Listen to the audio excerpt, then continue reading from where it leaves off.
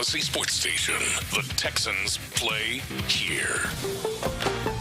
Check out the BetQL Network, wagertainment for every fan. Get sports betting tips from the best in the game. Available on the Odyssey app and our sister station, 650 The Bet. Sports Radio 610 presents Seth Payne and Sean Pendergast. We coming to H-time. Let's get the work in, man. Let's go. Great day, great day. Oh, give me some juice, baby. Oh, yeah. Let's do it. Hey, what's happening, everybody? Happy Friday to all of you. We made it. Nice to be with you. Appreciate you getting up with us. We are with you till 10 a.m. this morning. We got a lot to get to on the show today. I am Sean Pendergast. He is Seth Payne. Hello, my friend. Hello. How are you? Reverse course. I'm not drowning in my own depression, my sports depression, like I was yesterday. We needed a day off yesterday, man. Yeah, from that's what it was good for the Astros, but most of all, good for you and me. Yeah, and which is something that Dana Brown talks about a lot. Right. Make sure the hosts checking are in on happy. Seth and Sean. That's right. Yeah, that's right. Hey, you know what? That's boy. Now that I say that, but Payne and Pendergast just rolls off the tongue better. Yeah. That just so it sounds better. So it has nothing to do with my ego. If we had just called it by our first names, Sean and Seth is a lot easier to say. I like Payne and Pendergast, though, man. Yeah, branding and whatnot. It pops better for branding. It was funny. I was out to lunch yesterday with Gary Dante from Soup Mart. We were out to lunch, and he introduced me to a couple people at the store there that were coming to meet with him after me. And he said, Sean does the morning show on Sports Radio 610. And I said, yeah. He said, who do you do it with? And I said, former Texan Seth Payne. Oh, okay, I'll have to check that out. What's the name of the show? And I said, Payne and Pendergast. And Gary was like, did Seth want his name to be first on the marquee? I'm like, no, not at all. Do I strike people as that kind of a guy? No, I don't think so. Have you? I don't know if you've even met Gary before. I think he was more just curious than anything else. Like, hey, he's always asking questions about radio and things like that. I think he was more just like, how do you come to that decision? And I said, we were told the name of the show is going to be Payne and Pendergast. There was no decision to be made. That decision was made above our pay grade, and I'm fine with it. Our old program director, who named the show, I think he wanted me to be more like that kind of a guy. I think he wanted me to be more of a big ego media type, and my ego won't allow me to be a big ego. No, media you don't. My ego's too wrapped up in trying to make people believe I'm not that guy, even though deep down inside I certainly am. Yeah. I will tell people you are not that guy for sure. Yeah, because our old PD liked the dynamic of the. I think he kind of liked the dynamic of.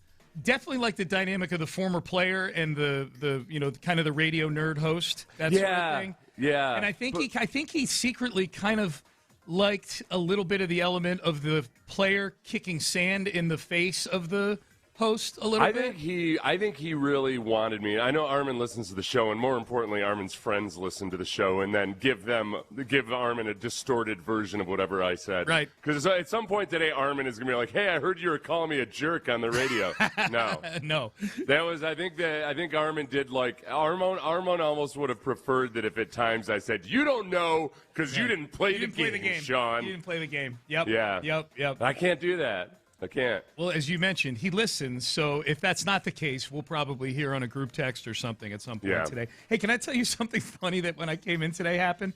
You remember the In the Loop, they do their question of the day, and a couple of days ago it was something, how did they phrase it? Oh, something that sticks in your craw.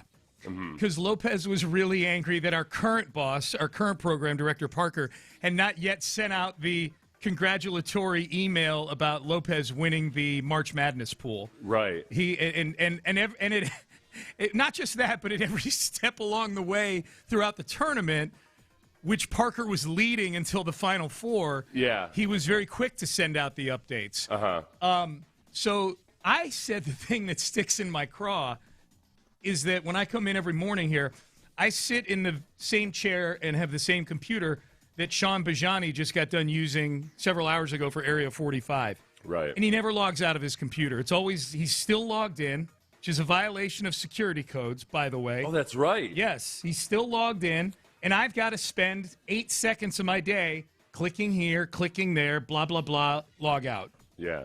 Why are his 8 seconds more valuable than my 8 seconds when he's not following the rules? So, obviously, it took him a while to get wind of this because this is a couple days later, but I come in today, and he was logged out, and the screensaver is a screen grab of a picture of me from, I think, the podcast that I do with Landry and Cody and Reggie. Yeah. But it's a screen grab of me, and my face is in one of the most, like, unflattering still shots that you could possibly find. Yeah. And so it's staring me right in the face. So I think that's his turd in the punch bowl to me. Like, oh, okay, you want me to follow rules, by the way, and log out of my computer. I'm going to turn this screensaver into an embarrassing picture of you. Would it be going too far on a practical joke if we just reported him to HR for violating our IT security Probably, rules? Yeah, probably. That's a little much. I don't want to get him in trouble. I like Sean. Sean's one of my favorite people. Yeah. I just don't like the fact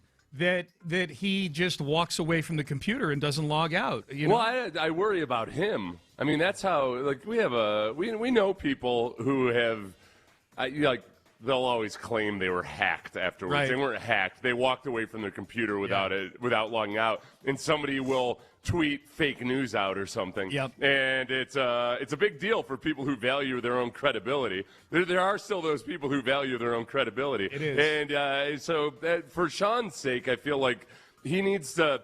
There might come a time where there's a fill-in or somebody who is not as scrupulous as you and ends up screwing over Bijani. I'm glad you clarified, because that was my next question. Are you worried in general about Sean, or are you worried that I am so nefarious that I would be the one to get revenge on him? No, you know what it is, especially because we have construction going on in the studio right now, and I would never accuse any of the fine people working in the construction crews right this moment of doing this. But one of the people we know who got quote-unquote hacked, it was when they were doing overnight construction at a studio, and I want to meet the guy because I like him.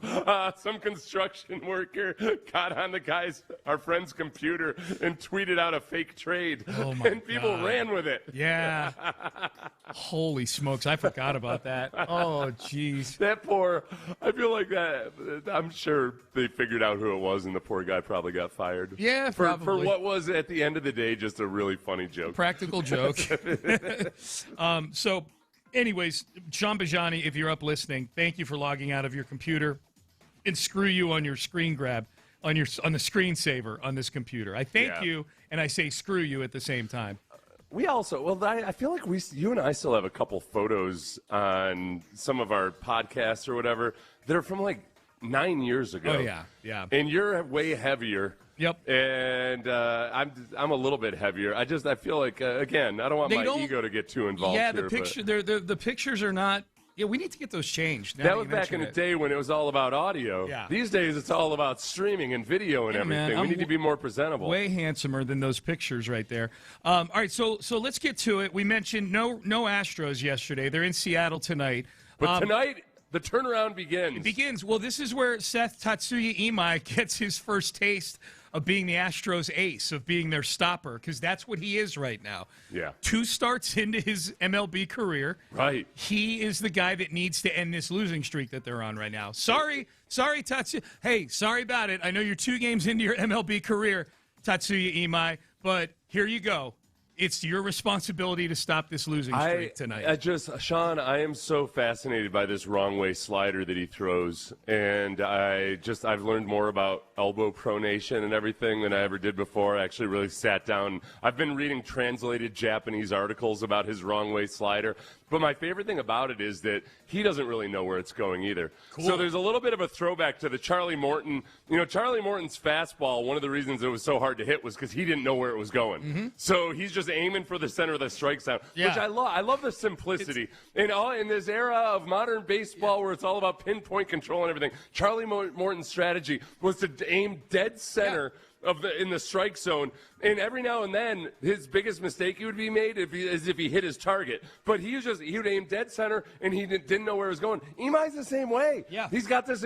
You'd think, all of your preconceptions about the Japanese culture and everything, like, it must be all about precision control and this and that. Nope. No, he just throws his wrong way slider, and the universe takes it wherever it may. If I can invoke Rocky IV again this week, this is the second time we've invoked Rocky IV. The first time, I believe, was relative to communism, but this one is more about the fight. If you remember in Rocky IV, in the fight with Drago, he said, "I'm seeing 3 of them out there." Yeah. And Paulie, of all people, advised him, hit the one in the middle. Right. And Duke, the actual trainer, said, yes, Good job, Paulie. Well, Paulie knows. Hit the Paulie's one. Got experience. Hit the one in triple. All the time. Hit the one in the middle. That's what Tatsuya Imai is. He's Rocky, basically. He's Rocky against Drago tonight. I had no idea. And for me, actually, that's a big insult to Drago for me to call the Seattle Mariners Drago. This is why this is a fun matchup, Seth. The Astros pitching is the worst in the American League. Might be the worst in the major leagues. It's the worst in the American League. They have an ERA of over 6 right now as a pitching staff. Nowhere to go but down. The Mariners have the worst OPS offensively in the American League at 581. They have a team OPS of 581 right now. You are veering into back when pitchers used to hit, you're veering into that range of good hitting pitchers. That was my analogy I always used. When you'd have Astro everyday players whose OPSs would be, sitting in the mid 500s somewhere, that's what Zach Greinke's OPS is. We could pull Zach Greinke off the bench. He's better than 5 of you right now. So this is, they have the saying, the irresistible force meets the immovable object. This is the opposite of whatever that is. This is the thing about the Astros right now in their pitching. They're not going to finish with the worst ever pitching in the history of baseball. Are you going to feed me numbers to make me feel better right now? I'm knocking on wood, maybe audibly so you guys can hear that. They're not going to finish with the worst ERA in the history of baseball.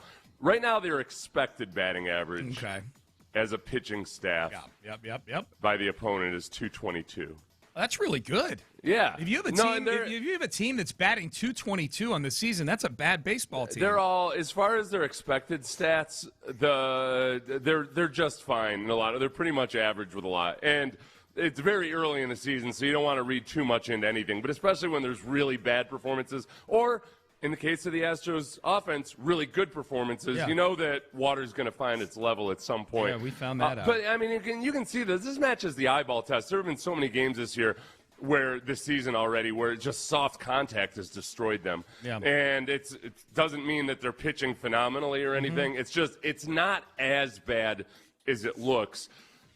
But also some of these numbers are bolstered by a couple of Hunter Brown starts. Sure, yeah. So it's somewhere, it's not going to be as bad as it's been over the course of the first 2 weeks. And this would be a nice time to just start everything leveling out a little bit. Oh, yeah. See, I got jealous looking. I know the Mariners are, 4-9 right now, I think? The Mariners are worse than the Astros right now. Yeah. But I did get a little jealous looking at the pitching probables, for Seattle. I'm looking at this, and okay, well, at least they've got names in all the spots. This is what it looks like for the next 4 days. Imai versus Emerson Hancock today, who's been good in his 2 starts. Hancock has. Tomorrow, Lance McCullers. Okay, Lance is penciled in against Luis Castillo, good pitcher. And then Sunday and Monday, TBD versus Logan Gilbert, TBD versus George Kirby. They've got names in their pitching staff, the Mariners do. Yeah. It's the 2 TBDs. I'm God, I'm so jealous that they can actually – they actually have 4 names they can put in the lineup. Proper nouns. Actual human beings. Yeah, proper nouns. Thank you. Yeah. With our TBA is only proper in that it's capitalized, but other than that, it's very, very vague. Now we've got pronouns starting for the first TBD for 2 of these games. Him. Yeah, he is starting. We got him starting. He is him, but nothing. No, not in the way the kids say it. No, not the way Mahomes screams it. No. Yeah. It looks like one of them is going to be JP France, though. Yeah, that's a pronoun for you. Until yesterday. Those funky glasses of his. I had totally forgotten was in the organization. Oh, hell no, man. For a while, I was his champion. And I was telling you and I used to get in arguments about him versus somebody else. I can't remember. It was Hunter Brown. It was... Shut up, Sean. Why are you always bringing this up? It was Hunter Brown. Why can't you bring up old stuff? What the hell? I can't bring up J.P. France's name without you bringing up that I used to argue for him in favor of Hunter Brown. Back to me. Because I would bring up how much Hunter Brown, their stats are very similar, but Hunter Brown was striking people out, and you gave me the, strikeouts. I'm so tired of you browbeating me with this old argument that we used to have. I don't know what you're talking about. So like I said, look, Sean, look. Yeah. Hey man, there's time for this to play out. Who knows? Seth, I have no choice but to get on your JP France train right now. My Hunter Brown is out with a shoulder injury for the next. If J.P. France ends up supplanting Hunter Brown on this roster as your ace, then I will be as happy as anybody. Okay? That was one of the greatest moments in the history of the show. Who was it that you used to bring up? Hunter Brown. The guy finished third in the Cy Young last year. Oh, my God. Hey, look, J.P. France has been done in by injuries. Well, just like your boy Hunter Brown. Yeah, no, I know. We're back in the green room, man. We're all on the same level right now. Yeah, all of a sudden, J.P. France and Spencer Arrighetti, like we are 13 games into the season, 13, and all of a sudden, J.P. France and Spencer Arrighetti are taking on major importance on this team. That's not fun. It's just.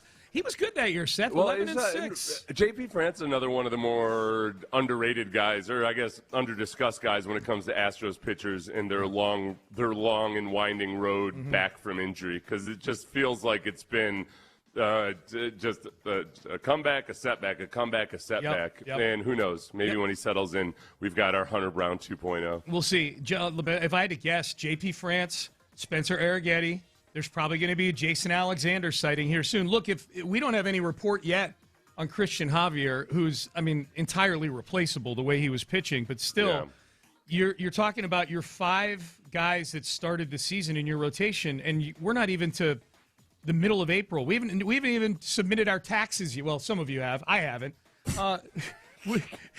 We're not even a tax day yet. Yeah, and we're down 40%. I'm glad you mentioned that. You brought that up. Yeah. I might have to do that this weekend. That's what Sunday is for me. Yep. Yeah. That's what Sunday is tax day for me. So so J.P. France, we are all this city has never been more united in hoping that J.P. France finally takes his mantle as the guy who's better than Hunter Brown. Seth's sitting on his J.P. France bandwagon, and nobody's been getting on it, and now you can't keep people off of it. I'm trying to remember if J.P. France was the one whose father has honeybees and makes honey, but that's actually Blue Ball. Oh, is it really? That's what Blue Ball. Is that their Blue family Ball's dad? They've got. No, it's not their business. It's a hobby. He just kind of does it as a hobby. Okay. And they give it out to a lot of people. Oh, really? Yeah. Okay, that's my goal. He needs to stay on the team long enough for us to get a jar of his family's honey.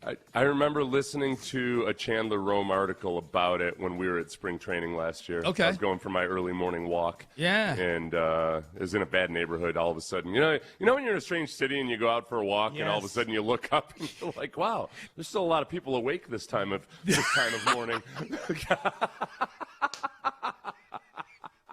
That's the best litmus test of if you're in a bad neighborhood. A lot of people awake at 3:30 a.m. in this correlation in this neighborhood, and they're not. Yeah, they're slumped over in weird ways. Yes, like not the normal ways that people are out, running at 3:30 in the morning. No. Sleep patterns and ne'er-do-wells. There is a correlation in those two for sure.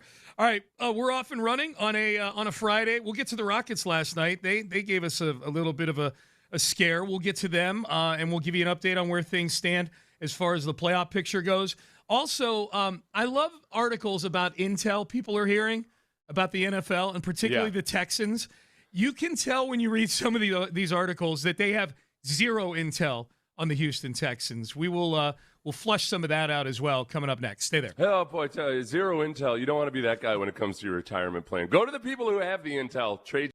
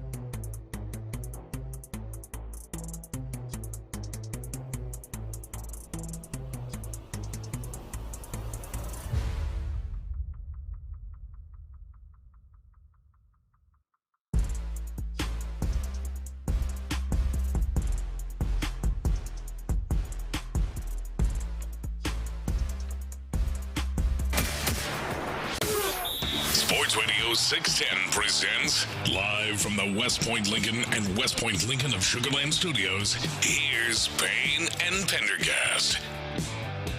Hi, Payne and Pendergast with you. Let's get you updated quickly on the Rockets last night, and then we'll get to the intel being thrown around for all 32 teams in the NFL as we welcome you in here on a Friday. Appreciate you joining us. Sean Pendergast, Seth Payne with you. 113-102, the Rockets win last night. I guess the big news item with this game is that Joel Embiid didn't play in this game because he needed an emergency appendectomy yesterday afternoon, which he underwent here in Houston. So Joel Embiid, Seth, got to find out the thing that gets said all the time when people who are in from out of town suffer some sort of medical issue while they're here in the city of Houston is, hey, buddy, now you're finding out how lucky you were to get sick in the city that has the greatest health care in the United States. You could just take the monorail down to the medical center and just take your pick, walk into any of one of our various hospitals. Get a quick apo in there. Yeah, that's what I call an appendectomy. Isn't an emergency appendectomy a little redundant? I mean, it's I don't know a single person who's had an appendectomy who's like, let's take care of it in 3 weeks. As opposed to the cosmetic appendectomy. Yeah. Hey, I'm getting some work done. Oh, yeah, a little tuck here, a little pull there. No, I'm getting an appendectomy. It's going to be so dope. I'm in extreme pain because my appendix is ruptured, but we're going to do it 3 weeks from now. Yes, that's right. I've got internal bleeding, but they don't think it's all that important right this moment. Yeah, that's right. So Joel Embiid missed that game last night, and for most of the game, it played out that way. The Rockets were dominating this game until they started doing 3 weeks ago, Rocket things again. Stuff. They turned the ball over 14 times in the game, and I think literally like 11 of them were in the fourth quarter. It was seven. Seven was on the big run. Yeah. 7 turnovers in the big run when the Sixers came back. Yeah. And, Udoka was actually kind of PO'd after this game because of that. He should have been. There was, you rely on Durant to knock down a couple threes there to keep the game well within reach. Yeah. And so that's the concerning side of it was that the sloppy play returned in the fourth quarter. Just dumb stuff. Yeah. In the playoffs, that ain't going to cut it always when teams are fighting tooth and nail. And maybe a lot of times you're not going to have an emergency appendectomy on your side, too, right. From your opponent.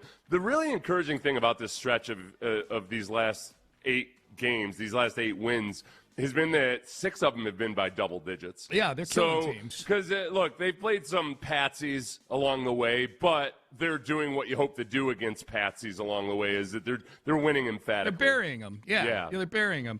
Tari Eason played well again last night, too, and that's good because the depth of this team is going to be tested when the playoffs roll around. It was interesting. Ime Udoka is really, with that 5th starter spot in the starting lineup, he is really workshopping some things right now. I don't know if he's trying to – I don't know. I mean, I know he's saying, like, it's based on matchups and things like that. I feel like he's trying to kind of figure out combinations that work best maybe as well.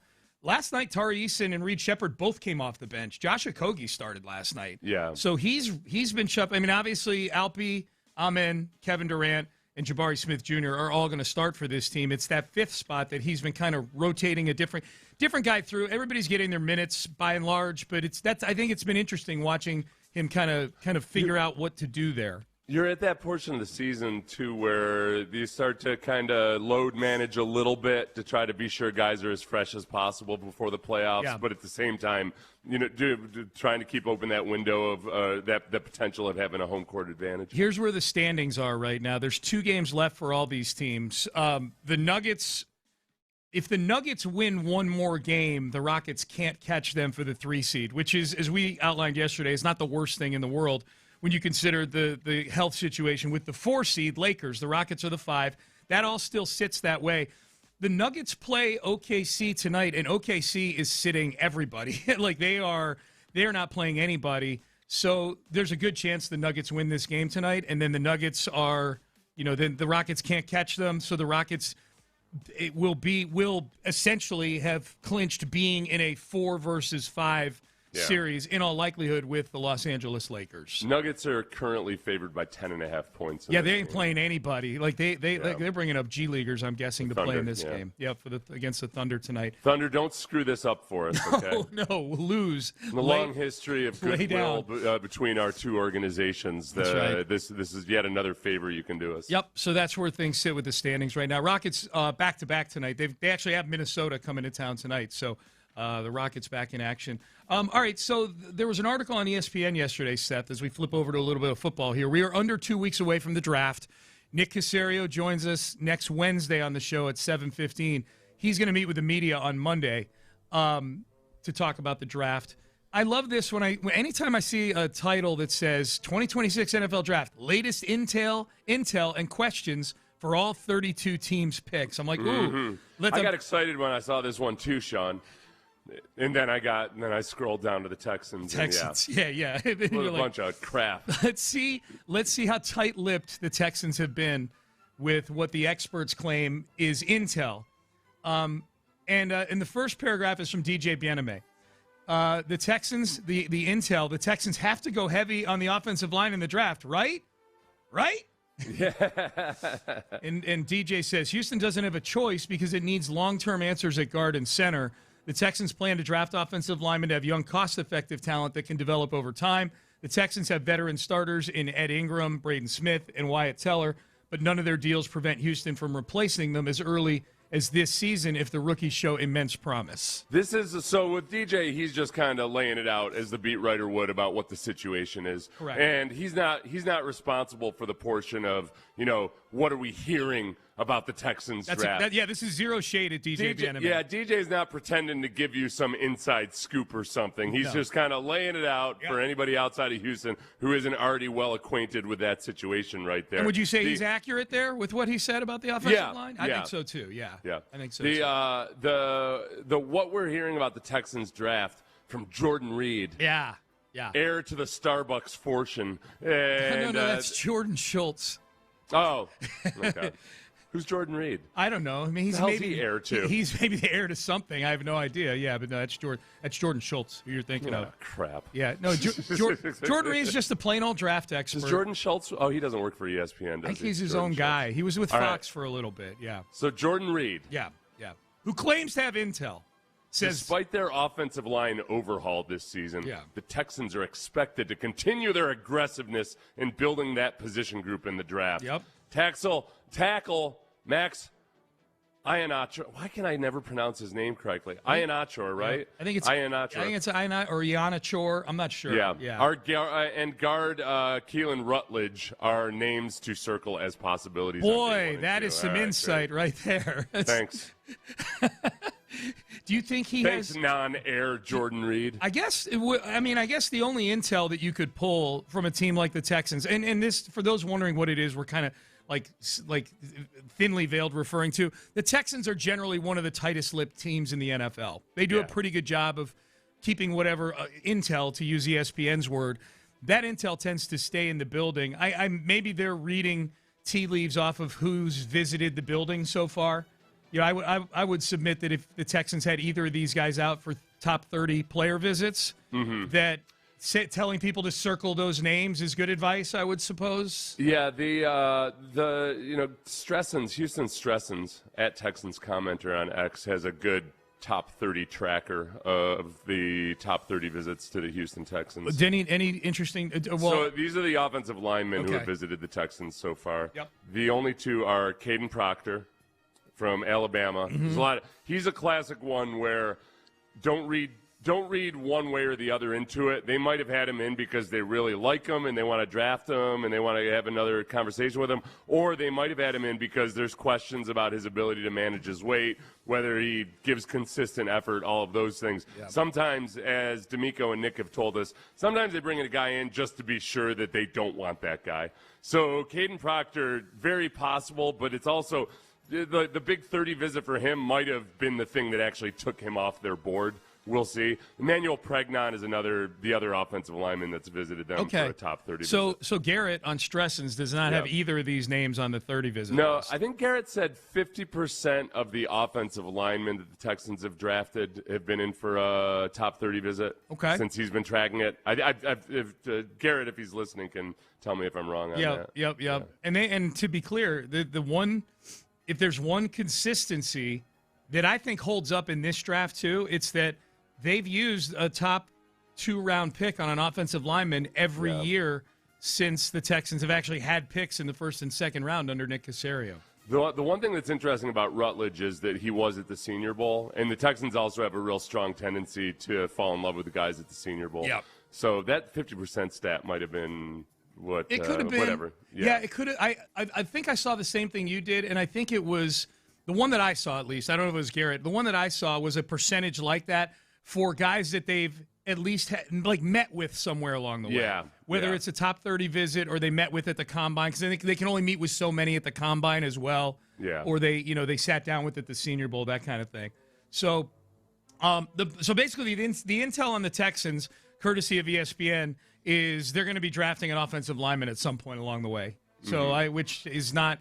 I mean, all you're doing there is just illustrating a trend that they've done the last 4 seasons anyways. The other thing, too, is I'll be real surprised if they don't draft a center somewhere in the 3rd or 4th round. The general word on centers in this draft is that there are a lot of them that are worthy of being taken in the 3rd, 4th, or 5th round. So that where I think they want it to be a more competitive situation at center than it is right now. I'd be really surprised if they don't draft a center somewhere along the way. Yep. And they've met with, on Garrett's tracker, they've met with at least 5 or 6 centers. Okay, yeah, somewhere throughout this Connor process. Lew and Sam Hesht and some of those guys are the more common names bandied about. Yep. People weighing in on the base power text line on some of the names that we just threw out there. I love Kalen Rutledge as a prospect. 2 years to develop under Teller, then take over. He plays violent, a King Cole guy. Okay.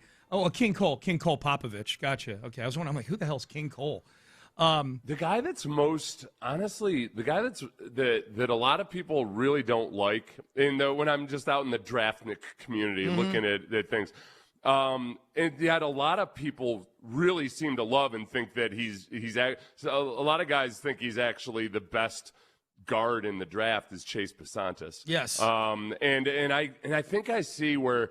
If I'm looking at guys like, I was watching Mike Pice, the old head coach, but also offensive line coach. I was watching him talk the other day. You see some of these anonymous scout quotes. There are a lot of the people that I think watch a lot of film and have an appreciation for offensive linemen really like Chase Pasantis and the completeness of his game, but also just how nasty he is and his tenaciousness. But he doesn't have a huge calling card in terms of any of his physical traits or anything. So I think some of the people that are trying to look at all the positions or their, the YouTube account or something like that, they look at him and he doesn't have as much bling as some of the more impressive physical guys. They're not as impressed by him. Yeah. And I don't know. Every time I start looking at Chase Pasantis, I see where his issues are, but I also see exactly why a guy like Cole Popovich probably loves him. Yeah. He's not a mauler. He's just really tenacious, and he ends up getting after people, but not by 100% physically overpowering them. It's a good combination of just attitude and technique. No doubt. All right, off and running here on Friday. Really appreciate you guys getting up with us here and hanging around with us here on a Friday morning. We've got headlines. We'll talk about the Astros and their series this weekend. We'll circle back to the Rockets. We'll get you a Masters scoreboard update as well as we roll on here on a Friday. Stay there. But this is what I want to update you guys on right now. This is the headline that I want to update you guys on. BetterHelp now accepts insurance.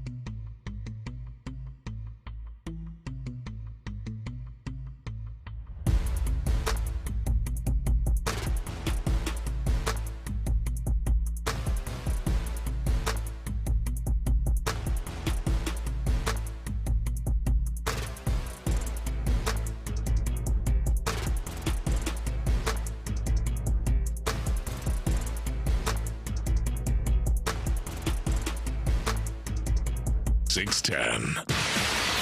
Payne and Pendergast with today's headlines powered by Men's Tea Clinic. All right, let's get to headlines brought to you by the Men's Tea Clinic. And let's start with the Astros, who are back in action tonight after what I would probably classify as a much-needed day off for the Houston Astros. Guessing they maybe spent it down in the Pikes Market area there, Seth, in Seattle, just hanging out, watching the guys toss the fish around down there. You look disgusted with that touristy suggestion. I was just thinking about, every single Monday Night Football game where they show the Pike Place Market and all that. You ever been? What's that? You ever been to the Pike Place Market? Yeah. When I was a younger kid. Oh, yeah, when I was like 5 or 6 years old. I thought it was the best thing that ever happened. I was 53, and it was amazing, I think that I looked disgusted because I was thinking about a few days ago when Cody Bolton got the start, and their plan was to take Cody Bolton and Ryan Weiss. And it was like they're gonna get they were hoping to get 9 the innings. Entire game, 9 innings out of those two guys who had both been stretched out to about 60 innings apiece. Right. Or 60 pitches apiece. Yeah. I'm just disgusted with the whole thing. Yeah, they're like, oh, are you serious? Yeah. That was your plan? Yeah. What the hell are you talking about? That's your plan. Yep. No, it's time for new beginnings, Sean. Yep. We've gotten out of the preseason, the second preseason for the Astros, where don't read too much into. I thought it was a second. Hold on a second. You told me it was the second golden era. This is that was the second gold era, but also the late spring training. As it turns out, it was just the second spring training. Don't read too much into late spring training. Okay. Yeah. Okay. So the offense isn't going to be a record-breaking offense necessarily 100%, but also the pitching isn't going to be as atrocious as it was during late spring training. They're still leading. The Astros are the American League in a ton of offensive categories, right? Even with the bad 2 games that they just had. They're still the sum total of everything has been very, very good. I'm not saying they can't be really good. Yeah. I'm just they're on a pace there to obliterate unsustainable. everything. Yep. Very excited for Imai tonight. This is Astro fans. Say hello to the ace of your pitching staff. Tatsuya Imai, and his 2 starts at the major league level right now. He is your number 1 starter right now. You know where I'm a little pissed off at you right now? Why? Excuse my language. Peeved at you. I feel like you ordered 3 Mike Burrows fat heads during spring training. Yeah. You were all in on Burrows. Right. And meanwhile, Imai, who in his second appearance looked every bit like the guy you were hoping to get, I feel like every time you bring him up as the current ace of the team, you do it with a sneer almost. Like, really? Yeah, guess this is your ace. No. Well, I mean, it is an unlikely. I'm sneering at the situation. I'm not sneering at Imai personally. Like, it is the absurdity of the fact that he is probably the pitcher that I think easily Astro fans have the most confidence in right now. Yeah. And he can go out and get you 6 good innings and get to the bullpen before before you got to bring in, the last few starts or most of the starts this year, you're bringing guys in the at best the 4th or 5th inning here. And so I think that's all. I'm sneering if it is indeed a sneer. I think it looks like xenophobia to me. It's okay. Well, it's not that. I'm having flashbacks to when my grandpa used to the World War II veteran used to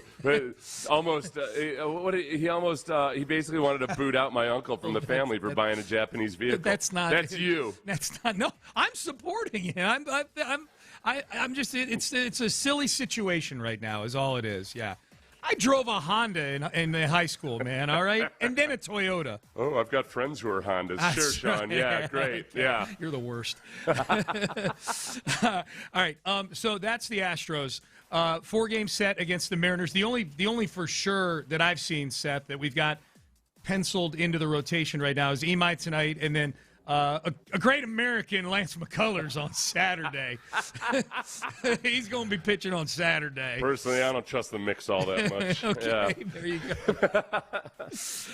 So there's that. The Rockets win last night. That's good news. 113-102 over the Sixers. If you just woke up and looked at the box score, you're like, oh, okay, they won by double digits, covered the spread.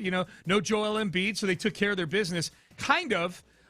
They had a 28-point lead in the second half of this game and just slowly watched it dwindle down to 5 with like a minute and a half to go in the game. I like that Udoka was kind of chippy and peeved about this double-digit win because if it weren't for Durant knocking down a couple of threes, it could have been a lot dicier, a lot hairier. Man. They were sloppy and they did all those things you can't get away with in playoff basketball, et cetera, et cetera. Yep, and they've got the Minnesota Timberwolves coming to town tonight. So the Rockets, as it sits right now, the Denver Nuggets are a game ahead of the Lakers and Rockets. The Nuggets are the 3. All have 2 games left. The Nuggets are the 3 seed. They play OKC tonight, who is starting and playing none of their regular guys tonight. OKC is in serious load management mode. They've earned it. They're way out in front in the standings.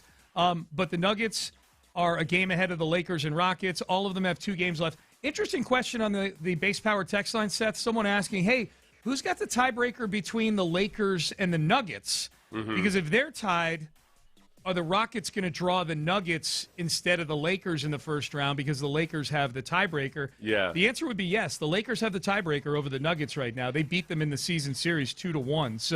So we are rooting, at least I am, I'm rooting hard for the Nuggets tonight against OKC. You pointed out they're double-digit favorites tonight because OKC's not playing anybody. So if I had to guess, when we come in on Monday, we're going to be previewing a Lakers-Rockets series in some permutation, either starting at Toyota Center or starting at the crypto center that they've got out. Latest update on Doncic is I believe he's still in Spain, right? Okay. Yeah.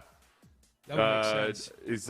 Reddick said he's in relatively good spirits as he continues to attack his rehab from his hamstring injury. Okay. Well, that sounds like every Astros update on a pitcher for the last 3 years. Didn't disclose how long Doncic would stay in Europe to recover from a significant injury. I worry about Doncic more so that, sending him off to Europe after he's gotten his diet and drinking on track, that might be a little too much of a European vacation for him. Maybe. I hope. The allure of sitting on a sun-soaked patio in Spain. Flirtatious Spanish women, or I don't know. Down some paella and some other. Let's send some secret agents over there to tempt him. Oh yeah.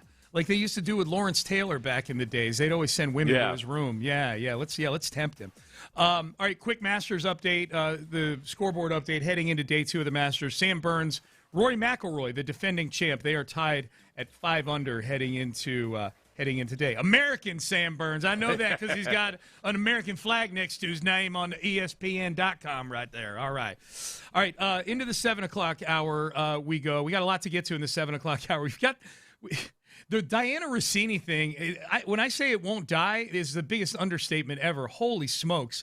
The archived audio from Diana Rossini that has popped up. Of course, Rini and Vrabel in the crosshairs of what may or may not be an affair that they're conducting right now. We'll get into some of that in the 7 o'clock hour. Also, if C.J. Stroud improves this year, is it a Super Bowl for the Texans? One expert says absolutely. We'll let you hear it. We'll let you be the judge. We'll do that coming up next. You can be the judge of Kirk Holmes. They want you to be the judge of Kirk Holmes. If you're looking to build your custom dream home, you know that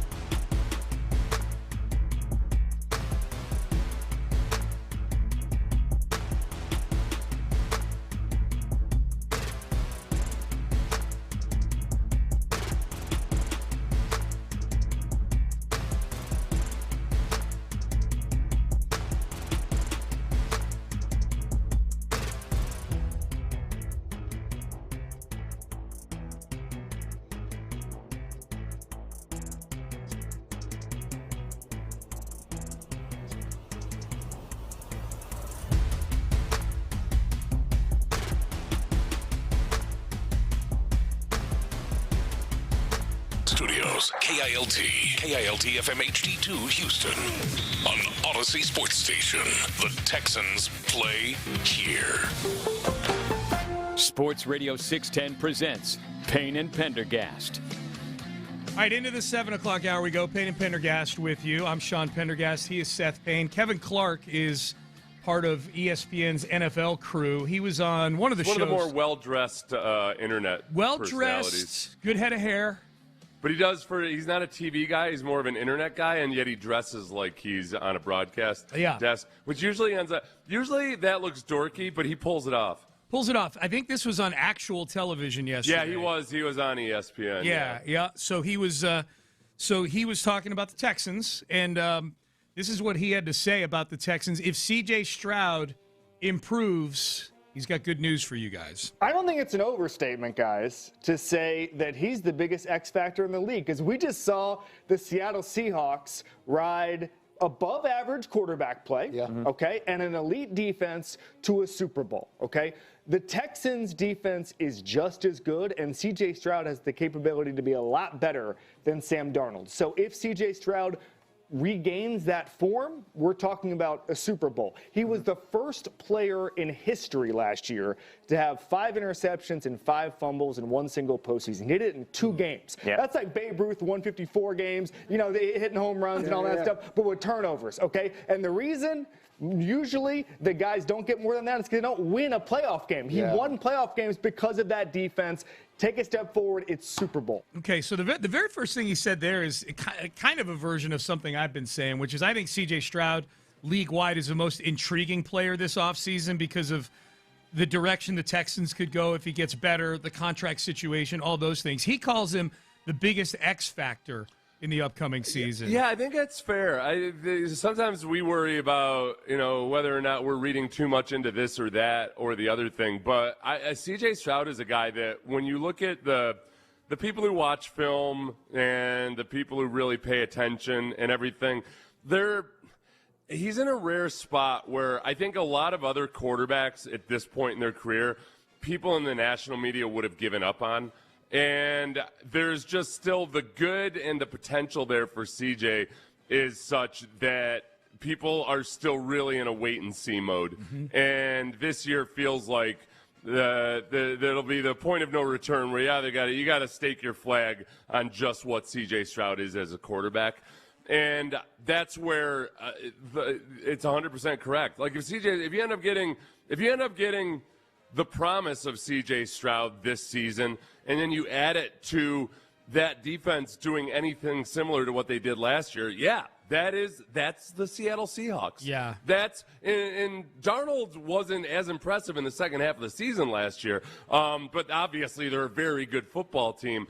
That it's not an oversimplification. All you need, it's simple, is a really good quarterback. Okay. Or if you have an above-average quarterback, then that is a ready-to-win the Super Bowl type of football team. Let me ask you this: are we oversimplifying the defensive part of the equation here? It's not an oversimplification. It's a tendency to just think that you can run it back and the defense is always going to be just as good. Anybody who's talking about what we're talking about right now just assumes the defense is going to be amazing next year. And that's the dicey part of it, because really good defenses aren't as dependable as really good passing offenses. That's just been the general rule for the last 20 years or so. It's a lot harder to have an awesome defense year after year after year than it is to have a really good passing offense, because so much of that is tied to the quarterback. Yeah. The difference with the Texans this year is that they're returning everybody. Yeah. Tim Settle is really the only notable departure on defense. Yeah. And even as you lose him, you're bringing in Reed Blankenship at the back end of the defense, which was the one spot that you didn't have a stable starter all last year. So I don't think it's an oversimplification. It's that thing that was drilled into my head over and over and over again in the NFL every single year. It's that, man, no matter what you did last year, you're starting fresh this year. Yeah. You can't just go into a season thinking, oh yeah, look at how good we were, and we're just going to pick right up where we left off. Yep. That's what D'Amico and Matt Burke and everybody is telling that defense. But looking at it from the outside in, unless a few of those guys all of a sudden lose interest in football, Or obviously, if a bunch of them get injured, it's really hard to envision them not still being an elite defense. Well, the injuries are the big thing. They were so lucky with health on the defensive side of the ball last year that it's almost impossible to be able to expect that again. Like literally the top 7 guys that you would think of when you think of the foundation of that defense missed a combined total of like 6 games. Yeah. You know, Petrie missed a few games with a concussion. They rested Kamari Lassiter in the last game of the season. Stingley played through his oblique injuries a couple times. Yep. He played in all those games, but he was a little bit banged up during the season. That's interesting the way you frame it, though, in terms of the continuity on the defense. That, like really the only guy they're losing from that defense last year that mattered was Tim Settle, and they're bringing in Reed Blankenship. And when you frame it that way, I'm like, okay, we know the safety play at that other safety spot was shoddy last year. If they had made a trade when Settle was healthy, what if their trade deadline trade last year, Seth, was they traded Tim Settle to the Eagles for Reed Blankenship? How would we have felt at that point? You know? Right, yeah. And I look at that, I'm like, I probably would have thought, you're dealing from a position of, like Settle is a journeyman in a contract year, and Reed Blankenship was also in a contract year, but boy, he really, like that secondary is tied down now. I might have felt okay about that trade because essentially that's what's gotten swapped out and swapped in are those two guys. That's an interesting way to look at it. Yeah, and I guess along the defensive line, I think that's the part. That's where we're kind of sleeping a little bit on, is that if you start adding up snap counts. So if you think on average, like starters might get 1,000 to 1,200, or the total snaps in an NFL season, 1,100 or so, give or take, I think. Yep. Tim Settle took 383 snaps. Mario Edwards took 282 snaps. You get down to Danico Autry and guys like that. Danico Autry and Derek Barnett, I think, added up to about 600 snaps. Mm-hmm. So you're working on almost 1,000 snaps of guys on the defensive line that aren't there anymore. You got to go find. Yeah, that's so Logan Hall they signed, but the depth at the edge rushers, that's where I'm a little bit concerned at this point, because if you draft a guy, it's not guaranteed that he's going to be a viable guy. So they got to do something there if you really want to be able to say, okay, we're rolling it back and we're going to be just as good. Yeah. And one of our listeners the other day said, how come I keep bringing up backup defensive end? It's because the Texans play their backup defensive ends a lot. Yeah. It's not like they just only come in every now and then. Those guys are going to get 20 to 30 snaps per game. Well, and I would point out that Will Anderson Jr. played 17 games for the first time in his career last year. Yeah. And Daniil Hunter played in every game. If I'm not mistaken, those two played all 17 games last season. Again, the football gods have a way of making those types of things even out over time. So you need some depth at that position. Yeah, the guys, just by way of last year, because the defense wasn't necessarily out there for a whole bunch of snaps because they were so good at getting 3 and outs. Yeah, that's Kalen true. Bullock had the most snaps on the defense with 992. Okay, so they didn't even get anybody to 1,000 last year because No. they were so good at getting. They played so few snaps as a team. I told you, man, the best defense I was ever on. There would be games where it felt like you had to go get a workout in after the game. You've mentioned that because we'd be out there for, especially I was a first and second down guy. I'd come out of games where I had like 20 snaps in a game. I was going to ask you, what's the least number of snaps you played as a regular? As a starter. I was a starter, right. And I had 20 or 25 snaps, Dude, I think. I felt so healthy. That's like a day off. So when you got your game check that following week, I'm sure you were like, I didn't really earn this. Oh, yeah, that's exactly give it how back, I was. Like give it all to charity. That's sure. right. Yeah. That's right. That's what I did. So CJ improving Super Bowl, according to Kevin Clark of ESPN. All right, so yesterday, Diana Rossini, Seth, who, just to reset, maybe there's people who haven't been listening or tuned in all week.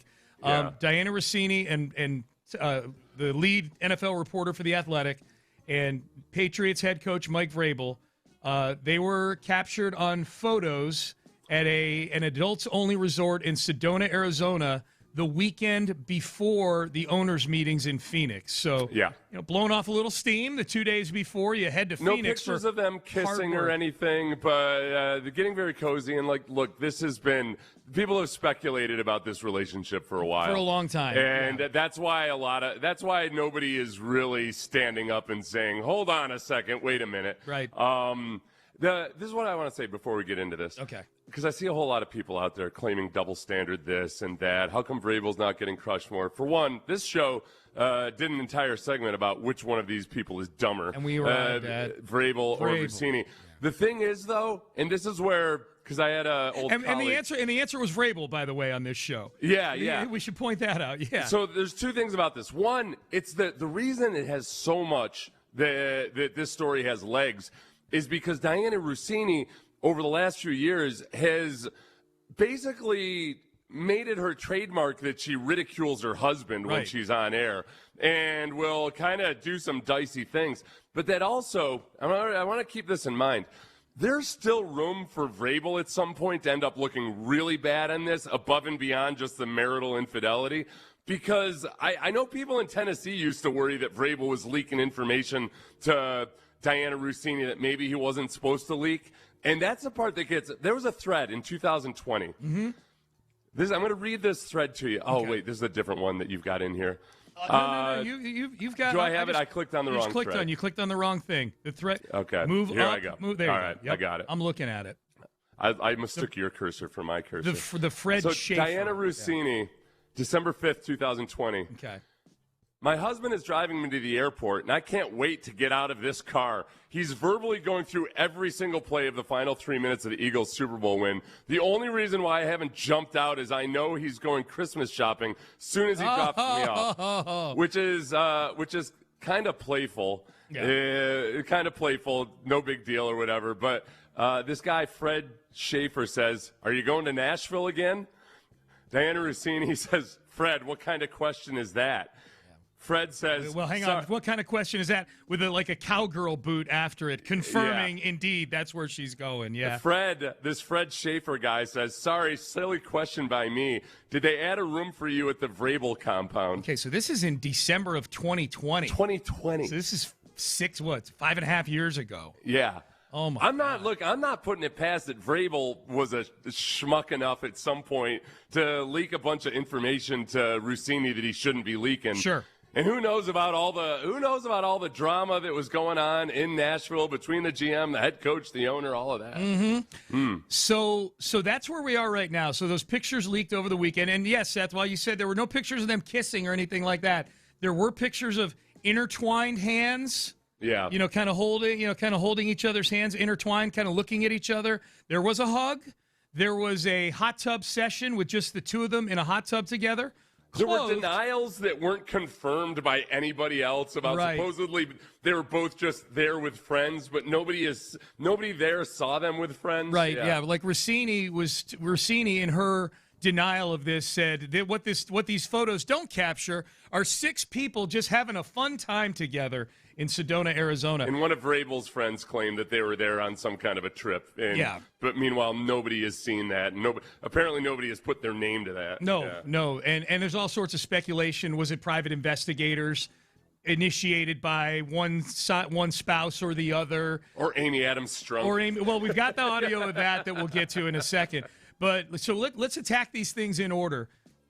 And I'll point out, Seth and I love stuff like this, okay? So Rossini tweeted yesterday for the first time since this whole affair, or whatever we want to call it, was revealed or exposed, or since this news story became a thing. And it was an innocuous tweeting out a link to an article that she didn't even write. It was somebody else at The Athletic.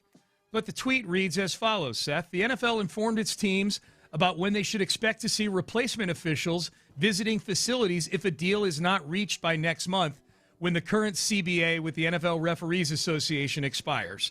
And then a link to an article on The Athletic written by one of her colleagues, I think Mike Jones, about what NFL teams can expect in terms of their interaction with replacement officials.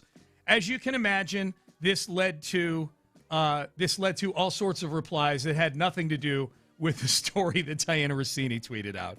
Yeah. The very first reply is somebody with a line of referees before a game, 7 referees in the picture, and the caption is refs lining up to be Rossini's next insider. There's, I mean, there are hundreds of replies to this thing. I'm just going to net this out and say the best ones to me were the ones, and again, this is a tweet about an article on replacement officials. The best ones to me were the ones mentioning Vrabel as her replacement spouse. And then I found these to be funny, even though there were multiple people that did the exact same tweet. It's a GIF of an elephant, a gigantic elephant, and the caption is "Address me." like the elephant in the room. Address me.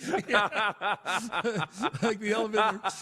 I just found that to be hilarious. So anyway, so she's taking some on the replies to that. This tweet. is the people that I've seen that are angry because they feel like this is a double standard and Vrabel's not getting raked over the coals or whatever it might be.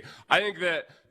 They're taking it way too seriously because not that much of the discourse has been about violation of journalistic ethics or anything like that. For the most part, by and large, it's just funny because she's got so many receipts out there. Oh, yeah, we've got of her humiliating her husband or whatever. It's funny / juicy because it's juicy, gossipy type of stuff. Yeah. So just get off your high horse. We're talking about 2 people who were incredibly sloppy in their affairs and got caught. Absolutely. And we've got more Rossini audio receipts, we'll call them, in just a minute here. But this was what Seth was alluding to here, because up in Boston, I would imagine they're in some degree of damage control mode. Look, the Patriots, this is not the first time that the Patriots have found themselves on this section of TMZ, or of this, page 6 of the New York Post. Bob Kraft, starting at ownership. Bob Kraft was part of was arrested as part of a sting at a spa in Florida a few years ago. Bill Belichick is dating somebody 50 years his junior right now. Tom Brady shows up on TMZ every now and then because he's canoodling with Alex Earl or somebody now that he's, bebopping and scotting as a single guy out there now. So there's all of that. Adam Jones, who's one of the hosts on WEEI up in Boston, our sister station, says that he thinks it was Amy Adams Strunk who hired the private investigators to go get Vrabel. I bet it's the Titans. Good one. I bet it's because they got embarrassed. I bet it's Amy Strunk or like somebody in the organization with an axe to grind against Vrabel. Good one. She covered the Titans. She was there when he first got to Tennessee. If there's something going on, I'd imagine, perhaps, just guessing here, it's been going on for a while. Maybe it was known in Tennessee. Maybe it's not the first time they've gone to this resort. And I wonder if the Titans are behind the whole thing. That if I had to guess, that's my guess. I think that's as good a guess as any. Okay. So what do you think, Seth? Amy Adams Strunk, how does she, if this indeed was a PI sting? Yeah. I don't know. Yeah, it's possible. It's a guess. I like what his co-host said. It's as good a guess as any. Right. I mean, right, one, just to assume. It's hard for me.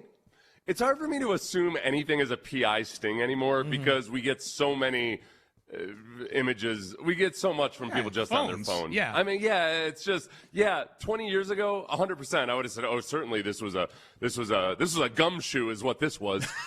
I don't even know what that is. I love it. A gumshoe. That was what they used to call a PI or a detective. Oh, really? Because they stuck to you like gum on your shoe. Okay, yeah. I love they that. They followed you around. That's great. You don't remember that term? I've heard it before. He's a gumshoe is what he is. Yeah. Mackie. I tell you, Mackie.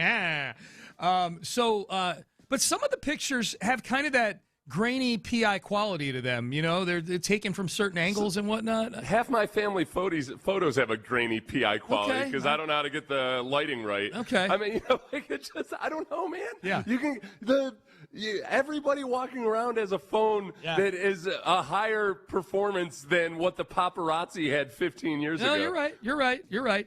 If you take a photo on your phone from a distance and then zoom in on it like that, that's what it's going to look like. All right, more Rossini receipts. As you mentioned, Seth, the reason this thing is a big story is, one, we love salacious things like this. Two, though, the reason it's an even bigger story on the Rossini side is part of her brand may be overextending it, but certainly part of her ethos as a personality has been kind of making fun of her husband. Yeah. What we thought was playfully, and maybe it is, who knows.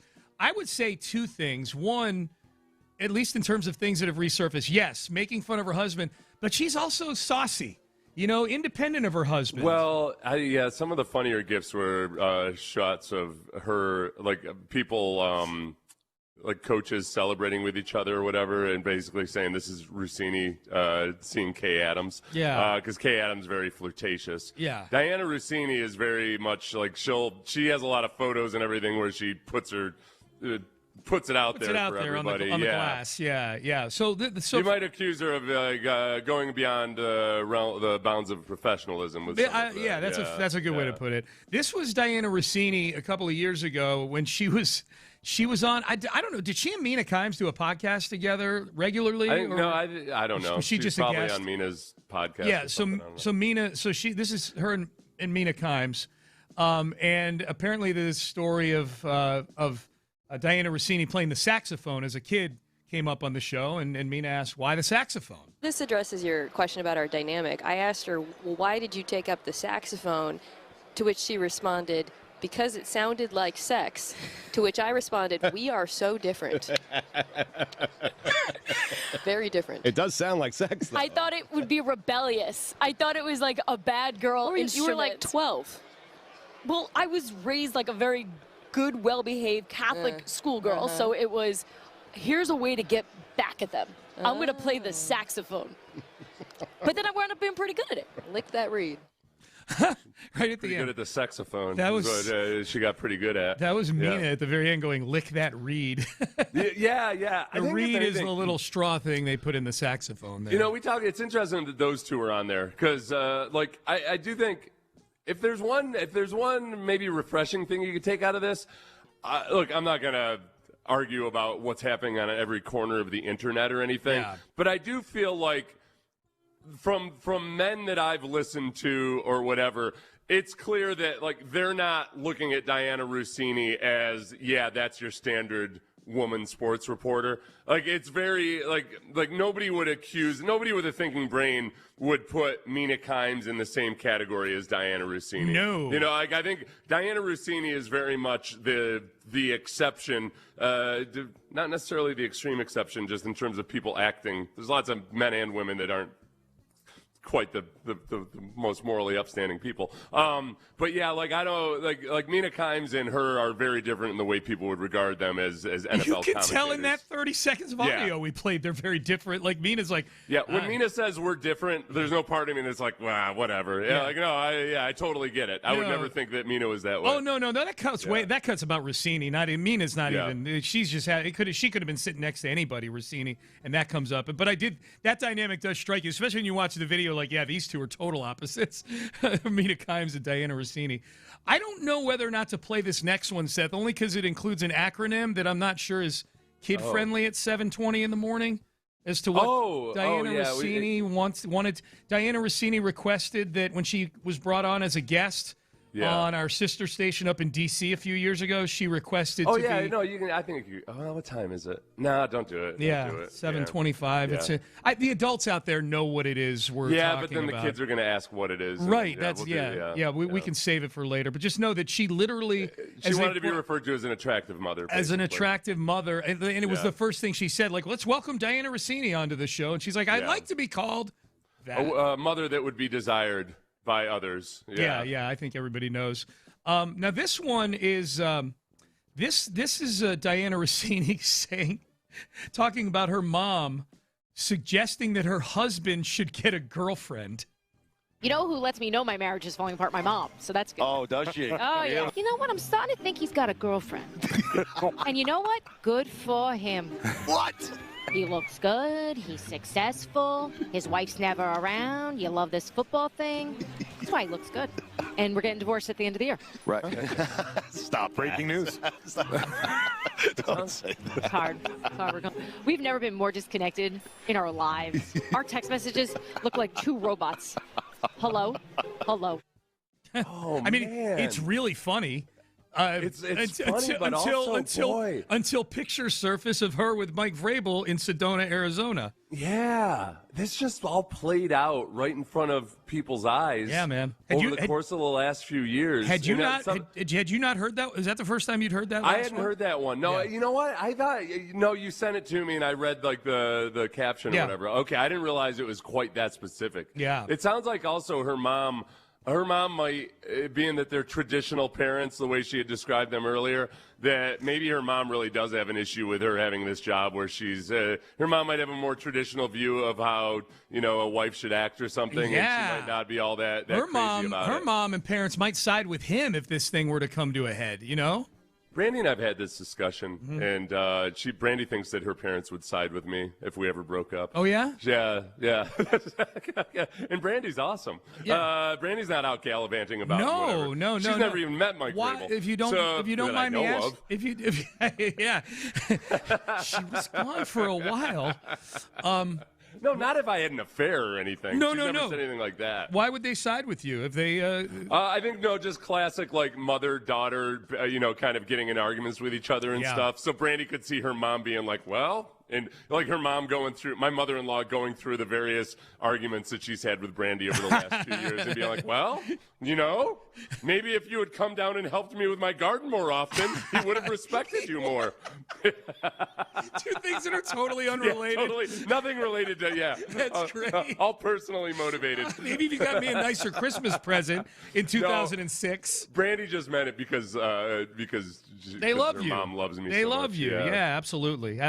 All right, so we'll see how this whole thing shakes out with Diana Rossini. We'll see what more receipts pop up on the internet today. There were 4 2 days ago and 3 yesterday. That part, that was probably funny and lighthearted in the moment, obviously. Oh, the hosts were cracking up. It was on ESPN Radio, and they're dying laughing at the whole thing. But it's one of those things. It was okay. She's joking about it if it's true, and they were growing further apart and disconnected. Yeah. If it weren't so funny, it would.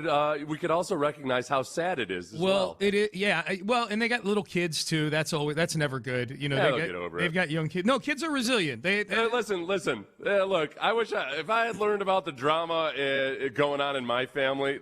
I learned about drama that happened in my family when I was 35 years old. Mm-hmm. That I wish I had known earlier in life. Yeah. You learn about the heart. Oh, like this makes sense why everybody was so crazy. Right. Okay, I get it. I wish. That would have been nice to put the puzzle together back in the day. Yeah. You and I went through the process yesterday of playing some of that old Rossini audio where we used it like sort of like a courtroom. Like when you listen to this, do you think it's more likely that she and Vrabel are conducting an affair? Something that I would point out is highly likely already. Yeah. That last one right there, where her mom is saying that her husband should get a girlfriend, and Rossini's admitting that there's no connection when they text with each other. That's the biggest, I would say, of all the audio we played the last 2 days. That's the one that if I handed it to Judge Payne, I would expect a fair verdict to be handed down. And if anything, it probably will be a pretty smooth transition into divorced life, just because it sounds like they've already kind of got just their co-parents more so than their loving spouses. They've got resources too. She makes a lot of money, I'm assuming. He's an executive with Shake Shack. When you've got resources, it helps as well. I wonder if he actually gets. Say this is someone who went through a divorce. Very little resources. This dude though, this guy's got to go to his normal job every day. Oh yeah. Well, all this is going on. Do you think they're talking about him behind his back right now at Shake Shack? No, I'm sure nobody's even broached the topic. You know what I mean? Like the guys that the other C-level executives there going on. Oh yeah, is it gonna be one of those things where it almost like it wipes a little too much of the alpha off of him? Yeah. Like, does he lose respect at Shake Shack? Would you respect him less? He's like some big executive. Let's say he's the chief marketing officer. If you were the CFO, do you respect him less? I thought about this. In an instance like this, I think people are going to get judged by what's their demeanor like at work, and if there's somebody that shows up and just there's not a hitch in their normal performance or anything, and they just look focused and they're dialed in, you gain a lot of respect. Yeah. Like Vrabel. If Vrabel shows up at OTAs or over the next couple weeks, and he's just a mess, and it looks like he hasn't slept, and people are like, holy crap, he's really going through it. You start to wonder, like, oh, all right, well, you made your bed. But if you show up and you're the same guy as ever, then I think you're an illustration of, you know what? Lots of people have messed up personal lives, but when they show up to work, they get their job done. Nobody should shed any tears for Vrabel. Like, it's no, and but if in a situation like that, especially when you're in a position of power, if you start to show that your personal life is affecting your ability as a leader, then you really get a knockdown. Yeah, of course. But you can also, by the same token, even if people disapprove of what you did or anything, if you show up and you're just as effective as ever, you can actually get a notch up. I'm going to guess, if I had to guess, I would guess Vrabel is going to be just as effective as ever. Because you, professional athletes, have this amazing ability to compartmentalize that is astounding to me. Well, I feel like we used to. Now everybody's in touch with their feelings, and they don't know how to wall things off. I don't know, man. Repress and deny. That used to be what I used to tell people. Repress and deny. Mm-hmm. And I'm making the hand motion of push down, push away. Yes. Repress and deny. Yeah. That's the secret to success and superficial happiness. Yes. Okay. Yep. At some point, you'll have a stroke because of it, but it'll get you through today if you just repress and deny. Seth, you know the acronym that we were referring to that we wouldn't say on the air about 5 minutes ago? Text message. My 8-year-old is like, "Do they mean?" He says it. Yeah. Mother, I'd love to canoodle with. That's it. A milk. Right. A milk. She's a milk. A milk. Mother, I'd like to canoodle. A milkwa. Yeah. All right. Hey, did you see Travis Hunter is officially a full-time cornerback for the Jacksonville Jaguars now? They announced that like 3 weeks ago. But the team officially, I think, put out a depth chart that's got it was a news item. Okay. I'm just bringing it up because it was a news item yesterday. They are officially saying. I think a few weeks ago it was more rumor than it was report. Like the team is putting it out there now that he is a full-time cornerback with maybe a wrinkle or two in the playbook. Yeah. Can the Browns claim victory in this trade if they clearly got the better of the trade, but they are still horrible and the Jaguars won 13 games last year? I'm expecting that everything that they got from that draft, what was the total haul on that? They dropped to 5 and drafted Mason Graham. Yeah. They got a second-round pick that I'm not sure who they picked, and they have. Was it that linebacker? Yeah. It might have been Schlesinger. Yeah. Who was the defensive rookie of the year?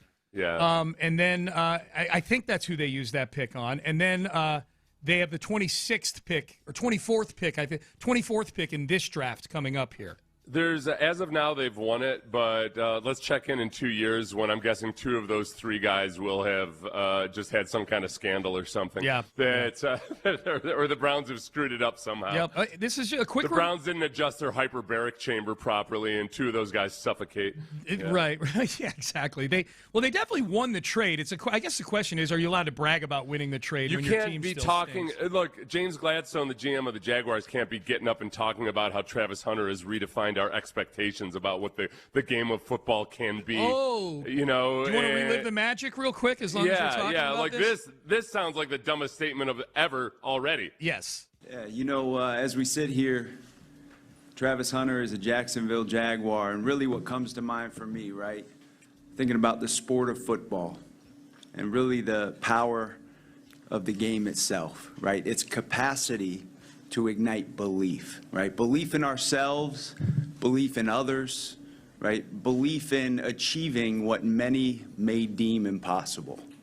Travis Hunter, he embodies belief, right? He's a rare person, he's a rare player, but he's also a reminder that the boundaries of the game of football were built to be challenged. And so the decision to select him was actually a statement for how we plan to move, who we are, and we want him to be nothing more than him. Because when he is, he elevates the space around him. Okay, so we're good, Ben. Oh, God. Sorry. Got chunks all over my keyboard here. There's a second overall pick who plays cornerback, and maybe every now and then he'll play on offense. If he ends up being an all-pro cornerback, has that redefined any boundaries?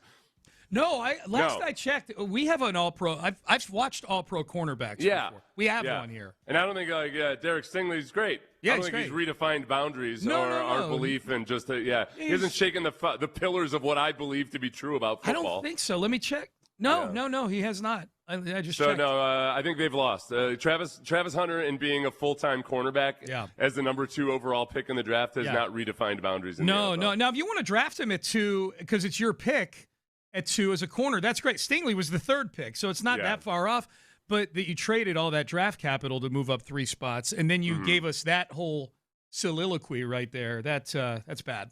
But you won 13 games, so I hate that they won 13 games. I've really needed them to fail last year. That hurt. That hurt. Well, they did it largely without Travis Hunter, if that helps at all. Yeah, that's true. That's true. All right, mock draft injection time. You ready, Seth, to do a little mock draft? We've got another one, second day in a row, where we've got a mock draft that is picking somebody new that we haven't seen yet for the Texans. How would we feel about this? That is coming up next. It's funny. I opened my phone during the last break, and the first thing it opens up.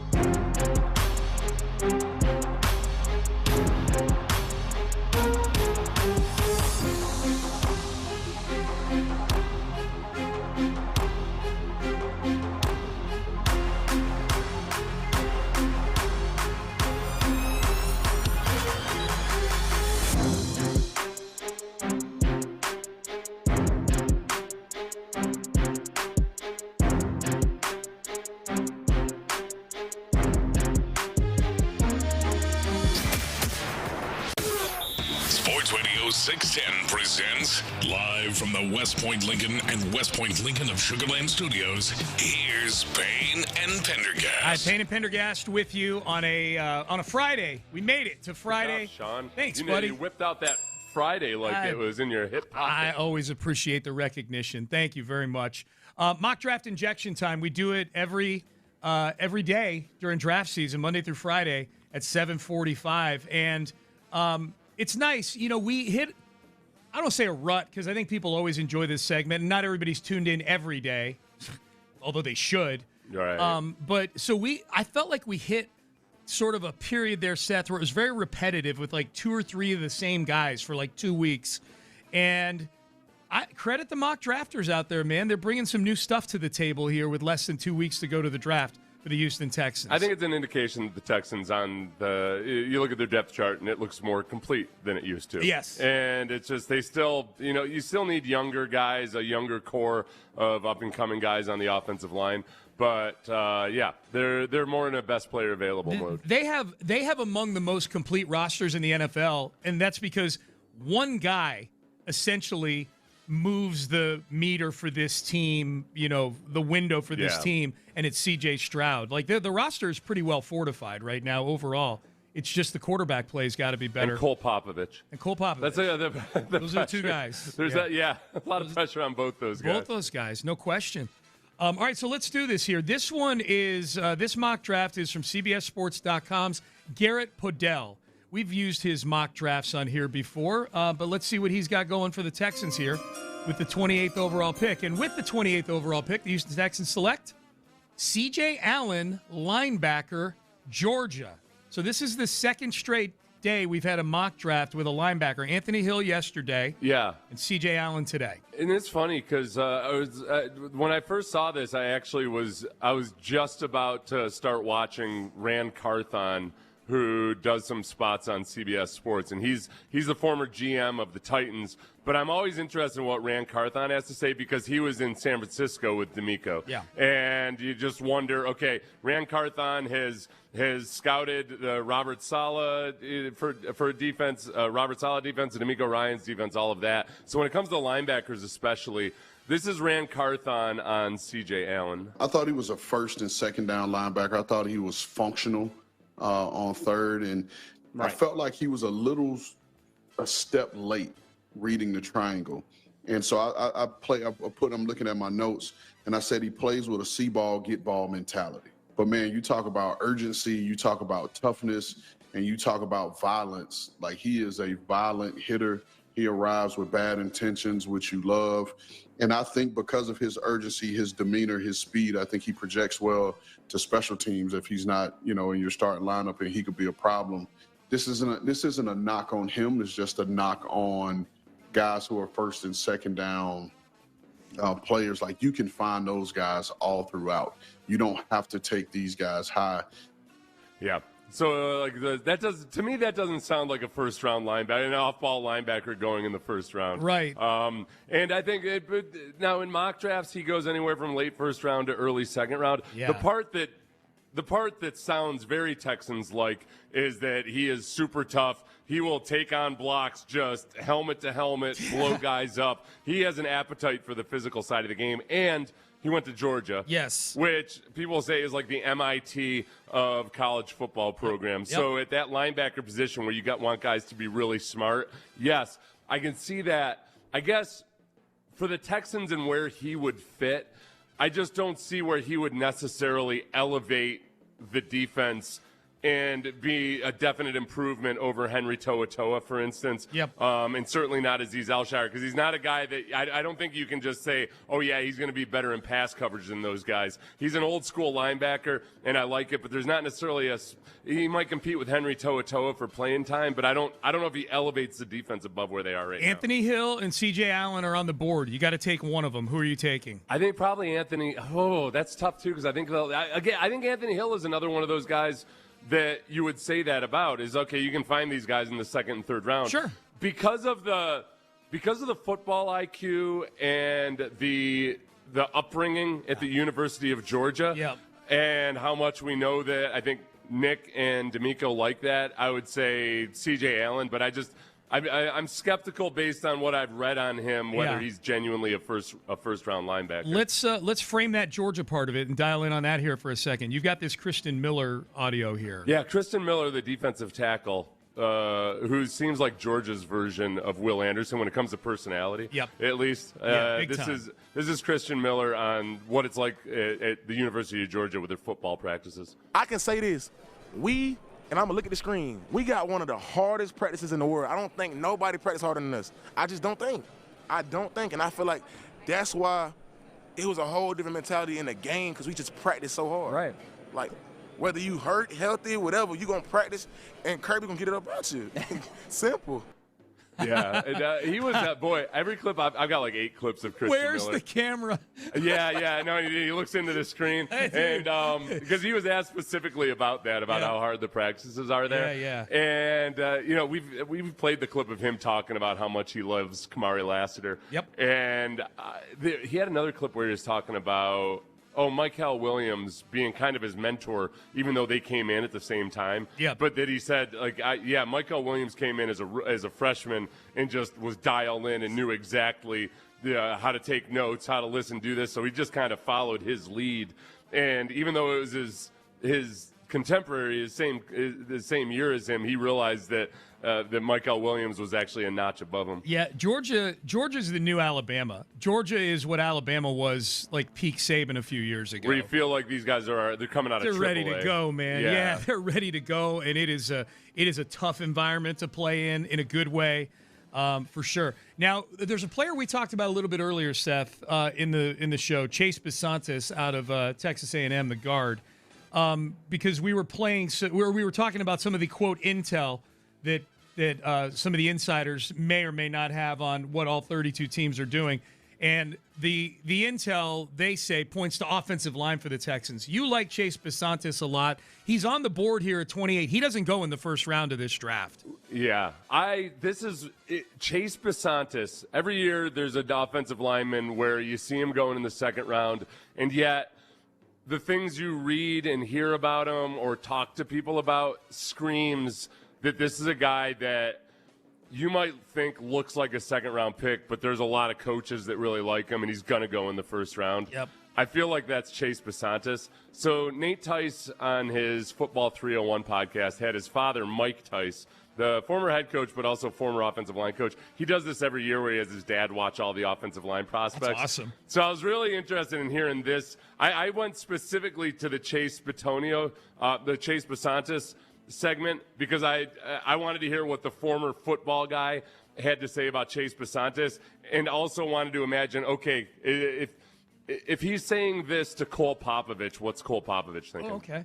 I love this player. He's my top inside player. He's the best finisher and the only guy that I have on my notes that says looks for work. I'm big on that. He's always looking to block somebody, so he's been taught very well.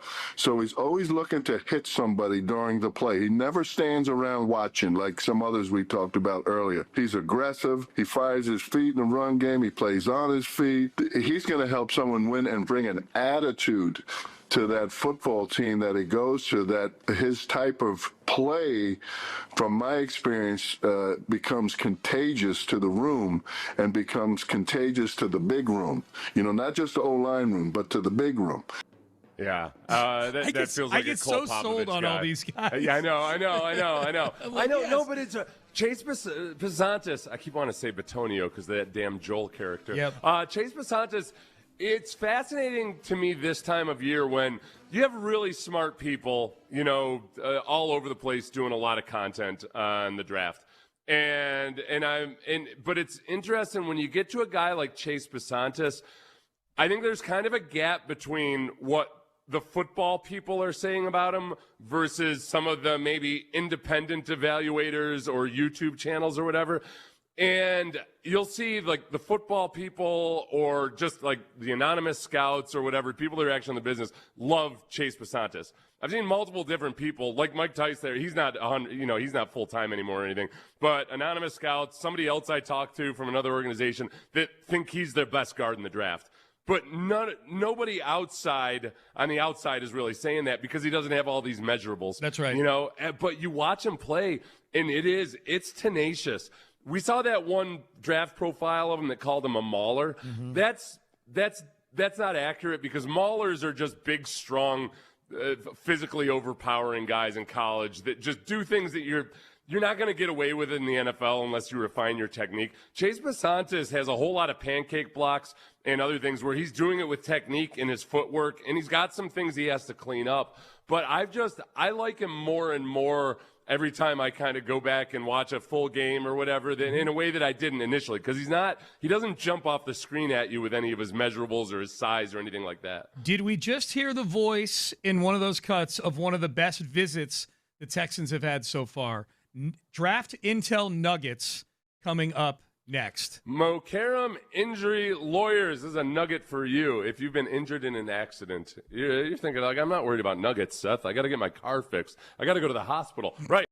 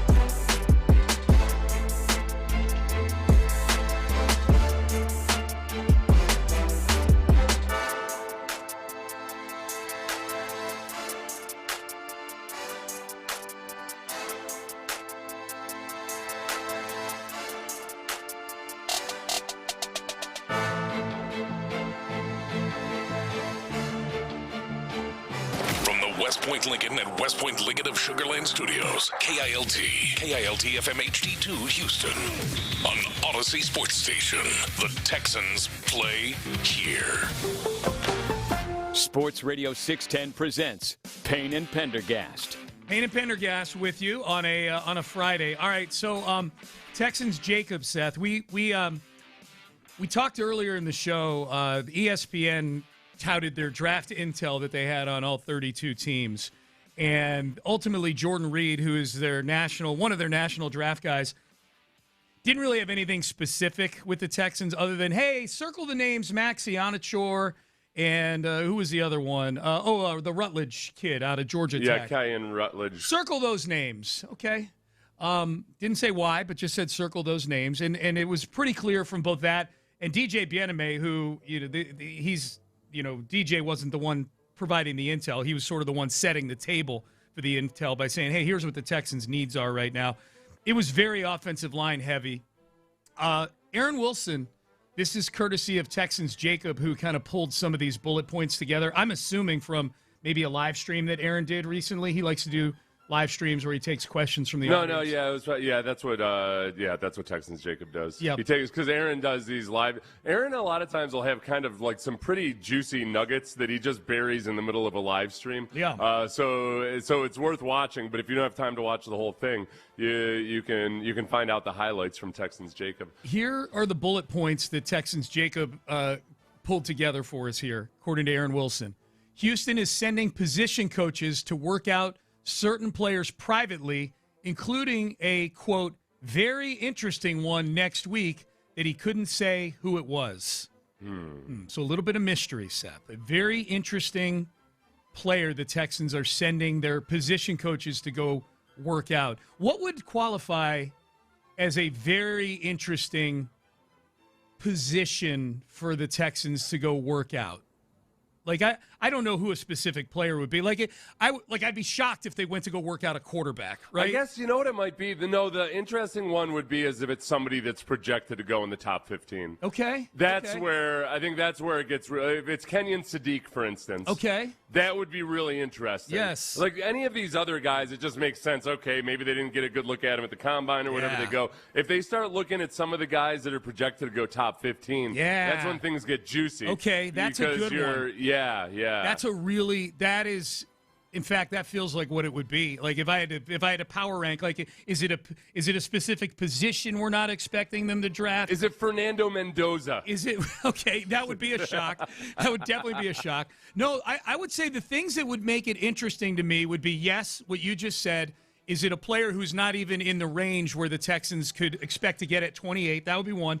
If it were a position, like I would be surprised to see them going to Indiana to work out Omar Cooper, let's say, like a wide receiver. Like that's a position I don't expect them to draft in the first round. I would, if it were what if it were a player who actually had like some sort of checkered past or something like that, like who had some non-Texan things on the board. As we've discussed, there are annoyingly few checkered pasts in this year's draft. Yeah, it's true. These kids are so damn well behaved these days. They got 13 days to get into trouble. Do something. Could somebody go out there and mix it up a little bit? Do something. Yeah, fist fight or something. At the very, you know what, too? Now we're at an age where these kids have been smart about, or at least smarter about social media. So you're not even going to get like a Josh Allen type scenario where all of a sudden you get an old tweet from 10 years ago pops up or something. Their agents have all gone through and scrubbed clean their social media history. Yeah. Thanks for I'm saying that sarcastically. I'm glad that kids these days seem to be basically castrated little half men. Yeah, I guess. It's not great for content, but whatever. Castrated half men.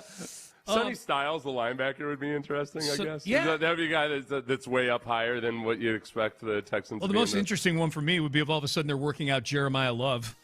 They're going to package, a first and a second. They're going to make a Will Anderson type trade to move up and get Jeremiah Love. That is the one thing. Okay, I'm glad you said that. Jeremiah Love is the one that it's not out of the realm of possibilities that just because it's the running back position, and usually there's only a few teams at any given time that feel like it's worth taking a running back in the first round because of the chance of injury and all of that.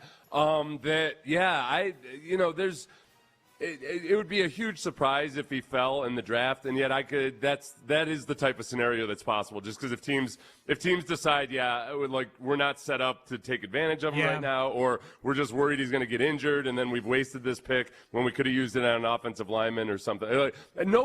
I couldn't find any negative quotes about him from our anonymous scouts. Yeah, we'll get to those guys later. The most I got out of him was that they like Jonathan Taylor better as a prospect. That's about as negative as it got with Jeremiah Love. Yeah. All the negatives were, I don't know, man, drafting a running back in the first round, this, that, the other. No, he's in a vacuum. He's the perfect football player. He just plays a position that's not prioritized by some team. It's like being the best chimney sweep in modern times. Yes. You're on fire today, man. I'm the best custom glove maker. All the finest ladies and gentlemen are coming to my shop for my gloves. I had 3 customers last year. Oh, my God. My clients have nothing but the most alabaster of skin because they never take my gloves off. Yeah. Okay, next nugget from Aaron Wilson. Texans want to add, I don't think this is a big surprise. Texans want to add a younger edge rusher. Zion Young and Kedrick Falk from Auburn are the 2 potential options, he says. This is where, if you're going to be picking at the 28th and later in a draft, it worked out pretty well for the Texans this year by virtue of what their positions of need are, because there are a lot of edge rushers that look like guys that are second round or later type of edge rushers. Zion Young's intriguing to me because he sets the edge. He's physical. He does all those things where the Texans want they don't like these tiny little pass rushing defensive ends that aren't interested in stopping the run. He's not gigantic or anything, but he's 6'6", 265 or so. But he'll set the edge in the run game, and that's something that they want their guys to do. And that's something that you're missing with with Derek Barnett and Danico Autry. Those guys were good combo pass rushers / run defenders. You know what? I'll lay out a situation that the Texans were in about a decade and change ago, and drafting in almost the same spot in the draft was in 2012 when they were drafting 26th overall, I believe. Mm-hmm. And this pick kind of, I think, caught people a little bit off guard. He was a guy who was sort of mocked in that area of the draft, but not much to the Texans. But if the Texans were to do this and draft a young edge rusher with, say, the 28th overall pick, was when they drafted Whitney Merciless back in 2012. Yeah. Because if you remember, Seth, they had J.J. Watt, who had just shown as a rookie, like, okay, there's something to this kid. And they had Connor Barwin, who was actually a double-digit sack guy in 2011. And they had Brooks Reed, honestly. Like, if we're just talking about guys that attack off the edge. And they drafted Whitney Merciless out of Illinois, and I think that caught people a little off guard. But that wound up being a pretty good pick for the Texans. You know, if you draft for the years of service they got out of him alone. Whitney Merciless was a very solid player for the Texans. I mean, it took a little while for him to kind of get his feet wet. I don't think they even exercised his fifth-year option. But then in his third year, he really started to break out, and they gave him a big extension. You got 6-7 good years out of Whitney Merciless. If you draft the equivalent of Whitney Merciless with the 28th pick in the draft, that's a successful pick. And that's one thing to remember too, because a lot of our listeners will say, "Hey, I don't want to draft a guy in the first round that they can't play immediately." That's what a lot of times they'll say that if we project a guard or a tackle. And I get that, and that's 100%. But that is also where at defensive end on this team, the rookie is gonna play unless he's a bust. Yeah. Danico Autry and Derek Barnett combined for about 500 or 600 snaps last year as backup defensive ends. They rotate in. The Texans defensive ends, Danielle Hunter and Will Anderson, don't play 100% of the snaps. So it makes a lot of sense. It's just that this is a year where there's probably not a huge separation between the guys that are available to him at 28 and the guys that will be available to him at 38 or 59. Yep, that's right. Okay, next nugget from Aaron Wilson, courtesy of Texans Jacob. Looking for a punter competition with Kai Kroger and Jack Stonehouse being an option. I don't think we need to spend too much time on that. A couple of great names, though. They are good names. That's a tough one. We're going to have to, some slow day in June or July, let's decide who has the better name, and we'll pull for that guy. Kai Kroger and Jack Stonehouse is like a rodeo cowboy name. You know, like when you go to the Houston Livestock Show and Rodeo, those cowboys all have names where you're like, that guy was basically named to be a cowboy. Now, Jack Stonehouse, more of a linebacker name, but that's what I like good. about Kai Kroger? I didn't realize how many different supermarket chains are owned by Kroger. Oh, yeah. And when I was out in one of the big chains out in the Pacific Northwest, I just on a flyer, I punched in my shopper code, and it worked. I didn't even know for sure. I know from time Safeway. Safeway? Safeway. Yeah. Well, I know one is King Super. King Super is a big Denver chain, and I remember that was King Super is one of them. Might be Safeway. All right, so we'll move on from the punter competition. All right, here we go. And supermarket discussion. Yeah, yes. Okay, we like this. Just based on our audio we played in the previous segment. Kristen Miller was, quote, one of the good visits Houston has had so far. Kristen Miller, the defensive lineman from the University of Georgia, and you made the comparison, Seth, in the previous segment from a personality standpoint to Will Anderson Jr. Let's refresh everybody's memory about what D'Amico Ryans thought of Will Anderson Jr.'s 30 visit. This is D'Amico from last week's owners' meetings reminding us that Will Anderson Jr. had the greatest 30 visit of all time. You talk about a leader and a guy who does everything the right way, everything you want, everything I've asked of him.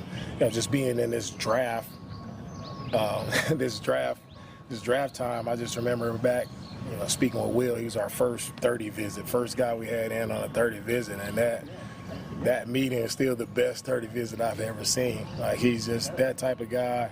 And, he's a leader in all respects. So I love having Will, love what he can provide to our organization. I think he's shown that in the 3 years that he's been here.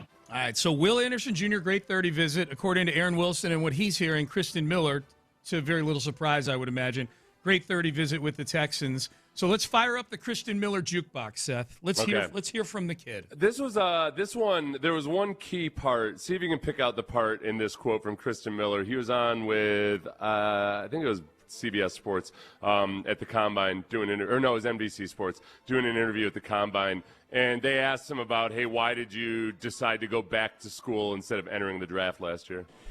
It honestly, it felt difficult from the outside perception, but for me, it was an easy decision. Like, as a man that want to be better, as a man that want to be great, you got to hold your own self to a certain standard. You got to hold your own self to a certain amount of accountability. And I told myself, like, Chris, are you ready to be an NFL player? You're not.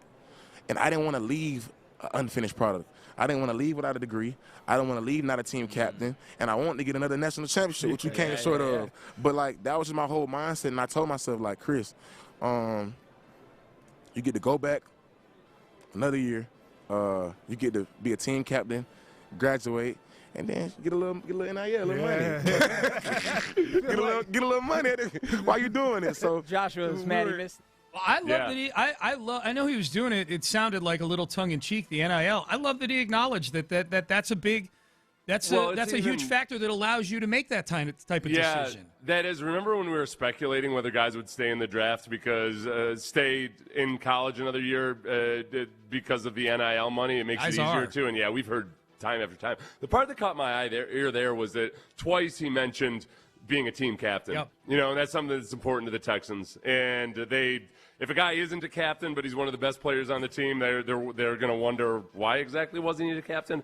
So I think the fact that he wanted to be a captain, wanted to win a national championship, all of that, it sounds a lot like a Kamari Lassiter type of guy at Georgia. You know, like Kamari Lassiter refused to sit out of the playoffs after he dabbled in it for about 36 hours. Well, it was a bowl game. It wasn't even a playoff. It was just a bowl game, not the playoffs. Yeah, it was just a bowl game. Yeah. So obviously he wouldn't have sat out the playoffs. Right. But yeah, it was just a bowl game, similar to the story we heard about Will Anderson. Yeah. You know, wanting to play in the bowl game his senior year. Yep. And I feel like Christian Miller seems to be wired that same way, and also went to Georgia, which the Texans coaches and executives just really respect the work that Georgia does developmentally on those guys. Let's play one more from Christian Miller. Let's skip down just for time's sake because we haven't played this one yet, Ben. Let's play the one where we played it before, but not recently. The one on Kamari Lassiter. I'm not going to lie. Kamari Lassiter, he got a D-tackle heart. Like, man, he a man amongst men. And just like, I was just on the phone with Kamari yesterday. One thing about him, he never changed. He always the same. Everywhere you go, he got a mindset that won't be stopped. And just being in Athens with Kamari, he always held me accountable. And that's my brother. I love him. Got a lot of love for him, and I might be on his team. You never know. Okay, I just like hearing. I like hearing kind words about Kamari Lassiter. I like hearing him say that he's got a D-line mentality. Like that's something too. A lot of other people have said independently. Like, yeah, he plays like he's he thinks he's a defensive end. I think. Kamari? Yes. He plays like he thinks he does set the edge nicely in the run game from time he does. to time. Yeah. He wishes he could have been a defensive end. He might. Last bullet point here, or nugget from Aaron Wilson, courtesy of Texans Jacob. Caden McDonald and Lee Hunter have both met with the Texans, quote, extensively. So I don't know what exactly extensively means. If it means Caden they met McDonald and who? And Lee Hunter. Lee Hunter Okay. from Texas Tech. Yeah, Caden McDonald, I think that he's an interesting one that could very easily go in the first round because I think people see him as potentially more of a pass rusher than he really was able to show in college. Lee Hunter is a guy that is intriguing because he's really big and strong and physical, but it's harder to envision him being a good pass rusher. But I think the Texans might look him as a guy though that does make a lot of sense and would fit in terms of mindset and potential. But, I like both those guys. Yep. But I think Caden McDonald is the guy that I really, really like. Good nuggets there. I enjoyed that. That was nice. And any chance to play more Christian Miller audio is always a good thing. All right, coming up next, there was a story in The Athletic yesterday, a long-form piece on John Gruden's time with the Raiders. This is some wild stuff. You can really see you can appreciate something big time with the Texans here when you go through this article with Gruden. And I think there's also a question about the Texans that I came to at the end of reading this article about how they're viewed around the NFL. So we will dig into that coming up next. Oh, but first, I mentioned Beck's Prime earlier. The picture that Beck's Prime...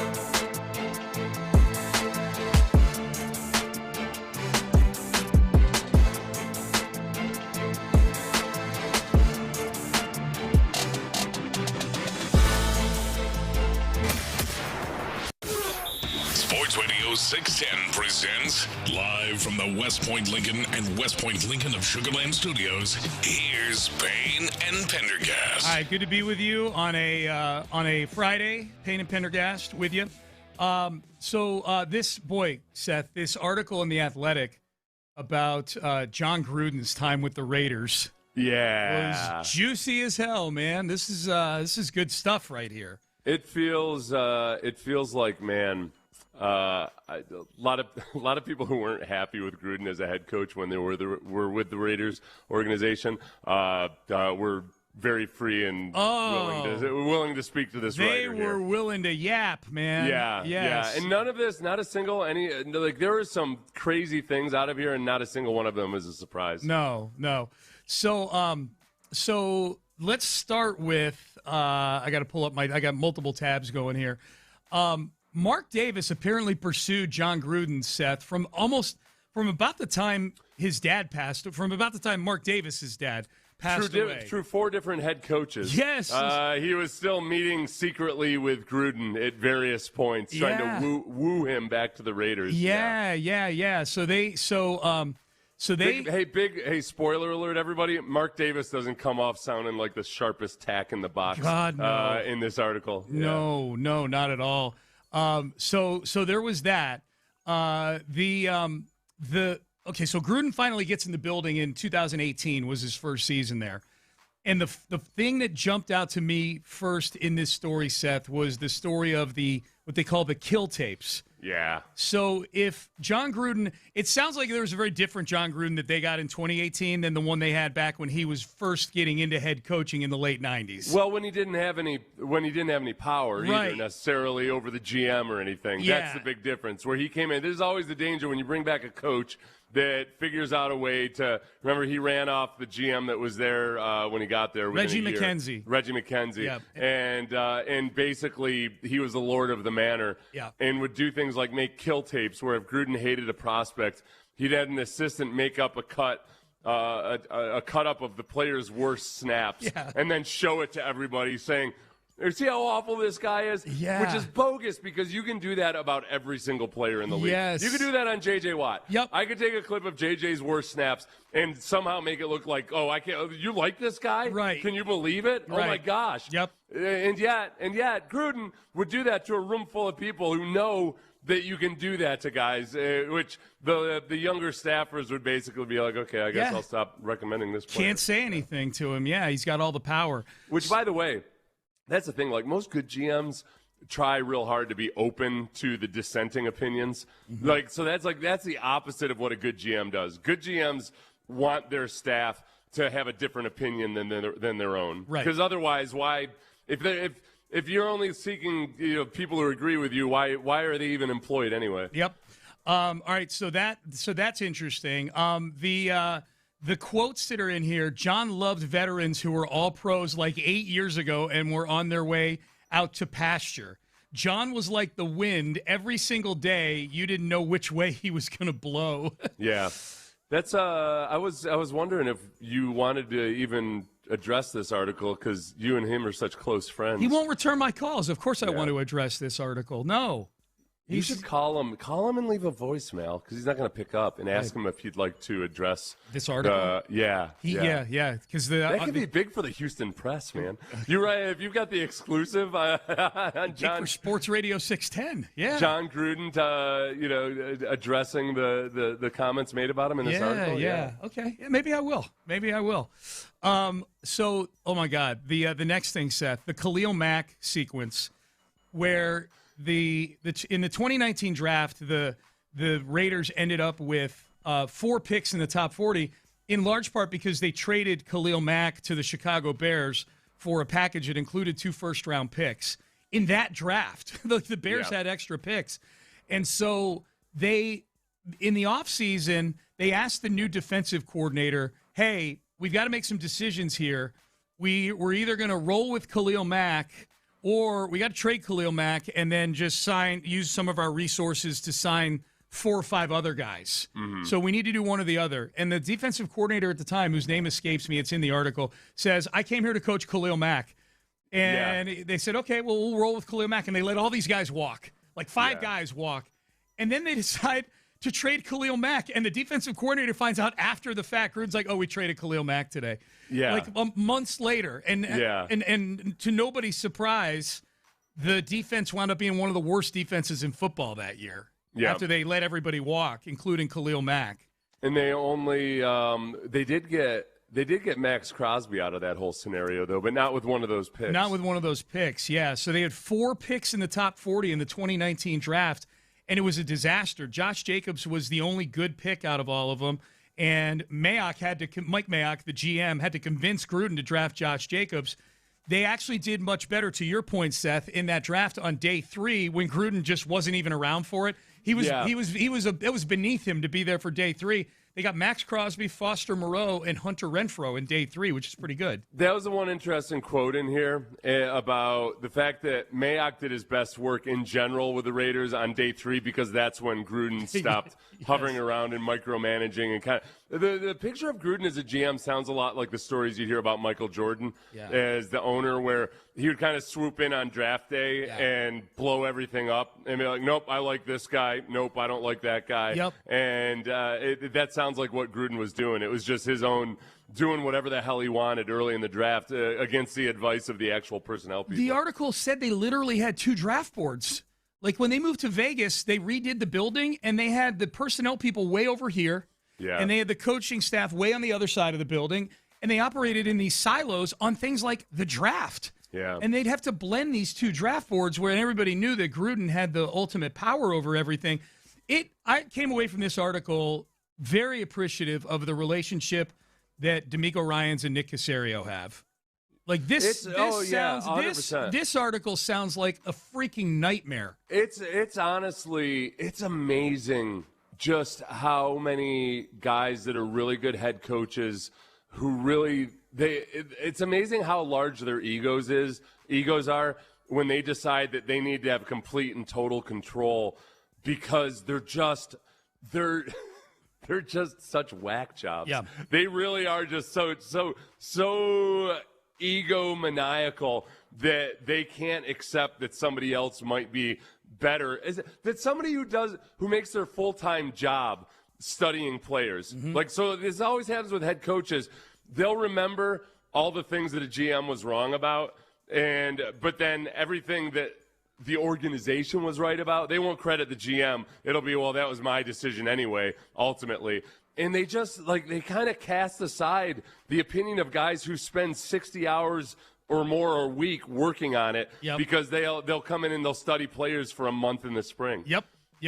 I just gained a great appreciation for what the Texans have here between their coach and their GM when I read this article. 2 more things, Seth, in this article that I thought were interesting. This was just funny because the parts of the article where they paint Mark Davis as essentially just his dad was a pioneer who knew football, who was legendary Al Davis. Yeah. And Mark just got handed the team to him and just is not his dad and at he's all. just a guy who sleeps in, and he's the stereotype of a little pampered, 100%. trust fund kid. Yes. You know, he's never probably worked a real day in his life. No. And he's flat out completely out of tune and out of touch. And we'll still try to run it by Al Davis's old rules. Mark, guys, Dad likes fast players, so we just got to get fast players in here. When you read this, how did you envision this scene playing out? Mark Davis yelling at his mom on the team plane about the Wi-Fi being out. Yeah. He's like 60. How old's his mom? She's on the gosh, I don't know. Yeah. Well, I don't know. If it's his stepmom, she might be 32. I don't know. I don't know what Al was into in his later years. That's a great point. He just calls her his mom. Oh, man. So that happened. That wasn't me making that up. The last thing here, which I want to tie back to the Texans, there's an interesting quote at the end where Mayock talked to a successful – there's an anecdote in here. He talked to a successful head coach, and the successful head coach said, in the NFL, how many teams do you really worry about in the NFL? 6 or 7? The other 25 will eliminate themselves. Yeah. And my question is, are the Texans one of the 6 or 7, or are they one of the 25 right now? That's interesting because they'll eliminate themselves. I think my first thought is I think the Texans, by virtue of DeMeco Ryans being their coach and having a certain institutional standard, but then also by DeMeco Ryans having his defense every single year, they're always going to be competitive. I'll be surprised that if there's ever a year where the defense doesn't keep them in at least. They've literally been one of the final 8 teams standing all of DeMeco's years. Right. But they do eliminate themselves pretty regularly in the divisional round. They did. They absolutely did this last year. So if you're worried about 5 or 6 teams, I don't think they make the cut yet because of the offense. Yep. They eliminate themselves. 6 or 7. There are 6 or 7 teams that you worry about. The other 25 will eliminate themselves. So as of right now, I think you worry about the Rams. Yep. You worry about the Seahawks. Absolutely. I think do the 49ers make the cut? I think because people really respect Kyle Shanahan as a play caller, especially. They don't look at them as a team that eliminates themselves. No. I think I'll put the Niners. It to 2 Super Bowls. I'll put the Niners in there. Boy, that's tough, man. All 3 in the same division with each other, too. The team, the Eagles, any given year, I guess some years they eliminate themselves. Like I would say specifically, there's years where they just eliminate themselves. Yeah. But then every other year they go to a Super Bowl. What are they right now? I think right now they're one of the 25. They're one that eliminates themselves. Yeah. I think as of right this minute, I think that's what they are. Okay. I think the debatable ones in the AFC right now, if they reach that upper tier of this isn't a team that just eliminates themselves, would be the Broncos, the Texans, the Jaguars. So these are teams that it's debatable whether they're like one of those 5 or 6 teams that you worry about, or are they a team that eliminates themselves? Who are the ones that are in that category in the AFC that are one of those 6 or 7 right now? Yeah, I guess because the AFC is so topsy-turvy. I think the Patriots and the Bills and the Ravens, I just don't know. Yeah. The Ravens are right up there at the top. The Ravens are the second favorite to win the AFC. Part of it is that I'm kind of frazzled by Lamar Jackson last year and how much of it – his injuries were obviously affecting him, and it was multiple different injuries to the point where the point where his ability to move – just wasn't the same as it usually is. And I'm not sitting here saying that Lamar Jackson has to rush for a lot of yardage, but he moves really well in the pocket, breaks would-be sacks and everything, and then that allows him to really use his arm to its fullest extent. And he just wasn't that guy last year. Is it as simple as with him completely healthy? I got to say, if he's completely healthy this year, then they're one of the teams that are legitimately you have to worry about. Yep. All right, coming up next, a former Astro outlines just how horrible things were before the golden era began. Who is J.D. Martinez talking about when he says this about the pre-golden era Astros back in the early 2010s? That's coming up next. In the Loop. I would love to add another running back. I just don't know.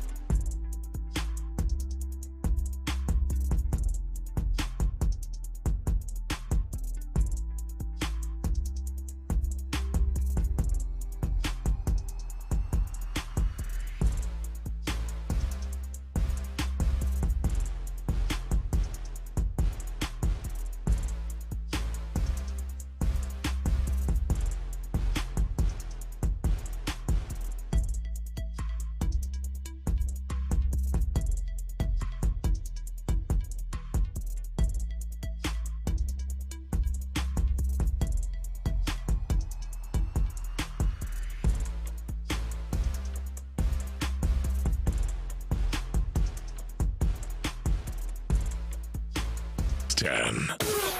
Sports Radio 610 presents live from the West Point Lincoln and West Point Lincoln of Sugarland Studios. Here's Payne and Pendergast. All right, good to be with you on a Friday. Take-a-Mania at the top of the hour.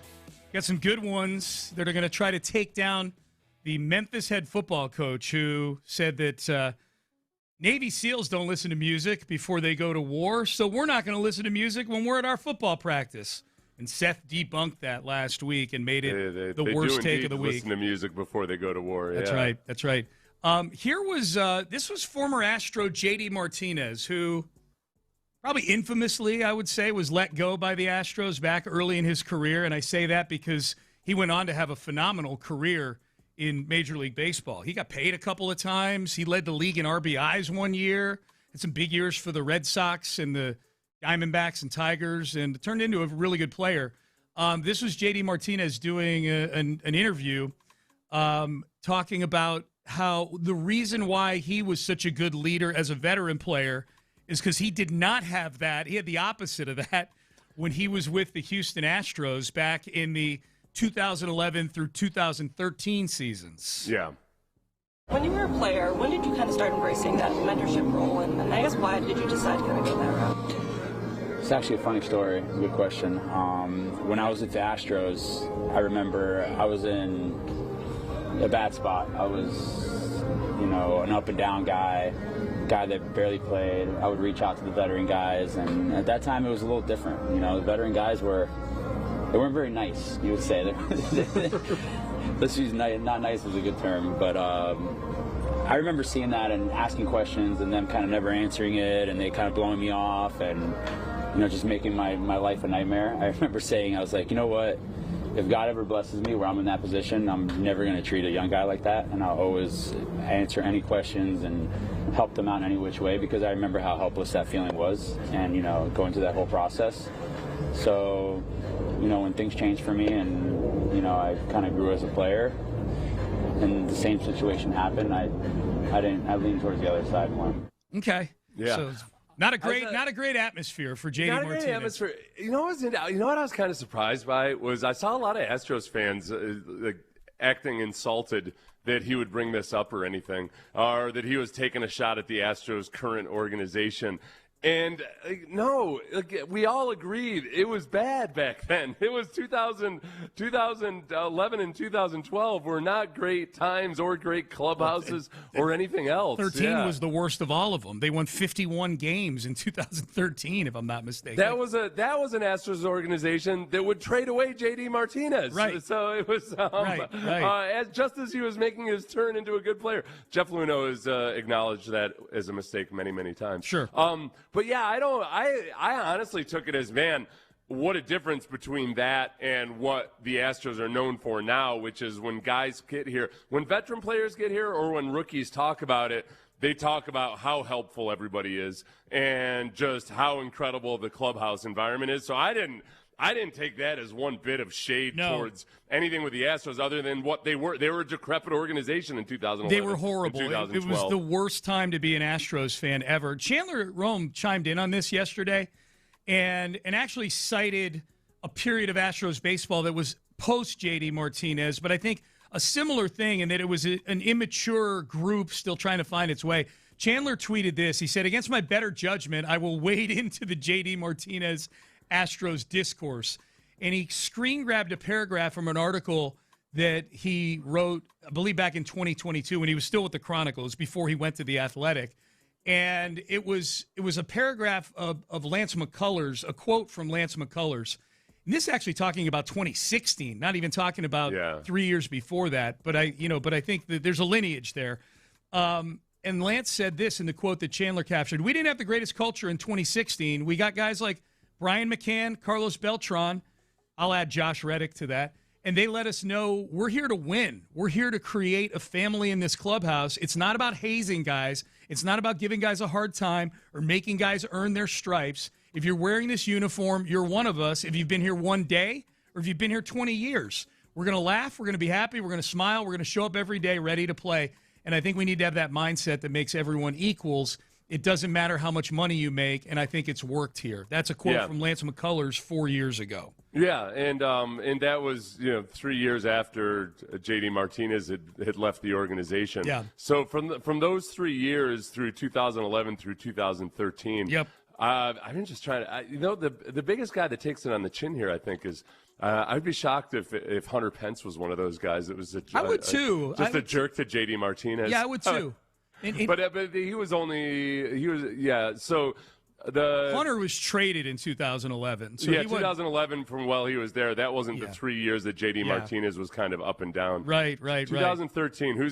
Is he talking about? One of the guys these are the guys in 2013 that you could have seen just being a jerk to a struggling J.D. Martinez. Right. Jason Castro. You know how I feel about Jason Castro. I think there's no chance Jason Castro would have made. He himself was a young player, so I was thinking like the older guys. Yeah. Okay, Chris Carter. Chris Carter, I'm gonna say no on Chris Carter. Chris Carter just showed up to hit bombs, man. He just showed. Yeah. Jonathan Villar. That was the most depressing thing about going through this exercise. Like, I don't remember any of these guys. I couldn't remember if you pronounce it VR or Villar. I think it's VR, yeah. I thought it was, but then as I started to say VR, I'm like, I can't remember. Why are you avoiding the elephant in the room and not bringing up Bud Norris's name yet? Because he's a pitcher. But he was, but he so was, I don't know, like reaching out to. I'm guessing he was when J.D. Martinez is asking for help about, or looking for some kind of support as a hitter. I don't know. Pitchers talk to hitters. It's good to get that intel going both ways. I don't think that. I don't know. Bud Norris tried so hard to be the crusty old vet that he might have been one of those guys. He absolutely. He always wanted to act like he was like the crusty old vet that knew the way things were done. Yeah. I'm a little surprised how dismissive you were of the Bud Norris thing at first there. Bud Norris, you're absolutely right. He's okay. The ultimate veteran on the 2013 was Carlos Pena. Carlos Pena. We had the two. We had Carlos Lee and Carlos Pena. Carlos Pena, his character got kind of pissy in Moneyball. I do remember that when they traded him to Detroit. Yeah. He was very upset about that. Does that mean a decade later he was an entitled vet in the Astros clubhouse? I don't know. Maybe. It was bad, man. It was Brett Myers is another one. Brett Myers was a jerk. Yeah, if you're an Astros fan that found yourself offended by J.D. Martinez, just remember there's almost a 100% chance that you barely watched any actual baseball that year. Yes. There were nights where Space City Network could have a 0.0 rating on the games. We went to a game. I've told this story before.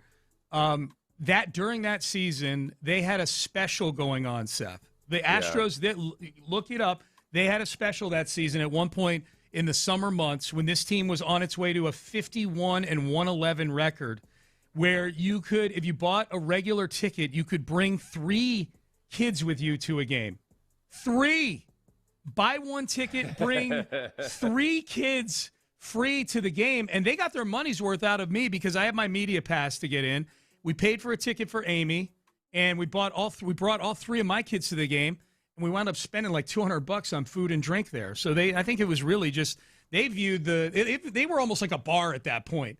It was like a cover charge to get in to eat and drink somewhere, and there happened to be a baseball game going on in the background. Boy, I'm going down through some of these names. Isn't it crazy? What a blast from the past in a weird way that feels like I'm happy about it, even though it was miserable. Baseball. Hey, Brad Peacock. When was the last time we talked about Brad Peacock on the show? Yeah. Well, it's funny, too. I went and looked at all 3 years, 2011, 2012, 2013, and to remember Dallas Keuchel as just this nobody on those horrible, horrible teams who eventually became the Cy Young winner in 2015 is really crazy to go back and think about. The wild name for me that popped up in 2013 was Rick Ankiel, who was an outfielder. He was like a 30-something-year-old outfielder on that Astros team. Longtime baseball fans will remember Rick Ankiel was like the next big thing coming out of high school as a pitcher, but he got the yips. He couldn't get the ball over the plate, so he had to become an outfielder. Yeah. And he was on the Astros for a year. Wild, man. That's crazy. All right, just reliving some of the past and thanking, this isn't a great Astros team, but it seems like it's a much better clubhouse than back then. This is a big topic yesterday, this J.D. Martinez. Hey, congrats to Love B. Houston, the volleyball team. Number 1 spot in the league's regular season standings. They'll be starting the playoffs tonight in Louisville. Catch the game on Victory Plus starting at 5:30. City of Champions, baby. Congrats to Love B. Houston. That's great. All right. Congrats to Humberto Quintero on a hell of a career. I remember him. He was a catcher, right? Is he a catcher? I believe so. Yeah, I think he was. What a bad era. All right, Take-a-Mania. Judge Seth gets his judge's gavel out and his robe and everything else, and we will judge the bad takes of this week, trying to take down the champ. We do it coming up next. Seth's seeing some promising signs from the Rockets as they close down.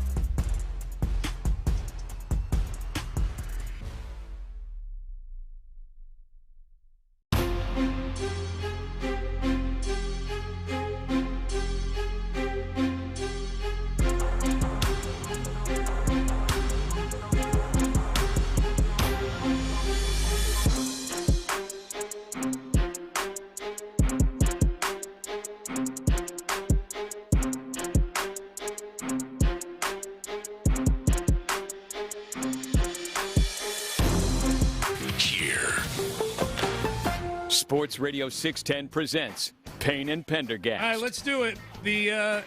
The Friday tradition, 9 a.m. every Friday, we do it. Take-a-Mania, the worst takes of the week, taking on the champ. And the champion right now is Charles Huff. You don't know him? Don't worry. I didn't know who he was until last week either, or 2 weeks ago, however long he's been champion for.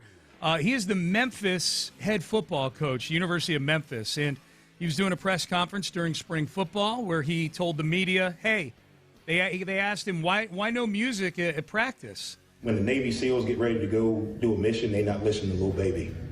When they training to go to war, which we're training to go to war, they ain't listening to NBA Youngboy. So Coach Saban trained us like that. We should be focused on what it takes to execute the next play, not who's on the ox, who's pressing play.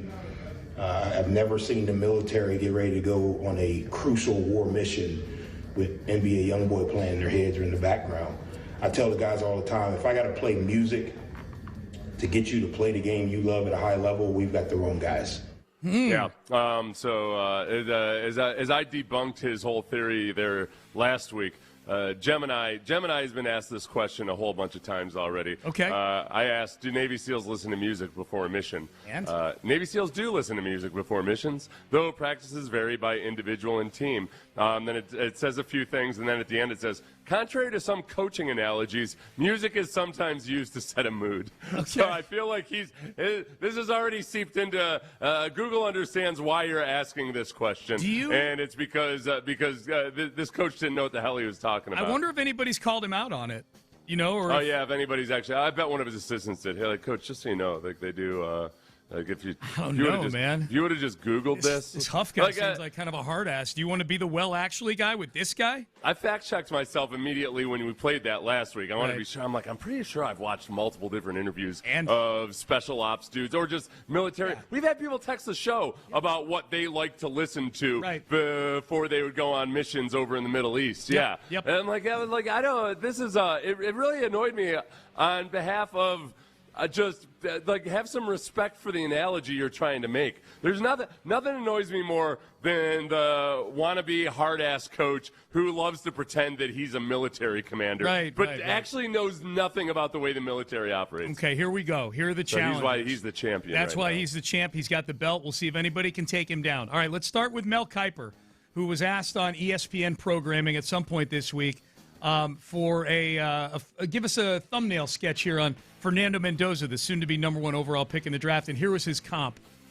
What are some of the comps for Mendoza? What do you expect to see him coming out the gate early this season? Yeah, it's interesting because what did Atlanta have? They had Kirk Cousins and they drafted Michael Penix Jr. Right now, Kirk Cousins goes there and they're drafting Fernando Mendoza. I think what you look at with Fernando is a cross between Peyton Manning and Matt Ryan. I'm not a comp guy because we always comp them to the great guys, but I see a little Peyton in him. I see a little Matt Ryan in him. And keep in mind, people think he's a one-year wonder. He's not. He is not. At Cal, he was a really good quarterback behind a bad offensive line. That's why he was sacked 41 times. He knew he had to get the ball out quicker, and he improved on that number dramatically with Indiana when he got a little bit more help. But people back in August, guys, that only had Cal tape to go on, that's all I was looking at, had him as a first-rounder. In fact, some had him as a mid-first-rounder. So that was going into the year. So this notion that Indiana made him what he is, yes, they made him the #1 pick. But this notion he was a third, fourth-round pick is garbage. Okay. All right, this is the thing. Okay, Peyton Manning obviously caught a lot of ears on that one. That's why it's in there, yeah. Yeah. That's the whole thing. And I know the draft people, especially the guys who actually watch film. I'm not sure that Mel Kiper actually watches film. They hate it when people ask for the comps because you want to name people that are recognizable, and it's not saying that they're going to be as good as that player. That's sizzly. He's a cross between J.P. Lossman and exactly. Ken O'Brien. So it's kind of like they use the bigger names to show, what are their traits, what type of a quarterback they are. Yeah. So I give him with Peyton Manning, he's probably thinking about maybe either his ability to diagnose pre-snap or his leadership traits or something like that. Yep. So I get it. It's not like he was saying he's going to be as good as Peyton Manning. Okay, so that is not a winner. Huff remains the champ. All right, let's keep it moving. Let's stick with quarterback talk here. This was Diego Pavia on John Gruden's stream for Barstool, doing the QB room or QB camp, whatever it is they're calling it these days, talking about why he doesn't have an agent. I'm coming back. Let's find a fair number that I could come back for. And so we worked it out. And now, are you representing yourself, or do you have an agent? No, I'm representing myself. Wow. Yeah. So I didn't think it was fair that someone was going to represent me and take 5 to 10%. Ain't nobody taking my money. I'll tell you that. It's unbelievable for a young guy to be able to do this, man. No, I appreciate I it. mean, this is great, man. All right, you know who wins Take-a-Mania for this one, Sean? Internet haters with a Z. Because he does have an agent. Yeah. Like, he has an agent to negotiate his contract. Yep. He was talking about the actual marketing side of things. Yeah, he may have also, too, having re-listened to it, and I just heard this now in re-listening to it. You listen to the very beginning, it sounded like he was talking about negotiating with Vanderbilt, about coming back for another year. Yeah. And there are no guard. What people pointed out when they saw that clip was, hey, they don't take 5 to 10% in the NFL. The max that an agent can take is 3%. He might have been talking about, and so in my own mind, I'm like, I probably shouldn't have even included this one, especially because he has an agent now. Yeah. But he may have been talking about Vanderbilt and working with NIL with Vanderbilt, where there's no guardrails on well, what with the NIL though too, that is like a marketing deal usually, or at least it's supposed to be. So that part of it, I'd still would give him the advice that, look, man, when it comes to, like, all right, I don't know if you're going to call up, I don't know if you're going to call up Nike on your own or call up, I don't know what, some kind of deodorant company and do all these deals yourself. Yep. It's worth the 5 to 10% if you're planning on doing it. But he's also at the stage where he shouldn't be thinking about getting endorsements for his NFL play. No. He needs to go ahead and make the team. He might not get drafted. I mean, So, he doesn't, but he's, no, not in Take-a-Mania. Not in Take-a-Mania, it doesn't win. All right. Let's keep going here. Here is Patrick Beverley. We played this earlier this week. Now, keep in mind, Patrick Beverley, who made a lot of waves lately for saying James Harden better than Dwayne Wade. James Harden, number 3 on the all-time two-guard list. Dwayne Wade, number 4. Everybody coming after Patrick Beverley, including Dwayne Wade, saying, hey, you can't talk about me if you're not as good as me at basketball. You know, Dwayne Wade said that just in general. Like, if you're not as good as me, you can't have an opinion on my level of play, which I think Patrick Beverley took exception to, and then actually uses this as his argument against Matt Barnes, who for some reason is chiming in on all this. So I'm going to take a page out of D. Wade book on this one. Matt Barnes, you weren't better at me in basketball than nothing. Zero. Nothing. Points per game. And you played 300 more games than me, right? You played 14 seasons, I played 12. Nothing. Points per game. Assists per game, steals per game, games started in the NBA playoffs, career earnings, like nothing. Like you wasn't better than me at anything. Defensive awards, you don't like. I got a first team in 2 seconds, like nothing. A Mr. Hustle award, nothing. Like, so like, I get it. If you feel some type of way about me, all right, cool, we can have that. But like, to attack character, to do this, pat air, that's what's wrong with media. Like, man, ain't nobody trying to hear that clown. I ain't no motherfucking Derek Fisher, man. This ain't that. Like, this ain't that. Like, you got good people. We know the same people. Ask Jack about me. Ask Trevor Reza about me, man. Like, this ain't that. Like, this ain't that. Like, if you want to debate with facts, we can debate with facts.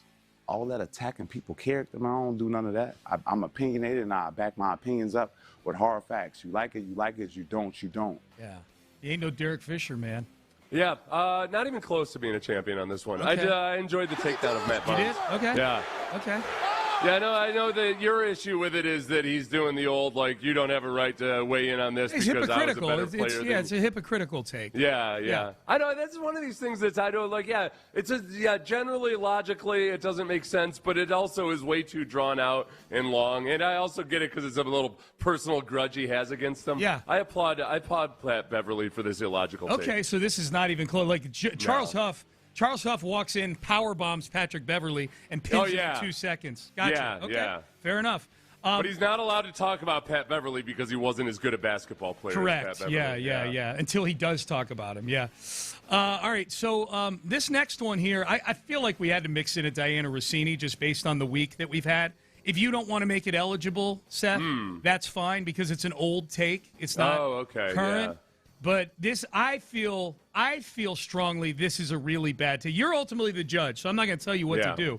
But I wanted to put this in here just because I feel strongly that this is an awful, awful take from Diana Rossini from a couple of years ago that bubbled up this week because of her alleged dalliances with Mike Vrabel. My husband said 2 words to me. He's an Eagles fan. And I'm like, this can't be a thing. Like, I don't want to be the household that is shaped by the result of a football game. Like, A, grow up.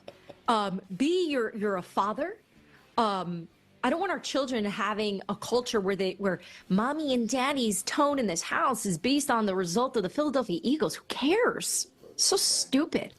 A lot of people care. The last part there at the end, so stupid. Basically leveling her sights at so many of the people that she's actually delivering news to. She's writing for the people she just called stupid. Yeah. The people that are passionate about football. You're going to be upset about your team losing a football game? It's a horrible take. You're so stupid. It's a horrible take. I think it's really bad. I think it's worse than the war football thing, but you're the judge. It's also old. So we typically haven't gone. Ultimately, I'm a gentleman, and I don't want. If Rossini ever checks back in on social media, this is potentially something negative that she could see, where she finds out she was Take-a-Mania champion. Oh yeah. So I don't want to mar the social media experience. Okay, for her. so this is a no. Yeah. Okay. There could be there might be something else on there, or millions of other posts that she might see first, but this could be a negative one too. All right, we've got 2 more we've got to get in here. This one just came across my timeline last night. I don't think I emailed this to Ben until this morning, but Charles Amenahu was on the Speakeasy actually with Emmanuel Acho, and they got talking about the Chiefs teams that he was on, and he said that he has a take that the Niners team that the Chiefs beat, Seth, back in 2022 for the championship, the Brock Purdy led ones, I believe. Yeah. Were better than the Eagles team that throttled them in the Super Bowl in 2024. That 49ers Super Bowl team was better than that Eagles team. Whoa. You got to see, Charles, if you say that and that gets clipped, Charles, they're going to be tweeting at you for the next 2 years. Yo, what's out the mud? I know the Eagles fans Charles with it. The 49ers, the 49ers team that we beat in the Super Bowl was better than the Eagles team you lost to. Okay, come on. Debo, Ayuk, George, Jawan, Brock, Christian, Juice. You also played for them, too, the year before. So you know, like, you see it. Right. Okay. You got that. Yep. Right. On defense, Bosa, Fred, Hargrave, Eric, Fred, Chase Young, Randy Gregory, Drake Greenlaw, Demo, Various. Was C Ward on that defense? Yeah, Ward was on that team. Ward was there. Ward. That team was crazy. That team was stacked, bro. So y'all just got worse. I'm just trying to. I just think that we was a little man down. Okay, so that's the excuse as to why they got blown out by the Eagles. Here's my thing with this, Seth. I mean, it always looks weak when you're like, yeah, this team that we beat in the Super Bowl back in 22 is better than this team that we were down 40-6 to in the third quarter of the Super Bowl 2 years later. So, you know what? You know why I was getting confused, because I was thinking of Amenahu being on the 49ers. That was before all of it. Yeah. He was on the Chiefs at that point. Yeah. So he was saying that I got it now. Yeah, all right. yeah. He's saying the team we beat in the Super Bowl is better than the team that blew us out 2 years later in the Super Bowl. And the way he does it, where all he does is just rattle off. I mean, he rattles off a bunch of names of good players. Of course. Right. I can do the same thing with the Eagles. I guess the problem with the 49ers at that point was that Brock Purdy finished that game playing unable to feel he had no feeling in his throwing game. That was the next year. This is the Chiefs beat the Niners in the Super Bowl in 22. You're talking about against the Eagles in 23, Brock Purdy. Oh, all right. Yeah, Brock all right, Purdy, I'm already distracted unless I don't even know. Well, this is going to lose then. Yeah, sorry about that. Yeah, the general thing is he's saying this team we beat Yeah. in the Super Bowl is It's better you than know the what it team is? that killed us 2 years later. Yeah, I guess it's possible. The Chiefs were a better team then. Right. The Chiefs were a better team when they won that Super Bowl. Which is The what defense- Acho was saying. Yeah, like this. So it's possible. Okay, so that's a loser. This one I know you're going to like because you sent it to me. This Koa Kai, this QB coach for Oregon, who was asked earlier this week how he goes about evaluating quarterbacks. Here's what he had to say. Like, I ask him a question like this all the time. Hey, do you like chocolate ice cream or vanilla ice cream? Okay, the minute a kid pauses, I don't really want that kid, right? Because you need to have some type of conviction, right, wrong, or indifferent. Okay, so whether you like chocolate or you like vanilla, I don't really care. But if you sit there and say, coach, I don't know. I don't want, is it melted? Is it not? What's the brand? So on and so forth. Like, what is this kid going to do on third down in front of 110,000? He's probably going to think about it more than he should. He's not going to have conviction, right? So it's, like I just said, long-winded, I understand, but it's the mental aspect is really what we're after. He's dead serious about this. And it wasn't even that long-winded. That annoys me, too. Yeah. I feel like he was pretty succinct, which annoys me even more because he's not acknowledging how stupid it is, which is that he's trying to deliver some self-crafted psychological evaluation where any psychologist will tell you that one mainstay of humans is that they act differently in different situations, and you can't take one situation and transfer it over to another one. And then, I ran this through a hypothetical test, and I thought to myself, all right, let's imagine that he asked this question of various great quarterbacks. And immediately I went to Tom Brady.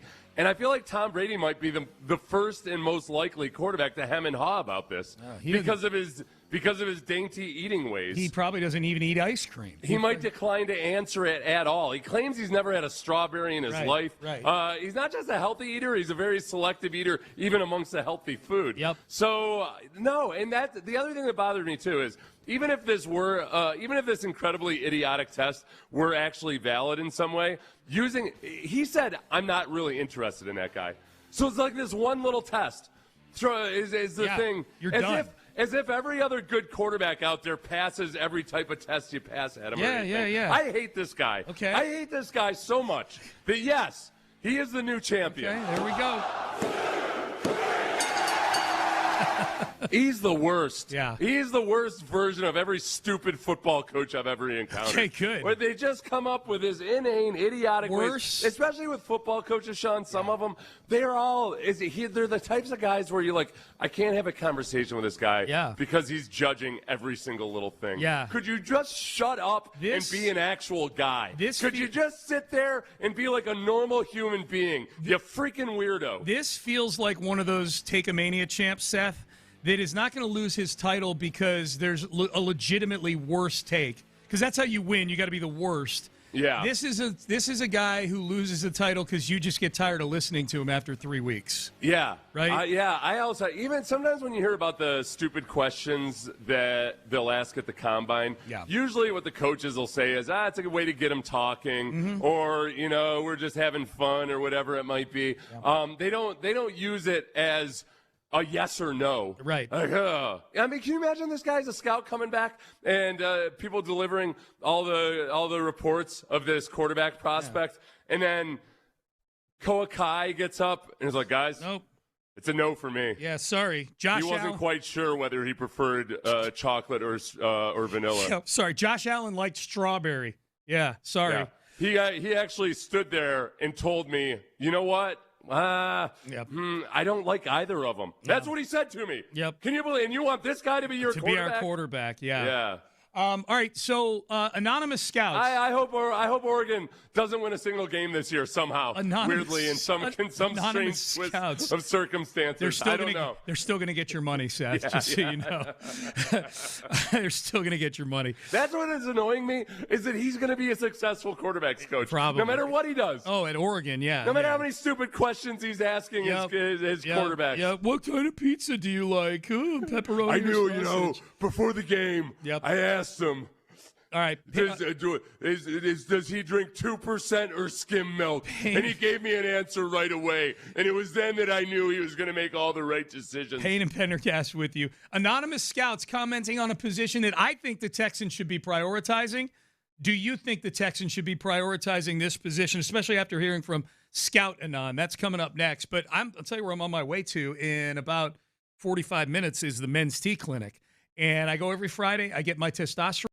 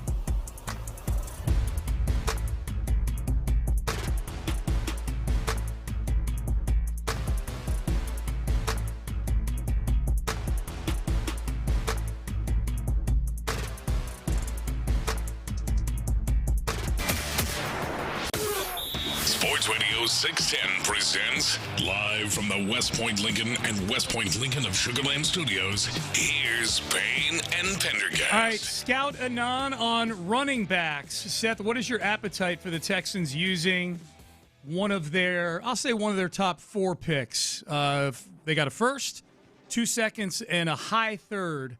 What is your appetite in general before we read these quotes on running backs for them taking and supplementing that room? It's not very high at all, Sean. I think that, especially because if they hadn't gotten David Montgomery, then it would be a lot higher. Of course, but I like Woody Marks. Woody Marks is my mid-round running back that I really like a lot right now, and he's paired with David Montgomery. If they take one in the third round or later, I'm very intrigued by that. This seems to be a good year to do it. That there's plenty of viable guys out there, but there's a big gap between Jeremiah Love and Jadarius Price, and then way down the board, a bunch of other guys. Yeah. But Mike Washington is the guy that, for understandable reasons, seems to get the most questions from our listeners. A lot of people, are very intrigued by him. Arkansas guy who ran a 4.33 at the combine. So yeah, he's. So let's dig into this here. The money quote from Scout Anon, and again, this is from Go Long TD, Tyler Dunn's website. Bob McGinn is the longtime NFL writer who pulls these quotes together. After, to Seth's point, after Love goes top 10, and then his running mate Jadarian Price, after that, it's probably going to be a while before any of them go, 3rd or 4th round. These guys are all practice squad or third backs.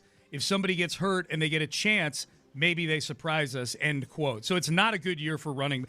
At a position, Seth, where people just feel like every year, you can find one in the 4th and 5th round. Yeah. It sounds like even the 4th and 5th round, and some of these guys will end up being good players. That's just how it works. But in terms of the scouting report going into the draft, there is not a lot of enthusiasm for this crop of running backs. And it's weird because the pendulum's kind of swinging back towards the running game being a thing in the NFL. It actually has swung back already.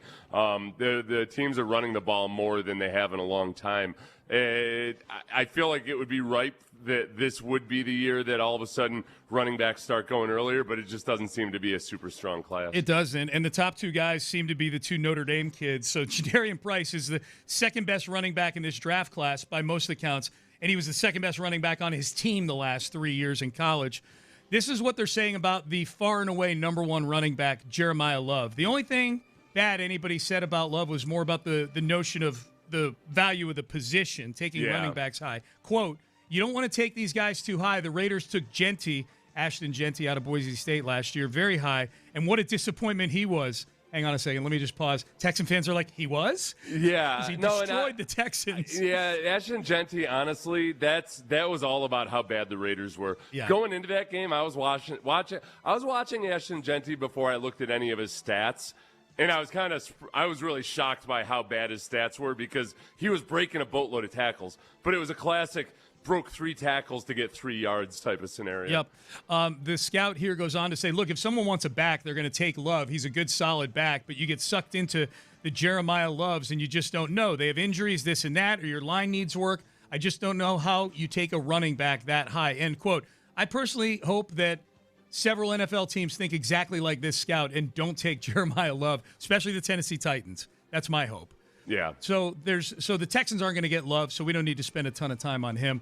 Jadarian Price. Now, the Texans could get Jadarian Price. He's forecasted to go somewhere in that late 1st through early 3rd range, and the Texans have picks sitting right there where he might be on the board. This is what one anonymous scout says about Price. Really smooth, accelerates well, has some power, not nearly as fast as his counterpart, that would be Love, but has decent speed. He can slash through tackles and get yards after contact. I thought 3rd round, but just the fact that there aren't a lot of backs, he may go in the 2nd round. Yeah, so I think that this might end up being a kind of scenario where if the Texans get to a spot with their 2nd pick in the 2nd round or with their pick in the 3rd round, and all of a sudden Nick isn't comfortable with his ability to move into a group of either defensive ends or something like that, that he might pull the trigger on it. But I don't think it's necessarily something that they're really focused on, and they'd probably prefer to get to a spot where there's somebody more of a position of need on their chart. Yeah, I would. And this isn't the Notre Dame guy saying this. This is the Texan fan saying this. If they took Jadarian Price with one of their 2nd round picks, especially at 59, because of the value, I would be really excited about that. I don't know how excited, to your point, Seth, Woody Marks would be. I don't know how excited David Montgomery would be, honestly, because it feels like a lot of David Montgomery wanting to get up and out of Detroit was because he's stashed behind Jahmyr Gibbs. Yeah, he wanted to be a frontline guy. Yeah, and I think that depending on what the conversations were, I think they probably, I'm guessing the Texans and David Montgomery had a discussion about, yeah, look, you're going to be our main guy.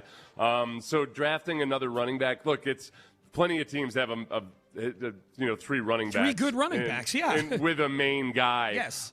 So it doesn't have to be a bad situation. And I know what everybody's saying is like, man, Seth, don't you remember these times that we've had injuries at running back, et cetera, et cetera? Yeah, 100%. Totally agree. And I get it. But I'm looking at the Texans roster right now, and they really don't have any good edge rushers other than their 2 starters. Mm-hmm. That's going to affect you more overall than so at some point you got to address that. Yep. And I think at least one way is through the draft. Yeah, 59th overall. They've got the 38th and the 59th overall picks, both in the second round. And I'm more about the 59th pick for someone like Price than I am the 38th pick, obviously. But I would be cool with running back all of a sudden becoming a really, really rich room of guys there. That would be cool. Last one, because you mentioned it, Mike Washington ran a 4.33 at the Combine out of Arkansas. And I think that I picked this quote because I think this is the right word to use with him. He said he is intriguing. Intriguing. Yep. How they had him in the quarterback and they go 2-10 tells you what kind of season they had. God, they were 2-10 this year, Arkansas?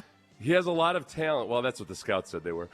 He has a lot of talent. The guy's no throwaway. Fact check the scout real quick. I'm going to. See what their final record was. Like Sorry, Razorbacks. I stopped paying attention midway through the year. I'm talking to you, Clint. I don't know what your actual record ended up being. Yep. The guy's no throwaway. He's a triple transfer with size and speed. He was productive on a bad team, kind of a bright light in a dark room situation.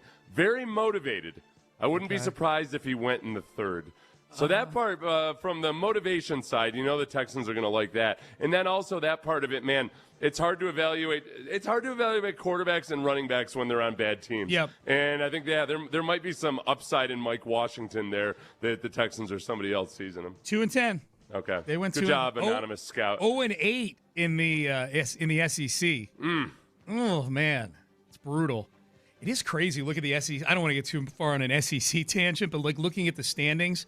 Like when these conferences all beef up and they turn into 16-team conferences, like when Oklahoma and Texas joined the SEC, like, wow, that's 2 new blue blood. Boy, this conference is going to be amazing. I'm like, only one team can win a game on Saturdays. Like you're not going to – because Texas and OU are teams are 2 schools that are used to winning 10 games a year in the Big 12.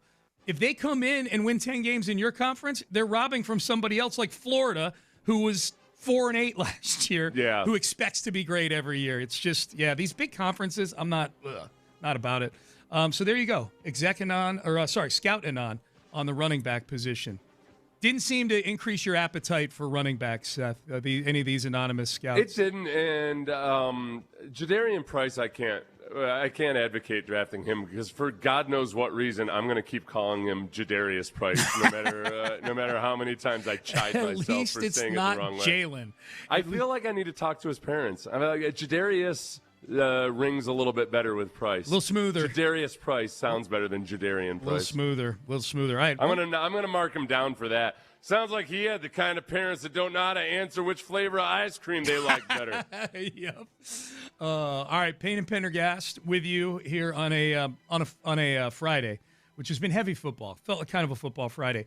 Let's look ahead. So this is a big weekend. Big weekend for the Astros. Big weekend for the Rockets. When we come in on Monday, what are we talking about with these 2 teams? We'll do that coming up next, but I want to get you guys sleeping better. Want to get you.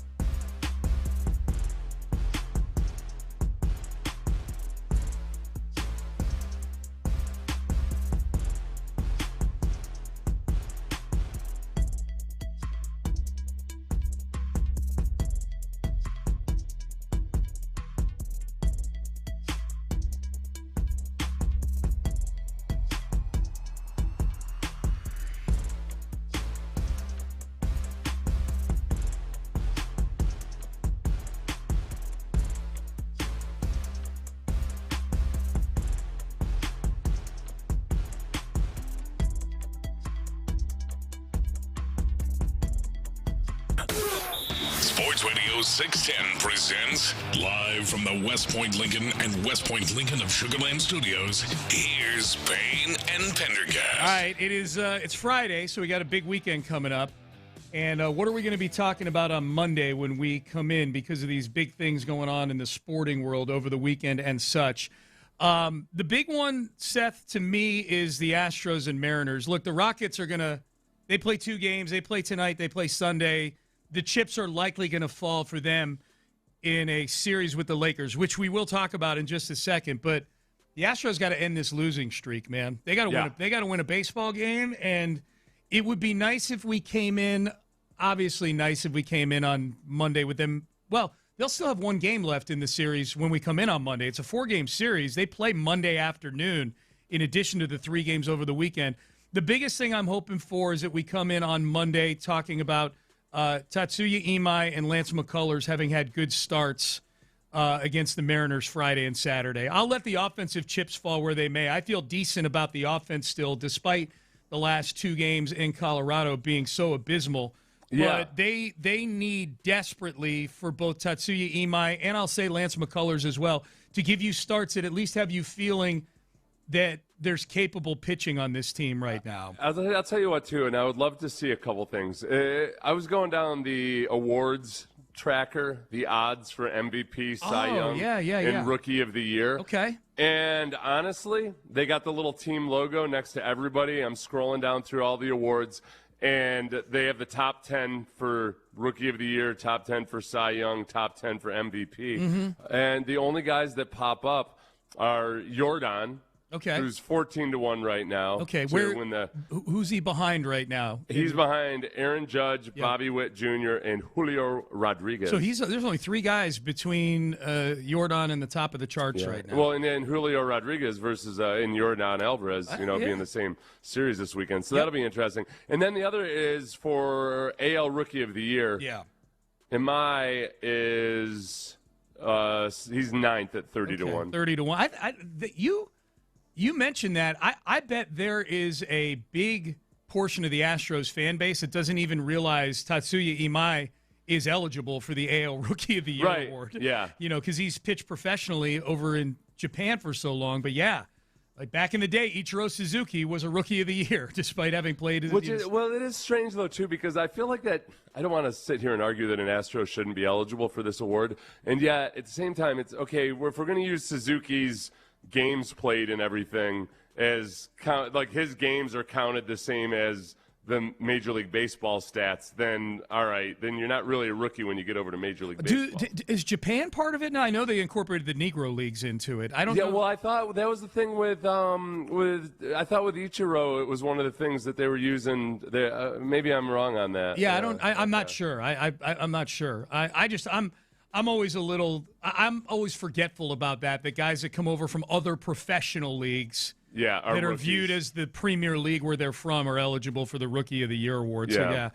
So, nobody on the Cy Young front, huh? I guess Hunter Brown, this shoulder injury pushes him off of the list. Well, he was – I was looking at another odds board where he was listed on there, but I don't know if that's just as a formality or maybe – I'm sure it was an older article. But, yeah. I mean, you know what?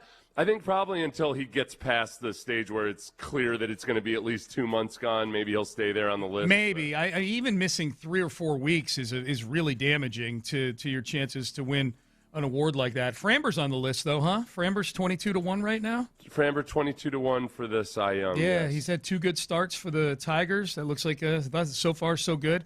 So, yeah. Let's see where Framber is right now as far as just his actual performance. Never mind. No, it's okay. We hit it. You mentioned it a couple days ago. He's had 2 starts. He's gone 6 innings. Yeah, that was after he had 2 starts. I didn't know if he had a third one yet or not. Okay, not sure. All right, so Astros-Mariners, I don't know. Look, 2 out of 3 would be nice heading into a game on Monday. Hitting the ball again would be really nice. I think the biggest thing is I've got to come in on Monday feeling better about this pitching situation. And it's really hard when you see TBD as the starting pitcher for the Astros Sunday and Monday. You look like you're about to point Framber, by the way, out. he ended up. Well, tell us. Stop cackling. What happened? Will you tell us what the hell happened? Yeah, I can't believe we missed this. What? He allowed 8 earned runs 2 days ago on April 8th. Yeah. So he's now up to a 4.76 ERA. Well, he must have been pretty damn good in those first 2 games. If he gave up 8 runs in what I'm assuming was just a few innings. Yeah. Oh no, he had allowed just 1 earned run in the first 2 appearances. But yeah, he had 8 shelled earned him? runs. Who got him for 8? Who was he playing? I'm just looking at just give me a minute. Okay. Baseball Reference changed their whole layout, and it's turned me even dumber than I usually am when it comes to being able to look this stuff up. Yeah. All right. He was in his 3rd performance this year at Minnesota with 6-8 loss. He went 5 innings, gave up 10 hits, 8 earned runs. Oh my God! And that's not a good baseball team, Minnesota. No, at all. He had gone 6 innings in each of the first 2. Yep. And allowed 1 earned run, but that 5 innings, 8 earned runs. That'll get you. All right, so the Rockets, what are we looking for with the Rockets? I'm guessing a likely Lakers series. I would imagine once tonight is over and Denver ends up throttling Oklahoma City's C team, that the Rockets will be they'll be the 4th or the 5th seed in the Western Conference. Are you hoping we come in on Monday talking about a Lakers series? I'm hoping, but I'm also, I don't know, I'm kind of starting to get a little bit of that bravado of just like, these guys never lose. It's all they do is win, Sean. Yeah. Just like that annoying song that they never shut up with. There's a part of me that says, screw you. Yeah. I don't need to play some patsies. Doncic, if he makes his way back from Spain with his advanced treatments that aren't even allowed in the United States. That's actually what I'm intrigued by. Is I want to hear about this saga of Doncic and just exactly is he in the continental United States by then? How are his treatments going? Everything's kind of been radio silent. Yep. I don't think we'll get anything Texans wise over the weekend unless there's a trade or something out of nowhere. Do we get any more Rossini this weekend? Any more Diana Rossini, Vrabel fallout this week? I want to get more Vrabel. Yeah. I want to hear about Vrabel leaking some info that he shouldn't have leaked because of pillow talk. Yeah. This is the stuff that, what do they call that, honey trap? That's what they call it when with the spies, when they parade a pretty young woman in front of a Russian diplomat and they honey trap him. He might have gotten honey trapped. Some of these things, some of these leaks, maybe something to do with A.J. Brown back in the day or something that maybe Rossini was part of reporting some information that was a surprise to everybody else in the organization. The only public thing that the two of them have done since this, whatever we're calling it, news or situation has popped up, a couple things. They both put out statements denying it, and Rossini kind of dipped her toe in the water yesterday by tweeting out that link to an article that she didn't even write. That's what that felt like to me. That felt like Diana Rossini going on Twitter. I'm like, I'm going to see how this goes. I'm going to put this tweet out here and then see what the replies look like. And she put that tweet out there with that link to the article, and the replies flooded on her, and none of them cared about replacement referees. In fact, because that's what the article is about, the replacement referees. The only replacement anything that was in the comments was, so is Vrabel your replacement husband? It almost feels like Diana Rossini poked her head out, just to see what the weather was like, and just the skies opened up and a hurricane started, and she just closed the door and went back inside. That was a rough attempt to dip her toe in the water yesterday. Did you see? She knew what was going to happen, right? She's just she feels like out of professional responsibility, she's going to go in and tweet a few things here and there and not check the comments for her own mental health, I would hope. And I think also that tweet served. I think of all the things that the reason behind that tweet, putting Mike Jones's article out there to benefit her coworker Mike Jones was fairly far down the list. Yeah. I do think there was part of it that was sending the message hey, business as usual. Yeah. I'm just going about my business, just tweeting things the Athletics got up on the website. There's another picture that people are probably reading way too much into. If it were any other thing, then I don't think anybody would be reading into this. It was just a picture of Vrabel and Rossini at a bar, and I don't I don't think it's fake. I would suspect it's not fake just because there's nothing scandalous about it. Like a coach and a reporter seeing each other at a bar or running into each other at a bar and having a conversation is no big deal. Just go to St. Elmo's at the Combine. There's probably 15 of them going on. That would never see the light of day. So people are trying to make something out of that, but given everything else that we've seen and learned, and not to mention the crap that we heard about just in rumors and what have you before any of this broke. Yeah, the context of it completely changes because of who it is. Yeah, for sure. Reggie Atatula, John Lopez, they are in the loop, and they are here. Gentlemen, how we doing? Doing pretty well, fellas. Good. How about y'all? I'm doing really good, man. Good. Doing good. Just trying to keep the optimism up for the Astros this weekend. And little Rockets. I just hurt my optimism. What? A little bit. Doing a little research on what the series looks like. Yeah. Emerson Hancock, fun name. Going tonight for the for Seattle. That is a fun name. Just felt like in passing, Emerson Hancock. That's Emerson. Right. Yeah. Emerson. Oh yeah. Emerson. Nice. Whatever you got right there. All right. Very good. Real name, by the way, I did double check. 0.7 ERA. Yeah, he's got a nice ERA. He nice pitch mix as well. And then also now it's going to come on Sunday, but Logan Gilbert. Yeah. His ERA's been relatively high, but like the stuff and not walking guys has been good for him. He's got actual names starting games. I'm a little jealous of that. Not TBA. Right, yeah, we have TBA for two of ours. Yep. I've always been a fan of TBA, but I don't know how reliable he is. I don't know how he's going to pitch back-to-back days, if we're being honest. That's a lot of wear and tear on TBA's Another arm. brilliant spotted decision. Right. We'll see if this guy can go back-to-back. Maybe he's just opening both he's an games. opener. Yeah, he's just going to pitch one inning in each game. Yeah, I think JP France will take one of those, right? Yeah, it sounds like it. Sounds like it for sure. All right, boys, what's the question of the day? All right, question of the day. Inspired by yesterday, the Rockets faced the Sixers, but without Joel Embiid, who apparently had appendicitis.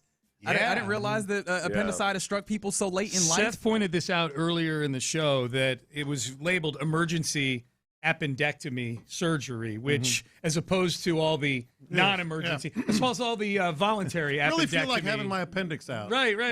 I called it cosmetic appendectomy. I'm sure a lot of people, there's plenty of instances where, there's something we need to monitor here, well, let's just take it out. But like every single person I know that's had an appendectomy, there was no lead time on it. It was a 2 a.m. scenario. Have you guys ever had your appendix out? Any No. of you guys? Yeah, No. I haven't either. I hadn't had a single surgery until last year when I donated bone marrow. I am very, very fortunate. And that was definitely optional. Very much optional. Yep.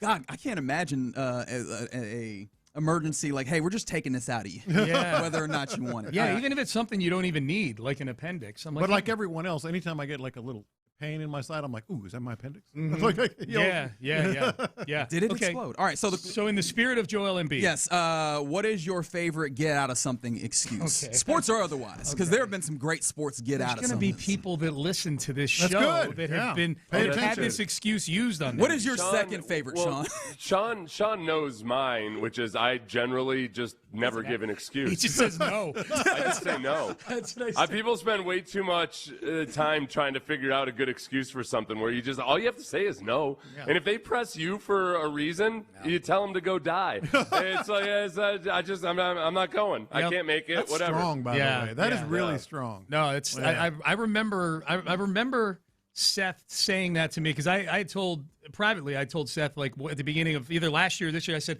I got to say no to more things, man. And Seth's like, yeah, you got to get good at it. You got to but also you've got the persona. You're so personable, right? Like I feel like just going straight up no, it feels like it falls out of in line with who for whatever reason I can't do it sometimes. So I don't know what the reasons are, but I'll answer your question. Yeah. Mine is sorry. I've got a a dinner that somebody bought with me from a charity, and that's tonight, and I have a scheduling conflict. Wow. Scheduling conflict. Well, it's not a total lie because that happened. I mean, I am, we all do that stuff. We're like 3-4 times a year. But sometimes I use that as if I really don't want to do something with somebody, that's my excuse. You know what that is, though, too, Sean? It's like I'm not trying to act like I'm morally superior for not lying in those situations. I just also, I'm incapable of keeping it all straight. Yeah, you've got to be able to keep track of it. Yeah, I got to remember 3 weeks from now if I talk to this person that, I was supposed to be at this thing on this date. Right. I lack the mental power to be able to do that. Seth is tweeting from home with his feet up on the live on YouTube, Seth breaking down. I got nothing to do. I got nothing. Oh my God, that's hilarious. That's funny. Do either of you want to give up yours? Mine is similar. One of mine is similar to yours. If it's on the weekend, and I always say, oh, I donated a trip, a fishing trip. Oh, see, that's very similar. I love that you guys are just like, you cannot be mad at charity. Leave me alone. Right. Charitable things are happening. But the great thing about that is this is the only weekend they can do it. You know what? You got to schedule it, man. Yeah. Last year, I had to skip out on a station event because I genuinely thought I had Lyme disease. Because I'd been out in the woods hiking for like 2 straight days, and a couple days later, I started having Lyme disease-like symptoms. So I told Parker that, and Vandermeer. It was actually for the draft last year. And then I was so disappointed when I found out I didn't have Lyme disease because I felt like, oh my God, that's liar. They're totally gonna think I was lying about Lyme disease. Yep. Yeah. Which I should have lied and said, yep, it was Lyme disease. Yeah. And my other one is very similar to Seth's. I don't just flat out say no. John's dishing here. I don't flat out say no. Yeah. But I say, my wife's got a thing. Blame the wife. Yeah. My wife's got just a thing. Okay. And they never ask. Is one worse than the other of the two that you? Because you're the first one. The fishing trip is almost identical to what mine is. To be fair, like you, I do a lot of charity fishing trips. Right. Yeah. So it's not like I'm using this and I never do it. Like I do these things for 3 or 4 a year, whatever it is. Yes. Is there one that's you think is worse than the other? Like using your wife as an excuse, or using like the human fund is an excuse. Money for people. Yeah. No. Is one worse than the other? Probably throwing my wife under the bus. Okay. Because it's also a little more dangerous. Oh, I hear you got something this weekend. You're adding more people to your lives. Yeah, I've never had anybody come back and say, "Oh, what charity was it for?" Because then that would be the human fund. Yes. I feel like you're going to have a lot of follow-up questions from here on out, Sean. I feel like people. Oh, really? Where's it at? Yeah. What's the event? We're gonna, What's the charity? Yep. Oh, I want to go. Oh, crap. No kidding. All right, fellas. Seth, antibodies to you. Have a fantastic weekend. Bodies and an Umberto Quintero to you. Thank you, buddy. Appreciate that. Don't ask everybody. It has to do with JD Martinez's whole thing with how bad the Astros were to him back in. Quintero was their catcher. We didn't know if he was one of the bad ones. You don't think it was Carlos Lee? Carlos Lee was 36. We hypothesized it was Carlos Lee. Gave a crap. That's what I'm saying. Exactly. Carlos didn't care enough. My vote was Carlos Lee yesterday. Oh, so you guys workshopped? Yeah, we were like, Carlos Lee was probably just like, get the hell out of my face. Bud Norris is like minus 300 on this thing. Really? Yes. Mm-hmm. Oh, yeah. Carlos Lee was like, what do I care? Right. Either Bud Norris. I'm cashing checks at this point. Bud Norris or Brett Myers. Mm-hmm. Brett Myers, a legitimate a-hole. Ask John Harris. Oh, yeah? Yeah. Well, John taught at the school in Jacksonville that Brett Myers went to. So, yeah, Johnny always had things to say about Brett Myers back in the day. I don't think I'm putting him out there or anything. Yeah. That was a fancy school. I remember that school. Yep. Yeah. All right, we're done. We're out of time. Have a great weekend, everybody. Reggie Atatula, John Lopez, Colin Neal in for Figgy Fig today. They are in the loop, and they start now. Yeah, the question of the day is absolutely about Joel Embiid and not Figgy Fig. You're in the loop here on Sports Radio 610. Figgy said, I'm not quite feeling right. He did. And it happened pretty late in the day as well. Like 9 p.m. It was pretty late. He had a charity lunch that got Did he now? Off. Okay, there we go. Told me he had a thing. He had a thing. With his wife. Had to derail my whole day. Yeah. Man. Come on. We'll have fun nonetheless. Hopefully he feels better, obviously. 713-572-4610 is the base power text line as we get going here in the loop on a Friday. John Lopez right there. I'm Reginald Atatula, as he mentioned. Sean, that is. Colin Neal on the ones and twos joining us. We have a Bearcat. Another Bearcat will join us in the 11 o'clock hour when B. Scott joins us, as he is often doing on a Friday. But let's jump into it. I'm sure B. Scott would be excited and approve of us talking about this. The Rockets getting a victory versus the Philadelphia 76ers. It was a 113-102 victory over the Sixers in the first of their final 3 games here at home and of the season. And when you talk about a series of games, it's not necessarily the final 3, although that will come up. It's the 8 in a row that they have won here since a very particular point, John Lopez, and that was when the team had a team meeting. Mm-hmm. And some of it was to help Tari Eason to get on track, but some of it was just the team in general. And since then, they've won 8 straight. But even more importantly, I was looking at some of the statistics yesterday during the course of this game. Top 10 offensively in this stretch, top 5 defensively, and there's some other metrics that I could get into. But ultimately, the question I have is, are the Rockets a different beast since that team meeting? Well, first of all, it's kind of ruining my whole, and a lot of people have this opinion. When you have a team meeting, it's pretty much all she wrote usually. You know, that's pretty much a harbinger. Is it a team meeting or is it a players-only meeting? Because I feel like players only, you're done. I feel like it's the players only. Players it's like only, you're when done. you feel like we can't have or the teacher or the in coach here, or manager is done. right? Oh yeah, that's a great point. Right, it's one of those things. This is the power ranking I need from you guys. That's right. Wait until I get in my car to power Players rank only, the meetings. manager, he's done. Yeah. Because the players only is it's wild for me Closed in my door brain. is also a good yes, closed door. Yes, As because opposed to if leaving this that door door- was open, we would not be able to get this stuff done. The players only is funny. Is like, hey man, we got to say stuff that we can't even talk to our coach about, which is you're in a real bad way. Okay, But so no, I feel better. This was a team meeting. This was the lowest. The worst one is players only. This is the then DEFCON closed 5. door, and then team meeting might be a little better. You know, it's not quite as. I think team meeting is DEFCON 5. Yeah. Players only meeting is DEFCON 1 or 2, and then No, the other way. Closed door is like DEFCON. Isn't 3, DEFCON 4. 5 the worst? No, 5 is 5, the 4, lowest. 3, 2, 1. You okay. go to one is hey man. Okay, well, either way, we're in a bad place. The bad one. Yeah, is it's players opposite only. of the Hurricanes. is the way that goes. Yes, exactly. That's how I remember it. So, okay, so that makes me feel a little better about how we all feel about these meetings. Team meeting, to answer your question, I mean, yes. And two things just jump out at me. And trust me, you know, we had a long, broad, big sample size of, boy, I don't know about this squad. So I'm not exactly, you know, saying, hey, you know, get the, you know, clear some space for the banner here, you know, anything like that. But they're better. And two things really jump out. To me, it's ball movement and shot clock. Yes. And they go together, of course, because you get good ball movement. Chances are you're going to get a shot earlier in the shot clock, shot off earlier in the shot clock. And amazingly, it's the offense, which is encouraging. You know, I know you said they're playing better defense. I don't obviously dispute that. Mm-hmm. The numbers don't lie.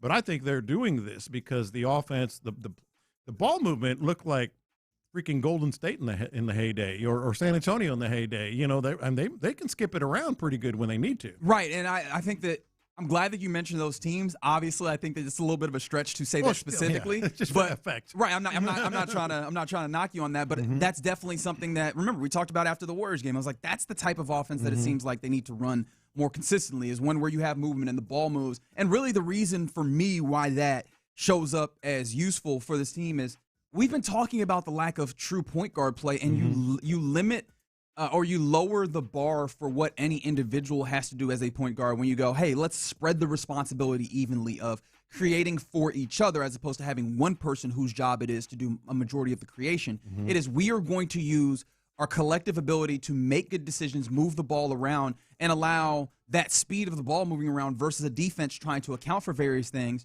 to then create open opportunities. Yeah. It also helps that they're knocking stuff down.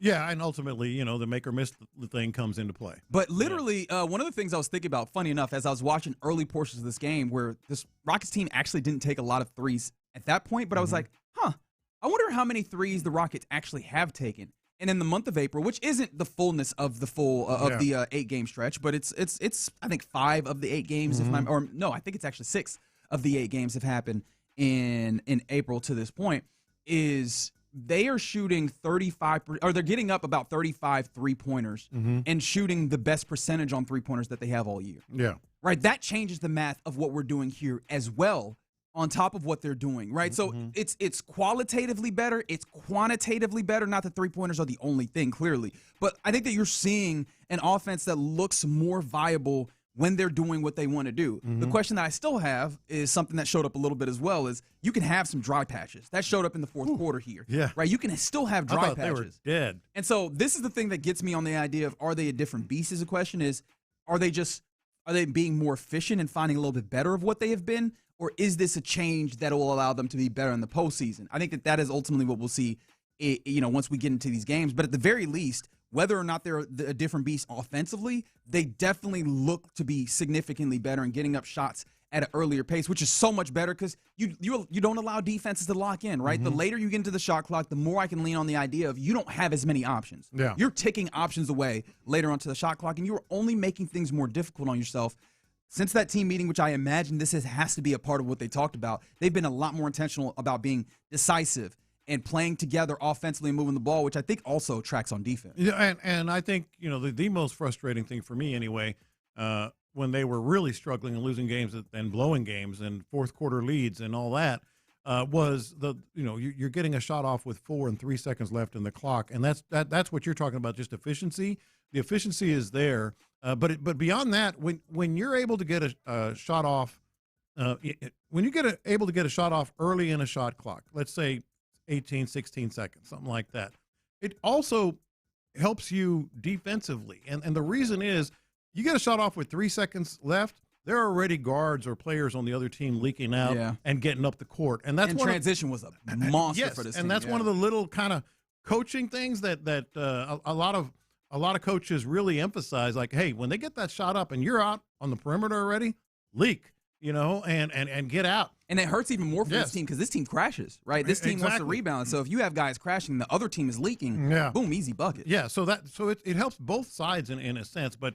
Yes, to answer your question, they are absolutely, moving the ball more, a little more fluid, a little more efficient, and all that. Now, and I can give you specific metrics on this. Passes per game, and this does not include last night's game, unfortunately, but their passes per game before 279.8, so 280, which was good for 23rd in the league. Since the team meeting, after their 296.3 passes per game, which is good for 7th. That's a big jump. That is crazy. Your bottom third to top third, clear change in the amount of passes that are jumping around. And you see it. It shows up. And they're number one in NBA shots taken with 24 to 22 seconds. Early shot clock shots, as you were talking about. And what's funny, though, is as they've been doing this, they've had a different variety of ball handlers and perimeter players on the floor. Yeah. Last night was wild to me. And we'll get into it a little later when we talk about, just kind of their rotation, et cetera.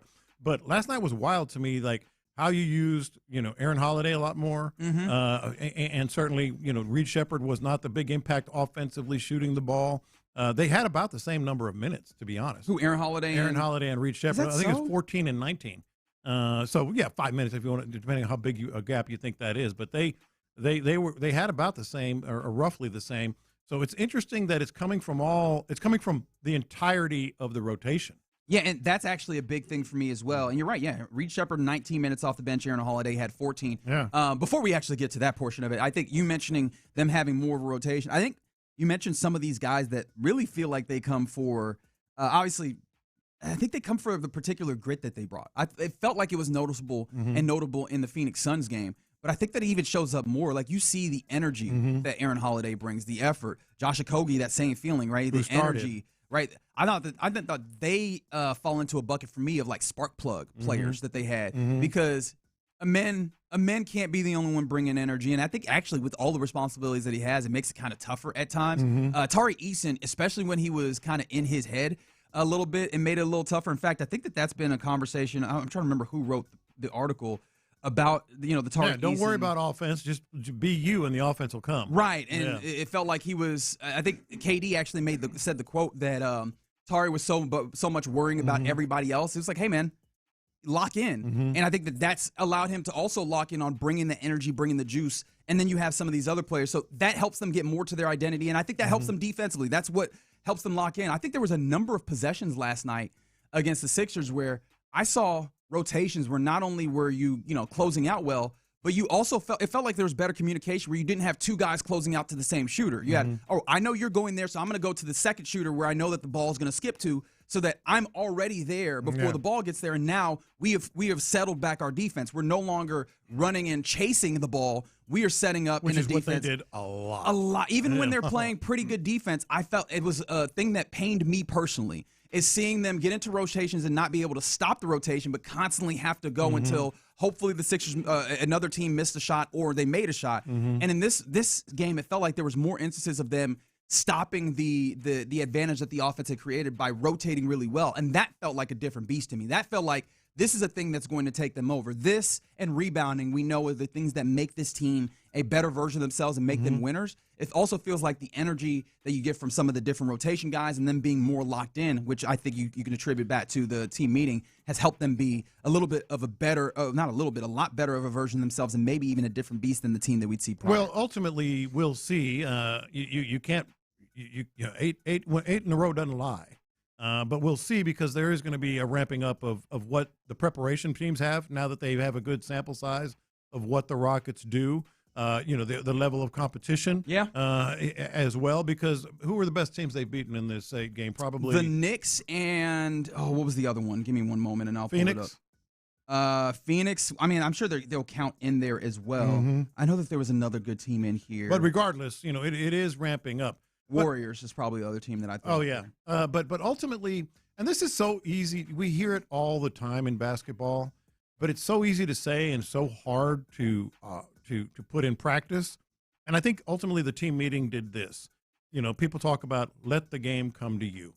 And it's such a cliche, and I hate cliches, but as they're moving the ball, cliches, it is what it is. Well, but cliches become cliches because they tend to be true. Yeah. And so ultimately they're doing that, whether you're coming off the bench, moving the ball offensively, being able to get the open shot defensively, knowing where you need to be. I think all that is coming into play. All right. Somebody did mention this on the text line, and at the risk of going long here on this segment, they said, guys, everybody, and I mean everybody, moves the ball, which, yes, we've seen that, and that's been great, except back to the basket Şengün. Do you see that as an issue at all? I think that's where, when the ball is moving, he can be effective, because then the ball touches his hands, and he can see the spacing around him and get the ball. That's where he started. People started talking about Baby Jokic and all this other stuff. Yeah. That's what you want out of him. I think that's right, because I feel like I don't want to get to the absolute here of, well, he needs to swing the ball as well, even from the post. He's gotten pretty damn good on some of these post-ups. Now, it's one of the things where I don't want him to fall in love with it, where that's all they're looking for, because that's not efficient enough to keep what you're going offensively. But if you're getting Alperen Şengün on a singular, I mean, there's been a number of bigs, really good bigs that we've seen Alperen Şengün win that post-up battle with. That's one of the things you want to get to. I mean, remember last year in the playoffs, he was giving Draymond Green the business in the post, to the point where Draymond Green made it a big, a big thing to complement what Alperen Şengün has been. I think that's something that you want to get to, and it's accentuated by the fact that you move the ball. I don't think that's an issue, but I appreciate you texting in there, 832, and I appreciate y'all rocking with us as we get started here on this Friday in the Loop on Sports Radio 610. Coming up next, we continue our questions as during our countdown to the draft. We have 13 days. We have some questions for today and the weekend that we'll get into headed into the draft next.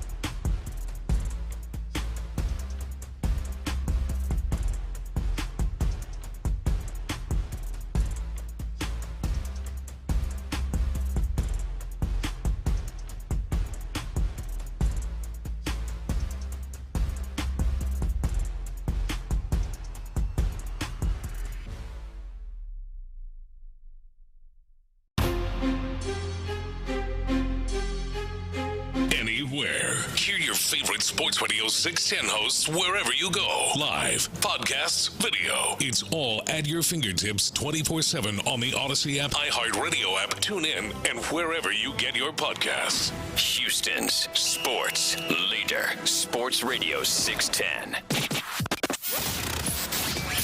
In the Loop is powered by Mokaram Injury Lawyers. Heard in an accident? Call Mokaram Injury Lawyers at 281-222-2222. Houston, let's get in the loop. You better get ready because we're going to show up and show out. With John Lopez and Reggie Atatula. Always live, always local. Coming up next, what happened? Nothing, man. Continue. Hey, man. AB conversation. That's right. See your way out. Okay, all right. You know what? I'm ready to be done with the show, and that means that coming up next. You're in the loop on Houston Sports Leader, Sports Radio 610. I really was so ready to be done with the show with that little clip. I'm glad he left that in there. I'm out. I'm out. Not today, though. Excited to be here with you on this Friday in the Loop on Sports Radio 610. That's John Lopez. Hey, there's it's a good Colin Neal Friday. with the additional buzzer. Appreciate you making that sound.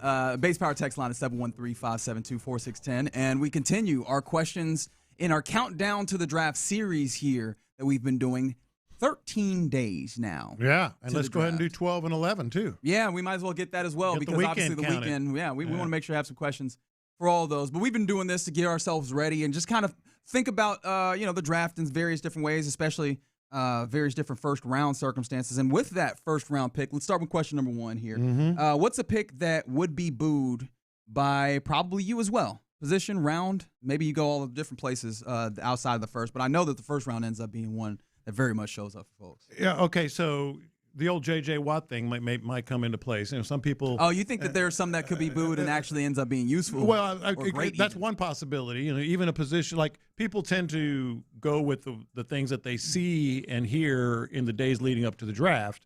Like, oh, the Texans are really in on, whomever that might be at this position, offensive lineman, whatever. And then if that name is not called and it's the same position but someone else, then people, oh no. Well, that worked out differently with J.J. Watt. But I'm going to go with more the actual position. Okay, then rather than a player in particular. Than a player. Okay. And I don't know if I wouldn't feel great about it, to be honest. I really wouldn't, even though it may well end up being an amazing pick. But if they go a defensive position that they are really deep on already, which is like edge. That's funny because you say that, and I don't know that they're crazy deep on edge right now. Well, there's depth they need, but with a first-round pick? Okay. Yeah, probably. I don't. What about a first-round, That's the funny thing about this question is I don't know that there's one that is you so strong that you go, I am definitely booing. Just because you would like the dude. Let's say they... I don't know. Zion Young is the dude who came in for a 30, or is supposed to. Either he you would love it, but also go, man, man. Right, because but that's the thing is this isn't a year in which you have such glaring starter needs. Mm-hmm. Because I think that's what creates booing is that people get locked in on what are the 2 or 3 definitive big-time needs that your team has, and then when you see something outside of that boundary, you go, what the hell, man? Yeah. It almost feels like being that's sold. a you problem a lot of times. Without question, right? Without question. Yeah. Well, actually, sometimes it's a them problem, but yeah, you're right. It's usually a us problem because of, we have oftentimes too rigid of a mentality and a mindset towards this player acquisition thing. But because they're so wide open, I think that there's a lot of openness to the thought process of, well, maybe how does this go, right? Like how does this maybe add to a team that has kind of done a good job of papering over, and maybe that might even be too light, a lot of their starter kind of situations, and now you're just trying to add depth, and that even on defense they use a lot of them, right? That's the thing about edge. They use that guy. Yeah. That guy will get reps. Yeah. Honestly, if you're trying to find a place where a guy wouldn't use reps, it'd be a cornerback high probably. A cornerback high. That would be one. No, that might even be a better one. Simply because you know what you have. Those guys are there. Now, if they did that, what would that signal anything to you? That's a good question. Because, yeah. I mean, it's not, I was going to say quiet as it's kept, and that'd be an unfair characterization of what we're doing here. But we know that there's going to be an impasse that the Texans reach in a few years, I think. Yeah. But Kamara, you're talking about? Yeah, well, I'm not specifically saying Kamara, because Kamara and Stingley, them together. I think that you could keep either of them. I know that the immediate thought of Stingley is the all-pro. Stingley is the dude who's, but I mean, who knows? You never know, yeah. And Stingley has had some injury stuff that has popped up, not to make it seem like that is like an Achilles heel or something. But one of those dudes, I don't think that this town is big enough for the both of them necessarily, because of the way that the salary cap works, the zero-sum game, and you're paying a lot of dues. Yeah. If they're already looking at another high-end cornerback, which, again, I don't think that that's happening, right? Even if we're talking about like a day two cornerback, right? I would be like, what is the thought process there? It would make me think. I don't know that I would take away a definitive thought in that moment, but it would make me think towards that, because I know that's an impasse that's coming in a couple of years. What if they truly go best player available, and it's a position that you thought they've already addressed? And I'm specifically talking about safety. You know, you brought in Reed Blankenship. You know, you have that would be weird. Some guys, Kalen Bullock, of course, Bullock. You know, you have some depth already there. That's the thing. It would make me wonder. It would make me wonder how they feel about MJ Stewart and Jalen Reed. Those would be the guys that because I think you feel great about the starters. Yeah. It would really make me wonder how they feel about those depth guys. And in theory, I mean, they made a decision to bring back MJ Stewart this offseason, right? And then Jalen Reed, they just drafted him last year, and it felt like they felt good putting him out there on the field eventually when they did. It'd be very odd to me. And that, you know what? That's the answer. I would boo that one. Safety? I would boo that. I'd be like, what the hell are you doing? Because it's also not a great safety draft. Yeah. What about wide receiver? I like the idea.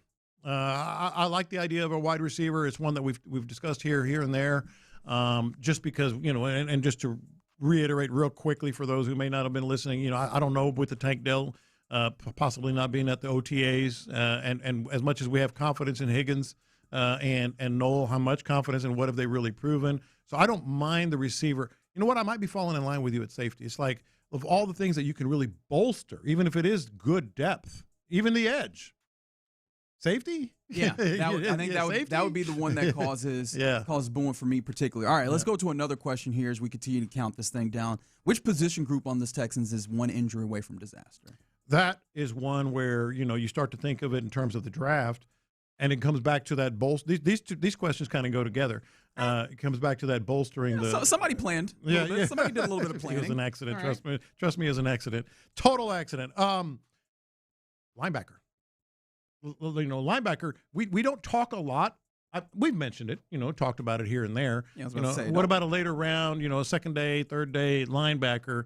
You look at these linebackers. Toto played out of his skull last year and really, you know, kind of established himself. We know Azeez is a stud and a leader and all that. But, you know, Jake Hansen, E.J. Speed, you know, some of these, if Toto or the Azeez injury hurts. Yeah. And Azeez injury hurts so much, especially after last year. He also improved his ability in coverage. Yeah. But really, the thing that kills me about the Azeez injury is not just his capabilities on the field, which are clearly there. They're novel, like it's top notch, obviously Pro Bowl caliber play. It is the green dot of it all. Yeah. It is him being the heart and soul, him being the glue, him being the guy that organizes the entirety of the defense. And it's also because he doesn't have a lieutenant. Right, and I love me some Henry To'oTo'o. He plays with his hair on fire. He triggers like no other man. Right, when you see him, he looked like a heat-seeking missile, second only to Jalen Petrie. Right, I love that about him. It felt like you really cut that edge when he had to have the technology where he's trying to get guys in line. I can't remember what game that was last year. It keeps eluding me, but there was that game last year where Azeez didn't play, and we felt the impact of him not being himself.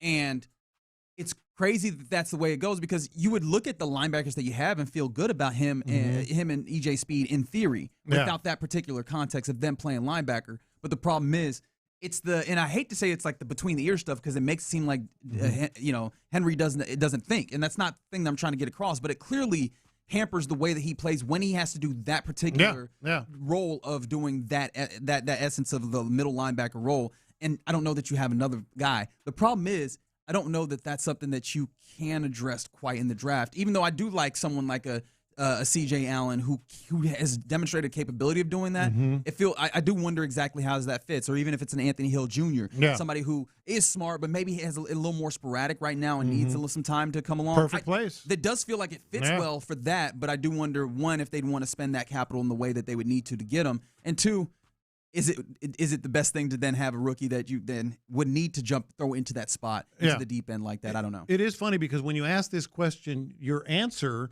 ultimately becomes maybe that's something they should really focus on the second, third, fourth round or whatever, because I think linebacker, that becomes the answer to this question. Running back is obviously one of that. I think center. You're Evan Brown erasure. Well, no. Look, Evan Brown, I think is going to. Well, I think we can all agree he's going to compete. At the center position. Right. We also don't know for sure. And Jake Andrews was the weak spot last year. So if you talk about one injury away, a center, unless you feel great about Evan Brown, and we'll find out. But I think it's kind of up in the air right now. All right. So I see someone mentioned Jacob Rodriguez is another one of those linebackers. Obviously, he's up there in that top group of linebackers. I need to actually work this out, and it's the reason why I haven't said it out loud. For some reason, I don't love the Jacob Rodriguez thing, and I can't remember exactly. I'm guessing that it was somebody that I respect said something that got in my head that I can't remember specifically. I need to actually look back at Jacob Rodriguez because I know that he's this darling. He was fantastic in college football, right? I don't want to make that to be, but I try and separate those things from, okay, what are the things that actually translate and make you a good NFL player? And I haven't done enough of the dig there, I guess. But for some reason, there's a feeling that I go, yeah, not you. I don't know why that is. And thank y'all on the text line and the YouTube. I'm on the other side. I think he's got swarm written all over him. Okay. He is. That's his whole game. And people can talk about how he might compare physically with others, and he has speed and strength. He is that smart linebacker. He's very, very smart. He used to play quarterback. Exactly. So I actually like him a lot. I wonder if it wasn't like upside. I wonder if it wasn't maybe like how much upside does which he is fair. I'm trying to recall, but yes. So there you go. Some questions. We might have one more that we circle back to as we continue our countdown to the draft. Remember, 13 days till round one of the NFL draft gets going in Pittsburgh, and we're excited. We're leading our way up to that, and I think some of the excitement for me is just I have no idea what happens. Like there's so little definitive direction on where the Texans could go, and I kind of like that. That it's going to be wild. Yeah. I think so. Or maybe it's very tame. That's possible as well. All right, you're in the loop here on Sports Radio 610. Coming up next, our question of the day, inspired by Joel Embiid. All of a sudden, having to have his appendix removed. What's your favorite get out of something excuse? Sports or otherwise? 713-572-4610. We'll do it next. Seth's seeing some promise.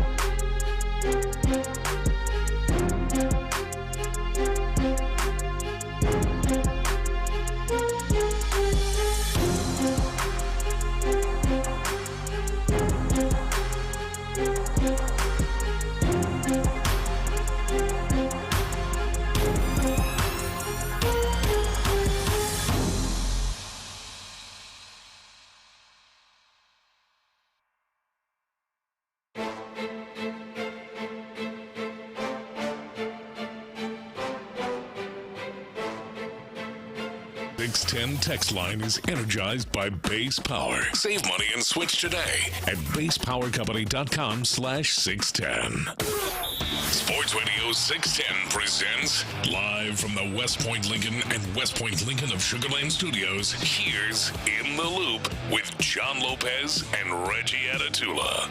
That's right, big voice man. You're in the loop here on Sports Radio 610. Base Power text line is 713-572-4610.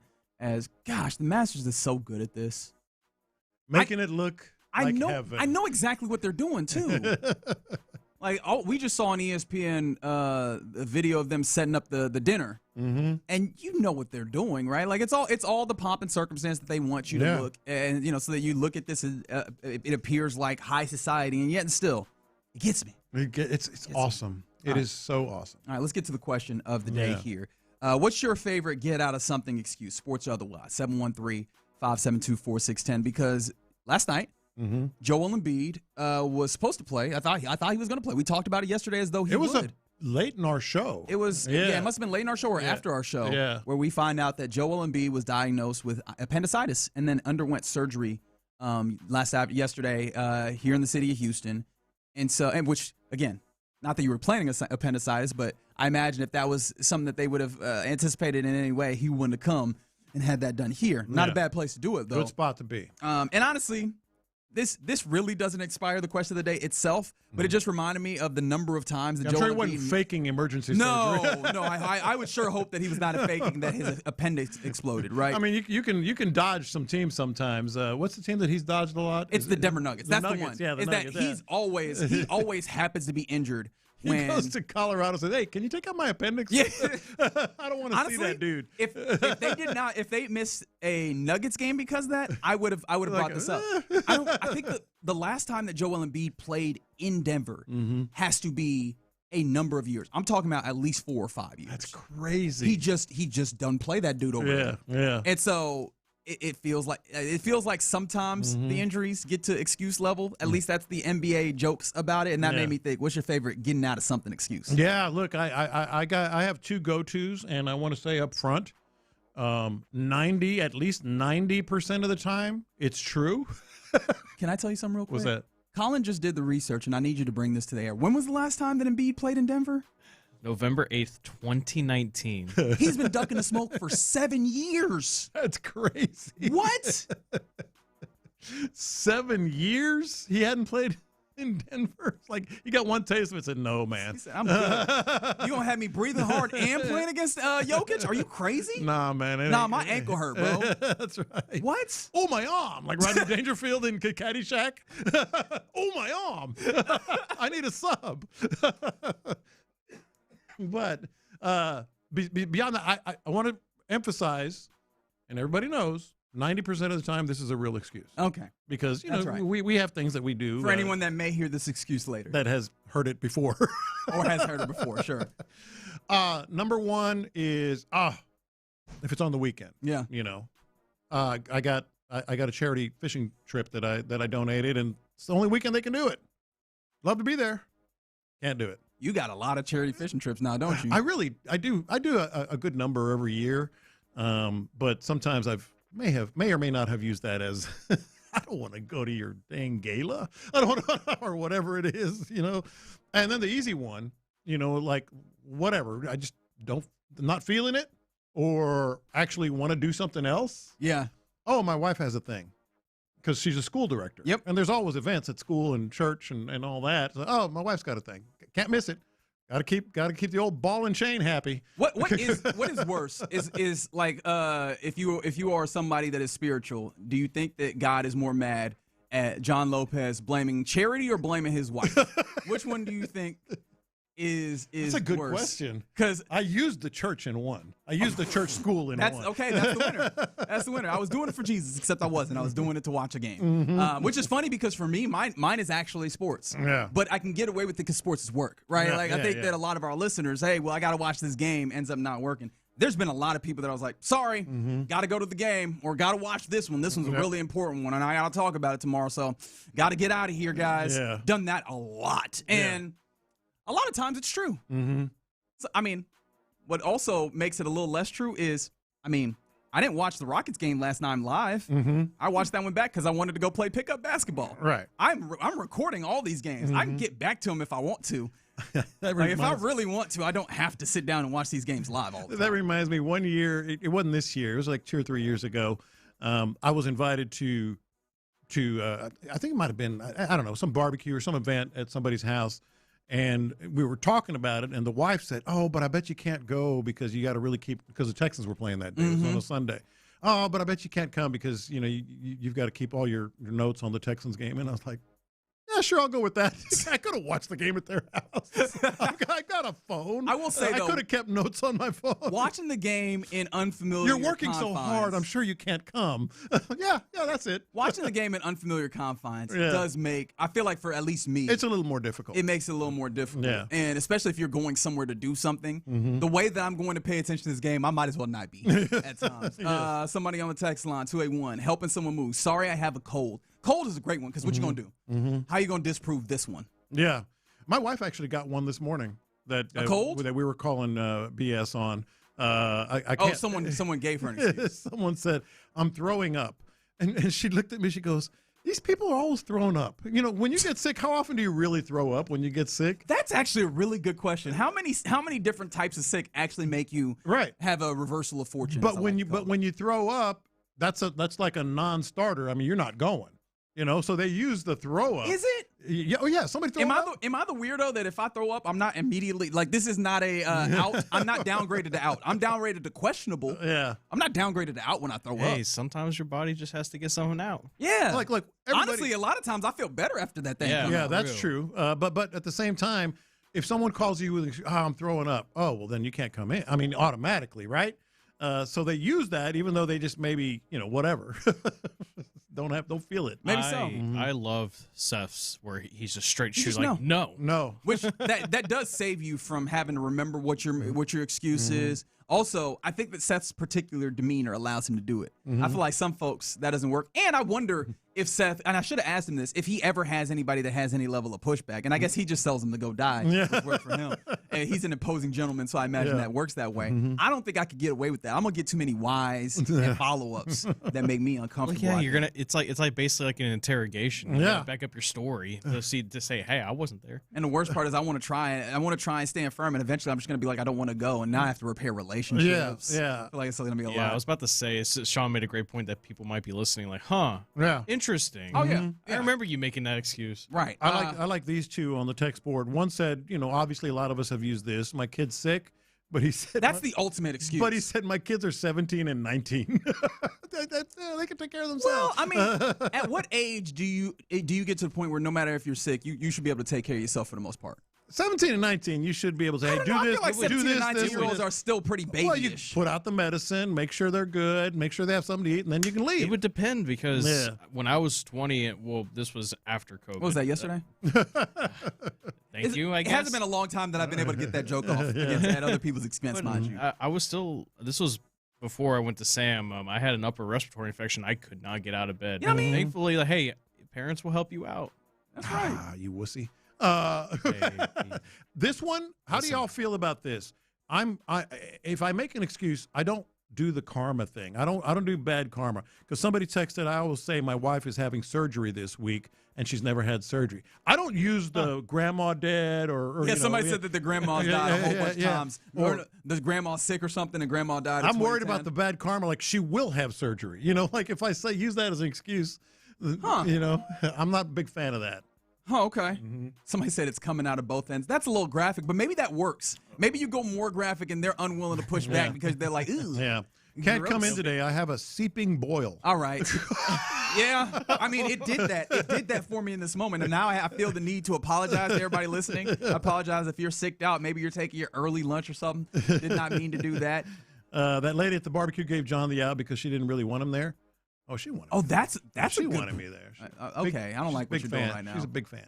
What are you doing right now? I'm just saying she's a big fan. I don't like the tone of your voice right there. This is a good one though from the 409. They said my kids play sports, so I blame a lot of things on them. Oh yeah. And honestly, for the cost, that should be part of it. They should honestly give you like little waivers as part of the package that you could be like, sorry, I got to miss. A little notes? Yeah, and like it's a reverse doctor's note. You know what I mean? Oh, this is a good one. I have to take customers to an event or a game or dinner or something like that. Yeah, you got customers, you got clients. Oh, yeah, this is about money. Yeah, I got, nobody's going to go into your pocket, right?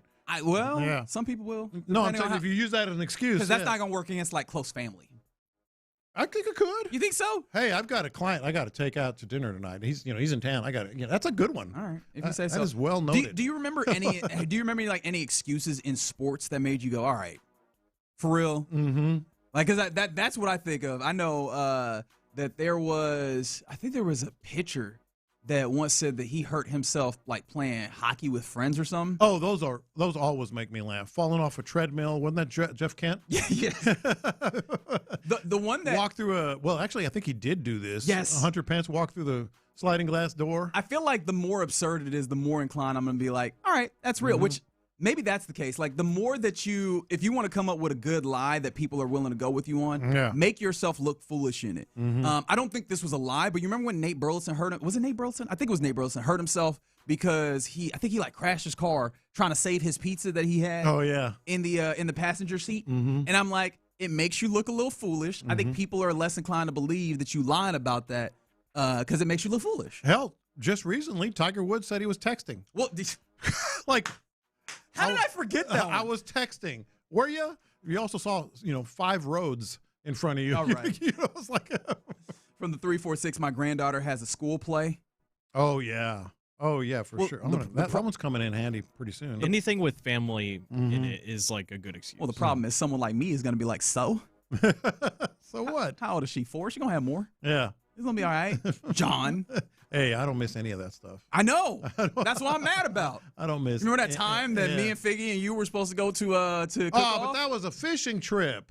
That's Her even first worse. ever fishing trip. That's even worse. The first ever fishing trip could happen then literally the next day. Yeah, but that was the only weekend she could go. No, it wasn't. What other obligations does a 4-year-old have? She's got stuff. She's got clients. Okay. She had to take the clients to the Astros game? Yeah. All right. Now that you said that, I appreciate it. Dwayne failing a PED test from eating beef in Mexico. Oh, that was the go-to for a minute. Which one? The PED test that was eating tainted meat. No, tainted meat. Boxers did that a lot. Yeah. Like, oh, man, I just wasn't keeping track of what I ate. I went to Mexico, ate tainted meat. I'm like, our word.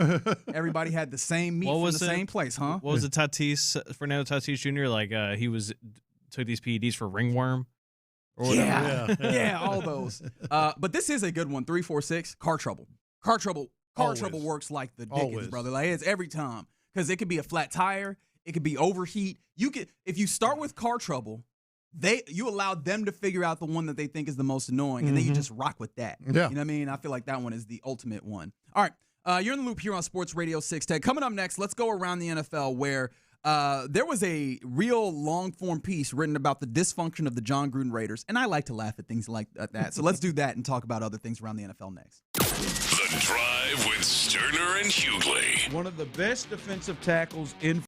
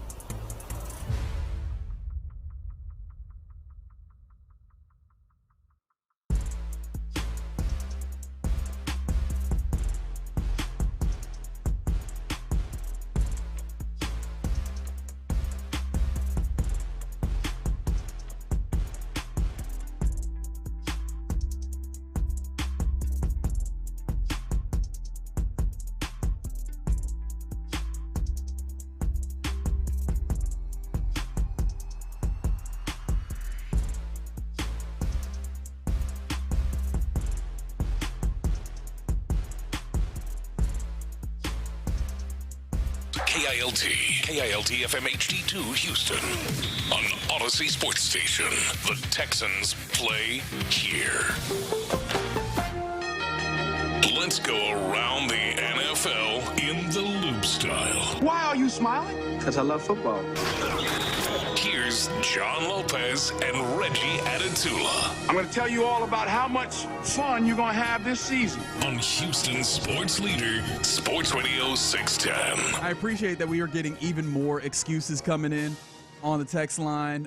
Somebody said it used to be that I have COVID, which I disagree with. I think because there was a point in time where that'd get you hemmed up more than you actually wanted. What you wanted to play is I might have COVID, and even then, I think you might have gotten to the right answer, B. Scott, which is I think I've been exposed to COVID. Yeah, I've been exposed. That used to be it because you. Your son gun was coughing around me. Yeah, so give me a day. I don't know what I got. Let me test this, and then maybe I'll be in tomorrow. That used to work a little bit better. And but then, even that at the beginning, and it happened here. Oh yeah. If someone was exposed to COVID, they were like, "See you next week." Yeah, you were good. You were good for a 5 whole, days. Yeah. Somebody said, "I don't need to lie. I'm 76 years old. I just tell them I don't want to," and that's the beauty of being old. Yeah, you can just tell people. We all trying to get to where you at. You don't want to do it. Really and truly. Whoever you are. Yeah, both literally in the years and then also just in the don't give a damn. And finally, I did say that the car trouble works, and then from the 832 they said car trouble doesn't work when you're a mechanic. Yeah. And you? Oh, mine is for sure. So I'm a type 1 diabetic. Yeah. So yeah, I was in a diabetic coma, almost died. Do you want? Kind of hard to argue that. Do you really want me to show up dying? Do you want that on your conscience? Yeah. Would you like me to die there? Do you know what to do with somebody who's in a diabetic coma? I could see like B. Scott laying down on the ground at a crawfish boil, and people are like, "Just step over him." But he's shaking. It's all right. He's just nervous. He'll be all right. No, those are convulsions. The mechanic one did bring us to one of the greatest ones for a mechanic, though, is part ain't coming yet. Yeah. Yeah. Part's not in yet. They lying. They're lying. I bet they do have that Man, part. they stopped making this part in 1998. You see, so now you got to order it and it's got to come from now. Does gas is expensive work nowadays? Just gas is expensive. I don't want. No. Then you're just. It's kind of insult. You don't even want to spend money on gas to come see That's us, right. That's right. I want you to understand that. All right, let's go around the NFL here. Obviously, B. Scott is in the studio. I feel like I should have said that, but you got the point. If they didn't know. Yeah. If you didn't know, now you know. That's right. All right, Travis Hunter for the Jacksonville Jaguars. It is now official that they are. At least we got reporting. I believe that was the case. That they're actually doing the thing where he is full-time cornerback now. And I know that we are not certain exactly how good of a cornerback he is, right? That's still to be determined. But if he is going to be full-time quarterback and not a wide receiver at all anymore, we can finish the evaluation on that pick, right? I don't think completely. Nah, it was silly at the time. I mean, I was because of the trade. Because of the trade. Well, the trade up. Again, was I would absolutely lean 95% that way. But if he becomes all pro and if he becomes Champ Bailey, and clearly that's on the table, in terms of what people have expected of him. So I'm 95%. Yeah, that was awful. There's a 5% chance if he is that good. Yeah, even but the trade though. The trade, like the pick itself, I think would be justified. Yeah, but to go out of your way and then all of the conversation around, like they didn't. The fact of the matter is, Lopez, they did not draft him to just simply be an all-pro corner. That's why he was drafted where he was. And then the way that they talked about him afterward, what they call the Magnificent Gladstone on the morning show, the way the GM talked about him. Revolutionizing. He was going to revolutionize the game. Look, being an all-pro corner and a perennial all-pro corner even is nice and all, but we've seen those before. No, we have. That doesn't transform the game. So, I always thought the pick would have been justified just for who he was, but for what the mountains that they moved to get him, I thought was always going to be silly. The thing I love is not the right thing, but I appreciate about this story with taking Travis Hunter himself out of this is again a reminder of how difficult two-way athletes, no matter the sport, are, because it's not just about.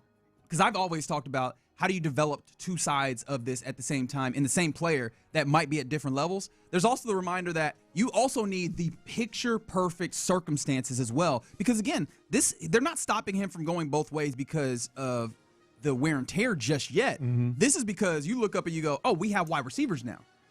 So you have to have the circumstances as well that work out for him. So, again, it makes me appreciate all the few guys that have managed in various different sports to actually pull this off. Because it's really, really hard to make it happen at this level. I think that's how you would justify the trade. He'd have to be either all-pro or at least all-pro caliber at corner and still be making a serious, legitimate impact on the offensive. And we don't know if on the offensive side of the football what that's going to look like. They say said they're gadget plays. Gadget plays, yeah. but he's going to have to be a little bit more than that, or at the very least, like a real threat as a gadget player and an excellent cornerback. Well, let me ask you those this. Things are going to have to be true. Actually, I got two questions for you. The first one is, what if he is an all-pro corner, not Dion level, but an all-pro corner and a great returner? Oh, so we're getting into like Dante Hall territory. Yeah. Well, I mean, great return. I was like, Dante Hall territory is something else. But you know what I Cornerback and all-pro cornerback and returner. Right. I think that might. Yeah, I can see that. And then go ahead. I was just going to say there has to be something else, a duality to him, yeah. right? It can't just be the one thing. And let me ask you both this as well. Is there any appreciation, and the reason I ask this question, because I do have a little myself, of a front office, a general manager, and a head coach not having too big of an ego to go ahead and make that call now? Because I think there are a lot of general managers that would ride this to the hell or high water. They would just keep, no, he's going to be a great.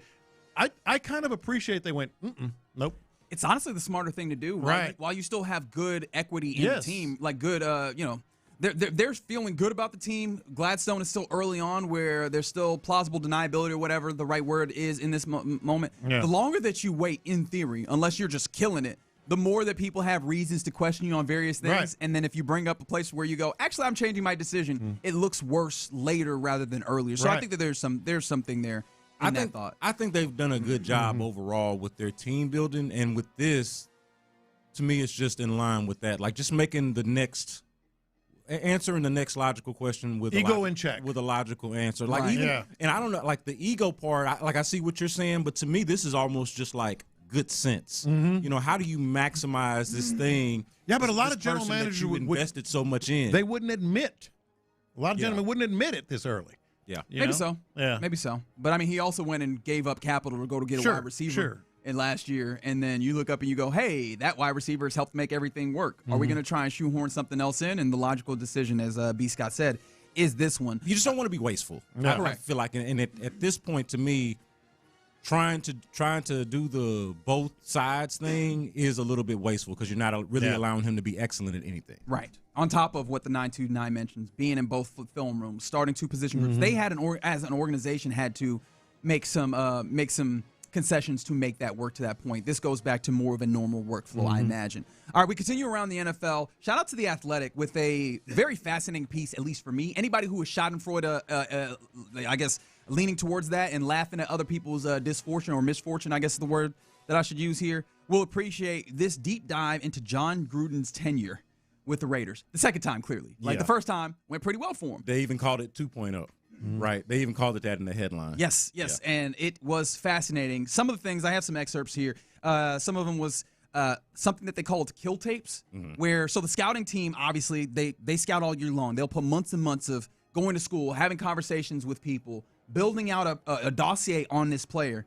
And then John Gruden, if he just didn't like him, he'd walk in and have somebody put together a low lights tape of this player just to be able to kill the feeling in the building when it comes to the idea of drafting that player, which how insecure do you have to be to just go, I don't like this kid enough that I'm going to make it so that he looks awful? Because you could do this with anybody. A kill tape, if you just take anybody's lowlights, you can make them look downright incompetent. Yeah. Well, but he's also a know-it-all, and you understood why he had so much success on Monday Night Football, and pretty much for his entire, almost decade run on Monday Night Football, it's like the thirst for him to return to coaching just increased and increased and increased, and probably no more so than with the Raiders, with Mark Davis, right? And so just this fascination with him, it allowed the ego to build even more so than what it already probably was even before all of this. And so, that part of it to me is just hilarious how they built up this ego, and then they bring this guy in, and sure enough, he's exactly the guy that they've built up. He's the one that thinks he's right about everything. Right. To the point where they got 2 different draft boards. That was one of my favorite parts about this. Is like, I ain't never heard of no 2 different draft boards. I've heard of disagreeing about what picks and maybe, whoever is in charge, that trumps all. But I ain't never heard of here's the coach's draft board and here's the GM's draft board, and let's see what the hell we're going to do. And we know what they're going to do. And, of course, that led to them firing the GM because John Gruden was running things. What was he making, like $10 million a year? Yeah, he had a 10-year, $100 million contract. God, I still laugh at Mark Davis doing that. Was it Al still at that point? I don't know. It was Mark. That's the whole thing. That's right. It was the Mark. incompetence of Mark. Exactly. And there was details about that as well. So wasn't that contract like under review because of some like CBA thing or whatever? I don't recall that because I remember there being a whole issue with the years and the money. Yeah, I don't recall that. I just knew because it does not. Coaches' salaries and contracts don't work the same way that players do, where they have to go into escrow when they're guaranteed. Right. It's just I'm promising to pay you $100 million eventually. Yeah. You know, which good luck. And some of the things they ultimately end up adding Mike Mayock from NFL Network because he would work at the behest of John Gruden. This is what in my brain, when I think of all the other general managers that are hired after the coaches, this is what I think the relationship with is, which is unfair to them, but not unfair here. Right. Because apparently it was just Mike Mayock knew what the job was. If John Gruden say something, you go do that. Man. Yes, man. Yeah. Poor Mike Mayock, man.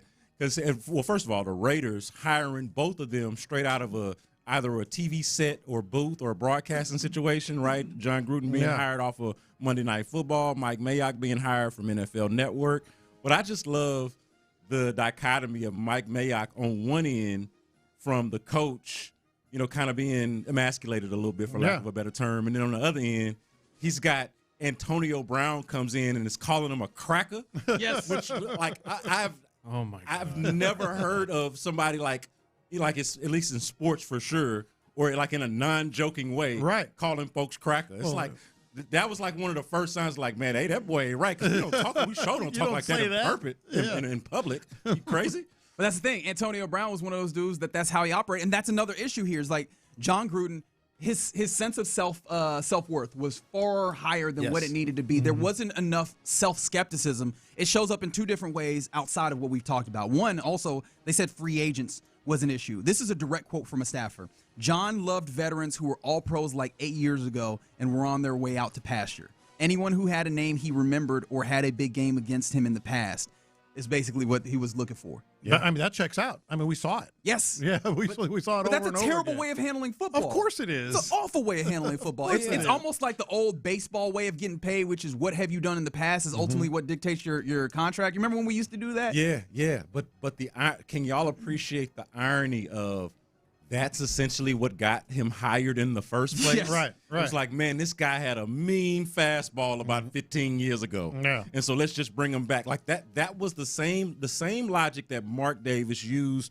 to bring John Gruden back and pay him $100 million was the logic that John Gruden was applying to acquiring washed players. Absolutely. And the other part of it is it also speaks to John Gruden just kind of mailing it in. Well, I don't know that he was mailing it in. Well, I mean, didn't do the work like he did that made him John Gruden.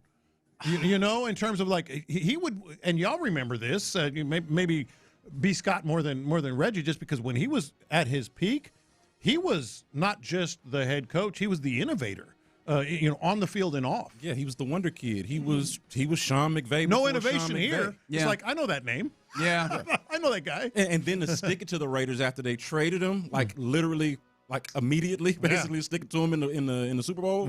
Like, yeah, that's pretty amazing. And one more thing here, as you mentioned, the Antonio Brown. Apparently, this was indicative of John Gruden's approach to free agency as well, which was it did not matter. He didn't care about any of the personal stuff. He was just like he was the ultimate I can fix him coach. Yeah, and that's how you end up with an Antonio Brown who is mad at the team that he can't use a helmet that the league has said is not permissible. Like I did feel in that moment from Mike Mayock. Where I'm guessing he's talking to Antonio Brown. Antonio's like, I want to use my helmet. And he's like, hey, buddy, I would love you to use this helmet.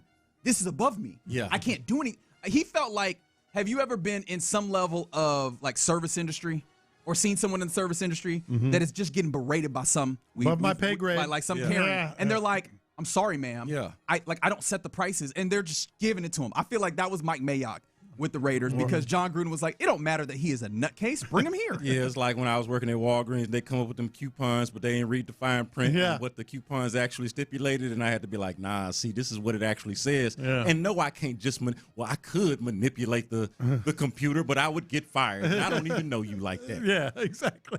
What talking about? From the 713, had a friend play for Dungy and Gruden. Loved Dungy, hated Gruden. tracks. Yeah. Like I Makes can sense. absolutely see that. Makes If you want to see more in this, it's a fantastic article. If you want to laugh at somebody else being bad at their job, great way to do it there. One more thing here around the NFL. So the Dolphins, Aaron Brewer, who is a lineman, I believe he's a center for the Dolphins. He was talking recently, and he admitted that he was shook, quote, shook by the Jalen Waddle trade that the Dolphins made, where he said, quote, my initial reaction is I'm just shocked. I'm shook. I'm like, what are we doing? But then at the same time, I'm happy for my brother. It's always a family perspective, so on and so forth. So he's like, hey, man, I'm doing that. Good that he gets to go be a valued part of a team. But what are we doing here? Which made me think of a question here. And maybe we don't have enough time to really dig into it. But how many teams do you think right now have so-so buy-in on the larger project that they're undertaking? Because, not every team, we like to think, oh, man, every team, start of the season, let's go get it. Not every team is actually as bought into hey, this is the project, this is the timeline that we're on. And I do wonder, thinking about the Dolphins, the way that they've torn this thing down, how much buy-in they have and what other teams might have so-so buy-in around the league. The Dolphins come to mind. The Arizona Cardinals come to mind. Even the Pittsburgh Steelers, who are perennially a 500 or above team, but they're still doing the waiting game with Aaron Rodgers. They got to be in the conversation. Hello, Cleveland Browns, we see you. Yeah. So, those are a handful of teams that just stick out just off the rip. I think it just depends on is the guy in the first couple of years of his career or last couple. Brewer's kind of in the middle. He's a 6-year veteran, and so he's probably thinking, "What are we doing?" Because this is my prime. Whereas I'm trying to think of a young player on the Dolphins, but they've traded them all clearly. Yeah, but whereas a young player might be all right. So we're building. I think it just depends on how many years you've been in the league. That's a fair point. I hadn't considered. But obviously, it's something that you probably know, but you just don't think about. Is like, how many dudes are looking at their team being like, all right, what are we doing here? Like, I'm going to show up, I'm going to do my work. Checks every Tuesday. I need to do it, right? That's the thing about football is you can't afford to be the guy, though, that is disgruntled and not play well because that just hurts you. Right. Ultimately, they're going to move on from you. They could tank your career by talking bad about you, whatever. So you're still going to show up to work and do what you need to. But deep down, I wish if I could get like truth serum and talk to various people around the league and just hear, how do you actually feel about what we're doing here on a larger scale? Oh, yeah. Yeah. Well, the Miami Dolphins are a perfect example of a running in place kind of team. Like, it doesn't feel like they're bad enough to be like the worst team in the league, but they ain't going nowhere no time fast. No. And that's kind Although of they're working on being worse. Yeah, they're trying to get down there, ain't they? Fair enough. All right, that's Around the NFL here in the Loop on Sports Radio 610. Appreciate you rocking with us. B. Scott in the building on a Friday, as he often is. And so we got to get B. Scott's thoughts. We'll do that next. That's Frankenberry 3 Xbox 460. Come on, man. Payne and Pendergast. I don't think I'm being hyperbolic. Like, this is one of the worst weeks that I can ever remember as an Astros fan, given they lost 5 out of 6 to two teams that are anywhere from mediocre to bad, and all the goodwill that they built up offensively. The last 2 games had looked like the Astros of the first month of last season. God, this is a horrible, horrible week. Wake up.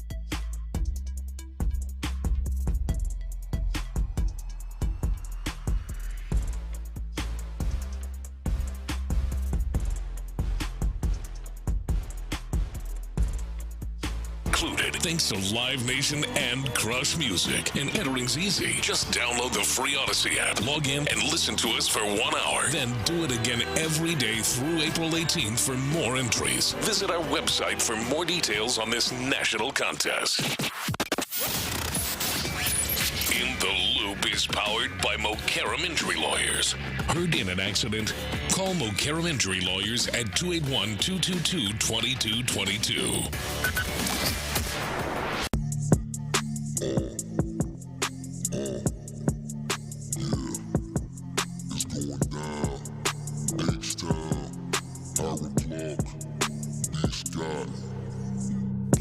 From Hiram Clark,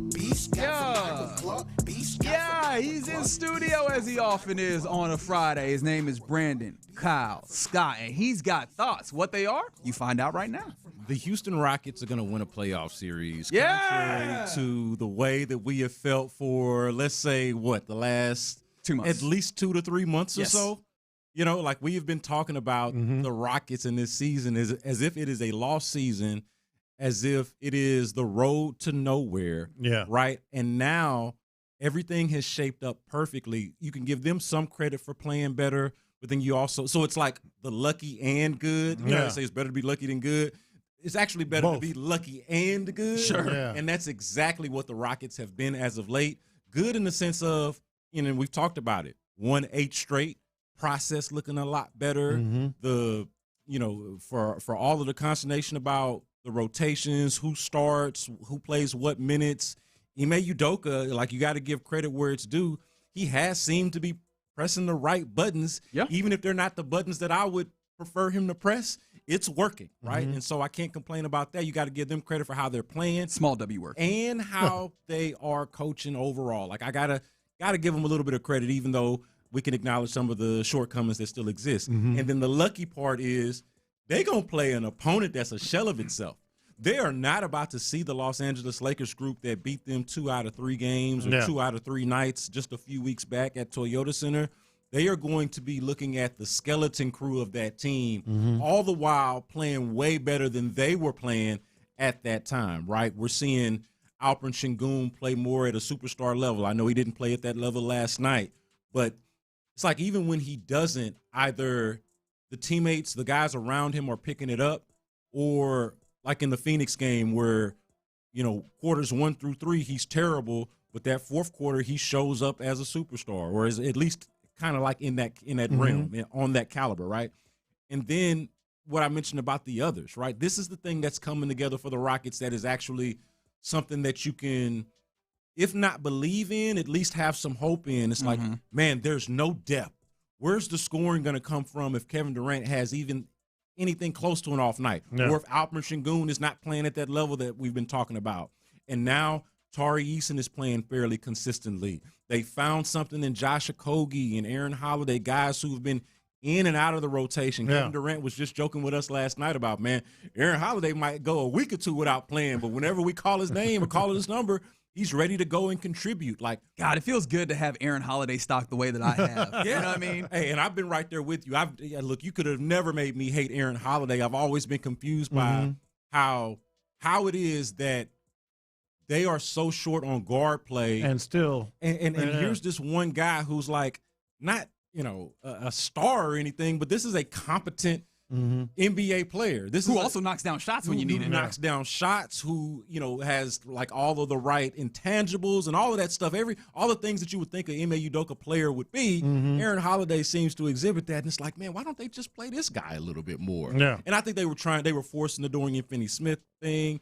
They signed him to big, but that was their marquee signing of the offseason. They have clearly like had a come to Jesus moment on what that actually is now. And so it's like, okay, he's getting the DMPs now, and we're just going to see more Josh Okogie, Aaron Holiday, of course, Clint Capella to spell Alperen Sengun when he needs to. Jaysean Tate when Clint Capella doesn't look as good. Right? And he had a DMP. But Jaysean Tate is like, I was joking on a podcast the other day. It's like, it feels like Ime Udoka.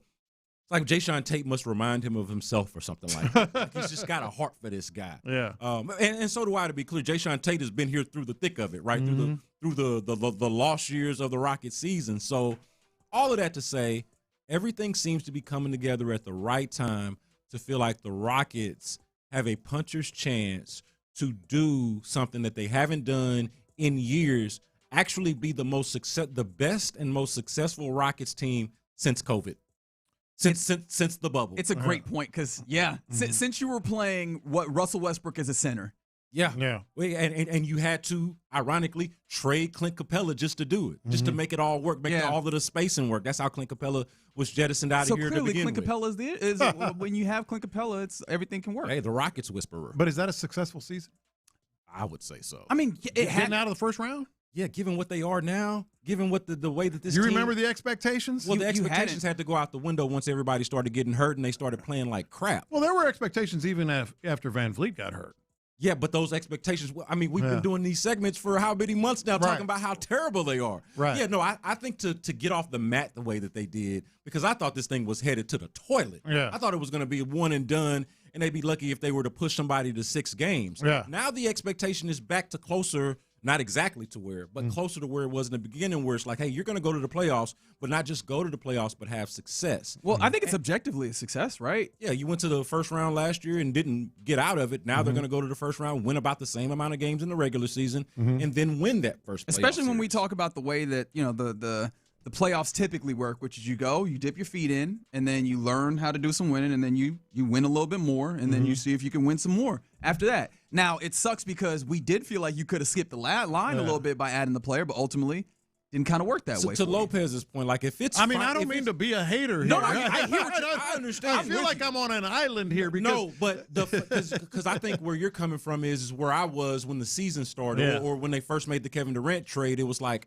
finals or bust. Yeah, like you need to, or conference finals. Now that did adjust. Finals or bust. It's like let's see how far Durant can take them. But we had the expectation to me was to be a power in the West. Was more than beating a Lakers team that doesn't have Austin Reeves or Luka. Well, I mean, we have to be honest. No, I'm with you there. And to be honest, beggars can't be choosers. No, I know. You know what I mean? But like we didn't think we'd be beggars. Yeah, but you are. But it be like that sometimes. You became one, right? Yeah. And it I feel like I'm a hater here, but you're just not. like You're not. My expectation is well beyond what you're saying. Yeah, but I also feel like you're living in September. But You know what I mean? Kevin Durant he's playing his ass off all year long. And that's all that, man. It's so bad. They got Kevin Durant bringing the damn ball up the court. I know. So you know what I mean? Like they don't have a point guard. They don't have one of their linchpins that helps. I'm not gonna say anchor their defense, but more so is their offensive rebounding machine and kind of changes the calculus of what the offense looks like. Yeah. They don't have some key, and that's another part that we weren't factoring in until it actually happened midway through the season. Like you were expecting to have Steven Adams. You had found this double big lineup, kind of this diamond in the rough sort of lineup situation that you didn't necessarily know about until midway through last year. Go into this year thinking that was going to be a big part of your team identity. All of a sudden, it ain't because he's gone. And so 2 key pieces, and I've hated it, Lopez, like the whole idea that we're going to use this as these 30-plus-year-old guys who are not stars within their own right, use their absence as an excuse for why you don't meet your expectation. But the team was built, and I think the strategy was built around having those guys. And then once you don't have them, you've got to figure out a way to make lemonade out of the lemons. Let me ask you both this. Everything that has happened happens exactly the same. 8-game win streak, finding a little identity, little more fluid on offense, finding some players, a good rotation. You mentioned, Aaron Holiday and Okogie and such. Let's say everything is identical, but you face a Lakers team in the first round with Reeves and Luka. Would you be feeling the same way? No, I wouldn't feel the same way. That's my point. No, I wouldn't. That's my point. It's like we've gone from championship or bust to obviously lowering that bar. Yeah. To we're going to beat the Lakers without Luka and Reeves. I don't. No, I know what you mean, and I understand that. Yeah. This is where I, who is typically process over results, am actually going to be a results over process. The NBA playoffs, and in a lot of the ways that we talk about playoffs in American sports, it's about where you ultimately land, right? One of the things that we talk about the Texans, hook or crook, you need to win a divisional round, right? Yeah. And so this is also similarly, if you step into another round of the playoffs, that is a check in when we talk about basketball, because circumstances. There are some years where you got a weak year and you can walk your way to the Western Conference Finals. And we're not going to come back later and be like, well, you walked your way to the Western Conference Finals. We're just going to go, you went to the Western Conference Finals. Yeah. Similarly, that's where I'm at with this, with the understanding that you're right. This does not feel like a team that has real strength in the playoffs, and that still is a conversation to be had. Well, you better go win a playoff series, right? Like at that point, I just need the results of this. Yeah, man, but they don't have their dudes. Like I'm also old enough to remember when they couldn't take advantage of an injured Kevin Durant when he was with the Warriors. I'm also old enough to remember last year when they couldn't take advantage of was it either Jimmy Butler who got injured? Yeah, an injured Jimmy Butler. Like we've seen them get gifts and not be able to take advantage of them. What I'm saying is that they've improved their just isolate. Forget the whole Luka thing for a second. And I your point is well taken. But they have done the things and are playing much closer to the brand of basketball that we were expecting them to play. And the whole reason why the expectations had dropped aside from the injury thing that. No, I agree with that. was because they weren't playing to their identity. Yeah. Now they're playing up to their identity and their potential, and the luck side has gone their way on top of that. And so I'm taking everything in its totality and in its proper context. And I think honestly, like when you look at it, going into the season, I said the Western Conference teams that are better than the Rockets that I would take over the Rockets are the Oklahoma City Thunder and the Denver Nuggets. I did not have the Spurs. The Spurs are to me a year ahead. Like that and so that's a new thing.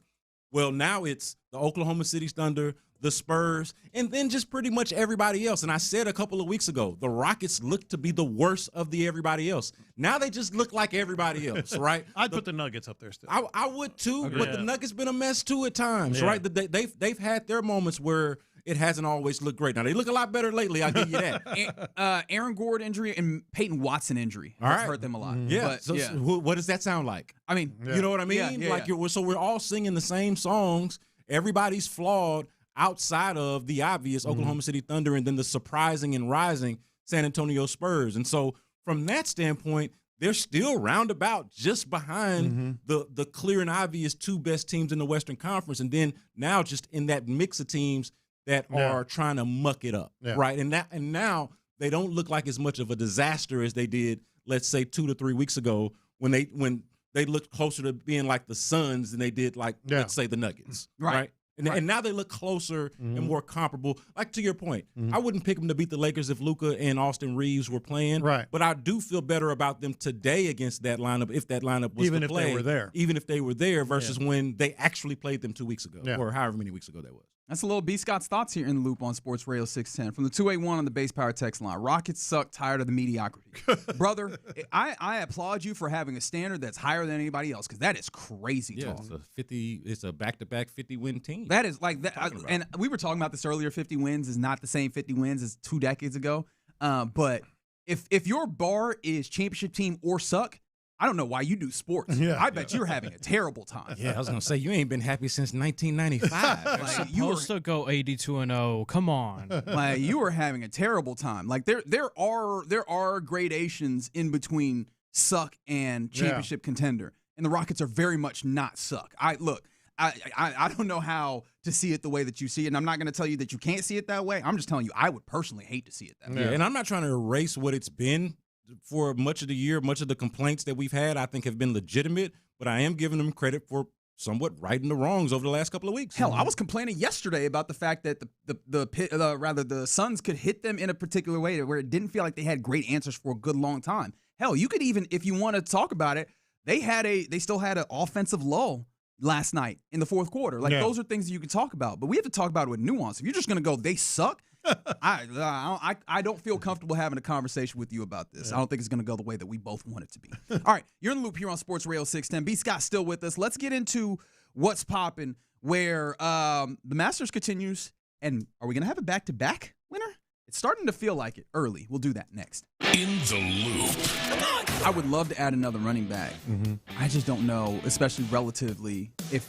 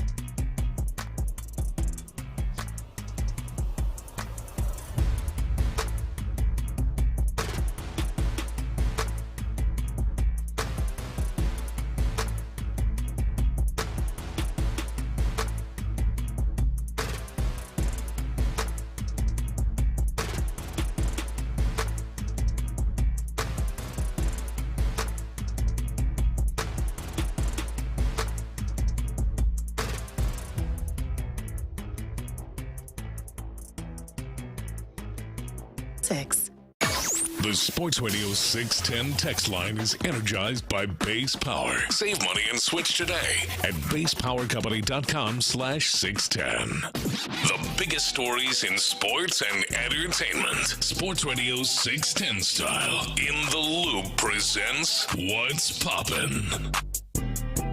All right, let's get into What's Poppin' here in Loop on Sports Radio 610. B. Scott sitting in with us on a Friday, as he often does. We appreciate that he does that. Where do we start? How about this? Let's start with the University of Houston, where Kelvin Sampson confirmed yesterday that Chris Sinak Jr. will also go to the NBA, as will Kingston Flemings. And, of course, you know, Emmanuel Sharp and Milos Uzan are done with their time at the University of Houston as well. But he kind of took this in the way that you expect Kelvin Sampson to. He's like, hey, man, I've been here before. Like, this is the thing. Every year, or, I mean, very frequently, guys move on. And then you have a new team and you handle it. And he's done this a number of times. I hear that, and I'm like, yeah, that makes sense. But something within me goes, this feels different, though. And I'm very intrigued to see what Kelvin Sampson does in this next year, because this felt like a different year also in that they went and got young, talented players that were immediate impact players. And this is the issue about getting into the one-and-done spaces. You got to go and do it again. Otherwise, your team looks wildly different the next year. Yeah, the fascinating part of it is, I'll go back to the point I made after they were eliminated in the Sweet 16 was we are running out of time with the Kelvin Sampson era. Like, he's not going to be able to do this forever. like every year now is a question. Like, is this the last year? Is this the last year? I think he thought about it this year. And this feels the most like the last year, if I can say that properly. Like, it feels like the upcoming year is and I guess that's the way it is when you're that age. It's like every year feels more so like it's the end, because that's just how math works, right? Yeah. You're getting closer to the end. And so I'm very curious to see what could very much be his encore, his swan song, however you want to look at it. How are they going to play this, given the fact that the last 2 years have been consecutively their best chances to win it? And now you got to completely remake the thing to try to do it again. I'm fascinated by it. The two things you guys referred kind of come together in my thought on this, because I was like, you are playing in a different, a playground right now, but even at that, even when you were getting the 5-star players and all this, you always had the veteran, the sharps, and you always had those. Almost that era is ending, and at the same time, this is Mercy Miller erasure. Yes, and at the same time, I'm fully confident Kelvin Sampson can handle this turnover. Yeah, fully confident. But how about Kellen? Because Kellen is the next coach, and it's going to be, I get it. He learned at the foot of the master and all that, but still, never been there before. And now you're going to be dealing with this program and the turnover and all that. It's going to be very fascinating. It's just not guaranteed. Yeah. Right. It is not guaranteed that the new is going to be like the old, that the son is going to be like the father. It just is not. Well, for the time being, we are still in Mufasa's reign, right? And when it comes to that, I don't want to make it seem like the cupboards are barren. When it comes to U of H basketball, they do have a couple of 4-stars. One is officially signed. The other is committed. Point guard Ekene Alozie out of Dream City Christian, out of Lagos. Yes, that is Nigerian, because my people always show up for the University of Houston, and the University of Houston shows up for my people, and I appreciate that. And then Arfan Diane, I believe, who is a center, who is a 7-foot center, in fact, 4-star, out of Montreal, Quebec. So I do think that you're seeing some of that. You still are bringing in that talent. It'll be interesting to see, though, what you're mentioning. How do you get some of the institutional knowledge that continues to grow through veteran players? How does that show up next year? Go Cougs! One thing I will point out is the work that U of H, starting with Kelvin Sampson, but what that whole staff did with Chris Sinak, I think is going to go a long way with their reputation. Not to say that they needed it necessarily, because their reputation has been fairly pristine over the last decade or so, but specifically when it comes to like one and done talent and going to college is basically, a baby cub, right? And then kind of working on whatever the weaknesses are in your game. And for Chris Sinak, it was defense, rebound, and physicality. And he's still not necessarily the most physical and greatest defensive player in the world or anything like that. But you can see the work that was done with him, with this staff, and how much being at U of H did benefit him as a draft prospect. And I think if they're smart, future prospects will take notice. As long as they want to be coach hard, because that is the thing that is a differentiating factor of this program, and I hope they don't lose that in any way, whether it's Kellen or Kelvin. Right, there you go. When it comes to getting some more young, talented guys, that's the differentiating factor here.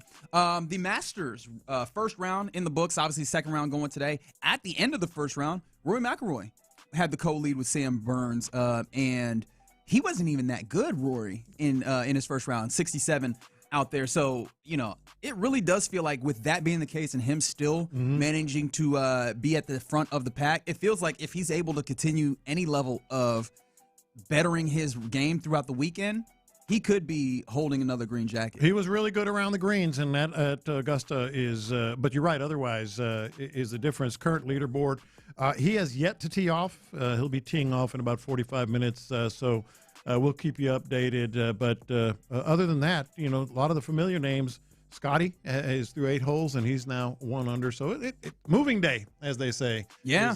Well, they call it Saturday moving day, but nevertheless, Friday's cut day. Yeah. Most impressive thing that I've seen so far in the Masters was this birdie on number 2 from Brooks Koepka. Yeah. Earlier, I'm looking at Brooks Koepka, Jordan Spieth. I I'm not taking for granted that this is just going to be Roy's tournament. No, that's kind of where I was going. The big mean? names are still sort of hovering, and it's still cut day and moving day tomorrow. Something I think will factor in, though, was a note that I found that our guy Colin thought was a note that you would have found just because it is very sports and weather related. Yes. This is set to be the first dry tournament at the Masters since 2011.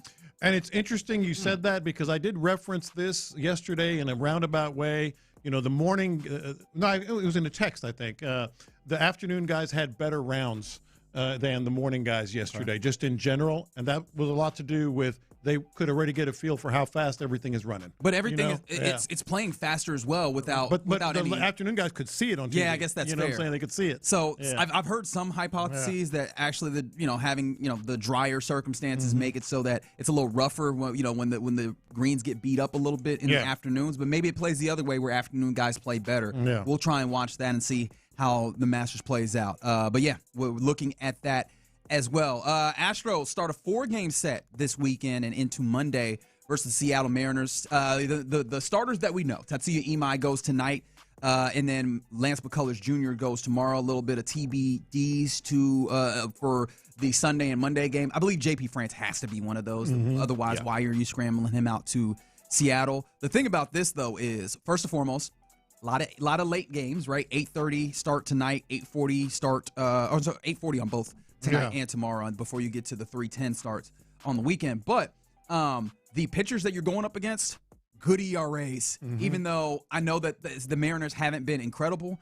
I mean, Emerson Hancock tonight, 0.71 ERA. Luis Castillo tomorrow, 2.76 ERA. Even Logan Gilbert on Saturday with the 5.40 ERA, he's pitching really well. He's just given up some runs in odds fashion. And so this is going to be a real test now, ain't it? Yeah, the Mariners are fairly consistently now, at least over the last couple of years, one of the top 3 to 5 pitching staffs, or at least rotations in baseball, and that's true to form here. Meanwhile, the Astros, like a week ago, I was sitting up here thinking, man, we got to figure out who that number 2 starter is going to be, who that co-ace-ish is going to be. And now you ain't even got one. Now you're looking for one. You're just looking for one. Although every night. and McCullers back-to-back, maybe we'll see something. And my point, those are the 2 candidates, huh? I was like, did you just hear yourself? Yeah. Yeah. And then what I was going to say, kind of similar to that, is like just every night now is an adventure. Every night's an adventure. And that's not a good thing, because that adventure was terrible on Wednesday. I felt sick. Yeah, I'm not saying it's an adventure that you want to go on.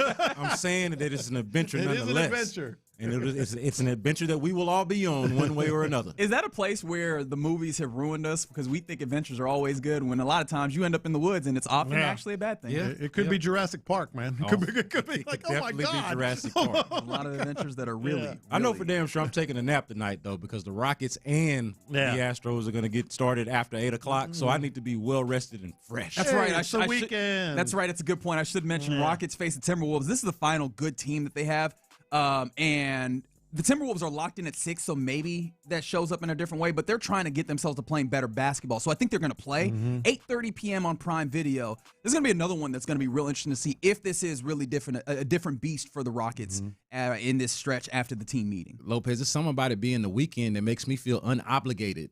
Really? Like it's like the weekend. I can sleep in tomorrow. I can get. So you can stay up as late as you want. But I could also get a little extra rest. You know what I mean? You go get home in the afternoon and just take a little nappy nap. Those kids are a big factor. Yeah, I'm gonna go get in a nap. And it's raining too. This is perfect. Oh, that's a great point. It's perfect nap weather. Yeah. And there's golf on. Yeah. Golf, rain. Yeah, man. Buddy, you gonna sleep good. Yeah, I took a. See you at 8:39 tonight. Man, I took a nap. I took a nap yesterday, and by the time I got to Toyota Center, I was ready to play. Yeah, you could have put me in the game, Coach. Seriously. He's gonna wake up like, oh, good, perfect, tip off. I can't run. First pitch. I can't run. I'm good for a corner. Just make sure you have a snack ready for when you wake up. I got to. I'm a diabetic. That's a great point. That's right. I gotta remember that as well. I have it. So yeah. B. Scott, always appreciate you joining us. Enjoy your nap, my man. You've earned it, rather. All right, you're in the loop here on Sports Radio 610. Appreciate you rocking with us on this Friday. Coming up next, we're getting close to the draft, which means that you start getting intel, and intel that you could probably read into fairly. There was a lot of that dropped when it comes to the Texans. Let's react to what we make out of these rumors and reports. 713-572-4610. We talk about it next. Seth's seeing some...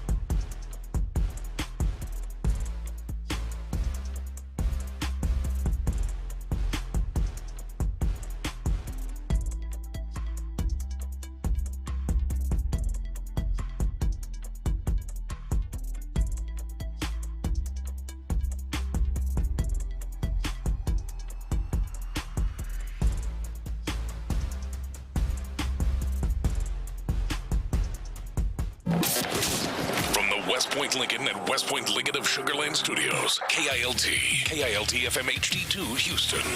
On Odyssey Sports Station. The Texans play here. Sports Radio 610 presents In the Loop with John Lopez and Reggie Atatula.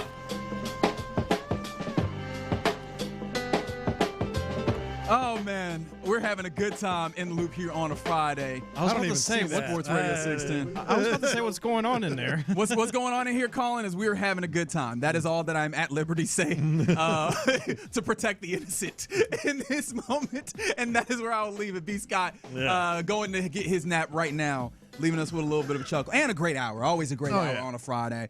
You can utilize the Odyssey app if you would like to radio rewind and go back through it. It's always fun on a Friday. That's not a bad way to spend your day. Also, not a bad way to spend your day is just parsing rumors, at least when it comes to some reports. This time of year. And reports, yes. I don't want to be unfair. Mm-hmm. How do you rate the level of, like, rumor versus report? Because that's the thing. It's how they word it. Okay. It's how they word it. If you have, according to me or my sources or whatever, that's a report. Sure. That's a report, and maybe it carries more weight with you. Sometimes the rumors, fair. And we've done this on this show, where you hear something, but it's just, well, I've done it. I can speak for myself. You hear something from someone very credible who would know, but it's just, number one, it's just one person. Right. And so you can't, the old journalism with a capital J thing, you can't just go with one person saying something as real. Correct. And number two, it's either anonymous or it's kind of secondhand from that really good source. Well, then you can't go with that as a report either. That's a great point, yeah. So a lot of times we'll use that as background of sorts. I have a hunch that this, or there's people say this. So I think all these things, and here's my bigger point, and we'll get through them because I think it's very fascinating, and I do want to get to them all. All of them? Well, we got to go all. If not now, later. Oh, okay. The other thing about this is the closer you get to the draft, and don't look now. What are we? 14 days? 13 days. 13 I literally said it earlier in the show. Thanks for listening. I don't listen.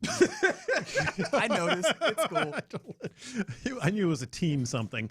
And come Monday, we're going to be 10, 11, correct. 10, 11 days from it. So the closer you get to the draft, I always have believed, and history, I think, bears it out, more credible these things become. Right, because we've had more people involved, had meetings and stuff, and more hands have touched various different things where, it's an insidious business, right? The information and scuttlebutt and the whispers bounce around the longer that we go. Did you look at me crazy, Colin, because I said scuttlebutt?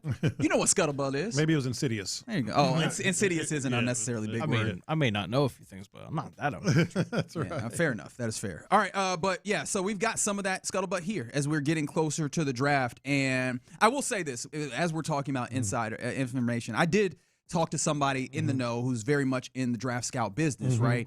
And I just wanted to verify how difficult is the Texans organization to get insight into. And there was confirmation that it is one of the more tougher ones because they have a smaller circle and they have a smaller board, which we know and we've talked about. But I just wanted to verify that, and that is the case. So if you would like to take these with a grain of salt, you can. However, Jordan Schultz, we've talked about him, NFL insider, has made it clear that tackle Max Iannaccio and guard Keelan Rutledge are names to circle as possibilities on day 1 and day 2 for your Houston Texans. Well, I think this ties in with your point about the Texans can be something of a vault. That's the Texans. Texans also deal with agents all over the place, and maybe there's background on coaches with coaches like, hey, how does that guy look? What's happening here? Yeah, and college coaches and players. And coaches that are in other squads now. So even though they might be a vault, you're still getting good, solid Texans information in some cases from outside the building.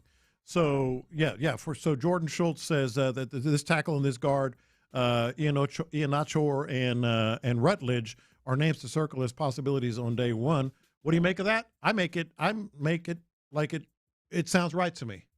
Right. It does sound right to me. It does. And for me particularly, because these are guys that I love, right? These are close to pet cat territory for me, especially Max Iannaccio. Like, he's a dude who he's Nigerian. Like, let's start there. My bias is I try and lay on the table. At least you lean into it and admit it. I am a Nigerian of Nigerian descent. He is a Nigerian. He is my people. I apologize for being that that Oh, you don't have to narrow-minded. apologize for that. I'll do it anyways. Yeah. But on top of that, he's only been playing football for like 3 years. Yeah. Right? Like, this is somebody who is pretty new to it. And with that being the case, incredible talent and a lot of upside. Mm-hmm. And for him, the story for him is, can he find a place where he can afford to kind of do a redshirt year, or they can afford to deal with the issues that come with playing him in year one and dealing with the learning curve?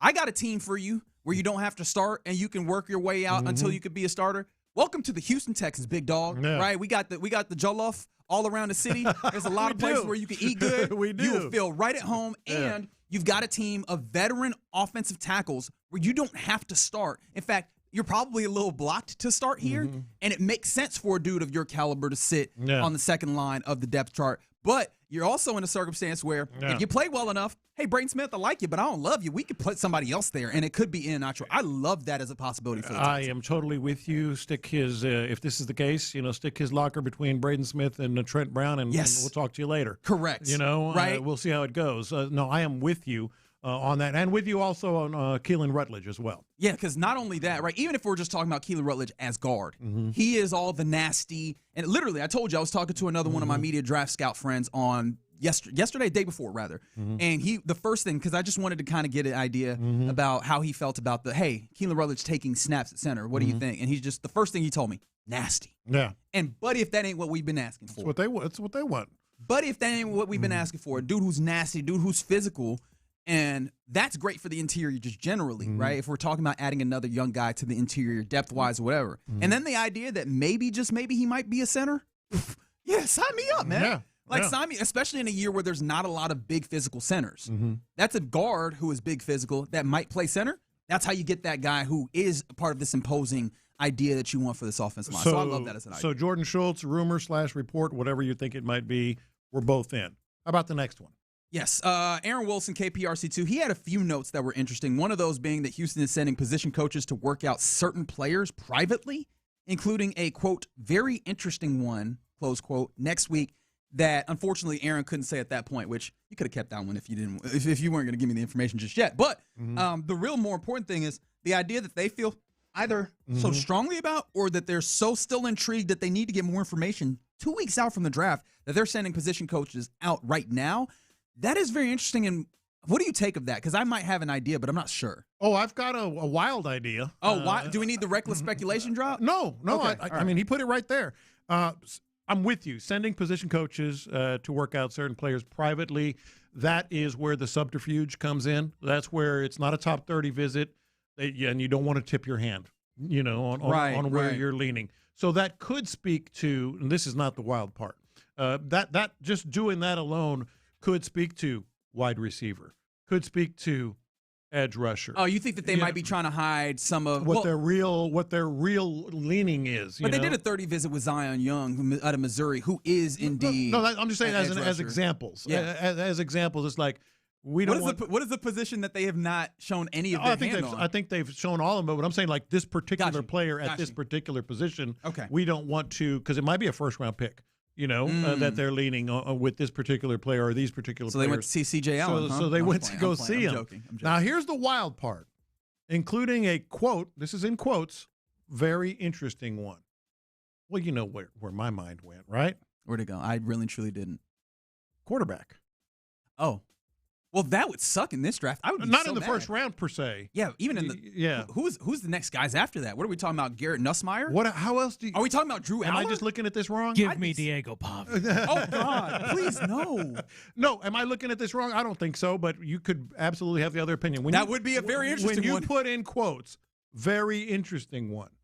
That would be a very interesting one. Any of these quarterbacks, even if it was just third rounder. If it was a good quarterback class, that'd be interesting. Yeah. This ain't a good quarterback class, so that would be interesting in all the wrong ways to me. I am so sorry. How would you look at quote very interesting one? I don't have a great to idea. me, it's only quarterback. No, that's. I mean, your point is well made. I am just unable to get out of the feeling of disgust that I have thinking about the possibility of the Texans drafting any of these quarterbacks. Really, and again, not a first rounder. I don't think that's going to happen. But one of these later, That's how I see it. I understand that radio is an audio medium, but if you could see my face right now. Well, go to YouTube. Yeah, I guess that's always available for you, either the YouTube page or the Twitch chat. All right, some other ones. Aaron Wilson did make mention of the idea that the Texans, in fact, want to add a younger edge rusher. I talked about Zion Young, the Missouri edge. Also, Keldrick Falk, the Auburn edge, are guys, 2 potential options, according to Aaron Wilson. This is interesting to me, if for no other reason than we talked about the idea that it does feel like they still need one more guy, at least in this edge rotation. And I thought the possibility of having a veteran guy to fill the Derek Barnett role, but why not just find a young edge that you slide in there and you already start the timer on eventually whenever Daniil Hunter is no longer there. Not that I'm rushing him out the door, but you give yourself the opportunity to have that landing be a lot softer. No, I am totally with you on that. I think it's good, smart. We're set. And boy, are we going to really be set, if we can get one of these guys at some point. Yeah. Going backwards, 281 on the text line said that they took the interesting one as Jeremiah Love. Ooh, God, I hope that's right. That would also fit in the interesting category. Crazy. That would be really something if they It'd did. be interesting. Very, very interesting. But this one I could get with a little bit better, and maybe this is just that thing where you tell somebody something that really makes them sick, and then so that they can feel a little bit better about something that they ultimately would not have been. I don't know that I love whatever capital you have to get up high enough to get Jeremiah Love, but depending, especially if this is one of those circumstances where those teams at like 4, 5, 6 are not actually willing to spend the capital because of the position of running back. That early, and if he ends up in like early teens and the Texans are trading up there, I still think it's a big jump, but I think that you're situated in such a way. That's a read the board kind of thing. Yeah, if you read the board in such a way, and if the cost isn't too exorbitant, I can't be too mad at it. It's not the way that my brain works on this, but I'd be how bad of me would it be to be like my brain and the way that I think about this is the only way to ultimately get a result. That's how we all feel. All right, let's get one more in here, and maybe we'll pepper some more in as we go. Let's go with Aaron Wilson talking about the Texans looking for punter competition with Kai Kroger and or is it Kruger? I can't remember which one. And Jack Stonehouse being an option punter wise. Do you like the idea of drafting a punter here? No, I do not like. Maybe like UDFA circumstances. Yeah, it would have to be something like that. Where I went with this is this whole trade for a punter thing was weird to begin with. And this would make it much, much weirder. Not only, you make a trade for a punter and then you sign, one of these two guys, pretty highly regarded. They wouldn't be drafted per se, but you make a trade for a punter and then you sign one. Yeah, well, weird. And the trade, I think also was just, hey, yeah, the Tommy Townsend was more. Yeah. But yeah, I mean, I'd rather this be the instance if you are in this place where, okay, we needed to save some money on the punter, and what we got is a dude who seems like he might be a little bit of a rehabilitation project, the guy who played in his rookie year in New Orleans. You look up and you go, he did punt the ball really well in college, just his rookie year did not look very good. Yeah. But you can't say that that's definitively how this is going to go, right? Maybe he comes back and it doesn't look good again, and then you're stuck with a punter that can't give you the job. Yeah, you want to make sure that you give yourself the best possible opportunity to have a good punter. Going back again, someone else said their interesting perspective or their perspective on the interesting note. Tight end Kenyon Sadiq. See, now this is the interesting I can get with. But does that even to me a quote when he put in quotes a very interesting one. I think Sadiq is kind of acknowledged like that would be something that makes sense, that they would want to go get. Maybe, but to me, when he said very interesting one, that's sort of hey, nobody's really looking at this too much or thinking about this too much, but they are sending coaches to work out this particular player. Okay. All right, we'll circle back around to some more of the intel that we're getting as we are just less than 2 weeks from the first round of the NFL Draft 2026. Appreciate you rocking with us here in the Loop on Sports Radio 610. Coming up next, let's get our lunchtime confessions done. We do it next. Yep, Figgy Fig here. Look, the World Cup being in Houston is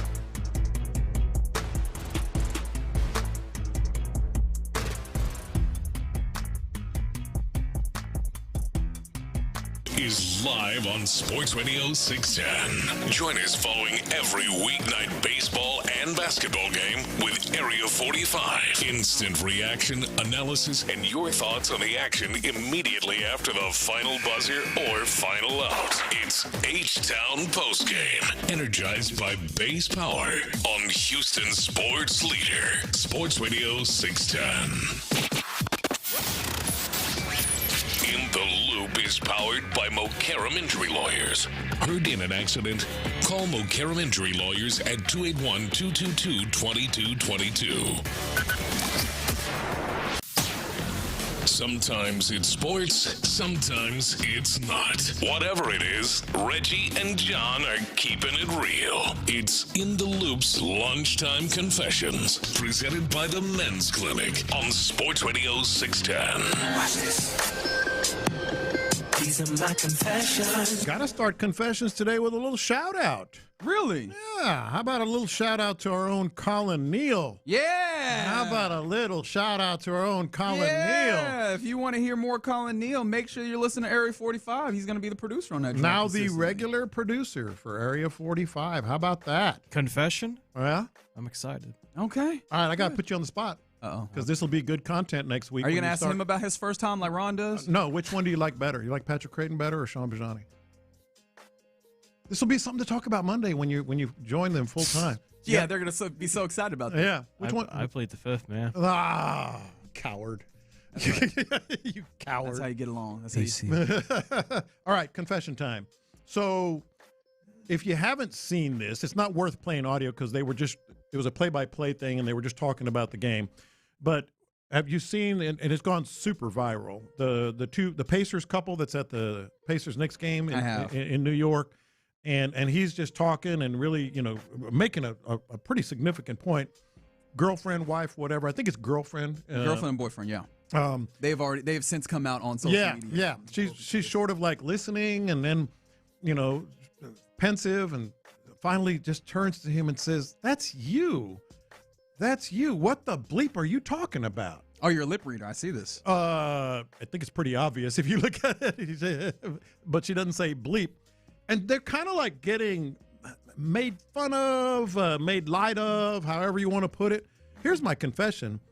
I think that's one of the strongest couples you will ever see. That is a goals kind of thing. Like anybody who's saying like, "Oh, look at him." No, he's like, she says, "What the bleep are you talking about?" And he kind of nods and says, "Yeah." And he's sort of like, "Okay, whatever." This is not an argument. This is not embarrassing. That is a great, strong couple. Look at the video again. They're just like, even when she bleeps him off, he's like, "Oh, okay, yeah." And it's a demonstrative conversation. It's demonstrative, but it's not like there's nothing wrong with it. This is actually a good example of how couples interact. I was like, there's nothing wrong. This is strong, because she's kind of rolling her eyes at one point and then says, what are you talking about?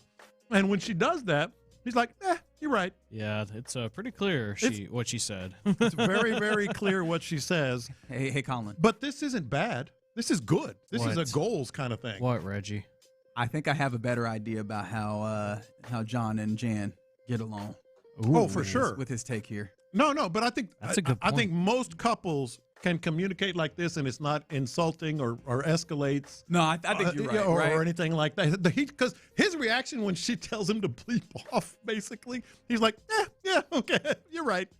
It seems like it was a personal conversation, probably something outside. But that's the thing. It might not be a personal conversation. It might be a conversation about something stupid like, do you think that it was Tom Holland in that movie? No, that wasn't Tom Holland. What are you talking about? She's listening to him so carefully, too. She's like, yeah, she's really listening. That guy was definitely in Lord of the Rings, I swear. No one wasn't. I love it. I bet these are my confessions. I gotta admit, man, I think the NBA is entirely wrong in the way that they're looking at the 65-game rule and everything. And I think that, honestly, just largely the way that the general public has been viewing this is wrong. How so? All right, so obviously the 65-game rule has come into play in the NBA, and it's been there for a couple of years in order to try and stop load management and the idea of players, just not playing. You have so many players, the top players in the league, that are playing not playing 20% of the games, which just isn't sufficient. I think we can all admit that. For the longest time, it's been like players don't want to play, which is absurd because the people that are holding them out are ultimately not keeping them. And there's been so many conversations about, how do you change this to make more players play? I think that we're missing the forest for the trees in some ways, because the reason why players aren't playing is because they are hurt, not because they are faking like they're hurt. And I think that it's more because you got to change the style of the game as opposed to the rule to try and punish guys into playing more. It seems stupid because, okay, people are trying to play, and then if they're hurt or if they're borderline, do you then put them in places that you lead them into more significant injuries that ultimately keep them from playing the game that you want them to? The thing secondarily about this, though, is I'm pretty sure this is going to go away real quick. And you want to know why that is? And it's not just because of the thought process. I think it's not a why. I think it's a who. Victor Wembanyama. Yep. Victor Wembanyama has played 63 games. There are 2 more games in the season. If he misses 1 more game, he will not end up on being available for voting. And this is the dude who is the runaway defensive player of the year. This is a dude who is probably in some level, well, he's definitely consideration for all NBA type stuff. And the reason why that becomes important is a lot of your top money getting is based on, you can get a higher bonuses max. And such. You can get a higher max salary if you are an all NBA type player or whatever. If he is not eligible for awards, when it comes time for him to get his extension, with Victor Wembanyama being maybe one of the single biggest players in the league, and if he does not get as big of a max salary, that means he affects the salary cap less. And that the Spurs will be able to have more around him because of this, and that should not stand. I think that's accurate, but I think the easy answer here is the NBA wants Victor Wembanyama in front of those cameras. He wants the NBA wants Wembanyama, and you can even say Cade Cunningham, who's also in that realm. They don't want them not on the award stand in the press conference. That it's very simple. Star power, baby. Star power. But you're right. I mean, those are all factors, but I think it's very simple. You mean he's not going to be Defensive Player of the Year? We're going to have to put somebody else in front of the camera who obviously will be a star, but not Victor Wembanyama. Yeah. I mean, they want that big time. Yeah, but the big thing for me is all of the teams, when they look up and they go, wait, that team's getting a competitive advantage because their player did not make All-NBA because he couldn't play all these games. No, it's true. I think that ends up being a real issue. These are my confessions. I've got another NBA confession here for you. So last week we saw some of the ideas that were being floated for anti-tanking. Yes. And I kind of waffled on it because at first I liked one and then I liked another one. I ain't going to waffle on this. I don't know how you feel about this. We didn't talk about it off air.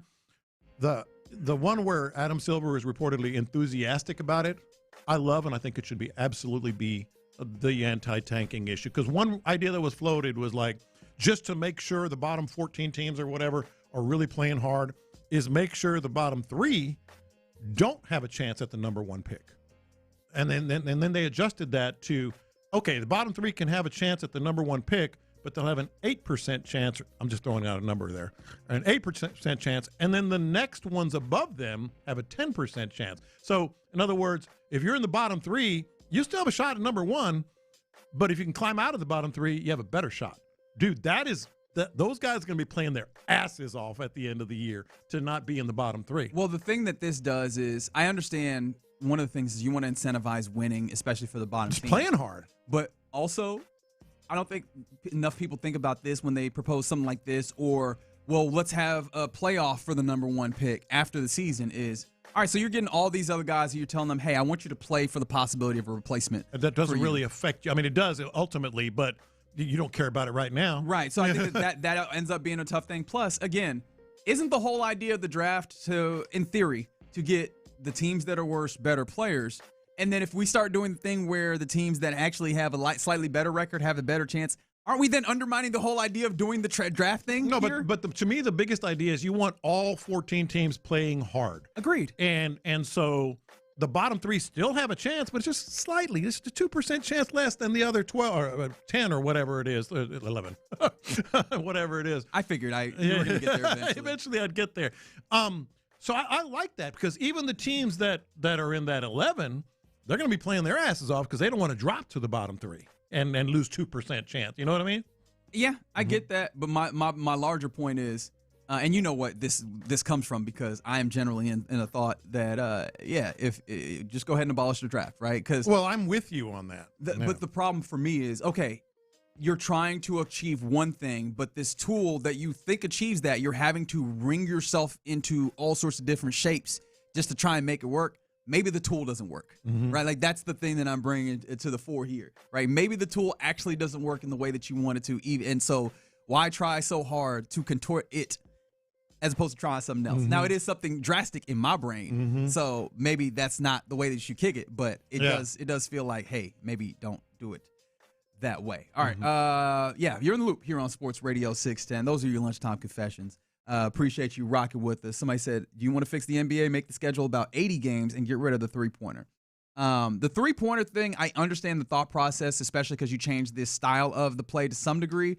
But the 80 games, I wonder, do you keep the same TV deals? Because if you can manage to sell your TV broadcasters on paying the same for 2 fewer games, like on each team, obviously that you multiply that across the league. Yeah. And if you could do that, I think that those are the small incremental moves that you get yourself closer to being a little bit less harsh on the bodies of the guys. But who knows? We'll see what they ultimately do decide to do and how it works out as we go along. But you're in the loop here on Sports Radio 610. Coming up next, I think that there's a really interesting question to be asked about, speaking of incentives, the incentives of pace of play, both in basketball, but this also tied over to football. It's a really interesting conversation I saw happening on NFL Twitter, and I want to bring it up next. Payne and Pendergast.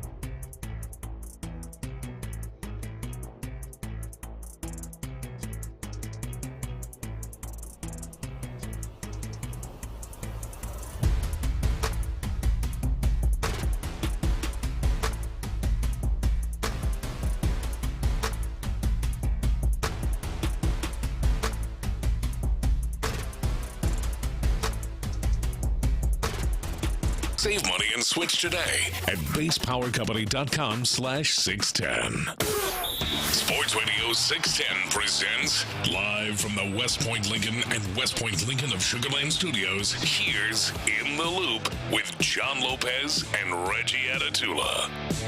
Yeah, you're in the loop here on Sports Radio 610. John, did you see this? Apparently, Carrie and Greg Penner, who are, I guess, the large, or the family, rather, that owns, or that their entity is Penner Sports Group. They have a large interest in the Broncos, are going to do something similar with the Colorado Rockies. Going to really invest and put in some real big money in there. At least that's the implication of some reporting. Do you think that changes what the Colorado Rockies' fortunes are, like having more investment from more ownership? I mean, it can't hurt. I guess that's the no, or an I don't know. But when you have that kind of investment and from ownership, yeah, I think it would help a little bit. I mean, let's hope. It does suck just that the Colorado Rockies have been such a problematic team. So long, too. Now, of course, it sucks that they even more so that the Astros were swept by them, but that's neither here nor there. All right, I saw this conversation. Actually, started with an article written by a good NBA journalist, Zach Cram, talking about all the NBA teams wanting to play faster and asking the question on if it's making them worse. Yeah. And, kind of the idea that, teams are looking to play faster. We talk about this all the time, but you look at the teams that are deciding to play faster, that they are probably lower on the offensive standing than you would want. And some of the teams that want to play slowly end up oddly in this place where they are playing well, right? And so that actually, interestingly enough, kind of jumped over into the land of football in an interesting way with I think it was Nate Tice even Steven Ruiz, rather, who made the connection of the faster process leading to worse results. Because then if teams are looking for, hey, what is the efficiency metric? What is the metric that tells us if we're doing this? And then they start looking for the metric rather than the result. Then you're not focused on the thing that gets you to the result, and now you're looking for the metric. Boom, you're in a place where you're doing the bad thing. Because you could be playing fast but not looking for good shots and the things that typically playing fast get you to. Yeah.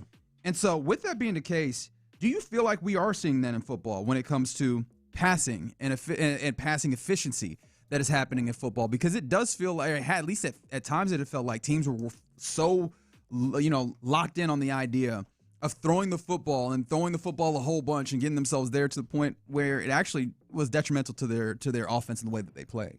Look, now, was there any data points that is the case in football? In football? Well, I think the best thing that I could give you there is Nate Tice talking about teams running the football. And what's interesting is that NFL offenses ran the football at the highest rate this past season since 2011. Right. And with that, you also see teams rushing at the highest success rate since 2004. And so you did see that pendulum swing. And I guess the interesting thing that could be there is in the same way that maybe we had that a couple decades ago with the passing game where teams were looking at that.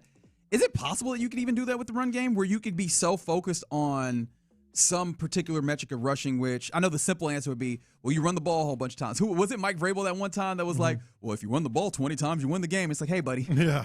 You're doing a real weird thing with correlation and causation. You end up in a bad place. Is it possible that a team could over-index on trying to run the football? That's actually where I was going. Okay. My point is, and we always hear about, the NFL is copycat and trendy, and whatever's hot that particular block of years, more and more people try to do.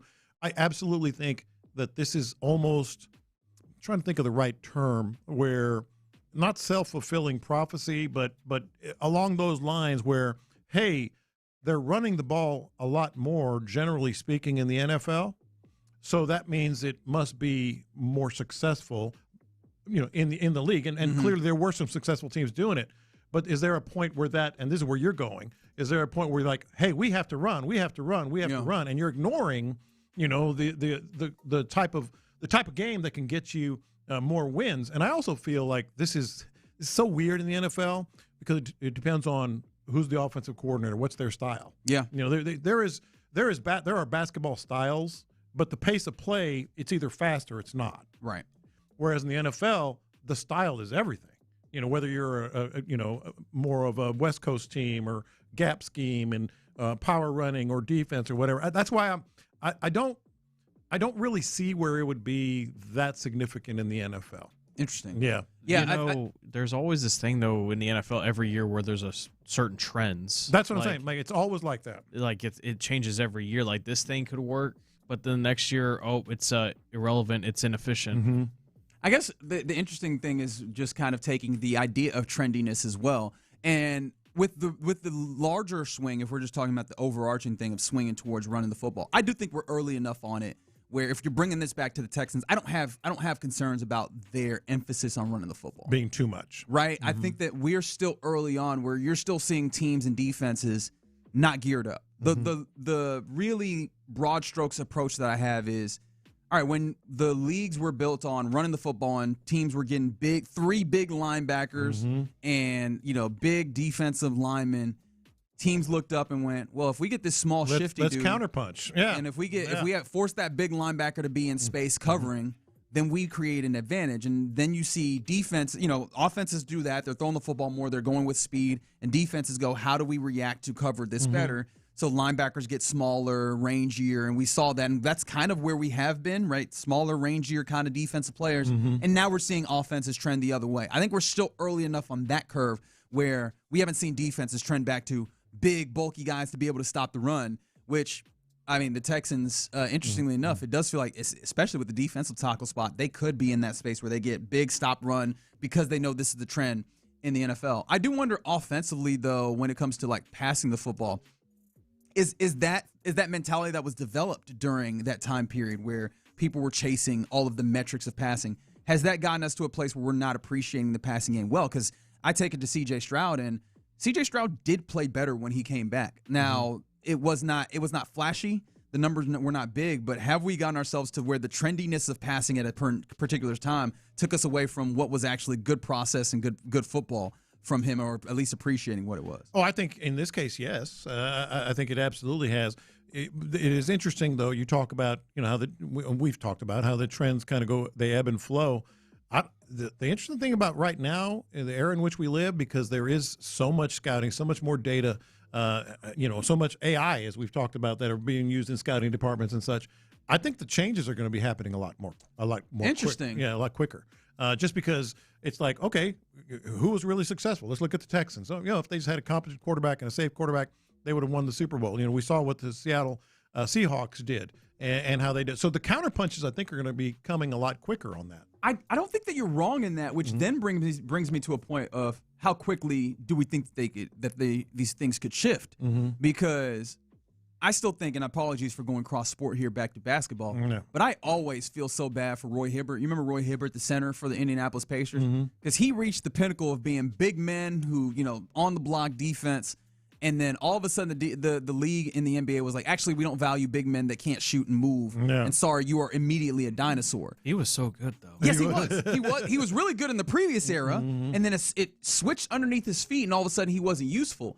And if we're talking about shifts that happen faster, how fast do they happen? Do you end up with a shift where you could end up with everything changing under your feet? And this is where we will come back to the running game, because, again, this has been kind of trending this way last year specifically, but you started seeing inklings, and now you've seen this become a largely adopted philosophy, running the football in the way the teams have. The Texans are building their identity right now. And absolutely. When you're building your identity, it's not just for this next season. It's for at least a couple, 2-3 seasons around the idea. Hell, we're talking about draft picks, and we're looking on the offensive line for guys that can get up and block the run game, because that is the new quote-unquote meta or whatever. If this thing does shift quickly, which again is a hypothesis that we're not saying definitively is one way or the other, if it does, is that problematic? No. Or do you just do it because that's where we are and you have to live with it? No, I think the shift is going to happen as fast as there is a different style win the Super Bowl. I mean, that's what it is. People look at the team that wins the Super Bowl and how they perform and how they play. It's like we want some of that, And so that whether it's running the ball like crazy and Sam Darnold is your quarterback, or let's say the Bears, Ben Johnson and being able to use speed and edge and improvisation and a quarterback that can do those things. Let's say they win the Super Bowl. All of a sudden, people are like, "Yeah, we want some of that," and they have the data and they have the history and all the information at their fingertips to try to become more than that. Next 3 teams, let's say the Texans are there, Seahawks, whatever, that are, safe quarterbacking, power running game, multiple running backs, great defense, well, then it isn't going to change as fast. It really does come down to what's working at the highest level. Yeah, which I don't think you're wrong. I do wonder if that is falling into the trap that we've kind of seen that Zach Cram was talking about in the NBA, where teams are falling into this is the way that you need to play, right? Is that ultimately not everybody can do it that you can fall right? And not everybody can do it. And if you're not situated to do it, and you go, hey, we have to do it this way, do you end up in a bad place? I mean, the Tennessee Titans, try to copy the Seahawks or the Texans or whatever. Well, it ain't gonna work. At least not yet. So. That's what you're talking about. Is it like just be yourself? Figure out what you want to do and work on it. All right. Yeah. Real quick here, do you find this to be petty? Apparently, Stephen Cohen, who is the owner of the Mets, he said that they did a free ticket giveaway, and it was fully subscribed within hours. Mm-hmm. And apparently, the percentage of no shows when it came to the ticket offer, free tickets, was 58%. Wow, 58. Yeah. That's wild. Mm-hmm. There was someone else who was talking about it. They're a franchisee of McDonald's, interestingly enough, but they apparently they give out tickets to events, but they make people who take those tickets take pictures to show that they go to events. Does that feel petty? No, because I'm surprised that there are so many people that have free tickets that just don't use them. That's the stunning thing to me, because especially a Major League Baseball game. Yeah, it doesn't matter who's playing.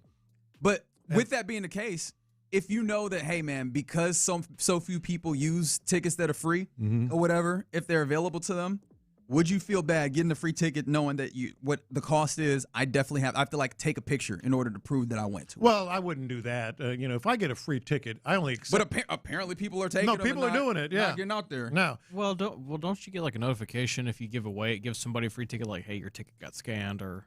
I don't think so. I don't know. I think once you possess the ticket, give it it's yours. to someone else. Now, the person that receives the free giveaway, are you okay with them giving it to somebody else? And apparently, people do that as well. Like they'll get a free ticket and sell it on.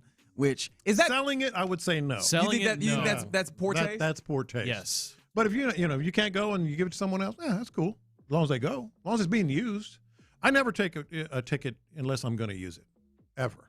And clearly, some people do. Yeah, and you know what?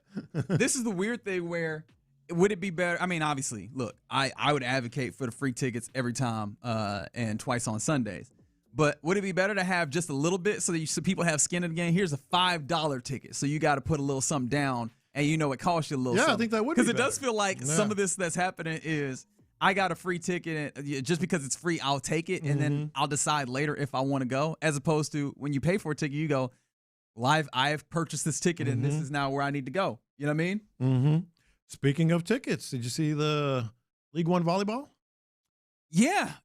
League One volleyball, #1 seed, in the regular season standings. Yeah, they've been really good. Now, I haven't tapped in on honestly, I need to tap in with more games. I tap in with highlights here and there. They had a really cool highlight where one of the outside blockers went underneath the net and was able to hit a shot that went errant and send it back to her side. Yeah. And I was like, damn, I didn't even know that was possible. So shout out to Love Volleyball Houston. Yeah, I just wanted to mention it because they're playing tonight in Louisville, and you can catch it on Victory Plus. I think it starts at 5:30.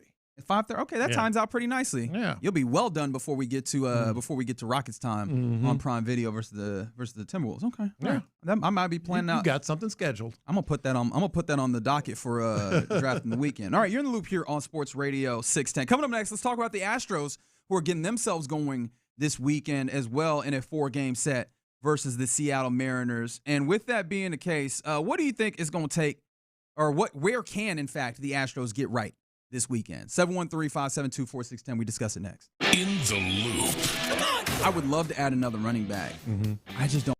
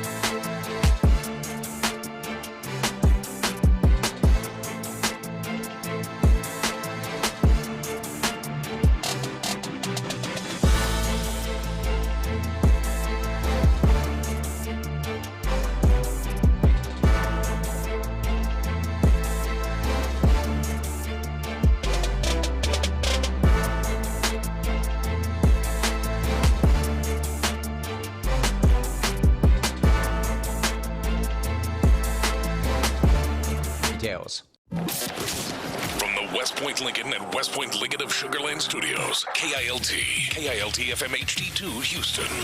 On Odyssey Sports Station, the Texans play here. Sports Radio 610 presents In the Loop with John Lopez and Reggie Atatula.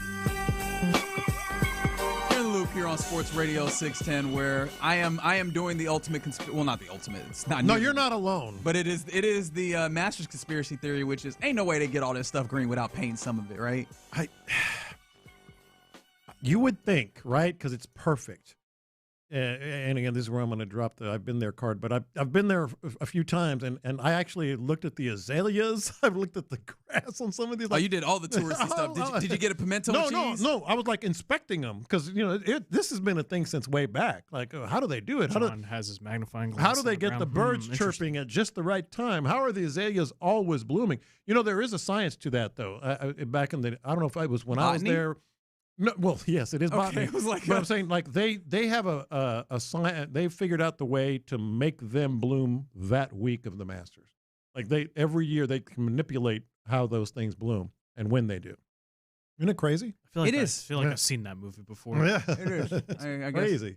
I don't really have a segue. Apologies. Let's talk about the Astros. Astros have a 4-game set versus what, at least coming into the season, you would have imagined would have been your biggest opponent for the entirety of the season, which is the Seattle Mariners, right? This is a team that you are, in theory, going to be jockeying with for the division, right? And I say in theory because, the way the season has started, who knows? And it is, of course, a marathon, not a sprint, so you can't determine everything from the early portions of this. But, again, this is one of the teams that was expected.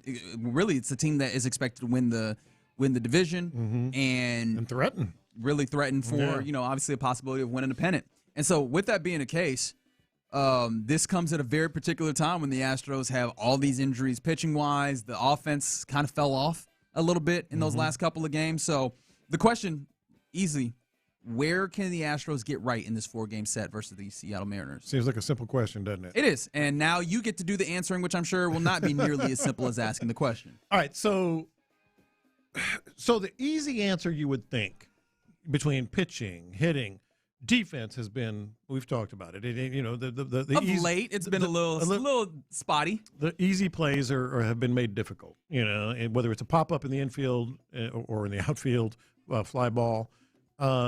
Pitching, hitting, defense, intangibles, the old boogeyman thing that Figgy has mentioned and brought up a couple of times. Are they still that team?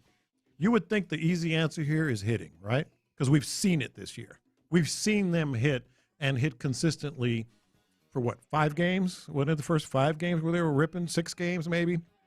Really ripping the ball? Or at least they had really good process. Yes, they had a good process. Really good process. More and more people up and down. But the thing with hitting about getting right in Seattle, because they need to get right, they are in a funk right now. The Mariners are struggling too, and we've talked about that. But their starting pitching staff is really good. Yeah. Really, really good. Yeah. And one of the things, going back to the Astros offense to this point, I'm not going to lie. I have felt good about the process at various different times. However, I go back, Bob Nightingale makes the point, and some of this is like, what is the actual cause and how much of this is just, which came first, chicken or egg?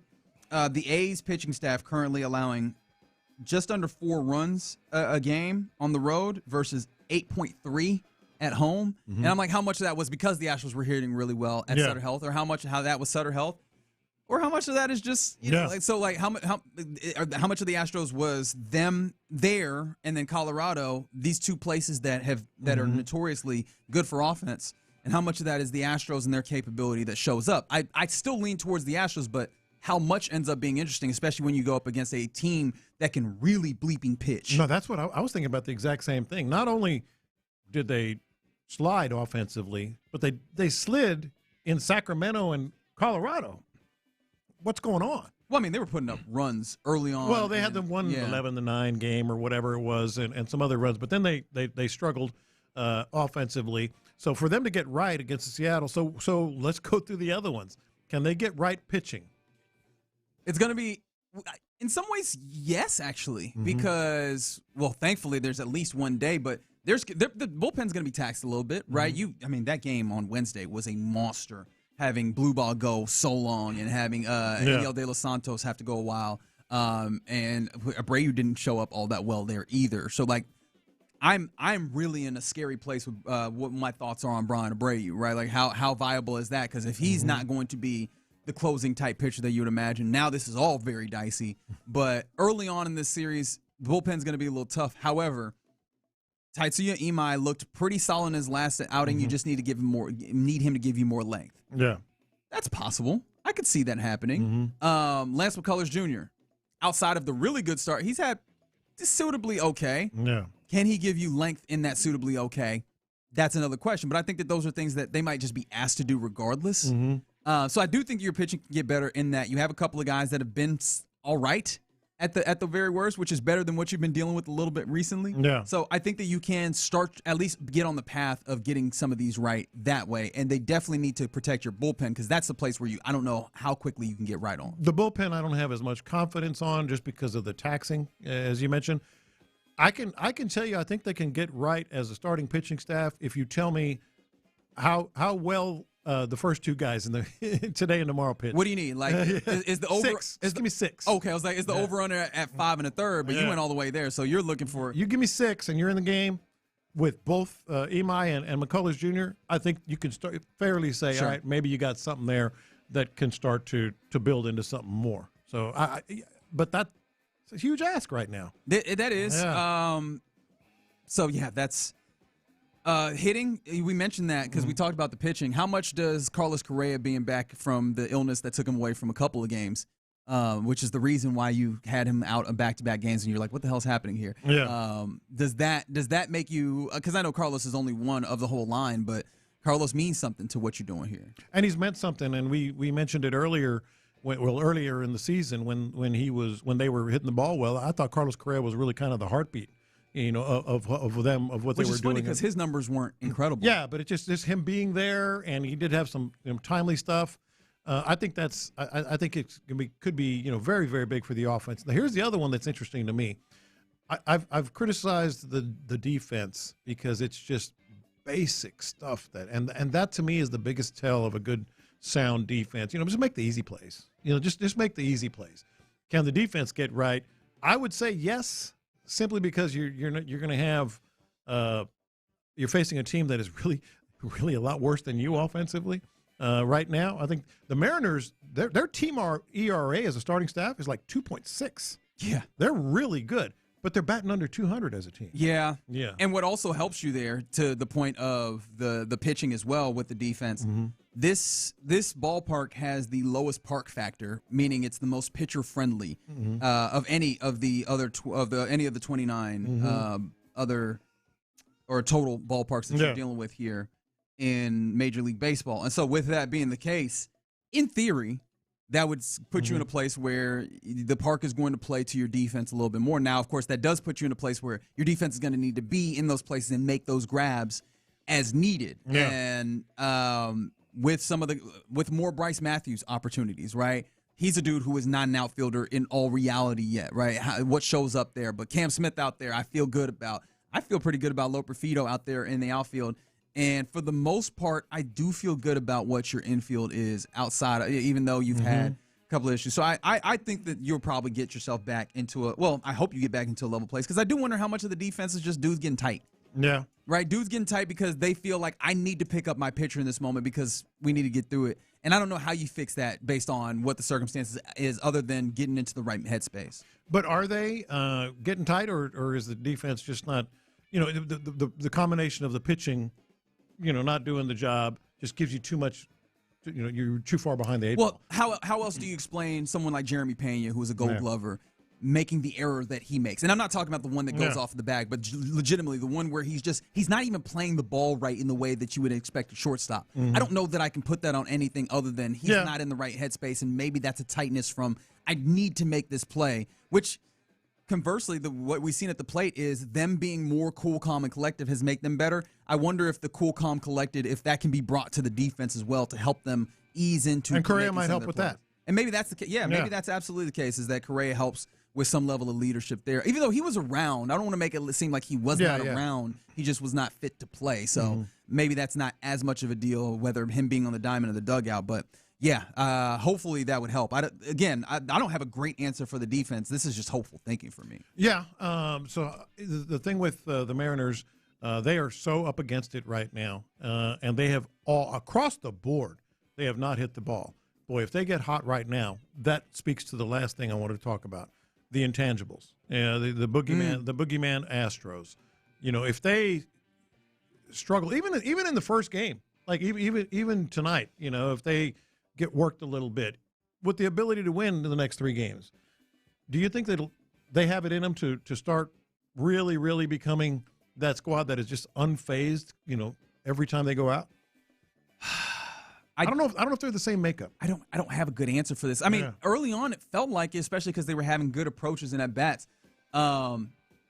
Is it weird to almost go to like, can Jordan go off?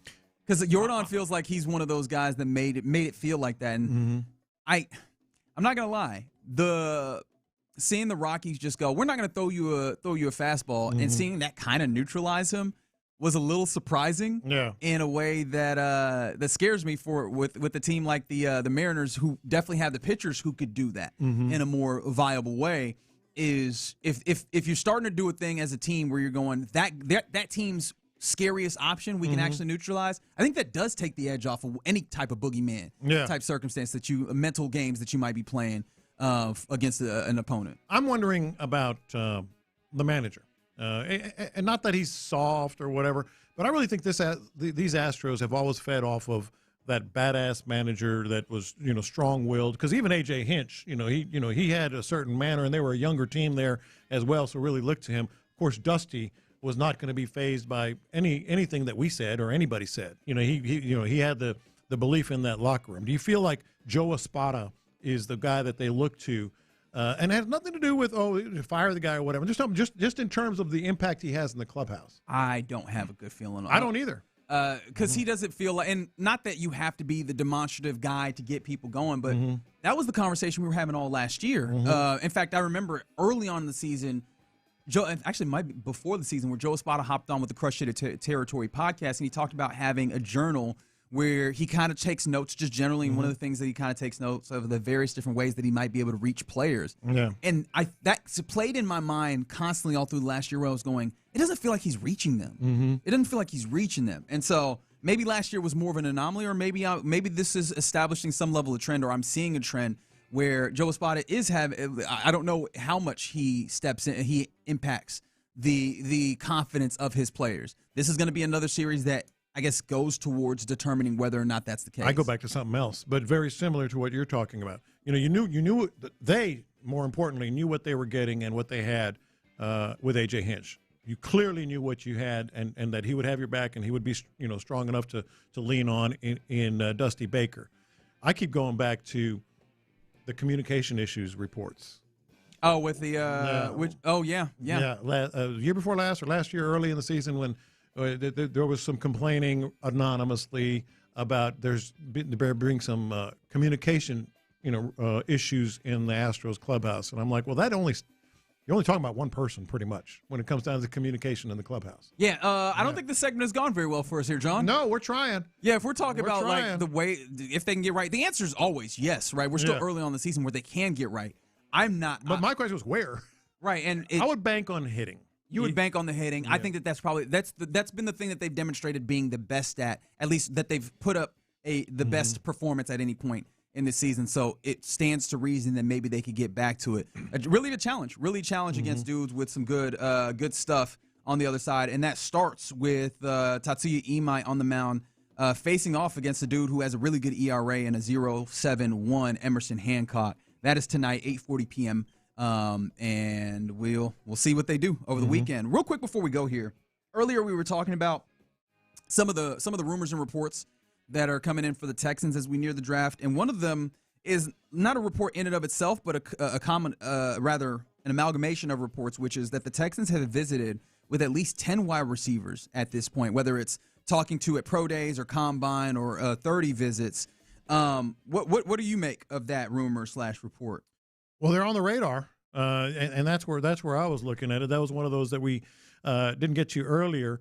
10 wide receivers. But it's worth noting that only one of them is a higher round guy. A lot of these are guys that I look at, and I'm trying to maybe like, are they day 2, day 3 guys? Maybe even without having definitive knowledge on where these guys are graded. But Mekhi Lemon would be the one. Yeah, Mekhi Lemon is the dude who is. I mean, Mekhi Lemon. Some people are looking at as being one of the better wide receivers that you look at, probably like a wide receiver 3 in this draft class. It's Carnell Tate, who is kind of the safe guy. You know exactly what you're getting.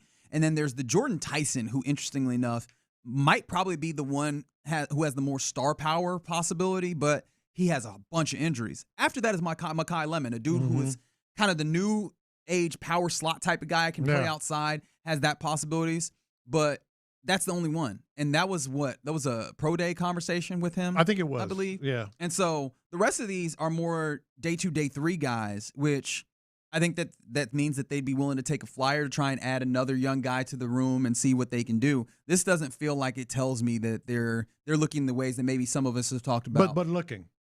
Sure. Looking. You got 10 Doing their due receivers you're diligence. talking to. You're looking. Yeah. Yeah. Yeah. All right. You're in the loop here on Sports Radio 610. Appreciate you rocking with us on this Friday. Coming up next with with Figgy out with a little bit of a sickness. I'm taking over on the mixtape. And coming up next, have you ever wanted to get rich? Yes. Okay. Have you ever wanted to get rich eating ice cream?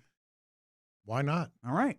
Then I've got the way that you can do that, and I'll tell it to you next. All right. Let me tell you about D&M Auto Leasing right now. I mentioned this before, but worth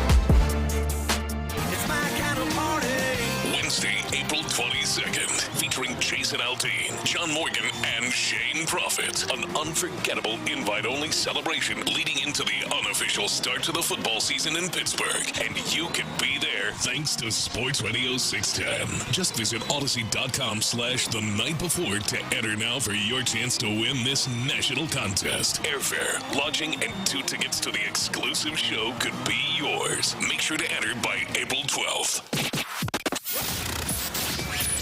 In the Loop is powered by Mokaram Injury Lawyers. Heard in an accident? Call Mokaram Injury Lawyers at 281-222-2222.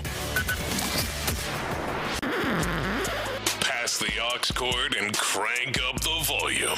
Figgy Figs in the driver's seat. Sit back, relax, and enjoy the ride. It's time for Figgy's Mixtape on Sports Radio 610. Yes, indeed, it is the Mixtape right here in the Loop on Sports Radio 610 on a Friday. Happy Friday to you. Figgy Fig, as the 832 said it, is conveniently sick on Friday. I don't think it's conveniently sick by any means, but he did come down ill yesterday. So Colin Neal hitting pinch hitting.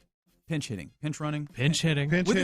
it right. Would producing more pinch hitting or be pinch running in a way? Pinch hitting. I'm hitting buttons over here. Yeah. Okay, fair enough. But he is sitting in for the one Figgy Fig, who I think is listening. So if he did take the day off with a fake sickness, that'd be a bad way to do it. Like, it'd be a bad thing to take off work, but then still kind of take part in work without being there. That'd be a weird thing to do. But no, I got a text from Parker at like 10:30, like, "Hey, I'm on in." And I was like, "Uh-oh." 10:30. Yeah, it was at 9:00. Yeah. He let us know. So I believe him. Yeah. I have no reason to doubt him yet. Yet. All right, so I'll handle the mixtape today. And what was my tease again? Oh, would you like to get rich? I would love to get. Would you like to get rich eating ice cream? Why not? Okay, that is how it happens. I don't balloon to 700 pounds or something. I don't think that'll happen by any means. That is what happened to one woman, and I take you to, if I can remember the news site, I believe this is WESH2 in Central Florida. This is how this woman got rich. Back in 2018, Brandy Buckley said she left Brewster's Ice Cream on Malabar Road in Palm Bay with her son. He wanted some of her buttered pecan. I got to the lights to scoop some of the ice cream out, and I noticed that there was a metal nail in the cone. She said she had already taken a big bite. When I did swallow, I did feel something in my throat, and that kind of got stuck, but I never once thought it was a nail. I thought it was a pecan. But she said she went to a hospital to get an x-ray just in case. It was a nail. Oh. So I had swallowed a nail. Oh my God. Still want to get rich eating ice cream? Not like that. I was like, is this like something like taste testing? Like, what are we going with this? Nope. Did she get rich? I'm guessing she won that one. Well, I mean, I'll take you through this process, but that's crazy, is it not? Nail in ice cream. And again, when we say nail, I'm not talking about somebody was clipping their fingernails over the ice cream. No. Like a hammer and nail. That's right. That's right. And so, did you see a picture of it? I did. Ooh, how big was it? Let's see. Oh, wow. Can you describe that to the general Maybe audience? an 8 penny, 10 penny? Yeah, whatever that means. Yeah. Why would he say that to me like I know what the hell that means? What'd you say again? An 8 penny or a 10 penny? Buddy, what? Wasn't no pennies involved. It was a nail. That hit the nail on the head. I see what you did there. But yes, I mean, that's a 10 penny nail right there. No, that's absolutely right. Like that's what it looked like. And the thought that I had, because there's certain things that if you find something in your food, you go, it happens. Don't want it to be there, right? If there's a hair in your food at a restaurant, don't want it to be there. Definitely don't want it to be there. But you can understand maybe someone wasn't wearing their hairnet or something like that. How does a nail get into some ice cream? How does a nail? Well, now was this? I missed the very first part. Was it a restaurant chain or just a small ice cream parlor? So it was a parlor chain. Okay. And so it was in an ice cream cone. So this had to be scooped into the ice cream cone, and there was a nail either in the cone, at least or one. in the ice cream. Yes. And fragments, interestingly enough. But oh god, that's even worse. Yeah, I'm like, how far does this go? Does this go to whoever? Well, I mean, again, I don't know if the parlor made their own ice cream. Yeah. But I'm like, how do you defend that though? Well, yeah, that's a great question. That is a real good question, because apparently this woman, in addition to like the, I guess, more fun, unfortunate thing of like, all right, I just thought this was pecan, which, by the way, what a strong pecan. That's a big old pecan. Shout out to your esophagus. That's a big old pecan. She took down a nail in her esophagus, and she was like, maybe that was a pecan. Wild. But she also apparently, due to ingesting a nail, suffered infertility. Which is, yes. What? Yeah. Oh Yeah. Which was frustrating because she wanted to be a mother. Yes. She got rich. So this is how the ice cream company tried to defend themselves in the legal proceedings. In 2019, Buckley's attorney filed a lawsuit against Malabar Creameries doing business as Brewster's Ice Cream and the national franchisor, alleging negligence. In a response filed by their attorneys back in 2020, they denied many of the claims made against them. In their defense, it accused Buckley of negligence, which caused or contributed to the incident, and said that any product the business allegedly sold and Buckley allegedly consumed was not defective. It was a long legal process. I guess so. I guess it was. So what was the part that jumped out the most to you there? That she was. They tried to Uno reverse her. Yeah. They were like, clearly you were negligent. Dare you because eat a nail? How did you not see there was a nail in there, you idiot? Exactly. Also, I love that they went, any ice cream that we may have allegedly sold. What do you mean allegedly sold? You sold it. It's your business. It's literally what y'all do. It's an ice cream parlor. From the 281, Brewster's is really good. Used to go there all the time in high school up north. Sounds like this one absolutely nailed the flavors, though. Yep, thank you for that one. I see what you did there. And the reason I was asking, is it a chain or a parlor? Because a parlor, you can almost see, because that's mixed on site, all the time. Sure. And maybe a couple of nails fell in as they're mixing. From where? Who knows? From the rafters? But a chain, that you would think there's these big vats. There's these, all kinds of ways to protect it and make sure that it's good and all that. So that's even worse. Yes, and then I appreciate this from the 832, which I need more answers on it. They said their cousin was eating a kebab once and found a screw in it. What? Where were how? A kebab and a screw? Like, I don't understand how these things happen. And obviously, people like me were on the deciding portion of this because, yes, this poor lady did indeed get paid. Would you like to take a gamble as to how much she was awarded in this settlement? The infertility thing is a big factor. Yes, and that's why I mentioned it. Otherwise, I feel like you would have undersold this. Because otherwise, you might have an out-of-court settlement, or maybe it still was an out-of-court settlement, but no, she was awarded. She was awarded. They went to, for some reason, this ice cream parlor thought, you know what we're going to do? We can fight this. Fight this. We're going to fight the lady that we made eat a nail and that she lost her ability to have babies. Yeah, let's do that. I think she could have walked away and just have eaten a nail for $100,000. Okay. I think the fact that the infertility was in play, $3 million. $3 million. Okay. Colin, would you like to take a gamble? Because Colin hasn't heard this earlier. I did this in an intentional way where he doesn't know. Yeah, no, I'm going to have to side with John. It has to be in the millions. Yeah. Okay. How many millions are you willing to guess? I'm going to say like maybe 5 million. Okay, 5 I'm million. going to shoot up there. All right, you ready to hear the answer? All right, Colin, help me out. I have the power. On March 24th, Buckley's attorney, Scott Alpazar, said a jury awarded Buckley money for medical bills and pain and suffering. And the total verdict was $14,147,525.39. That checks out, man. Someone who's going to have children and becomes infertile? Yeah. That checks out. Yeah. Yeah. So, I mean, it sucks because a lot of money. Happy that she got that afterwards, but what a really terrible situation. So, yes, I feel like this might be the only way that you could get rich eating ice cream. So that's why I figured Here's the other thing. They had a severe problem with, not outside of the obvious and nailing it, like they got proved to be very negligent here. If it was in court and determined and decided, they were incredibly negligent. Yeah, that's where they messed up, was fighting it. Yeah. Really and truly. I think if they settled, they probably could settle for less. But that was crazy. From the 832, I heard the ice cream parlor said they were going to fight that tooth and nail. Thank you for that joke as well. And then, all right, so do you guys agree with this, though? Someone on the YouTube page said, I will eat a nail for half that. Would you eat a nail for $7 million? Oh, yeah. Yeah, you think so? Yeah, I'd eat a nail for Yeah. 8 penny? Not 8 pennies, a nail. An 8 penny nail. Yes.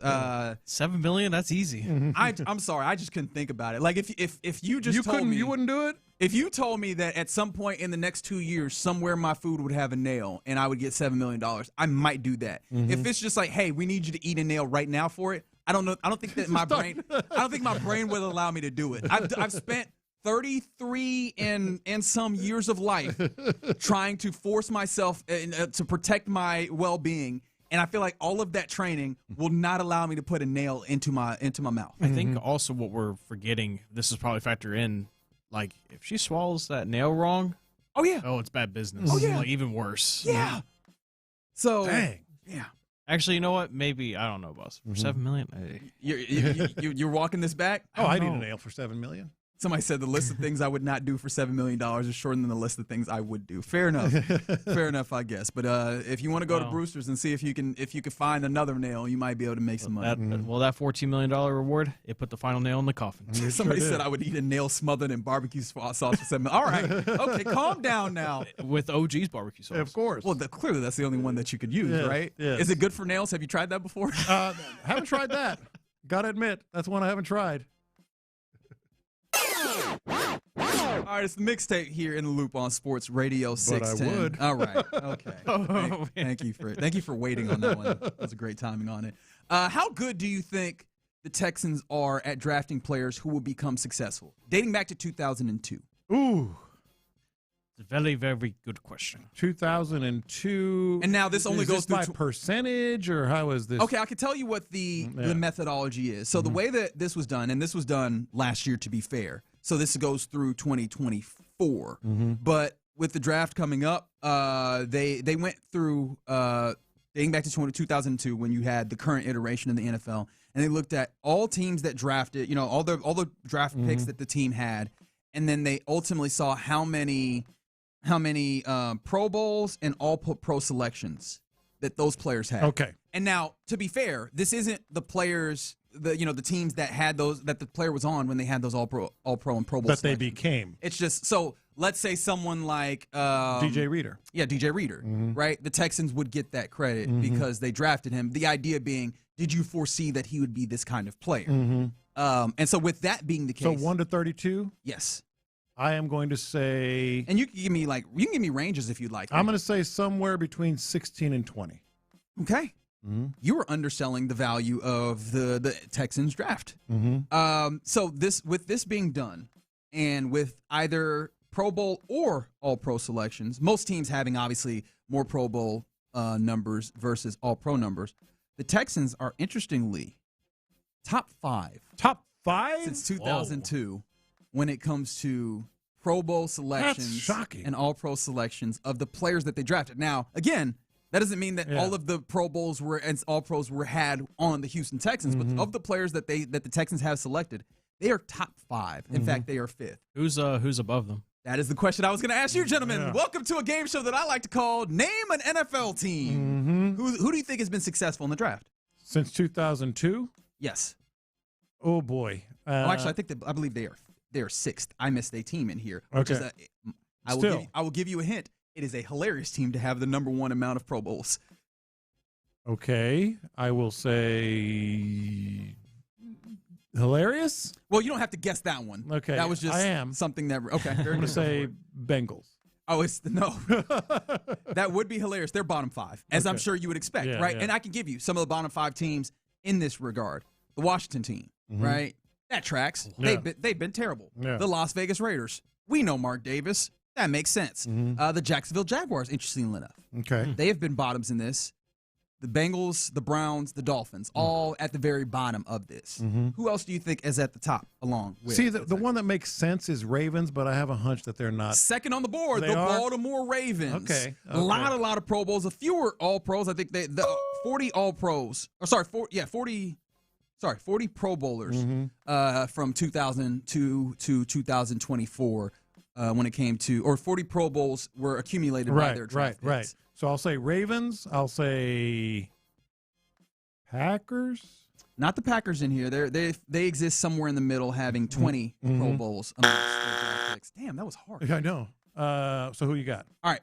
The Cowboys, interestingly enough, have the most, and that is hilarious to me because they have had just a steady amount of capability when it comes to actually winning the playoffs, while also drafting a lot of really good players. You mentioned the Baltimore Ravens, the New England Patriots. There was a time where they were really good. I was going to say Patriots, but I'm like, there's too many that have just been. There was too long of a stretch there where they weren't hitting on their draft picks. Yeah, and interestingly enough, of the 32 teams that obviously we're accounting for, the Patriots are the only team that have more All-Pros than Pro Bowls of the players that they've drafted. I don't understand why. Don't ask me why or how. What about that's the case. What about the Steelers? The Steelers, interestingly enough, are on the lower side of this. They are just above the Atlanta Falcons. Oh. Now, of course, this is dating all the way back to 2002. But what's funny is that the Steelers, you would imagine, they've had a lot of players. I just wonder how much of that is their capabilities in the draft. But ultimately, over the entirety of the course of the Texans, and I imagine that some of this also comes through in recent history, Texans have actually technically been pretty good at drafting players. Yeah. The problem is actually putting down football teams and winning football games. Yes. So maybe this is something that gives the franchise hope in general is now that it seems like you have a good I guess, foundation, a good coaching staff. Yeah.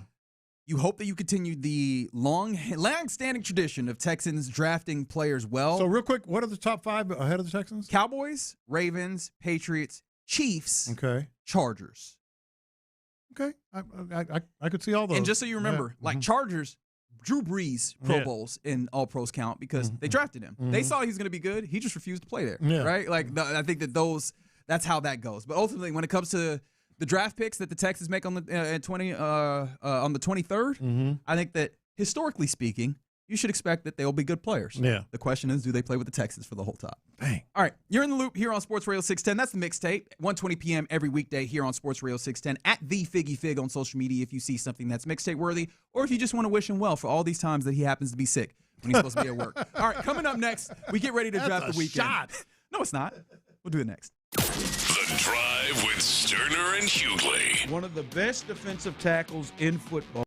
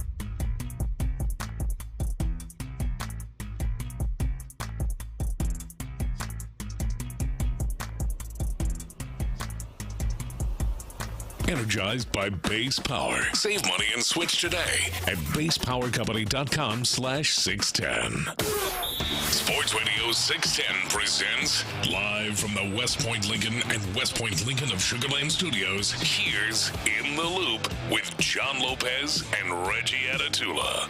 John, I don't know if our listenership is okay. And I mean, they're eating stuff. Yeah. From the 409. They're eating things, man.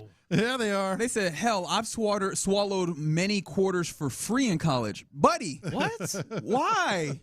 Why did you do that? I'll eat that quarter. Did they pass? How much? Nothing. I'm good. I'll just eat the quarter. Oh, my goodness. I guess it's a cool party trick.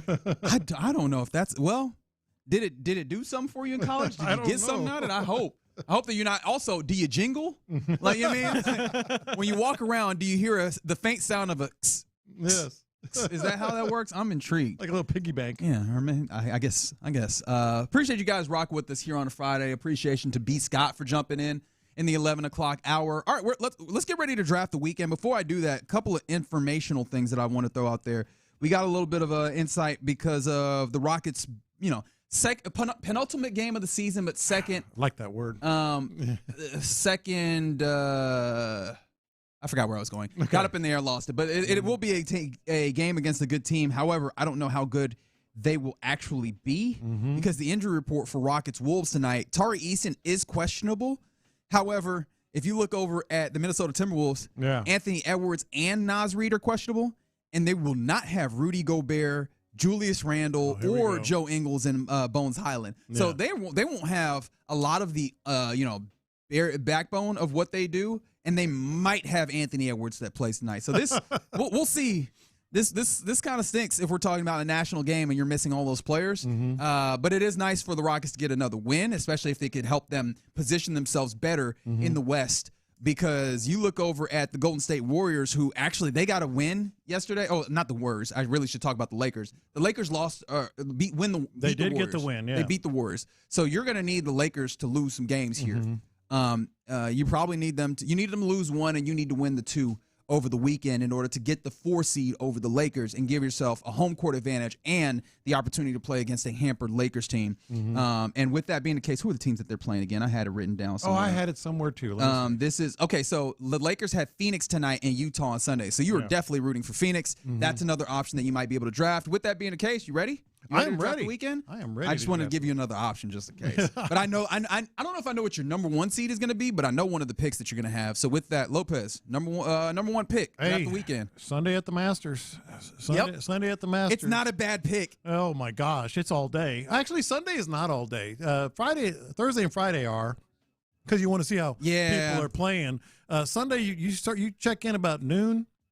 That's when things really start to happen. So yeah, Sunday at the Masters. Rory, 4 holes in today.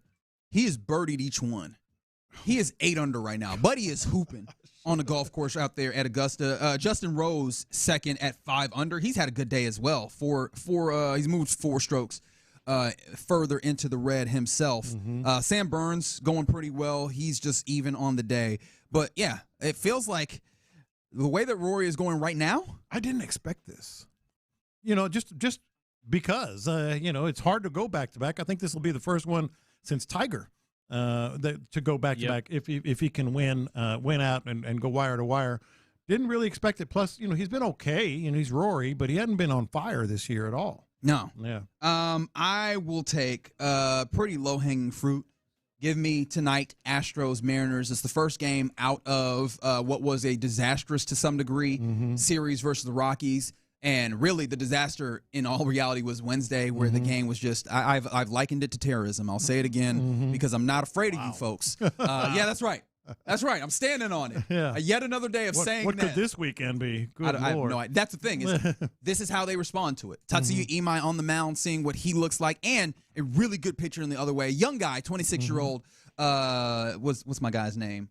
Emerson Hancock. Hancock is what his name was. Thank you. My second favorite Hancock, Herbie Hancock's. Oh, you're a little bit of a jazz guy. He's obviously one of the fathers of the Constitution. Okay, you ruined it. Y'all not get it? No, I get the joke. I do indeed. But yeah, I'm very intrigued by this game. I can't wait to see it. I wonder if you are in the same place. I am. In fact, my next draft pick will be tomorrow. Okay. Astros. So McCullers start? Because McCullers, I mean, these two pitchers are going to really set the mood, so to speak, for at least the immediate future in terms of, no Hunter Brown. You need at least Imai to step forward. And then if McCullers can kind of dial it back again to what he was in his opener, then you feel a little better. If not, your mood's not going to be good. You're not going to be in a good mood. I'm sure that you think you know where I'm going with this next one or where I might go. Mm-hmm. You know how sometimes we don't end up drafting sports but draft other ththings? Yeah. Give me, at I believe 7 p.m. tonight, maybe 7 p.m. Eastern. I need to check what the time is. I think it's 7 p.m. local, 7:07 in fact. Artemis 2 splashing down. I was going to say that. Right, so the astronauts that went on the flyby of the moon, saw the dark side of the moon, they are re-entering Earth's atmosphere today, and they are crash landing in the, I believe, Atlantic, or is it Pacific? Pacific. It's the Pacific. They're crash landing in the Pacific tonight. Yeah. And the reason why this is interesting to me, when they went up with the Artemis 1 mission, it was an unmanned mission. The heat shields, because apparently re-entering into the Earth is really, really hot. Yeah. The heat shields kind of malfunctioned a little bit. Now, there was no one on that one, but they recalibrated and tried to fix the heat shields. But obviously, you can't test it unless you do it again. Yeah. So, not that I'm looking for anybody to have a bad time. However, it does create a little drama to the reentry of this. A lot. So I will be watching. I was gonna say the same thing. I could be off on this, but it's in the thousands of degrees, the temperature. Oh, without question. That is hitting that heat shield when they re-enter. And we all saw Apollo 13. We know about how important that is. It is a 13-minute plunge through the Earth's atmosphere at approximately 24,000 miles per hour. Yikes. 5,000 degrees Fahrenheit. Yeah. Yeah. That's hot. That is enough. The numbers are big enough in order to give me the drama that I need. That's accuracy right to there. watch people fall through the sky. It's hot. That's right. And frankly, this is the most dangerous and scariest part of the entire mission. Correct. Is coming back into. And the second most dangerous was the liftoff. Yeah, and that was fine. That went fine. We're already through that one. So yeah. All right. You got one more? Yeah. Saturday at the Masters, man. You're like, you're gonna let me take the Masters? I'm gonna take more Masters. Saturday at the Masters, Sunday at the Masters, both of them. It's gonna be good. But man, Rory might be making fools out of everybody right now. Yeah, he's moving, baby. Yeah. He really is. He might develop such a lead where this might get a little less interesting on the weekend in a way that I would not anticipate. I would take Rockets Minnesota, and it does still feel like a big game. 832 said I smell a trap game. But if we don't have all the pieces here, it's going to be a little less interesting for me to draft. And so I will take some more drama because that has been my draft strategy here. Give me Jim Schlossnagle. Schlossnagle. Goodness. Got it. I was so excited to get it that I completely ruined my man's name. Jim Schlossnagle, the now manager of the Texas Longhorn baseball team, former manager of the Texas A&M baseball team, playing Texas A&M this weekend. First time since he left for Texas. I want that drama. Yes. And especially because there's not a better place to watch really maybe baseball in the SEC than out there in College Station. And then if they have the additional field, all right, we got the other SEC head in here.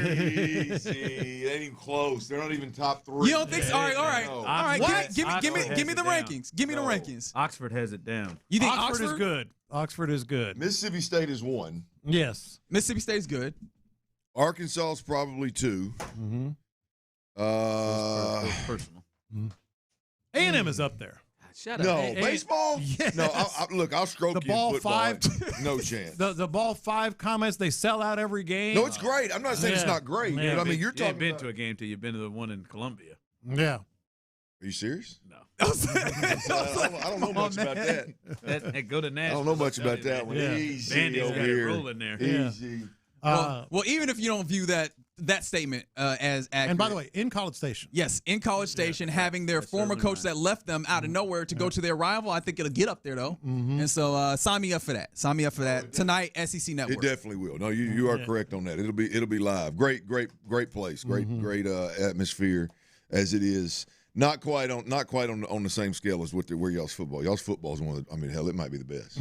And then we got the Love Volleyball that's playing tonight. Oh, yeah. The University, goodness gracious. The Houston team has been the best in the league. So excited for that one as well. And we welcome in, as you heard, Clint, Ron of The Drive, courtesy of D&M Auto Leasing. Fellas, how you living?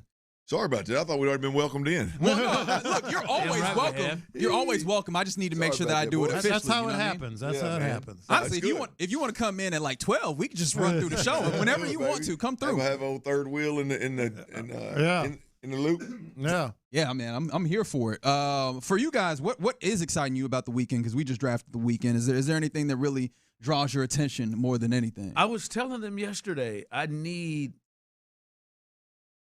something to pull me into the Masters right now. What about Rory? And now that might be. That might be. It's been 19 years since we've seen a repeat. That might be it. That's true. But it just hadn't. I had to take Tiger down off the completely off the pedestal. Yeah. I wish someone would have told you that. Well, I mean, when he flipped his card, and the first thing he thought to do was to call. He's made an appearance or two. Call Donald Trump. He's damn sure made an appearance or two on social media.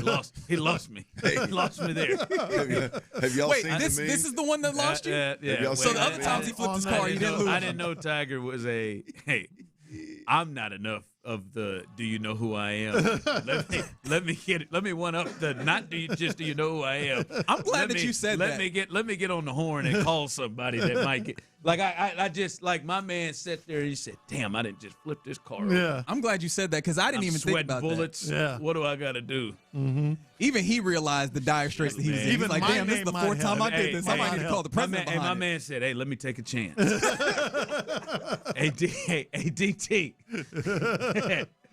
Help a brother out. Come on, man. That's what you did. You're Tiger. You can't help yourself in Jupiter? Maybe on the first two. Maybe the first two times you crashed the car. The fourth time we gotta seek higher powers. I've seen two different memes so far of him sliding in, rolling in on a fairway. Somebody saying, hey, when's Tiger going to arrive? And all of a sudden, the Escalade comes around on the fairway and does a old barrel roll over the green. I'm going to flip my car in the neighborhood and hit up David Culley. Hey, Coach, I know you see me in there on Wednesdays on leg day, but I'm just wondering if you had any pool. Cops at all? You had any pool around here in Siena. You got any pool around? Anybody in Katy. I'd reach out to D'Amico. That's probably not, but I probably got a better chance with David Culley. You think you could reach? My. Yeah, Culley would be your route. For sure. Yeah, for sure. I mean, if you thought D'Amico forgot, he did. The minute we asked him about the interview, he knew exactly who you were. All right, but how far do you think D'Amico goes? You think D'Amico goes the way where he just goes, don't know him, or do you think D'Amico goes, oh, this is a bad dude, you might need to lock him up? Like, do you think he goes the other way where he's that vindictive? He ain't even answering the phone. He ain't even answering the phone. D'Amico put in a call to that PD, like, no, you actually need to take him in. D'Amico ain't wasting that bullet. Hey, wait a second, man, I can get you a couple of waters at training camp. Lucky to get that. Lucky if you get that. Yeah. You ain't getting that Gatorade, but I'll get you some of that. Get my ass on that Gatorade. Oh, that's good. So where did we land on the Risk It All segment? Where did we ultimately figure out amongst the group? I mean, Hannah Storm's in there for me, but Taylor Rooks, obviously. Joy Taylor is a special specimen. Tyler had those two and Kay Adams on his list. Well, he didn't have Joy. He had Kay Adams. Who else you had? Kay Adams, Taylor Rooks. And then the gal that just had the baby with the big boobs bouncing around. No, that's not who you had either. She was an honorable mention. She was an honorable mention. Who was your third? Who was your? I can't remember. Who was your? Damn, third? you got so many that have honorable mentions. Hey, listen, this is a lot of risk. I had three tied at the top. Let me tell you. This was at the heat of the moment, man. He was ready. He came prepared like he had ready. time. Yeah. like he had a couple of days. He's been considering this. You think? He said, "Well, here, man, just in case." He came back. He said, "Well, I'd like to go here. Let me start here. No particular order." And then Because he didn't want any of them to feel bad about being number 2 on his list, clearly. Who was the third, Tyler? I'm racking my brain. It was Rooks, Kay Adams, and who was the other one? He don't care enough. Yeah. He ain't risking it all. Rutledge? He might risk a lot. No, it wasn't Laura. That's not risking it all. Yeah. I feel like risk it all. You got to have the name. You got to be a bam. We had. I can't I remember. did for the actual segment, which is what counts. So. And I can't remember who it was. I mean, I had settled on Malika Andrews. One, I know she likes white guys. You got a shot and there. she's pretty strong. And then Tyler, he stole Malika's chance. He wrote a list out there. I said, well, I'll take whichever Oh, one. it's Paige. You're right. Shout out Paige to you, Spearneck. Pure. Yes. Yeah. Well, you have history with her. You do? She said his name. Yeah, she did. Tyler at Super Miller, Bowl in you New are the Orleans. greatest producer in the world. Oh, that's great. That is You rich. got that ready, too. Felt a little blood flow on that, I'm not going to lie. Yeah.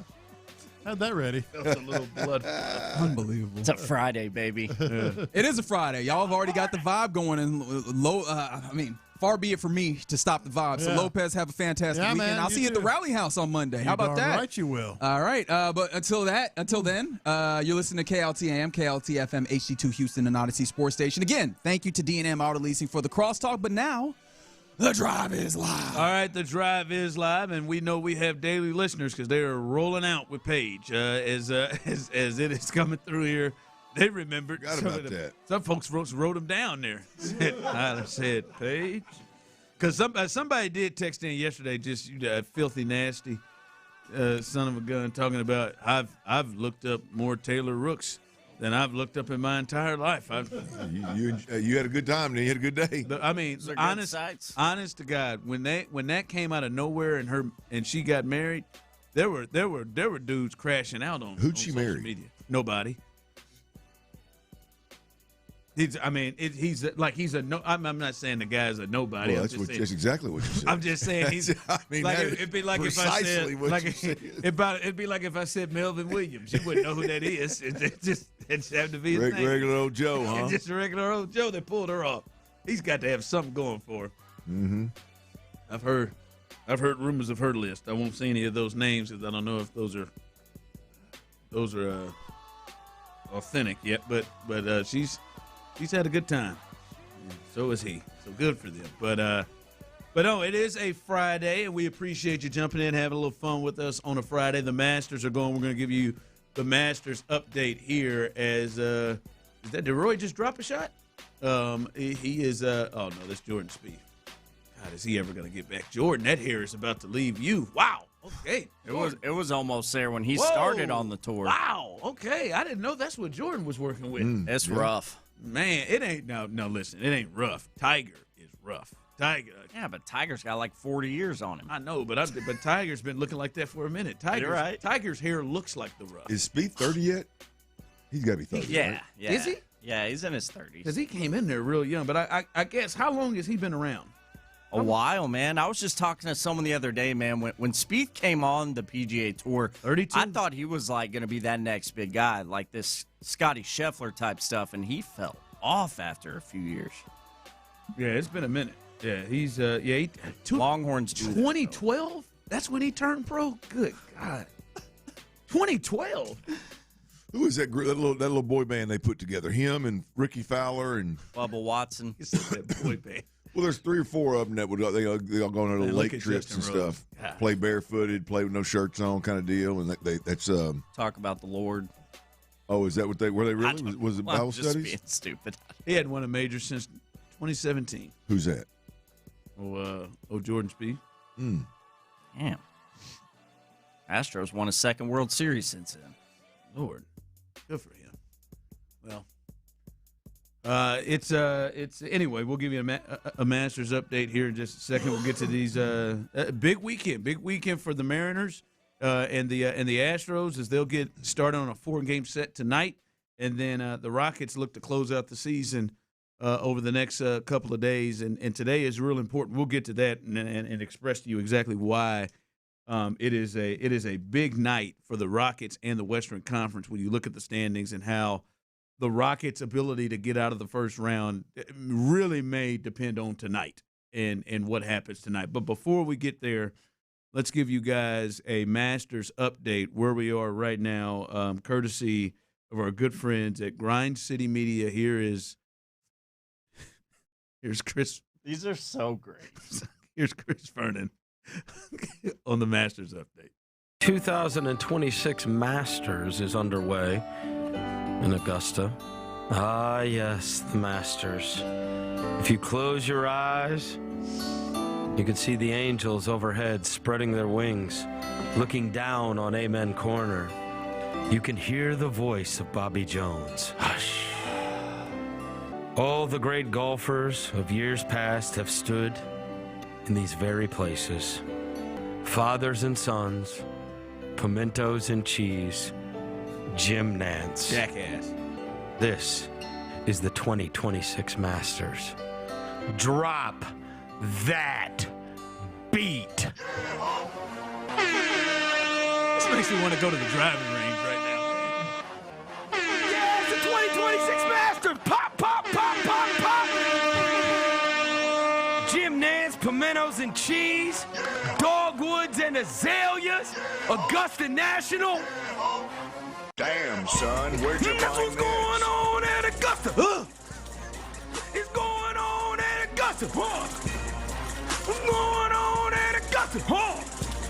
That's what's going on at Augusta. Sam Burns is 5 under. Sam Burns. Still is. Rory Mack is 5 under. Rory Mack. Say amen at the corner. Amen. Say amen at the corner. Amen. Rory Mack is 5 under. Rory Mack. He's actually 8. Rory Mack is 5 under. Already got his green jack. Trying to go back to back. Do it again. Already got his green jack. He trying to go back to back. Is that a turtle? Yeah. Is that a turtle? Oh. Is that a turtle? What? Yo, my turtle back. Yo, my turtle back. Yo, my turtle back. Yo, my turtle back. Yo, where is Brooks Koepka? 2 under. Yo, where is Brooks Get on beat. 3 under. Brooks Koepka gonna get ya. Brooks Koepka gonna get ya. Yo, where is Xander Schauffele? 2 under. Yo, where is Xander Schauffele? 2 under. Nothing rhymes with Schauffele. Does it? I can't rhyme with Schauffele. I can't. I dip my fries in my frosty. I made another rhyme with Schauffele. Where's Scotty Scheffler though? 2 under. Where's Scotty Scheffler though? 2 under. Not no more. Damn. Yeah. Put that boy behind bars. Danny, stop getting paused. What the hell? Do the Scotty shuffle. Do the Scotty shuffle. Do the Scotty shuffle. Do the Scotty shuffle. Do the Scotty shuffle. Legs everywhere, but their ball stay straight. Legs everywhere. Couple of corrections there as shout out to Chris Vernon who Legs gives us everywhere, but the ball stays straight. He does. He does. He's got great footwork.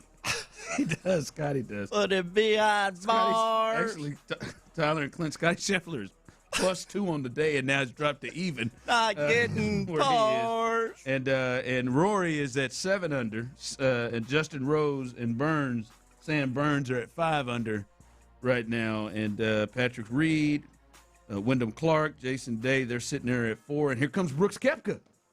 Brooks Koepka, by the way, that mock, what is that, a mock short sleeve shirt? Mock neck. I like that. I like that number. I want to look that up. Yeah, I tell you, Tyrell Hatton's the one that's had a day. 7 under. He's already done with his round, obviously. 7 under.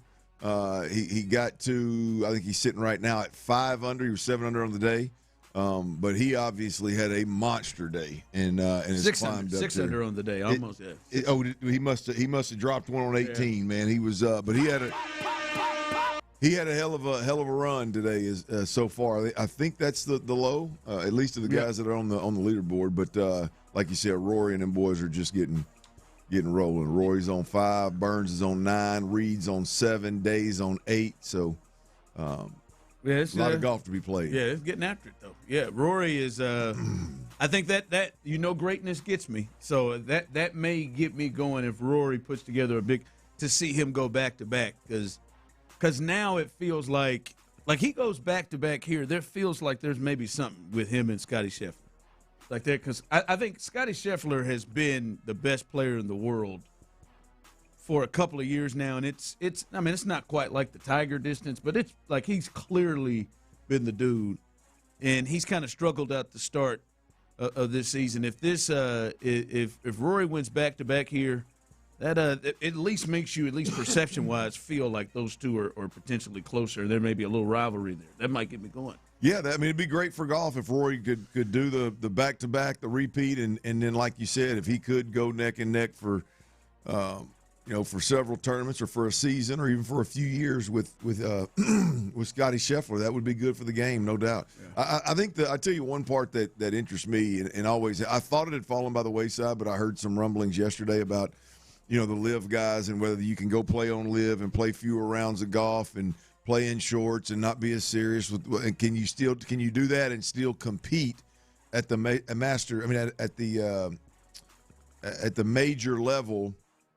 And here you go. Yesterday, I don't think the LIV guys didn't fare too well. But as you said, Koepka's coming.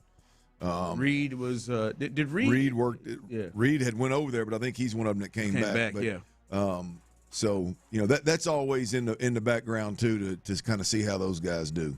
Whether it's guys that have converted back over to the PGA or guys that are still on LIV, I'm always fascinated with that. Yeah. Yeah. Well. There it is. That is the leaderboard. By the way, tonight, I said it, it's a big night for the Rockets and a big night in the Western Conference. Listen, I know there are some people, we've had it, I think somebody said this last week when we were in Indy about, all right, hey, man, y'all want to be scared about something. Listen, let me tell you this right now. It would behoove the Houston Rockets to be matched up with the L.A. Lakers in the postseason. Absolutely. Of the top 7 teams, maybe Phoenix if you add them in there. But I think the Lakers, especially the Lakers that we are going to see in the postseason, which means there's absolutely in the first round, I would say almost guaranteed when you look at the 4 to 6 weeks of Austin Reeves, he's not going to be in, and he's been their second best player. And then Luka, who is clearly their best player and an MVP contender. Well, he won't be because he can't play enough games, but he would have been an MVP contender if he could play. He's in Spain or was in Spain somewhere trying to get his hamstring to heal up a little quicker. He's probably not going to play in the series. So they're sitting there with LeBron James, DeAndre Ayton, and Marcus Smart as their top 3 guys, or Luke Kennard as their top 3 guys. So that is the matchup, and I don't give a rip. I don't believe they can beat the Nuggets in a 7-game series. And so tonight, the Rockets host the Timberwolves, the Lakers host the Suns, and the Nuggets are playing OKC. Now, OKC may throw in the towel because they've solidified the number 1 seed and they don't really have to play for nothing.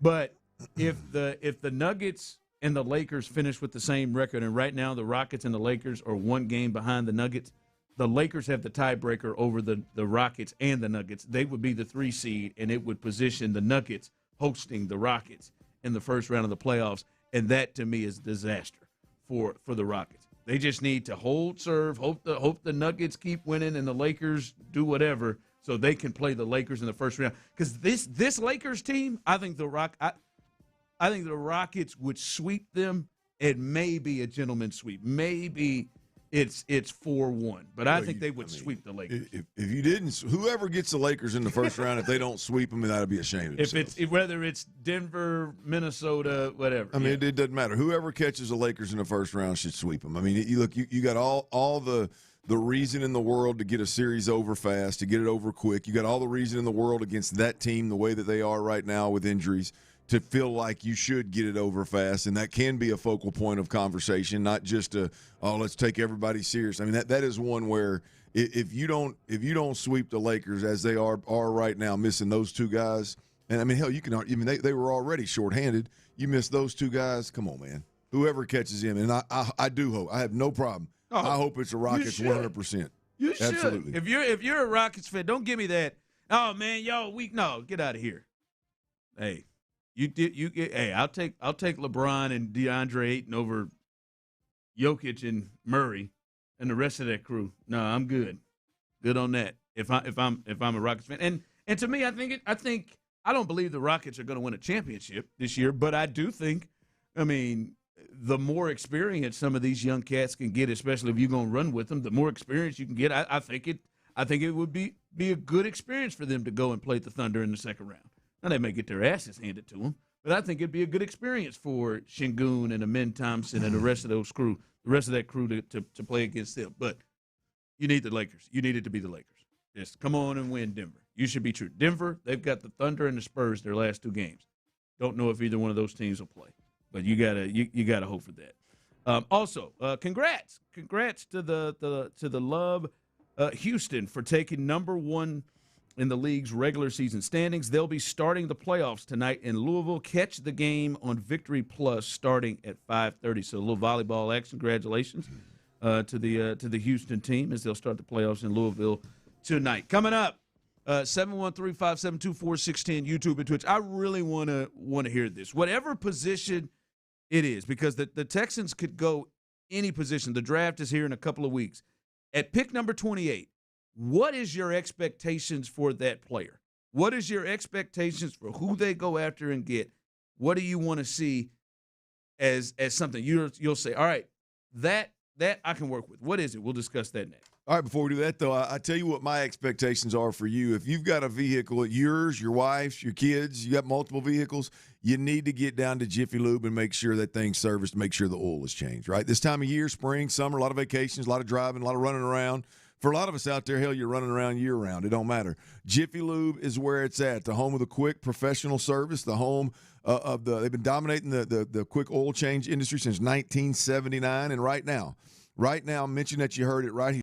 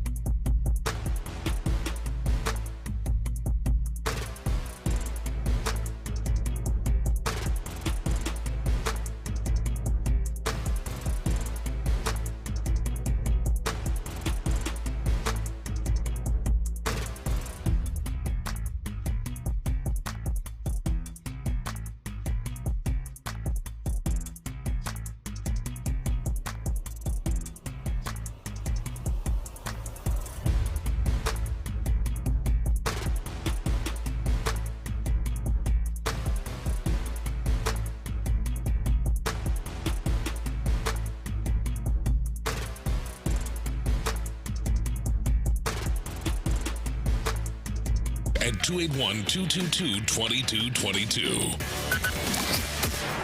Pimentos and cheese. Sports Radio 610 presents The Drive with Stoerner and Hughley.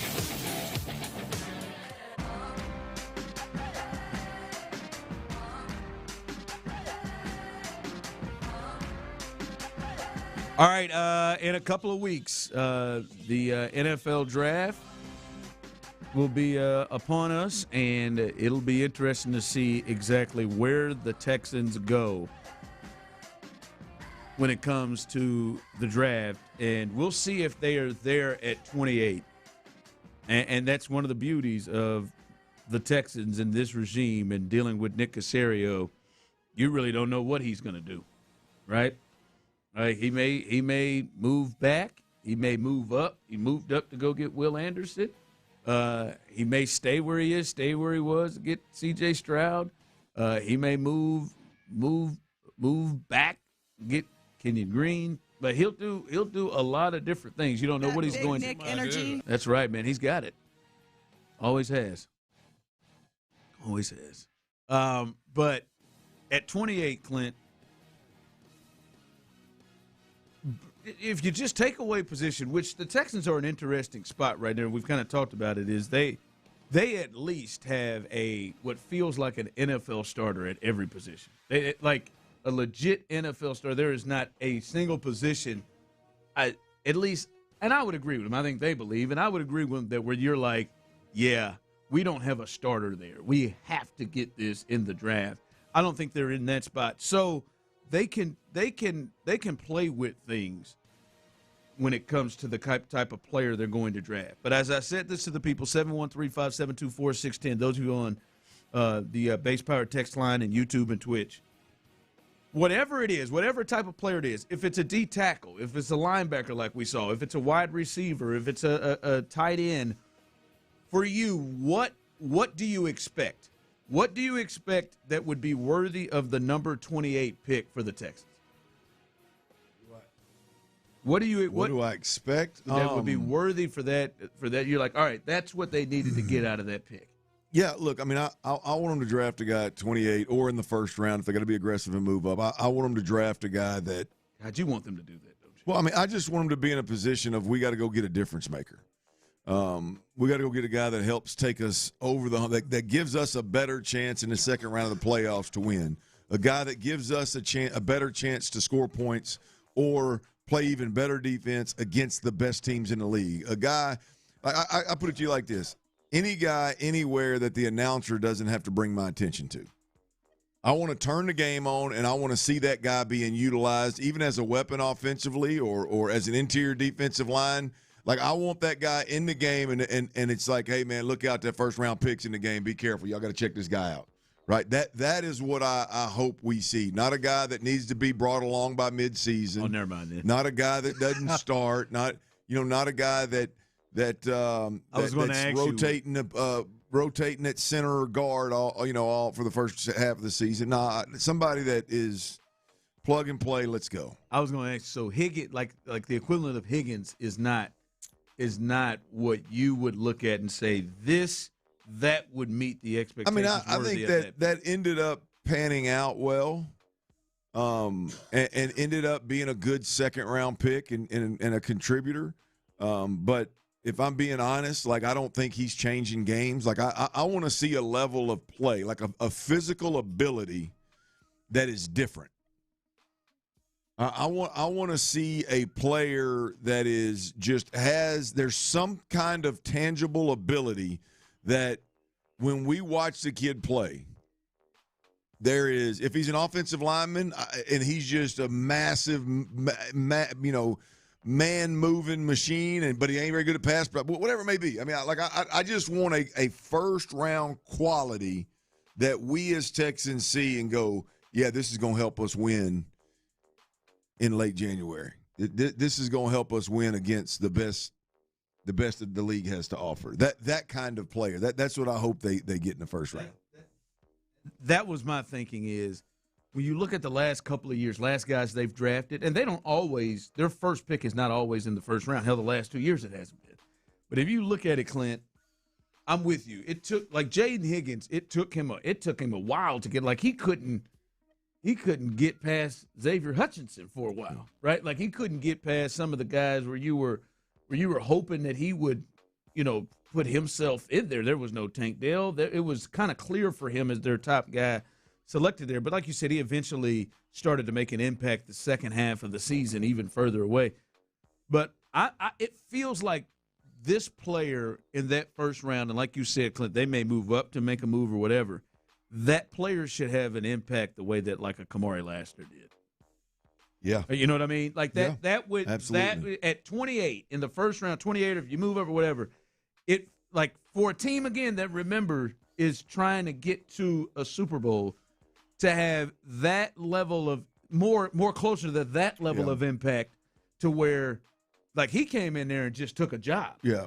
came in there and took it. And listen, we know it's well documented, and I'm sure many people will remind us here on the text line, but we were skeptical of his ability to play where they were putting him. He came and took a job, and you weren't even thinking he's a rookie by the middle of the year, and he was a big piece, and is now still a big piece to this team, a place where you feel like you got to hold. That's the kind of impact to me that would make 28 feel worthy of that. Well, I mean, look, for those folks that want to remind us of the Kamari Lassiter take, I want to remind you of the Kalen Bullock take as well, which panned out pretty well. So, yeah, look, where I was going with that was, you guys, I think there's several examples on the defensive side of the football. Kalen Bullock, you mentioned Kamari Lassiter.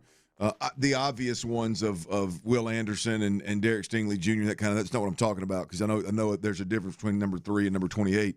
But I think there was a time when Christian Harris was one of those. Every time he got on the field, it was like, look out. That's a good one. I think, did I say Jalen Petrie? I think Jalen Petrie was one of those guys. Now, I know he had a little sophomore slump, if you will, but he was one of those guys that, boy, when you got on the field, you saw him do some similar things in the league that he was doing at Baylor, and you were like, whoa, look out. Now, there's some instincts here.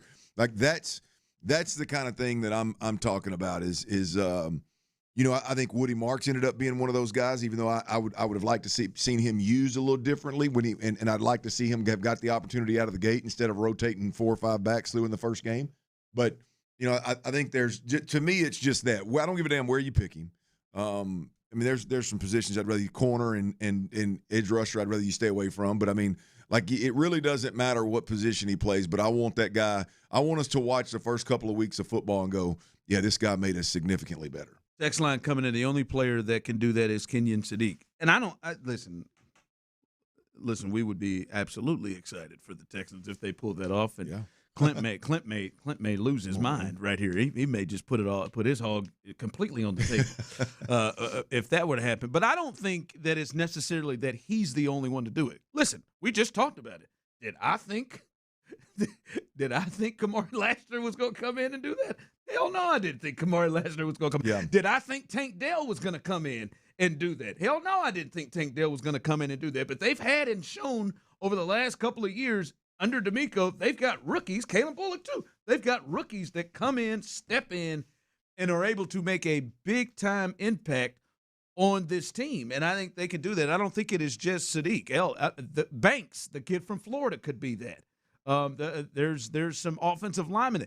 I think, and I've talked about this with Tyler, his Aggie, Casey Concepcion, could be a guy that comes in and makes a major impact. It doesn't have to be that Hill, who we talked about, who Nate Tyson and McDonald had in the first round. If he comes in and makes a huge piece, but it feels like to be worthy of that pick, they've got to have somebody come out and be that, and not just, all right, boy, you lost them. Boy, are they even playing? We don't know if they're out there for a while. That can't be a Jalen Noel type. And I like Jalen Noel. It can't be. It's got to be more production than that. All right, coming up in the division, interesting announcement, and it's coming out of the AFC South. I guess one of the most talked about players in the division. There's been a decision made on him. We'll get your thoughts and discuss that as we continue right here live on The Drive. AD.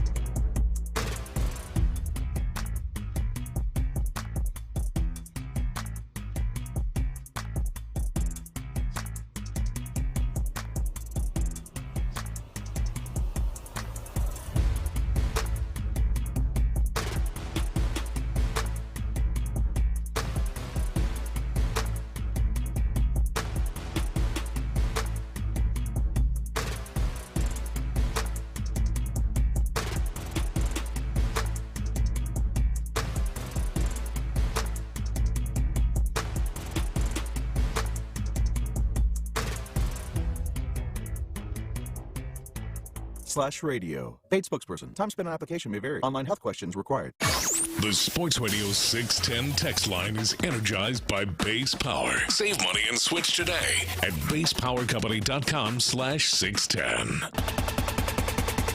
Sports Radio 610 presents The Drive with Stoerner and Hughley.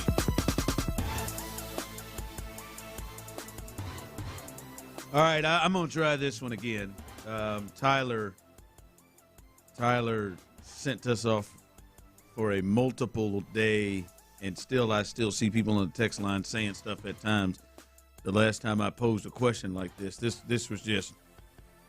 was something that I did not expect Tyler's answer to be his answer, and that he would be so steadfast in his answer, and that he would go into the realm of Dan Orlowski, the way he defended Carson Wentz for years. But just another 2-act tour was just announced, Tyler, and I'm wondering if you're in. A 2-act tour. Last time it was Akon and Neo. Concert, And Tyler expressed that they were icons, or at least Akon was. Oh, yeah, that's a show you can't miss. Nah. Chris Brown and Usher just announced a joint tour. You in? Hell yeah, I'm in. That'd be a great show. Nostalgic, great performers, great music, I think it sexy would. ladies. I think it would. First off, you're right. Those are two really good performers. Tremendous. Probably get the skates. This is you want to get your lady good and lathered up. This is probably has a chance. Or if you're single and looking for one that's already lathered up, there's probably going to be some lookers there. Versatility with this show. Mm-hmm. Usher, Chris Brown, you in? Yeah. You in there? Yeah. Absolutely. And be honest with you, it would be. Would Lauren be in this? Yeah. 100. She'll be in there before me. Usher will get her good and worked up. That Confessions album. I'm be honest, it'd take a lot for me. I mean, I got about a 5,000-6,000 person outdoor amphitheater. I got guardrails on my live music that I like to catch nowadays. I mean, getting off in some basketball arena with 25,000-30,000 people. That's not your gig. That ain't quick. That ain't. Did you do a suite? Oh yeah, I do a suite. Anything, but no. But where I was going with it is I would do. Like they would get me Usher specifically. I was going to say, who are you waiting for more? Usher. Oh, no question. Yeah, that's your time. Yeah, Usher. Chris Brown had a run there too. Still one of the greatest comebacks in American history. That his fans are young ladies. Mm-hmm. And we watched. He gets physical every now and then, doesn't he?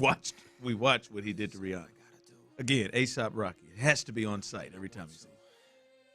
This ditty right here used to do it for me, man. I'd be singing my heart out in the shower. Oh, this Confession album? Every teenage feeling you've ever felt. Okay, this is college for me, but yes, this Confession album. What? It was great. He had a run there, boys. What an album! Wow, what an album! He had to win the Grammy. He had to win some sort of a Grammy for this. Multiples, I would believe. Oh boy, Tyler. Ooh, I don't know if you got that. I don't know if you got that in there, bro. Who cares, man? He had it in that shower, boy. Yeah, that's all that matters is how you feel. God, man. I mean, this. Woo. Yeah, Confessions. Woo. My God, Chili was beside herself listening to him just put their whole relationship out there for everybody. He went up there to go get that, didn't he? He did. He climbed up there, man. Yeah, that might be a nice one. Hold on, real quick. 713-572-4610, Base Power text line, YouTube and Twitch. Chris Brown, Usher, they have decided to a joint tour. We've established we'd all be there. Hell yeah. Who's last? Who goes on last year? It's got to be Usher. It's got to be. I don't know. That is a great question. I don't even think it's close. Who's headlining this? Maybe they just switch out. I don't know Chris Brown as much as I should, but I mean Usher's significantly more decorated, correct? Yeah. Well, he just stopped making music. I think. Well, his music stopped making him decorated. Hear about the last his last 10 albums. Yeah. It's just but no, Chris Brown does not have an Usher's. I don't think. There may be some people who come rolling in here with a different thought. Chris Brown doesn't have an Usher's Confessions album like this, but I mean today Tyler, today I think Chris Brown closes this. That's where I was leaning. I can't believe it, but that's where I would lean. And maybe they reverse it in select shows. And maybe they do like you do a song, then you do a song, then you run off stage and you do a song. Maybe they do that. I think he meant one opens in one city and the other one opens. No, I know, but I took it to a different degree. I think, hey, pass the guitar. Ray said, "How isn't it, Usher?" Hey, pass the guitar, man. I like it, Tyler. I like that concept. I mean, boy, get them good and wet, man. You just get them good. Hey, I mean, keep them all interested the whole show. Yeah, I don't know. Yeah, I'm sure the soundboard guy would love that. Yeah, I think Usher's more decorated, but I think today Chris Brown is clearly the bigger star. He's made way more recent big hits. Oh, you know? yeah. So literally and figuratively, huh? Oof, ain't lying. I mean, he's really gotten through that somehow. Yeah. Yeah, if we go, I'm only gonna watch Usher. When Breezy comes out, I'm leaving. My way, man. My way. That Chris Brown can't hold Usher's job. Sure. I really think this. I do think there is an age portion in this.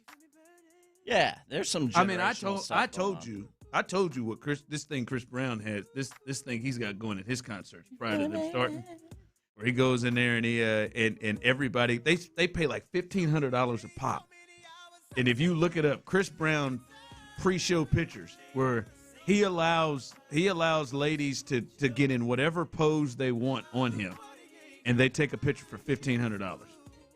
And they are bent over. They are straddling him. I could only imagine. They're all over him. I think they'd be like that anyway. But now that they paid $1,500 for it, they probably feel like they have ownership. They can do whatever they want. They deserve it. Yeah, no, it's It is that when I've watched that, it is the craziest thing that those Chris Brown pictures. That is nuts. That's all right. I did Tyler. I didn't know Tyler was going to touch Tyler today.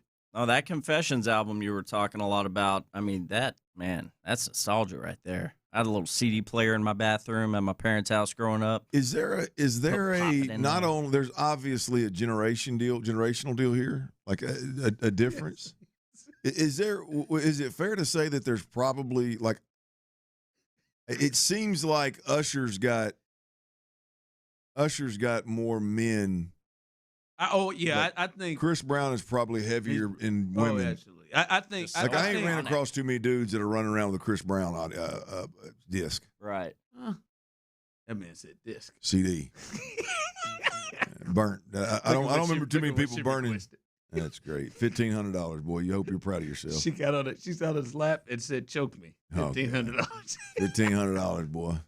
Have a daughter, they said. Have two. Jeez. Yeah, have two, right? Have two. I got three. Yeah. Text line: Usher's music is more appropriate for all ages. Chris Brown's music is very sexual. I don't know, man. Usher's got some nasty bangers in there too, man. Very nasty.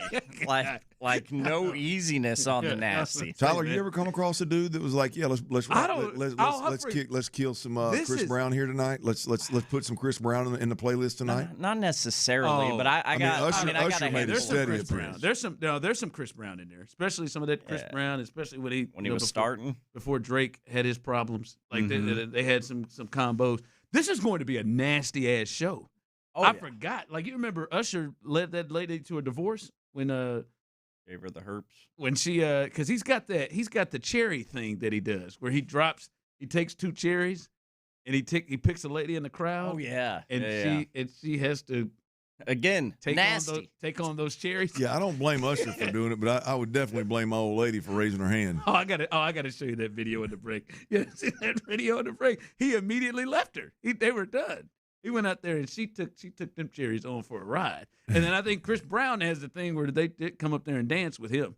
Oh, yeah. The concert's going to be like Magic Mike. It's going to be nasty as hell. I haven't seen that movie, but I can only assume. Man, how nasty is it going to get between those two? A lot of stage jumping, I would assume. Yeah. Pelvic thrusting. Yep. Text line coming in. Chris Brown and Usher's concerts cause marital problems. Get your ass far back. That's from the front, baby. That's why I'm staying home. My old lady can go if she wants to, but I don't want to know what goes down. I don't know.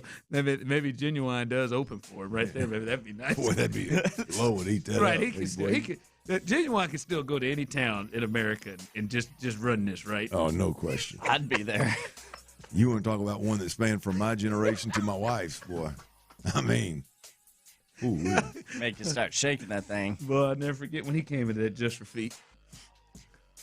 I don't know that. We fought like hell to try to get that sale. Oh, he came in there when you came in and tried to buy some shoes. We fought like hell to get that sale. He took a young lady. Sure he did. Damn it, boy. Yeah, that'd be a big one, man. We should all go together. I'm ready. Let me tell you who I ain't going to that con. Usher and Chris Brown with. Is he going to be at Toyota? I'm guessing it would. They're not. I mean, maybe they'll be at the Fertitta Center, but I think it'll probably be at Toyota. I feel like those two are getting the Toyota Center. Shoot, them two may need to be at NRG. No, let's not. I mean, Usher did the. Usher, yeah, you're right. Usher's probably a little bit more confident. He did Super Bowl halftime. They're probably not letting Chris on there yet. They have some legal problems. There's probably some liabilities coming along with Chris. JC said, man, we probably can't do that. Yeah. All right, coming up, Astros, they got a big series coming up, and it is clear the Achilles heel of this team right now. And I think many people thought it was going to be a work in progress with the pitching. But let's discuss this on the other side, and we can start with your thoughts on this. Are you surprised that the Astros pitching has been as bad as it's been? We'll discuss that coming up next. But before we get there, let me tell you about Base Power.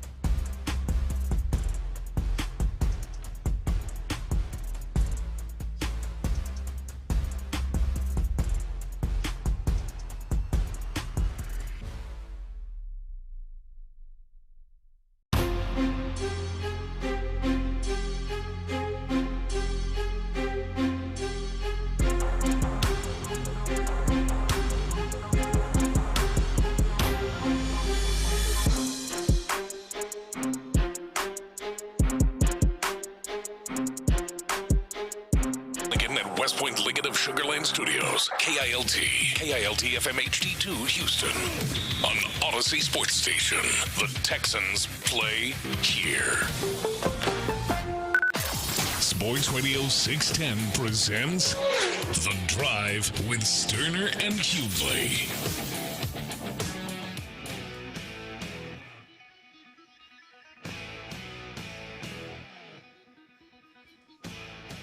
Tyler, I just showed him the Usher and the Cherries.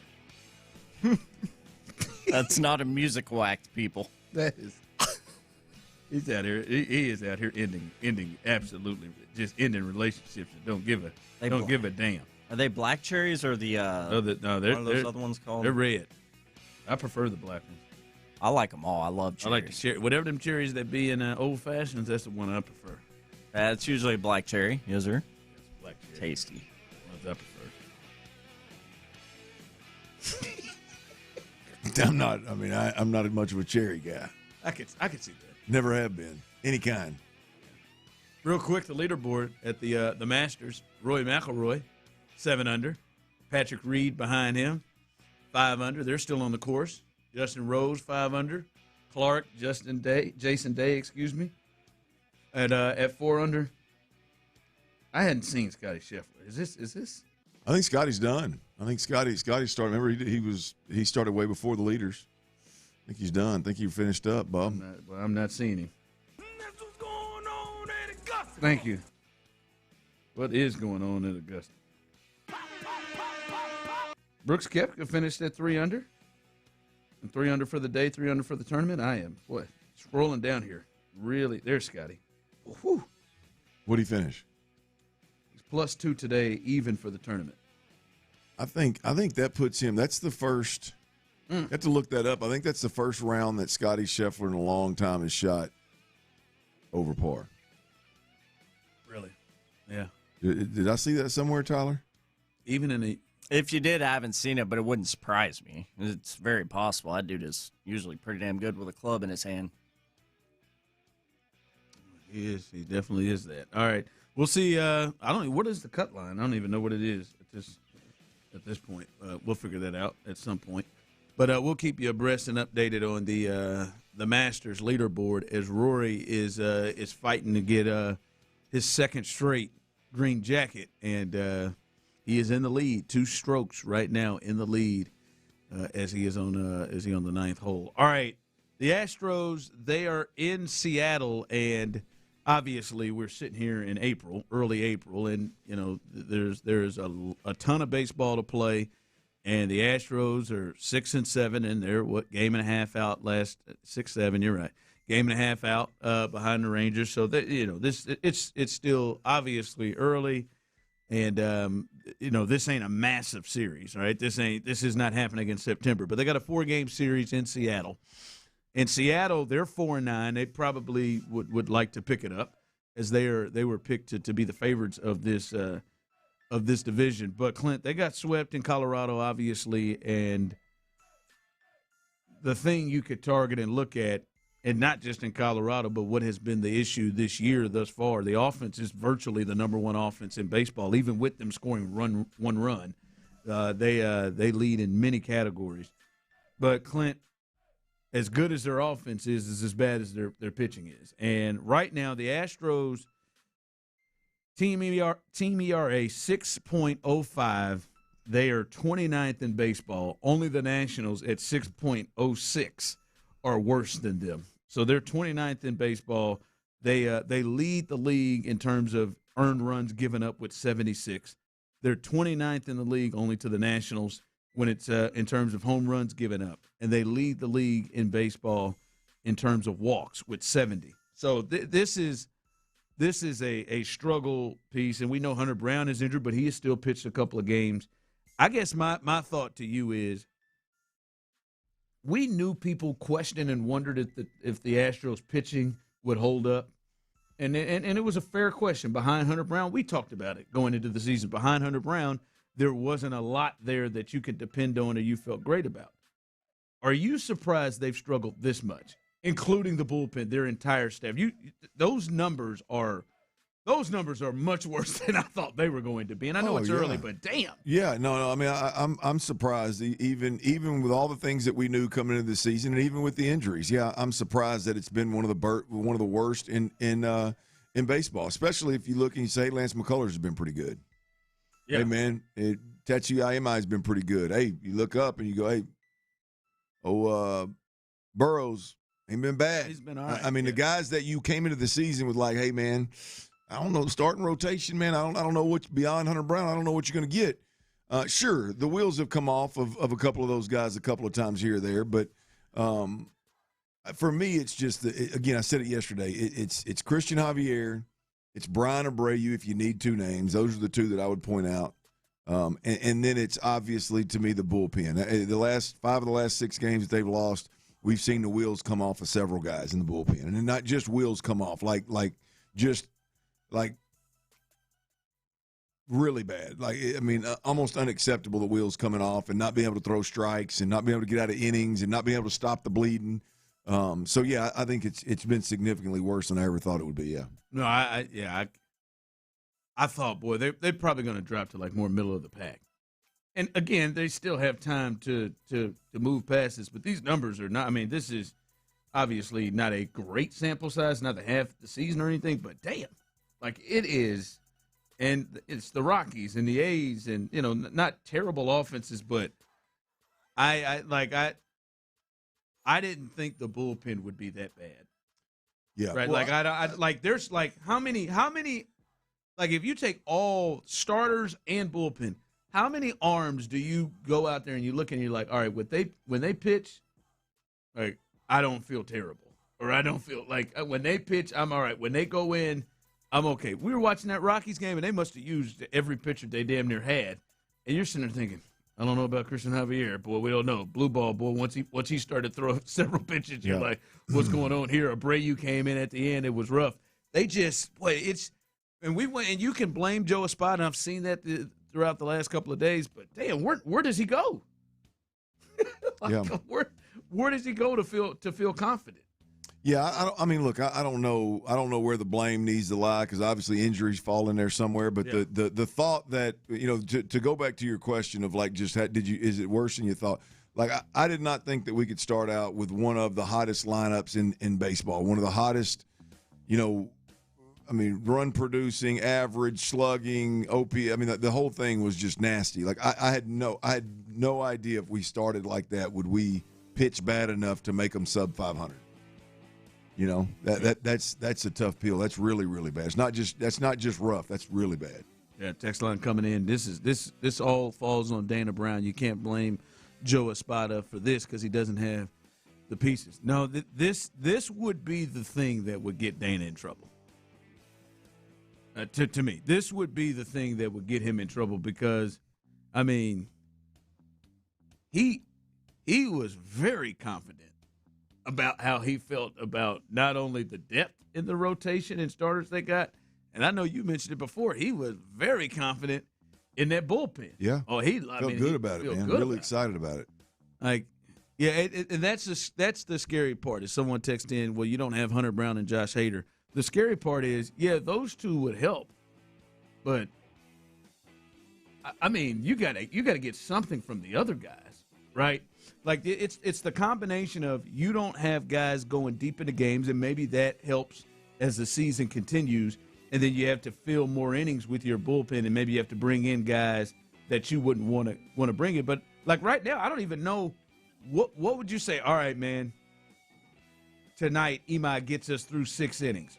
Who's got the 7th, 8th, and 9th? Like you feel like you know what you mean. You feel great about it. Who's got the 7th, 8th, and 9th. Well, recently it hadn't mattered, right? Because you get there and it's like, hell, who needs work? Who just needs the work, right? But if the game's tight, and if you got a one run lead or a tie ball game, who takes? I don't know. I have no idea. I mean, Brian Abreu's going to be in the mix somewhere. And King, I'm guessing. King, I'm guessing. Okirk, maybe he get thrown in there a little bit. And that how you say his name? Okirk. Yeah. Yeah. I mean, he'll probably get thrown in there a little bit. Yeah, just like it, and it's so. No, Joe tried old Blue Ball's ass back out there and tell him to get back on the horse. Blue Ball's got some nuts on him, man. Let me tell you. I mean, he's been dealing with that his whole life, right? Like he's just Blue Ball. Yeah, it's not. Nobody's going blue bob, right? It's just blue balls his whole life. Add nails in more than one way. Yeah, no, I'm with you, man. It is something I thought was going to be a work in progress, and the scary thing is now Hunter Brown and he joins Hader over there. They have got to figure some guys out. I don't know, the pitching coach that has always been a strength for the Astros. They're going to need to figure something out here. Well, with that, because they have got to get this thing just get it. You're right with the offense. Just get it to okay. Yeah, just not being the worst. I mean, here's the deal with the Astros is I mean, it's a difficult fix because you got so many things going on, right? But with this offense, you can still win games. Here's the deal, though, from a pitching perspective, the quickest fix is because the big problem here with the Astros is, I mean, I think 3 of the 5 that you lost out of your 5 of the last 6 you lost. I think 3 of the 5 losses. Hell, I think by the 4th or 5th inning they was out of reach. It was. I mean, it was so far out of whack that it was going to be really hard for you to get back. Yeah, now they came back and tied one up multiple times against the A's and went into extras and all that. Ended up losing, but like the problem is you can't get a starter to get you to 5 or 6 without the game being 5-1. Right, like if you can get, if Spencer Arrighetti comes in here, if J.P. France comes in here, if Tetsuya Imi and Lance McCullers, if they keep kind of doing what they're doing and they can get 5 or 6 out of those guys and the game be tight, then I think your lineup's good enough to put you in position to have some confidence at least when you do go to your bullpen, right? To give you a lead, give you a couple-run lead. I think your offense is good enough. So I say all that to say you're not going to fix all the problems. I don't know what they're going to do to the bullpen. I have no idea. You can't fix the injuries overnight, obviously.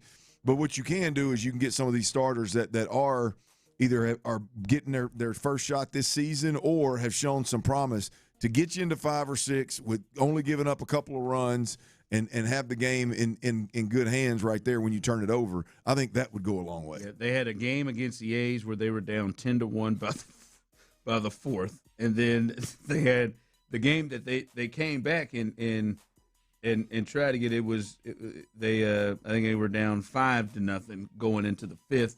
Yesterday, or their last game against the Rockies, they were down 9-1 or down 6-1 by the 2nd at the end of 2. So those are demoralizing even with their offense. Right. I mean, a couple of those games. I mean, I think Joe Espada threw the towel in and got guys rest time at the ball game down in hand. One of those games, Jordan just had one at bat. Came out. Yeah. So I mean, like if we can just get our starters to keep the game in check, just give us a run of 2 or 3 starts here, where we get 5 or 6 innings, just a couple of runs. Give us some quality starts, a couple of them here, and I think you can get some things going. I think you can see some positive results, but I don't know what you're going to do with that bullpen. Well, what I know you can't do is keep taxing that ass with starters that don't go no more than 1 or 2 innings. Yeah, text line coming through. It isn't going to matter what our pitching does if we're only putting up one run per game like we did the last two. Bad timing on that right there. Bad timing. Yeah, I guess. But outside of the last 2 games, they've led the league in runs scored coming into the game, coming into yesterday or at the end of yesterday's games or their last game. They led the league in runs scored. They led the league in almost every offensive category except for batting average, which they were second behind the Dodgers. So this offense, yes, the last 2 games, we'll see if that becomes a trend where they're just going run. I get that, but that's not what it has been. Your offense can't afford to have a night off at all. They scored 34 runs against the A's and lost the series. Lost 4-3. They went and it was an 11-0 game in there, and they lost the one game they won. They won 11-0, and then so I mean, like that is I don't know if it's the offense. By the way, real quick. We know that Spencer Arrighetti is going to get the ball in one of these. Right. Jason Alexander as well potentially could be one. Their last couple of starts in Sugar Land, Spencer Arrighetti 6 innings, 4 hits, 2 runs, 2 earned this week with 7 Ks. And then Jason Alexander, we talked about it. This is one of the best starts in the history of Sugar Land with the Space Cowboys or the Skeeters. 7 innings, 3 hits, no runs, 1 walk, 3 Ks on Tyler, you won't make this up. On 69 pitches. What's that? I cannot deal with that right now. On 69 pitches. he was able to do that for the Skeeters. Yeah, he went there and stayed on 69 and said, I'm coming out. Like, who stops at 69 pitches in 7 innings? He said, this is a masterpiece. We stopped at 69. I'm out. If you're going to come out before you get to 100, 69's the number. That's the number. Yeah, 7 innings. I feel like he still had a lot more in the tank. I got a little juice in me, Coach, but 69 pitches will do. But we know J.P. France has joined the team, Clint. What's your – Look, all joking aside, we might want to forget about going to a 6-man rotation. And one of them names you just rattled off, you named 3 of them. We only need 2 of them. One of them might want to slide out of that pen. Maybe as a you might need some piggyback action here. I mean, Blue Ball, Roa, who else they tried? Montez is already gone. I mean, Weiss's wheels came off. I mean, damn, he gets another shot. You might want to see if one of them cats that you just named can help you out of the bullpen for a little long relief if you need it. Are you hopeful or looking at more of the same with these Arrighettis, J.P. France, and maybe Alexander? I'm hopeful. I mean, look, I'm hopeful whoever replaces Christian Javier can go more than 1 inning. Can give you, an outing where you don't give up 5 or 6 earned. I'm hopeful that replacement, whoever that is, however they decide to do it, I'm hopeful that replacement is going to be able to give you more than what Christian Javier was giving you early this season. I know it was a small sample size, but damn, it didn't seem like it was getting any better. Yeah. So I'd say hopeful. Yeah, you're right. When you compare it to Christian Javier, boy, anybody can be better than that. Yeah. Spencer Arrighetti, and you were saying this yesterday. Spencer Arrighetti is the one that you look at, and it feels like he's been stopped by, I know you will believe, playing catch. Long toss in left field during batting practice. I think that a lot of people do it, but he's been stopped by what feels like just almost things out of his control, right? And right, what did you say? What, he had to leave for a second right before the season started? Maybe that's birth of his twins. Yeah, birth of his twins. I think he missed his last start in spring training, so that put a little kink in the plans there. And I know it's Sugarland, but he gets 7 Ks, this week and generated 12 whiffs on the. That's the thing. He's got that swing and miss stuff, and it took him a little bit that first year he got up there, but he started to kind of feel things out in the second half. We thought maybe he may be a starter in the postseason. So he is somebody that you feel like could be an upgrade and a real help. We'll see on the others with Alexander and company. All right, coming up, we've talked about this Texans offense and how it can get to the next level. And we got to talk about their number 1 weapon, Nico Collins. Do you think we've seen the best out of Nico Collins, or is there another level he can get to? We'll discuss that next. The Drive with Stoerner and Hughley. One of the best defensive tackles in football, Dexter Lawrence.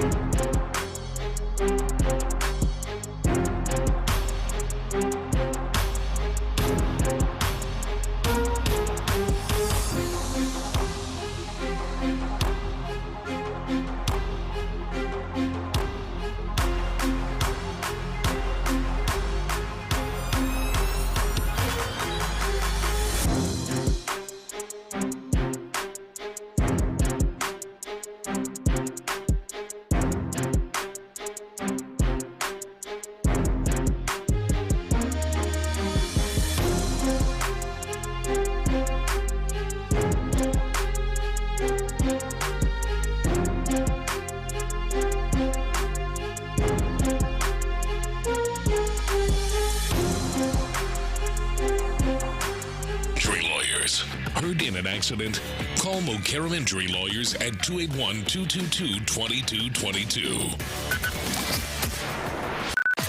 Sports Radio 610 presents The Drive with Stoerner and Hughley.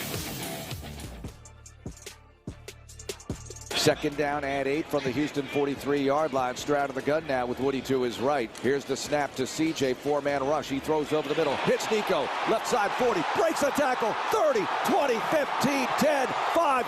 Rock and roll. Touchdown, Houston.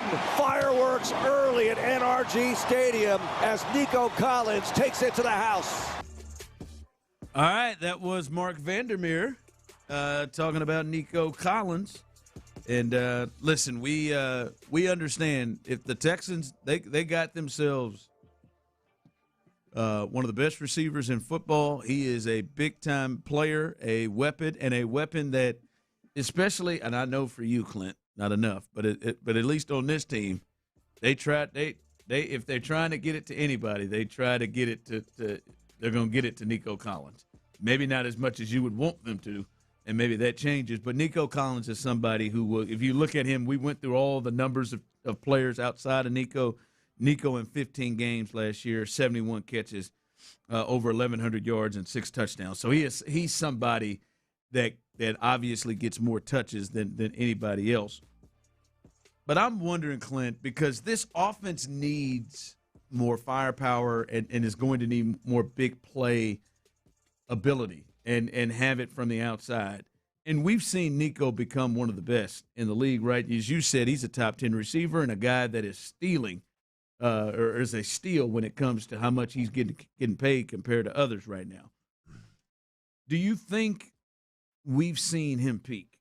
Do you think that we've seen the best of Nico Collins, or is there another level for the 27-year-old entering year 6? Is there another level that he can get to that can maybe help this offense? No, I think we know exactly who Nico Collins is right now, and I think it's a top 10 receiving talent in the NFL. I mean, I don't know that Nico himself can do any more than he has. Maybe stay healthy. I mean, obviously he's been unavailable at some inopportune times, I think, in his career. That's hurt, but I think Nico Collins is a top 10 talent that is used in a way, and if we're being honest, has for the most part of his career, we can say the whole career, he kind of blossomed. When did he blossom? Wasn't that the 2023 season? 23. So 80 for 1297 and 8 touchdowns in 15 games. Yeah. So I mean, really, if you look at Nico Collins' career here, I mean, he is. I would say he's been underutilized. I'd agree. That or his injuries. Yeah, but I mean, you look at it. I mean, 15 games, 71 catches. I don't know. Do the math. That's less than 5 catches a game. And you're playing with a bunch of guys that we don't even know if they can. I mean, we coming into this season, we didn't even know at wide receiver, Christian Kirk was hurt, and you had a bunch of second-round picks. I mean, so it's that's the interesting part. I think we know exactly who Nico is. I think Nico, when he came into the league, the body, the build, the 6'4", 210, whatever it was, and how raw he was. Say it was COVID, say it was youth, whatever it was. My immediate go-to, and I think a lot of people, I know there's a lot of people out there right now who like to say that they knew who Nico was, but back then it was, hey man, Nico's a big-bodied, deep threat that can catch the 50-50 ball that is going to be that guy, as the boundary receiver. And the reality is that's not who he is at all. Sure, he can do some of those things, but the reality of it is he plays the game like a 5'10", 5'11" receiver that's shifty, that can run the route tree, that has great feel, that's hard, and then he plays the game as a very difficult pass catcher to tackle after he catches a football.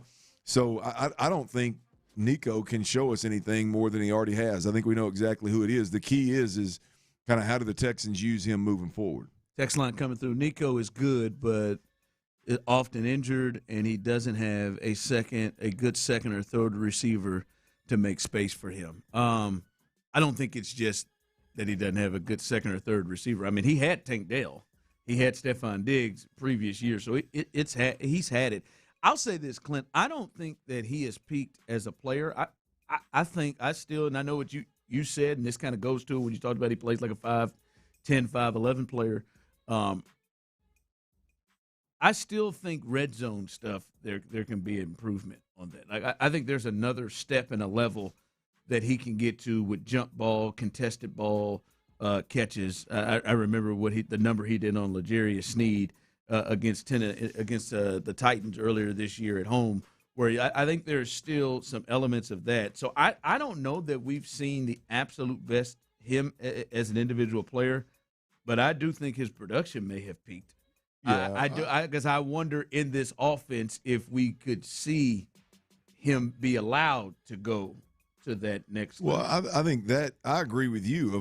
Do I think he can make more plays and do more and be more productive, even more than the great numbers that? Yeah, absolutely he can. But the key is, and I've said it a million times. I mean, if this offense as they are built last year and as they're built coming up, DeMeco Ryans should fire somebody if he doesn't have 10 targets a game. All joking aside, he should fire somebody. If you come into a game and your offense struggled and you had to win a low-scoring defensive battle and or you lost a game and Nico Collins has got 3 catches and 5 targets, somebody should get fired. And that's just for whatever reason, whether it's Nick or DeMeco, whatever reason, they are A-okay with that. And that makes no sense to me offensively. Whether it's like you're talking about red zone or it's just the using creative, formations and motions to get him easy free touches. So he goes from having 4 or 5 catches a game to having 8 or 9 catches a game because you're getting him 3 or 4, one in the screen game, one in a boot game real quick in the flat. He's always the center of attention, kind of like Puka Nacua or Jamar Chase or, CeeDee Lamb and guys like that. That's what should happen offensively. But to your point that I think you were making is I don't know if this offense is going to view Nico Collins that way to allow him to do more. That's the part, right? Because as someone texted in, Nico has tapped out on what he can do. I just don't agree with that. The health thing is a big thing. You know who he feels like, Tyler? If we can get past his nastiness and why would you want to do that? Because I'm speaking of Deshaun. Oh, so if we that could kind of if we could get past Deshaun's nastiness and remember Deshaun Watson pre-Nastyville, I'm not gonna let it take my joy. He reminds me of that. In how often did you watch Deshaun and think, man, if he was under, every game, Andy Reid, if he had got drafted by Andy, or if he had gotten drafted by Sean McVay, if Kyle Shanahan had gotten a hold of him, or any of you, like all these other places where they could clearly, it feels like they could clearly get the best out of him, he would. Like, he already played to a level, again, if you can get past the nastiness and remember how good he was already playing to a level where they felt like, hey, opening game, the first time football's back in a long time, let's go Deshaun versus Patrick Mahomes. Yeah. Because they were in a similar playing field. He was doing that, and you're looking at thinking, damn, Pat's got Andy and Kelsey and Hill and he's like going toe-to-toe. And that's what I look at when I see Nico. And I think that if I'm Nico and you're like, boy, if you take Nico and take him and put him in Jamar Chase or Higgins' spot, what would that look like? If you take him out and you put him in, Puka Nacua's spot, and what would he look like? If you took him and put him in JSN's spot last year, what would that look like? So that's why I don't think he's just tapped out. I do think he is getting held back and not being put in the best spot. Well, you wonder. I mean, he's such a good dude that I doubt it ever happens. But to me, we talk a lot about C.J. Stroud and how happy he is or isn't, or if it's square peg round hole, whatever. There's come a time I wonder if Nico, because Nico can sit here and make Pro Bowls.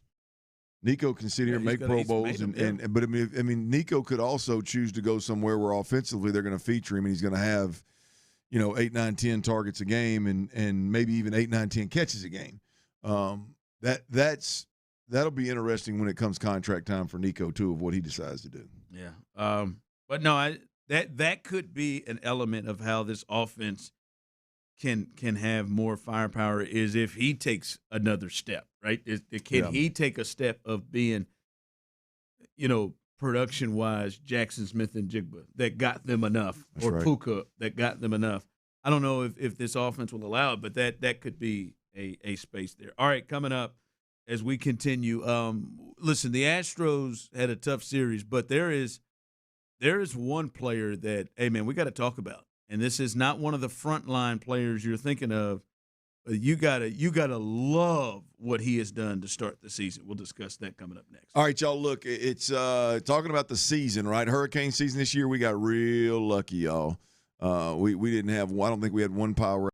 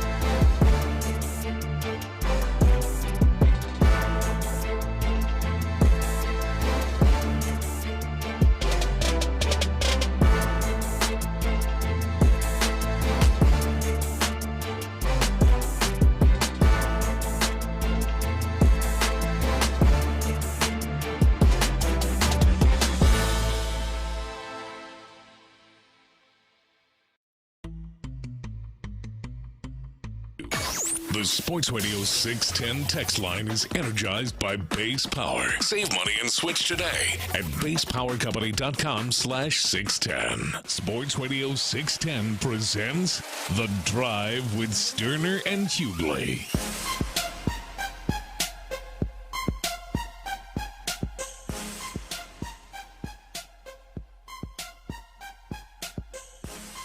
Leaderboard, Tyler. This thing is getting a little freaky. Rory got off to a hell of a start in this round, but he's dropped a couple of shots, and now he and Patrick Reed are tied at 6 under atop the Masters. Justin Rose just sitting there, shot a 69. Go ahead, Justin. Today, and he is one back at 5 under. So this thing is tightening up a little bit. Rory's kind of struggled there on the turn. I think Scotty Scheffler struggled right here on the turn earlier today, but we'll see if Rory can get it rolling on the back nine here, as he's dropped a couple of shots. But six is the lead again. What is that cut line? See what that is, right? Well, there. it's coming back. It's coming back to. Rory, yeah. I mean, with Rory dropping a couple of strokes and the leaders being at 6 under, it's coming back to Scotty a little bit. So that'd be nice. If Scotty's there, let me see where it is. That's what's going on at Augusta. Thank you.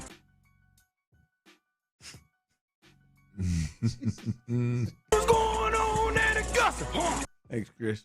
But no, we'll keep you updated here as the Masters in full effect. I swear to God, but it feels like it rains every year at the Masters, except it looks pretty solid right now. Well, we still got 2 more rounds now. It feels like they always have to move. I don't know what the radar looks like. We still got 2 more days. Don't speak too soon now. I feel like every time I watch it, somebody's got to play 36 holes or something. Somebody's got to get started at 9 or finish a round or something because of that. All right, I do want to get to there's a player for the Astros, even with the recent debacle in Colorado. You got to love where this guy is. But, Clint, they're in a run here of 13 games in 13 days. They got 4 against Seattle. They get hopefully some get back against Colorado, as they will come back and play them. And then they get the Cardinals and the Guardians coming up. So no days off. 13 days and 13 games in 13 days. Seattle, who is a good baseball team, but they're struggling 4-9. The Rockies are supposed to be bad.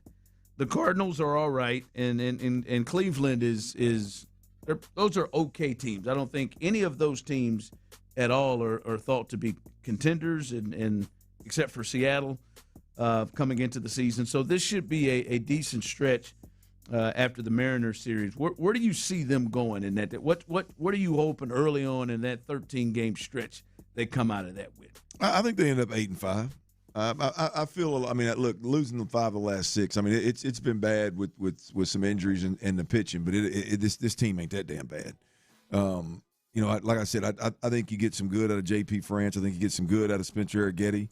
You know, I don't know if one of those guys, along with Jason Alexander, I don't know if one of those guys you bump to the pen so you can get a little bit of relief. Because I don't know if it's just relief in the pen. I mean, I think you need guys. I think you need to find somebody that you can bank on, particularly in a long relief role if the wheels come off of the starter early on. And I don't know that J.P. France or Jason Alexander or somebody doesn't fit that role or doesn't slide in there somehow, some way.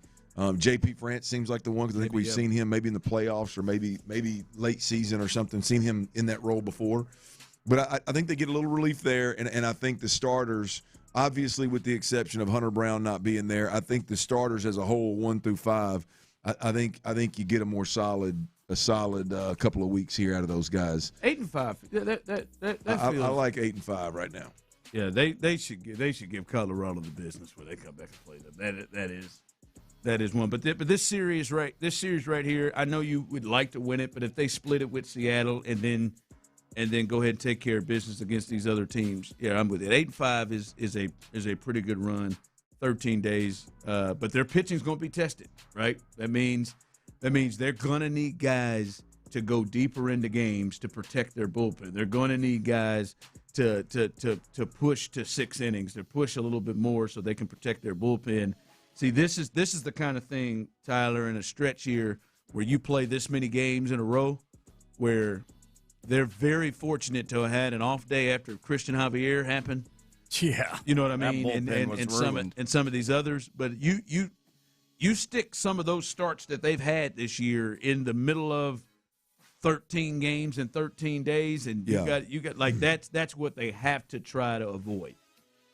Big time in this. I think they do. That's where my, I guess, somewhat optimistic here after what we watched. That's where it comes from, man. I tell you, as bad as it was in that 6-game run that we've talked about, I'm pretty excited about the next 2 games for damn sure. Don't know who's going to start and how it's going to look the rest of the way, but the next 2, man, this is appointment television as it gets. Early season Major League Baseball for me is MI on the bump and McCullers on the bump. Yeah, I'm back. By the way, I am back 100% emotionally. Clint, you don't have a choice. I'm just telling you. I You am, talking about Lance? Yes, I can't help myself. No choice. I mean, I can't help myself. Like, I'm in. I want the guy to be absolute nails. My dumb ass is sitting here and I'm thinking, hey man, no Hunter Brown. Wheels done came off Javier. Don't know what we got in Burrows and MI. Let Lance pitch like an ace. I'm really out here thinking like, man, let Lance have that comeback. Set back to what do they say? Come back to set back to, I don't know, something like that. Yeah, they need him. They damn sure need him right now to be closer to the guy in his first start. Again, even in his second start, I mean, it didn't go as well as 7 innings, 9 strikeouts, and a walk in 1 earned, but he was still pretty good and good enough to give your team a chance. They've had some dudes just run out there, whether it be maybe it may take you to the 4th inning until somebody comes in and piggybacks, but would you say Weiss, he just came in there, didn't give you a chance the other night against Wheels the Rockies. off, man. Yeah, he sucked. Like I mean, to be honest, Christian Javier left the game 1-0, and then blue ball took it to 6. It was 1-1. Actually, it was 1-1 when he walked back out there and threw his warm-up tosses. So they can roll and just fall apart in a lot of ways that they got to clean up when you're playing every day like that for 13 straight. One player we have got to mention, guys, and I don't know about your excitement level. I'm enjoying to watch this. There's something when you see young players who were under pressure, and this cat was under pressure, and then you get to see it appear to click. And yes, it is a little early, but it still feels there's a different feel to this cat, and that is Cam Smith, Clint. He is looking. Not even just his production, even his outs. Like, he looks like he gets it, like it's clicked something. And he came into this thing. Dana Brown was acting like, "Hey man, he don't have no job. He got to earn the job. He ain't got no starting job." But I mean, he is. You look at him. He seems to hit the ball. I was telling Tyler this earlier. He seems like he hits the ball hard every time. That home run he hit in Colorado. What'd you say, Tyler? Is that one of the furthest home runs that's ever been hit there? It's the furthest home run of the baseball season so far for any team. Yeah, like that's power you can't teach. 9th longest all time in the StatCast era for the Astros. Yeah, he's almost killed several third basemen with his hot shots down there. I really love the way he's playing ball and the way he looks. You got to like it because he's made a couple of big time catches in the outfield as well. Yep. A couple of the hits that you're talking about, maybe not the home run, but a couple of hits in games have been really clutch. 2 outs, runners in scoring position. He gets a hit, looks really comfortable and confident. The opposite of Yiner. I think he's got 3 bombs already. I don't know how many bases he's stolen, but again, maybe I shouldn't do this. But listening to Dana Brown, Dana says he can give you 20, 25 stolen bases. I saw a stat. I don't remember exactly who else was on the stat, but it was basically a speed stat in all of Major League Baseball, and he was number 2. I didn't realize he was running. I knew he was fast. I didn't know he was running like that. So yeah, man. I mean, he's one to get excited about. If the pitching could help him just a little bit, and allow us to get excited about him, it'd be nice. Yeah, because he's somebody in that. Obviously, him and Paredes in that trade, you're hoping to maybe get something out of him, and he had that great spring training start to where you were like, oh, here we go, let's go, let's see what he's about. 3 stolen bases, by the way, for him this year. But it kind of 3 stolen bases. It kind of slowed up a little bit. 7 walks too to go along with. Well, he just needs to play against Astros. Yeah, play against them. But yeah, man, I don't know, boy. It's just you can see the look in his face and his eyes. There's a level of confidence of I'm getting this. Like I agree. I got this, and so good for Cam Smith, and they need it because a guy like that makes. You talked about it with the first baseman whose name is just Christian Walker. Like what he's doing lengthens this lineup. Cam Smith coming in right behind him, it damn sure lengthens the lineup, especially when Yainer Diaz is doing what he's doing. So, which is nothing. Disappointing. Faded as hell right now. Maybe he needs to get there. I don't know. He needs to come to Jesus meeting. I don't know. He needs Dusty or something to get back in here. I'm not sure what it is. All right, coming up as we continue, what you got going on? Well, there's Masters is going on, so we got to give you a little bit of an update. Been a solid day, or a newsworthy day. But there's one guy on that's playing out here. He ain't nowhere near the lead, but he's just like the rest of us. And I'm gonna be a little disappointed if the PGA Tour decides to discipline or reprimand my man to any degree. And I've got proof, speaking of golf, I've got proof that my fitting session that I told y'all the other day was as awful as I thought. We'll do that next right here on Sports Radio 610. Drop that beat. Daly's dirty. In the loop. I would love to add another running back. Mm-hmm. I just.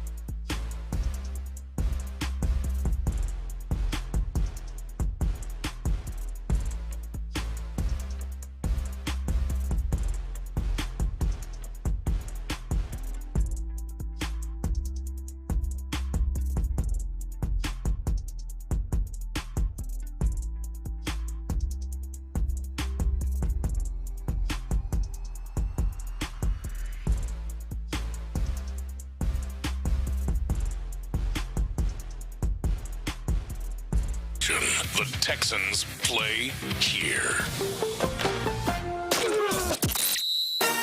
Dive into the mind of former NFL quarterback Clint Stoerner. I was thinking about coming out of the chute here and telling y'all about my new boots that I got on, but y'all want to talk about puppy chow? What is that, ostrich? Hell no, that's python. It's Sturdy's Daily. Before we get to that boner. On The Drive with Stoerner and Hughley. The Drive is powered by my man, our man, one of us, Robert McIntyre. One might ask, who the hell is he? He's a Scottish golfer on the PGA Tour. Why'd you say one of us? He's one of us, Ron. He is one of us. You remember when you hit them balls in the damn weeds a couple times when we was up there in northern Michigan? Why'd you have to By the way, me? direct flight, nonstop to TVC, IAH to TVC. I thought you were saying Ron's ball flight was a direct path into the bushes or wherever. Well, no, it was that. But you know when you said, "Hey man, you're frustrated. Hey man, I'm leaking oil." A couple times, maybe you cussed a little bit. Maybe you flipped a bird. Robert McIntyre is one of us. And I'm going to tell you, I'm going to go somewhere with this because this started as just, man, this dude right here, he's kind of like us. But I mentioned something on social media, and I'm going to be honest with you, man. The arrogance of golfers or the mindset of the golf community is annoying as hell. But I'm going to tell you, I had to give my Dirty's Daily sponsor to Robert McIntyre, Scottish golfer, PGA Tour. He goes 80 in the first round yesterday, 71 in the second today, so he came back firing today with one under. He missed the cut, I believe. I believe whatever the cut is, it's already been established, or he's just been so bad he has no chance. But I don't know if you heard about this, but Robert McIntyre, he's been reprimanded by Augusta national officials. By the way, I thought that this would be like Masters tournament officials, but I guess it's just the way of life at this golf tournament where this kind of stuff just doesn't fly. Apparently, the Augusta national officials, they had to remind one Robert McIntyre of the code of conduct at this particular golf course. And here's what's gone down. Apparently on 12 and 13, he swore loud enough to where the Augusta national officials heard him. So that's where it started, a little cussing.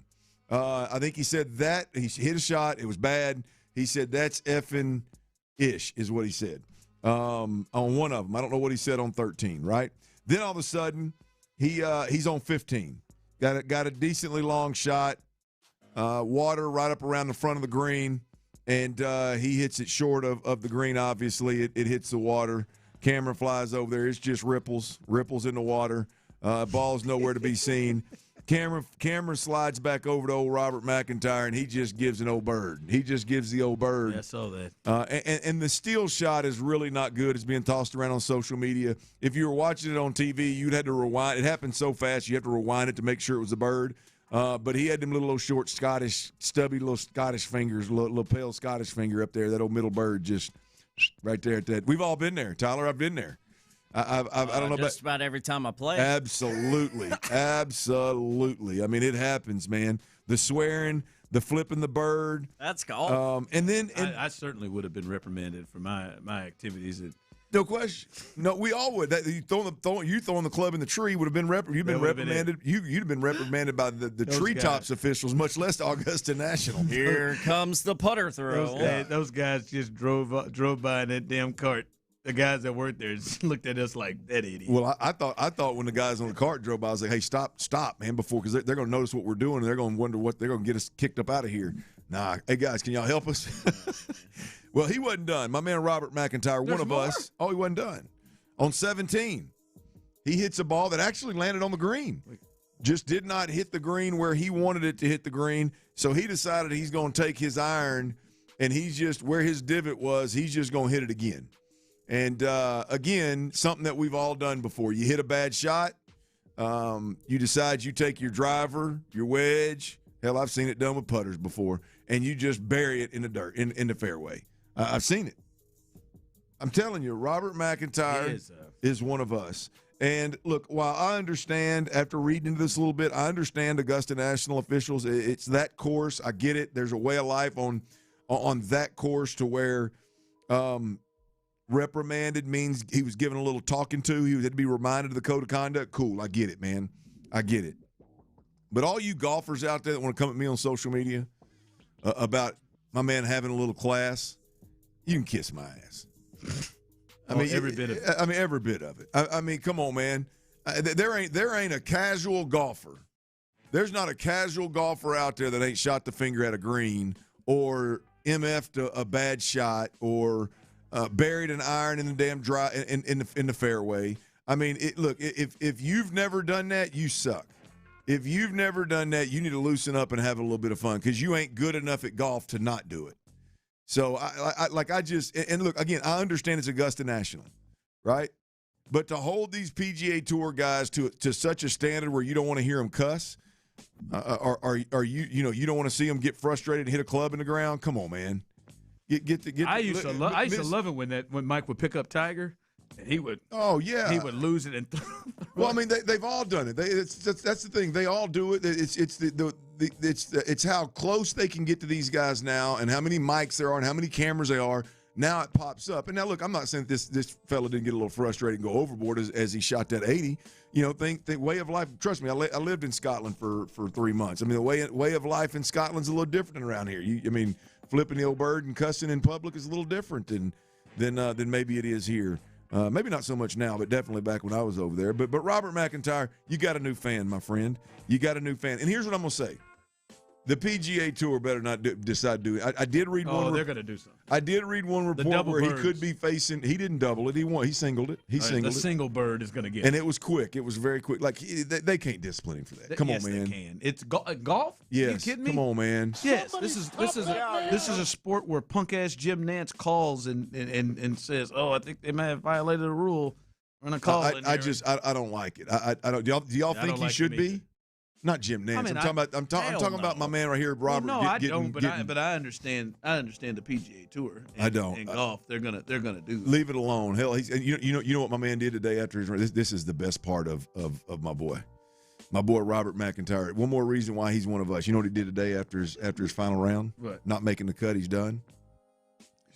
I don't know in today's world you can come up with it easy, but he had somebody come up with an image that looks like a Robert McIntyre bobblehead, and he's shooting a finger. It looks like a little bobblehead Robert and he's shooting a finger. He posted it on his social media. Why not, Robert? You got to lean into it now. No question. By the way, Rob 1 under today and 7 over for the tournament, so you're right. Yeah, he's so far out of whack, he is done. But yeah, Robert is one of us. That's what the hell I'm talking about. You've got a fan now. Smooth swinging lefty. Now I need you to win something so I can enjoy watching you because I'll be honest with you, the cussing, flipping birds, and hitting fairways, it's fun. It's funny. But, I mean, as you're shooting 7 over, I'm going to get tired of it real quick. So I need you to pick up the golf game a little bit. Also, while the Masters is rolling along, just a quick, I think a couple of quick headlines today. Right now, Rory McIlroy 7 under, Patrick Reed 6 under. Rory's through 12, Reed's through 13, and Jason Day. Yeah. Jason Day sneaking up there. He's 5 under through 14. So, they're coming. So it's going to be a good weekend of golf. A couple of highlights from today. Tyrell Hatton. By the way, did you have him for a white guy? Tyrell Hatton. Tyrell Hatton golf. Yeah, I sure did. Check it out. I have them all as white guys until I've till you verify. Yeah. If you'd have told me Tiger Woods before I knew Tiger White Woods. until you see him. Yep. It's fair. It's a pale sport. It's a pale sport. VJ Singh, I may have gone in a different direction. Hey man, there's a couple guys that a little darker complexion on there right now, man. They're doing well. But Tyrell Hatton, he is a white guy. Today he did something that I don't know how many times it's been done. I know it's been done, but I don't know how often it happens. 18 of 18 greens in regulation on this course. 18 of 18 greens in regulation, Tyler. He hit all 18 en route to, I believe, 6 under. Did you say 6 or 7 under today? 6 under. 6 under today, and which I think puts him at 5 under for the day, for the tournament. So he's right there in the thick of things. But 18 of 18 greens, Tyler, from these fairways that look like ski slopes if you throw a little snow out there. Yeah, that's a stat in golf that's always going to translate to success. Now I'm curious, so I'm going to go have Cheryl find how many fairways in regulation this fool's hit today, because that would be very telling combined with those 18 free. Something was 9 of 18, and then I caught the 8 of 18. I mean, 18 of 18. So I think 9. Hit somebody. He hit a human. Forget a fairway. Patrick Reed just hit a right forearm. And people already don't like him. Yeah, he bogeyed 15 yesterday, so I feel like he's well on his way to do it again. Also today, on top of Tyrell Hatton going 18 of 18 greens and having a hell of a round, Scotty Scheffler, not so good today. For all the Scotty Scheffler fans out there, he had 11 consecutive Masters rounds under par. 11 consecutive Masters rounds under par. It came to an end. He wasn't too hot today. Scotty Dooms. Yeah, he was over par today. So it was not a good day for him. But see what McElroy and Reed and company do here the rest of the way. Do they stretch this thing out? Or do they come back to Scotty Scheffler, and does he have a chance on Saturday, Sunday? I guess when you're as good as Scotty, you're never out of this thing. So we'll keep you updated on what's going on with the Masters as we move along here, shaping up for a good weekend. I'm Clint Stoerner alongside Ron, the show Hughley, and T. Meal, the real deal. He is on the ones and twos behind the glass. Boys, I got some unexpected email. And it's proof that fitting session that I had a couple of days earlier this week was awful. For those that didn't hear earlier in the week, I had me a fitting, get some golf clubs, some irons fitted so I can work on my game. And I need to update my clubs anyway. And I didn't want to spend money updating clubs on something that wasn't fit for me. So had a fitting session. It was awful. I hadn't swung a golf club that bad in a long, long time. So bad that I wondered to myself, how does this guy know what the hell I need or not? See, you need to go back again, you thought? I got that email this morning. To come back? I got the email this morning, boys. My man wasn't, hey, look here. My man wasn't, Tyler, you hear me? I got the email this morning. My man wasn't asking for payment because he was supposed to email me for payment, right? We got to take a look at this again. He said, look, he didn't email me for payment. He didn't email me and try to sell me on them irons that he had me fitted for. Nah. He called to schedule another session. Hey, man, you got 45 minutes, man? What if I told you? Hey. So you think you take a look at it and just like, man, I can't gauge a damn thing off of this. Hey, man, I talked to the owner, man. I talked to the owner, and we came to an agreement that probably hitting inside. It was kind of a tight area you hitting in. Probably weren't real comfortable with it. You got a little tired. It'd probably be good if you come back in and if you got another 45 minutes, man, and let's just check this thing one more time. This guy stinks. I'm pretty confident on what we settled on. Pretty confident on the shaft. Pretty confident on the head. But my boss wants to look at it and see what confidence in your shaft's important. Well, golf. Let's be balls. Yeah. As if I needed proof that I hit it any worse than I actually did. Damn, I mean, I got the email of he yeah, said, man, come on back through. I can't really do much with this. I need. This guy stinks. He probably have me come. He probably called me back 7 or 8 times. No, you ain't got no business going in there. You're right. Yeah. A fair assessment. A very fair assessment. Is that my boy Ron? I do not. Hey, man. Hey, he probably tell me. And you just go have fun, man. Yeah, no, you just need a lesson, man. You need somebody to set you up and get your stance right and get your takeoff right. And I think you're on to something. People are wondering, where'd you go? That's what people are texting in. Well, keeping it to yourself. Yeah, right now I'm gonna keep it to myself until I get these this fitting right. I'm gonna keep it to myself. I'll let you know though. I'll let you know. What if I told you? No, they could probably do some business with you. I don't want to embarrass them. I feel like I'm doing them a disservice right now. I got to wait. By telling them that you went there. Well, I just felt sorry. I mean, I felt like honestly, man, like when I'm hitting, I'm like, there's no way, like there's no way that this is coachable. There's no way that this is, I mean, I know they look at the numbers and the club head speed and there's and how powerful is your swing and all this kind of stuff and. The ball speed and the spin rate and this and that. And you could see all those things on the handful of, shots that I did hit that were good. I could tell when I hit one flush. But, Ron, there's parts where they throw, like you hit one. And I'm like, God, I don't even know how that happened. I mean, you're hitting off turf, and it's easier to hit off turf than it is real ground because you don't dig into the dirt, right? I mean, I'm like, hey, man, can you pull up and show me where I'm striking the ball on the club face? I mean, half of my they didn't even register because I was obviously missing the damn. Like I was just like, what the hell is going on here, man? And you don't hit them that. No. That's what I told him. I said, look, I know people come in here and tell you all the time how good a golfer is. I'm not telling you I'm a good golfer. My goal when I play golf is to break 90. That's my goal. That's what I shoot for. That gives me something to shoot for, which is not good. If anybody, that's where I'm at. Bogey golf. Well, that's where I'm at. If I can break 90, boy, I'm going to leave the golf course with some pep in my step. If you can play bogey golf, you'll have a good time playing golf. Yeah, absolutely, absolutely. Yeah. And if I'm hitting it well, I can break 90 and I can do some things. If not, hell, I can touch 100. But I mean, I'm not. It's not like I went in there and said I'm a great golfer. But I mean, I can. If you watch me hit a golf ball, which Ron, you've seen, you would think like, you would think like, hey, look at him. He can score. He can play a little bit, right? But I can't score. I mean, the reality is I can hit it, but I can't score. I mean, I couldn't even hit it in that damn fitting. I missed the screen one time. Tyler, I missed the screen one time with a ball, and I could see through the crease where I made a hole in whatever's behind it. Embarrassing. I mean, it was so bad it wasn't even embarrassing. I know. I was embarrassed because I got so frustrated myself. I mean, I was so frustrated myself. I told your buddy, said, "Hey man, take." And you, how many times did you let him know? I promise you, man, I'm not this bad. Oh, I did. I mean, it was. There was no sense in. There was no sense of just. I mean, I said it a couple of times in an instance of like, my misses are all over the place. My misses on it. I mean, I'm hitting this thing. I'm hitting. Again, the numbers are good, but I'm hitting this thing, jerking it left every time. Then it got in my head. It was off. This guy stinks. Somebody said, "How many times did you double birds and cuss at the simulator?" Oh, I think my boy was. I mean, could you imagine the reactions after these swings? What is going on? You would be proud of me. I held my composure when he was in the bay with me. But when he'd take the club and go back there and change something, and I'd pick my own club out of my bag again and hit it.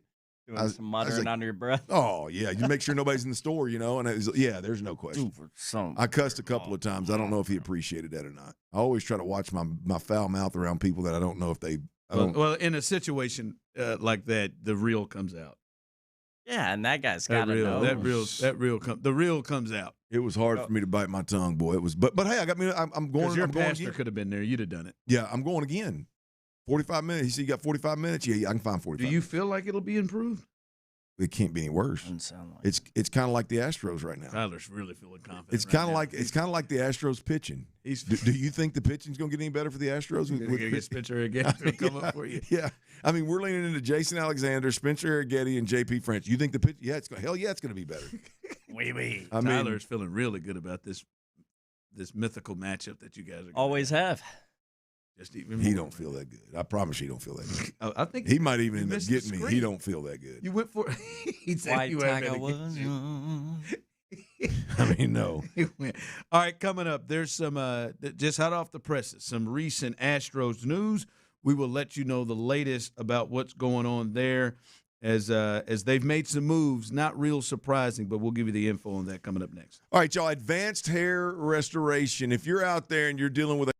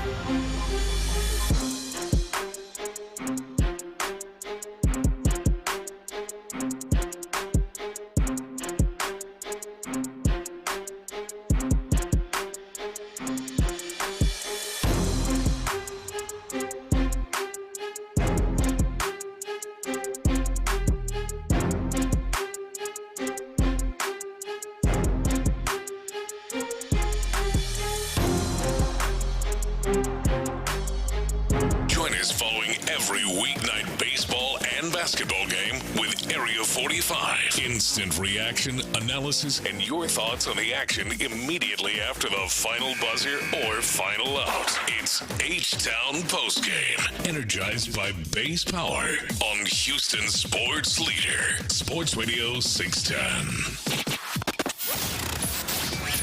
The Drive is powered by Mokaram Injury Lawyers. Heard in an accident? Call Mokaram Injury Lawyers at 281-222-2222. Tommy Fleetwood, Tommy Fleetwood, always up in no good. Sports Radio 610 presents The Drive with Stoerner and Hughley.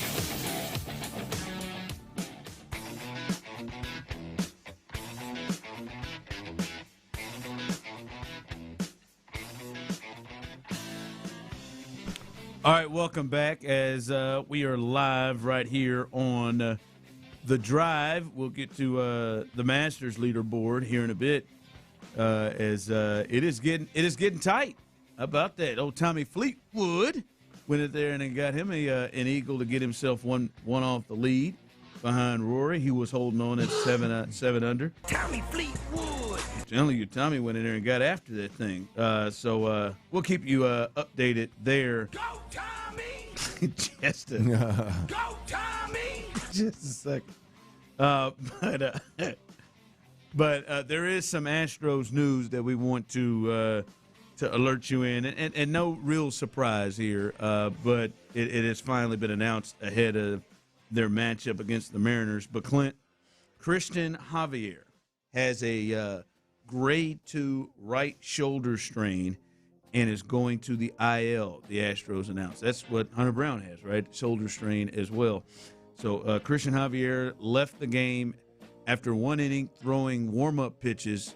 They'll be honest with you, he seemed like he was in the toss portion of his warm-up and going out to the second inning and had to be removed.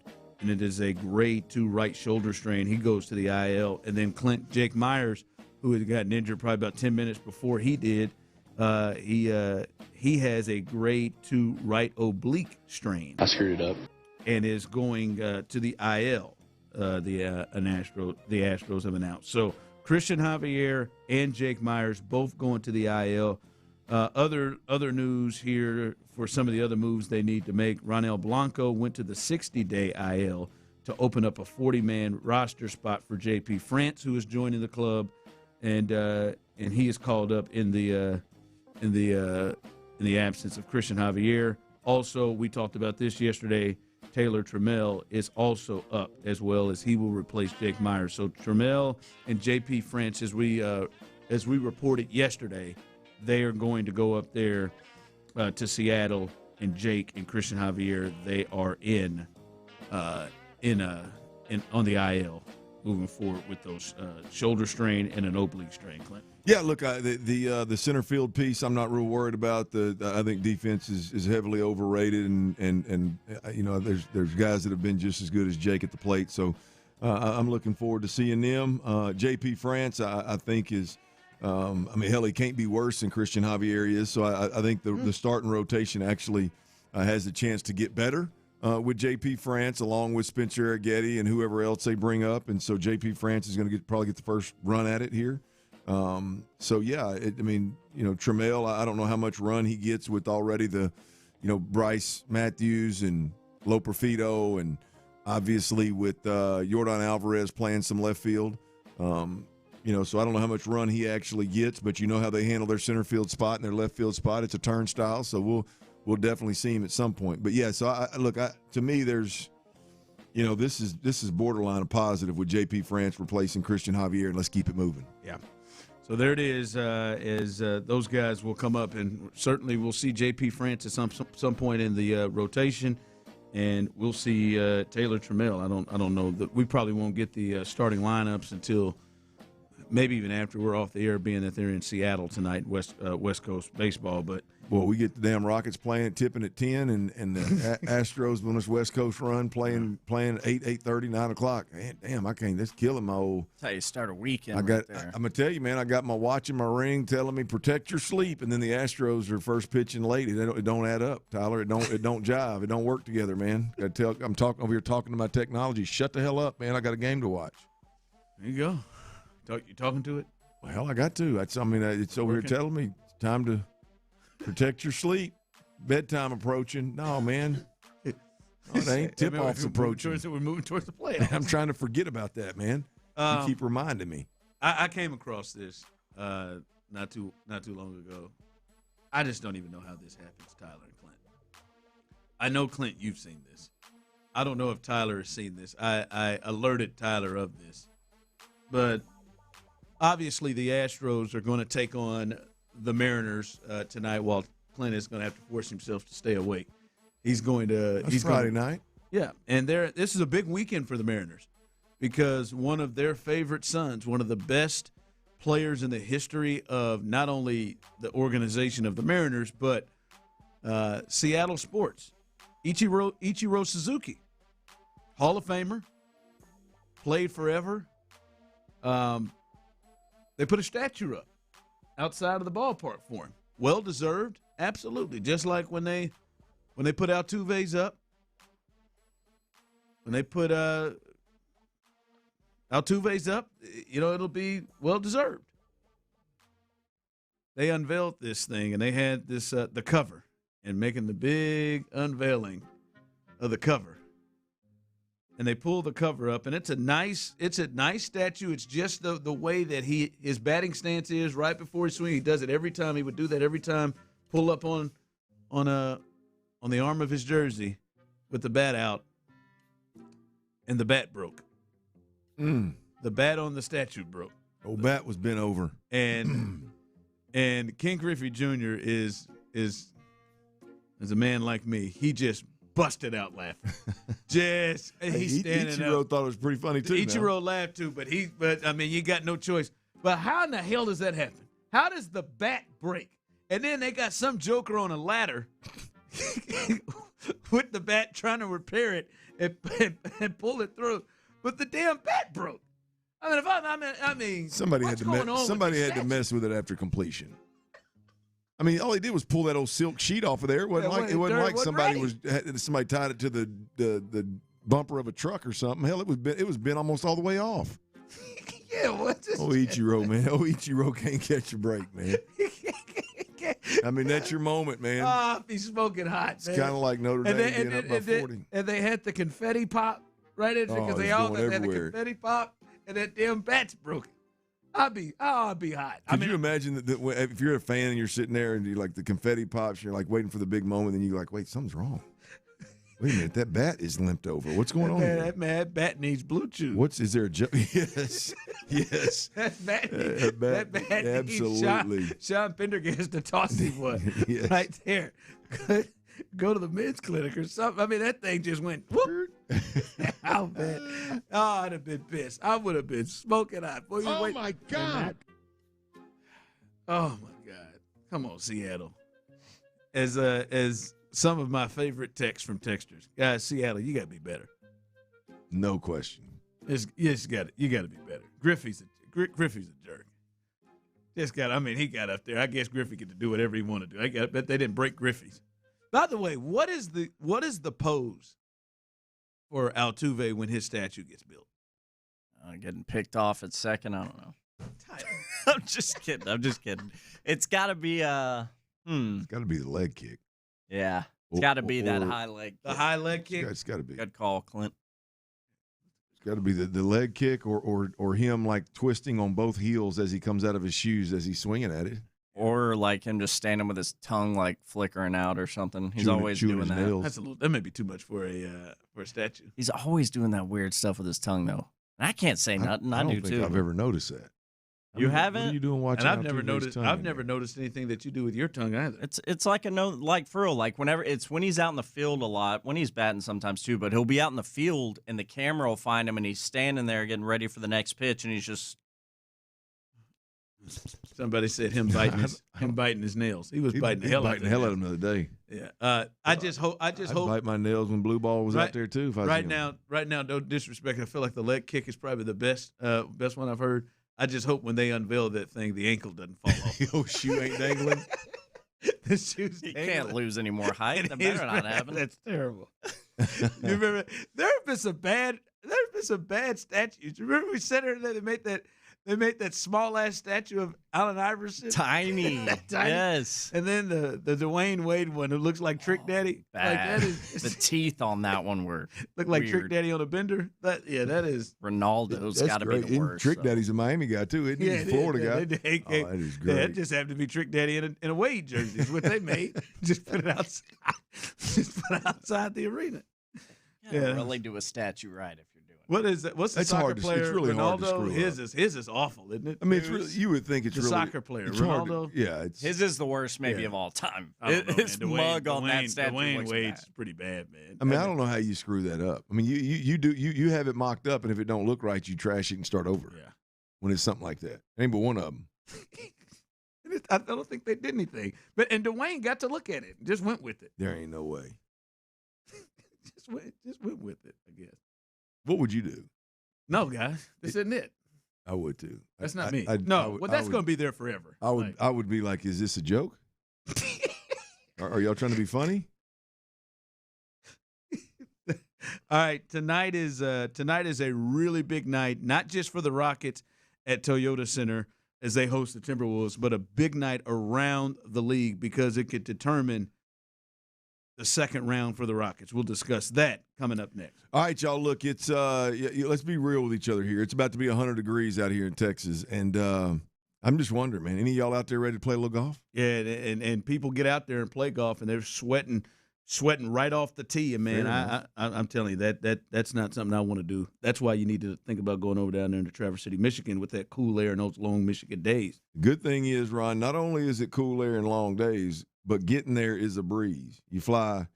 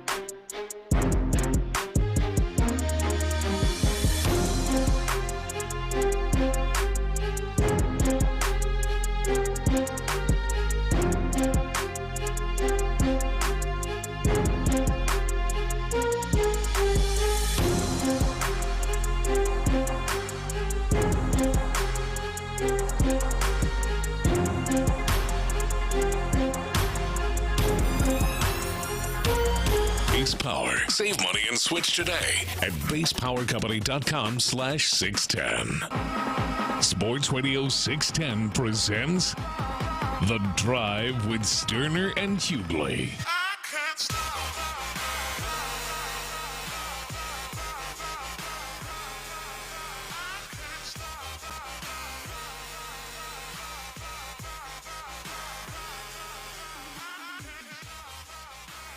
Shout out to those that have been rolling with us today on a Friday, especially those on the Base Power text line 713-572-4610, YouTube and Twitch. We appreciate you jumping in with us. As 5 o'clock fire coming up, a lot there. We'll keep you updated. Some Astros news that just broke, and we'll get you ready for their game tonight. Masters headlines, we'll get you all juiced and ready to go for that. All right, Clint, it is a relatively big night in the Western Conference, especially, I think, for the Rockets. All of the three teams that could play for the 3 or the 4 seed or the 5 seed are playing tonight, and they're all playing against quality opponents. And this could really shift and determine, with 2 games left, who plays who in the first round and where they play. And, Clint, if I'm going to tell you right now, and you know the teams that are in this mix are the Denver Nuggets, who are 52-28. They actually own a tiebreaker over the Houston Rockets. They're in the 3rd spot. The Lakers, they're 51-29, just like the Rockets are. They're both tied at 51-29. But the Lakers have the tiebreaker over the Rockets, and they also actually have the tiebreaker over the Nuggets in front of them in the 3 spot. The Nuggets, they play the Oklahoma City Thunder, the best team in basketball. We'll see how many of their players will play. Shea may not play. We'll see what happens. But they do play the Thunder tonight. The Lakers, they host the Phoenix Suns, who's in the 7th spot, and then the Rockets, they will face the Minnesota Timberwolves at Toyota tonight. And the reason why this is important is, Clint, for you, who do you want to see the Rockets face in the first round of the playoffs? Lakers, 10 out of 10. It's not even. It's top not 2 even, players are out. I want to play bully ball against the Lakers. Absolutely. Yeah, there is the Rockets' best opportunity to get to the second round, and to me, if they got the Lakers, and especially this version of the Lakers that came in here and swept the Rockets in that 2-game streak, they're not there.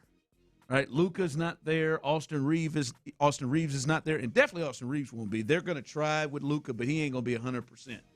But they're not there. Right now, they got a 41-year-old LeBron James. They've got DeAndre Ayton, who you don't know if he's interested or not, and Luke Kennard and Rui Hachimura.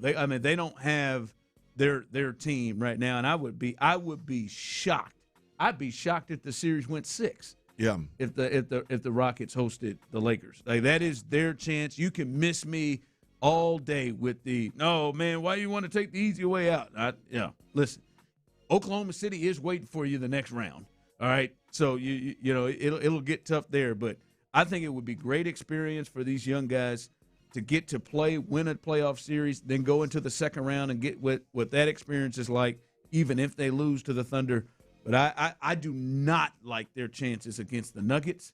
If the Nuggets lose one of these games and the Lakers win out and the Lakers move up to the 3 spot, I do not like their chances or opportunities against the Nuggets. So to me, I think it's crucial for the Rockets that they somehow either in the 4 or 5 spot, doesn't matter to me if they're hosting or not, that they stay where they are facing the Lakers in the first round. Yeah, I mean, obviously, right? I mean, I don't like my chances as a Rockets fan against Denver. I don't like it against San Antonio, and I don't like it against Oklahoma City.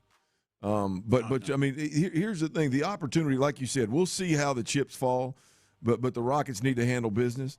If the Rockets catch the Lakers in the first round, and that is like if you're fully healthy and they are still down Luka and Reeves. I mean, you should sweep, and to your point, no more than 5 games, if not sweep. Yeah. Right? And so, I mean, if you're able to do that, and then whoever you catch in the second round plays a nail biter and is exhausted coming into that second round matchup, then all of a sudden maybe the landscape's a little different for you, and maybe you've got the upper hand because you got some rest, or so you can start playing that what if game and trying to get an advantage that way. But hell yeah, the Lakers are the way. I mean, the Lakers, without a doubt, whoever's in the Western Conference right now is hoping like hell they can catch the Lakers in some way, shape, or form. I am one. If I'm a Rockets fan, come on, hey, let me get the Lakers, and let's see if Golden State could get that 8 seed spot. And can you beat OKC? I'm in that mindset. I don't care about the road. Nobody's going to give a rip about the road. If they get to a Western Conference Finals or something. So, yeah, the Lakers, to me, that is critical that they stay in that 4 and 5 range with the Lakers, whether they host or not. Someone on the text line said, I got LeBron in 7. 2015. Like 2015, I would have given this team it'd be a hell of a moment for him if he could do it. Chance. Like, I still think they should beat them. Like, you're right. I mean, they should sweep them. They should. They should sweep the Lakers. I mean, LeBron's going to be exhausted by game 2, by the end of game 2. I mean, with everything that's on his plate. And the Lakers looked good last night. Sorry, Tyler, lost you some money. We'll hear that in T-Mill's Best Bets. He had a good night, though, but not that one. They played well, but you can just look at that team, and the Rockets should eat them alive. Yeah. And they got no answers for multiple people there, and just not enough scoring there. So, I really will be watching tonight to see how this works out. I think you're in trouble if you see Denver in that 4 spot. I think that is awful. Because I think that's what you were looking at anyway. You were looking at Denver to be in that 4 spot. You would have been that 4 and 5 spot. But now with the injuries to Luka and Reeves, the Lakers have lost some of these games that maybe we didn't anticipate them losing, like to Dallas, because of those injuries, and hell, they didn't even try against the Thunder the second time they played. So that's a good thought. Hey, I did want to talk about this before we get out of here. The Jags, they've officially announced, Clint, that Travis Hunter, who they drafted, they moved up to get number 2 in the draft. He is going to be a full-time cornerback and a part-time receiver, according to Ian Rappaport. Duval. What do you think? Is this for you? Because I'm not going to lie to you. I was amped about seeing this. I wanted to see if he could do similar to what he did in Colorado, which was amazing. It led to him winning the Heisman Trophy. He was one of the best players in college football, played corner, played receiver. We saw him take as many snaps as we've ever seen anybody. Your thoughts? Is this the right move for the Jags and Hunter? It's the only move. I mean, it's the only move.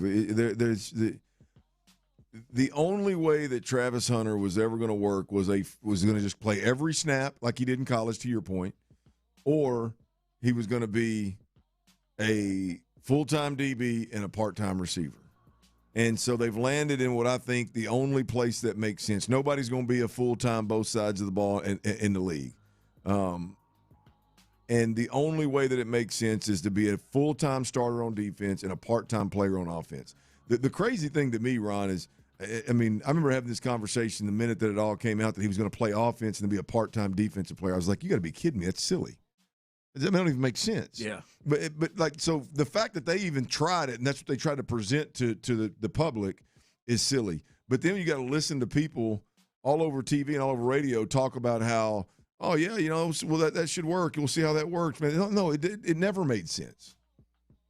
Like we talked about it. Like it never made sense to be a full-time receiver and a part-time DB. Like you can't dictate what situations your defense is in. Yeah. So you don't. I mean, it's silly, right? I mean, you play defense full-time, and then when the opportunity presents itself, gadget plays, creatives, shot plays, red zone, whatever it may be, in certain situations, then you put him in on the offensive side of the football. That's just the fact that it's almost as wild as people trying to make sense of Bill Belichick hiring a defensive coordinator as an offensive coordinator. What are we talking about? My only thing is which is, and I get because you make sense of it. Which is he actually better at? That's what I wonder. Is he actually a better receiver than he is a corner? And I wonder, should they just stick him over there? Well, I think that's the interesting question because you've got a top draft pick, obviously, and so the question is, he was definitely good enough in college playing both ways and impacted the game in a crazy way, right? Yes, playing both ways. The question is can he impact the game at the corner position in a way to justify all the draft capital that they moved to get him? You know, that's the right. deal. They moved I mean, up to is get he him. a Derek Stingley type player on defense? You know what I mean? I mean, in order to do that, I mean, to justify moving up to go get him like that, you got to be a top corner in the league. I mean, that's a tall ask. I don't know. Now, if he's a good corner and then also a playmaker on the offensive side of the ball that affects it that way, sure, then maybe that was enough. Well, I do think he has what I would do, I'd play him at DB, and if he's good enough, then he can Derek Stingley that thing. But if he's not, if he's just not quite there yet, hell, he'd be my return guy. He would have creatives on offense and have shots on offense, be a threat, a red zone threat, because he definitely has elite, even at that level, has elite ball skills. So you throw it his way, there's a good chance he's going to come down with it. So you got to find a way to use him. Yeah, there was a lot of people who thought he was a better receiver than he actually was a corner. So that'll be one to watch. I wonder. I would like to go back. I guess I could to go back and look and see what was the splits for Deion, because Deion was the closest person that felt like he played more. He obviously was a starting corner, but he played offense more than just, all right, man, we'll get him in like 2 or 3 times. Like he seemed to play, 20, 30 snaps a game. I wonder what that breakdown was and how much he played offense. That's because that's the closest comparison that we've seen, it feels like. All right, a little 5 o'clock fire. As I said earlier, there's some Astros news, and we'll get you ready for their game tonight in Seattle. And the Rockets, they're big favorites in Minnesota. Get you ready for that. Masters update and so much more right here live on The Drive. Y'all know what time it is, 281-222-2222, baby. It's Mokaram Injury Lawyers. Look, I hope you never need Mokaram Injury Lawyers.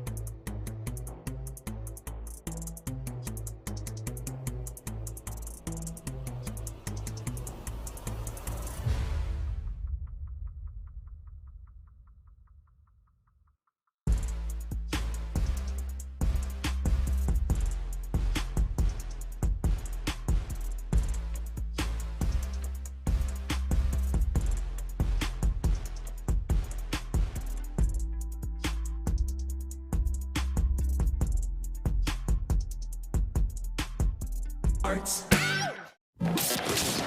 the West Point Lincoln and West Point Liggett of Sugar Land Studios, KILT FM HD2 Houston. On Odyssey Sports Station, the Texans play here.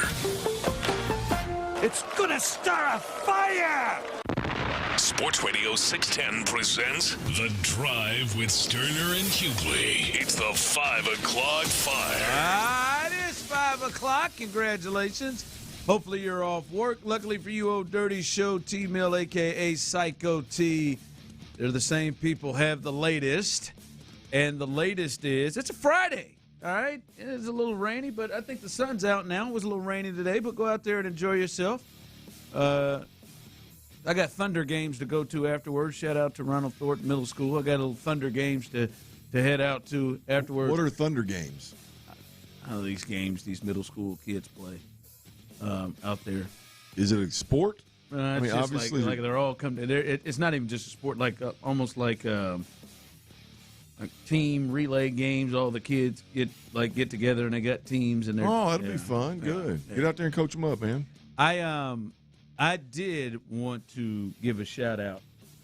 Speaking of that area, shout out to the Missouri City Police Department yesterday. As I was in a little nervous situation in the 5 o'clock hour yesterday, as they handled a very dangerous situation, and nobody got hurt. Very dangerous situation happening in Siena, and it was kind of, if you've seen it, you've seen videos. It was a hell of a situation, and they did a great job diffusing the situation and showing up. So congratulations and shout out to the Missouri City Police Department for how they handled that situation. Come on, big shout out to all of our police officers out there, our first responders out there, man. How about that random Friday shout out, man? Y'all deserve it. Y'all deserve it. Well done. Well done. That situation could have gone a number of different directions. And they would have, and honest to God, they probably would have been warranted for the direction that it could have gone, and it didn't go that way. So shout out to those guys as they handled a situation that was very dangerous. All right, also happening, Clint, with the Astros. Before we get into their big matchup, this 4-game set they have in Seattle against the Mariners, there's some news coming out. Christian Javier, this is no surprise. He has a grade 2 right shoulder strain and is going on the IL. The Astros announced, Clint, you've already said this may be a blessing in disguise.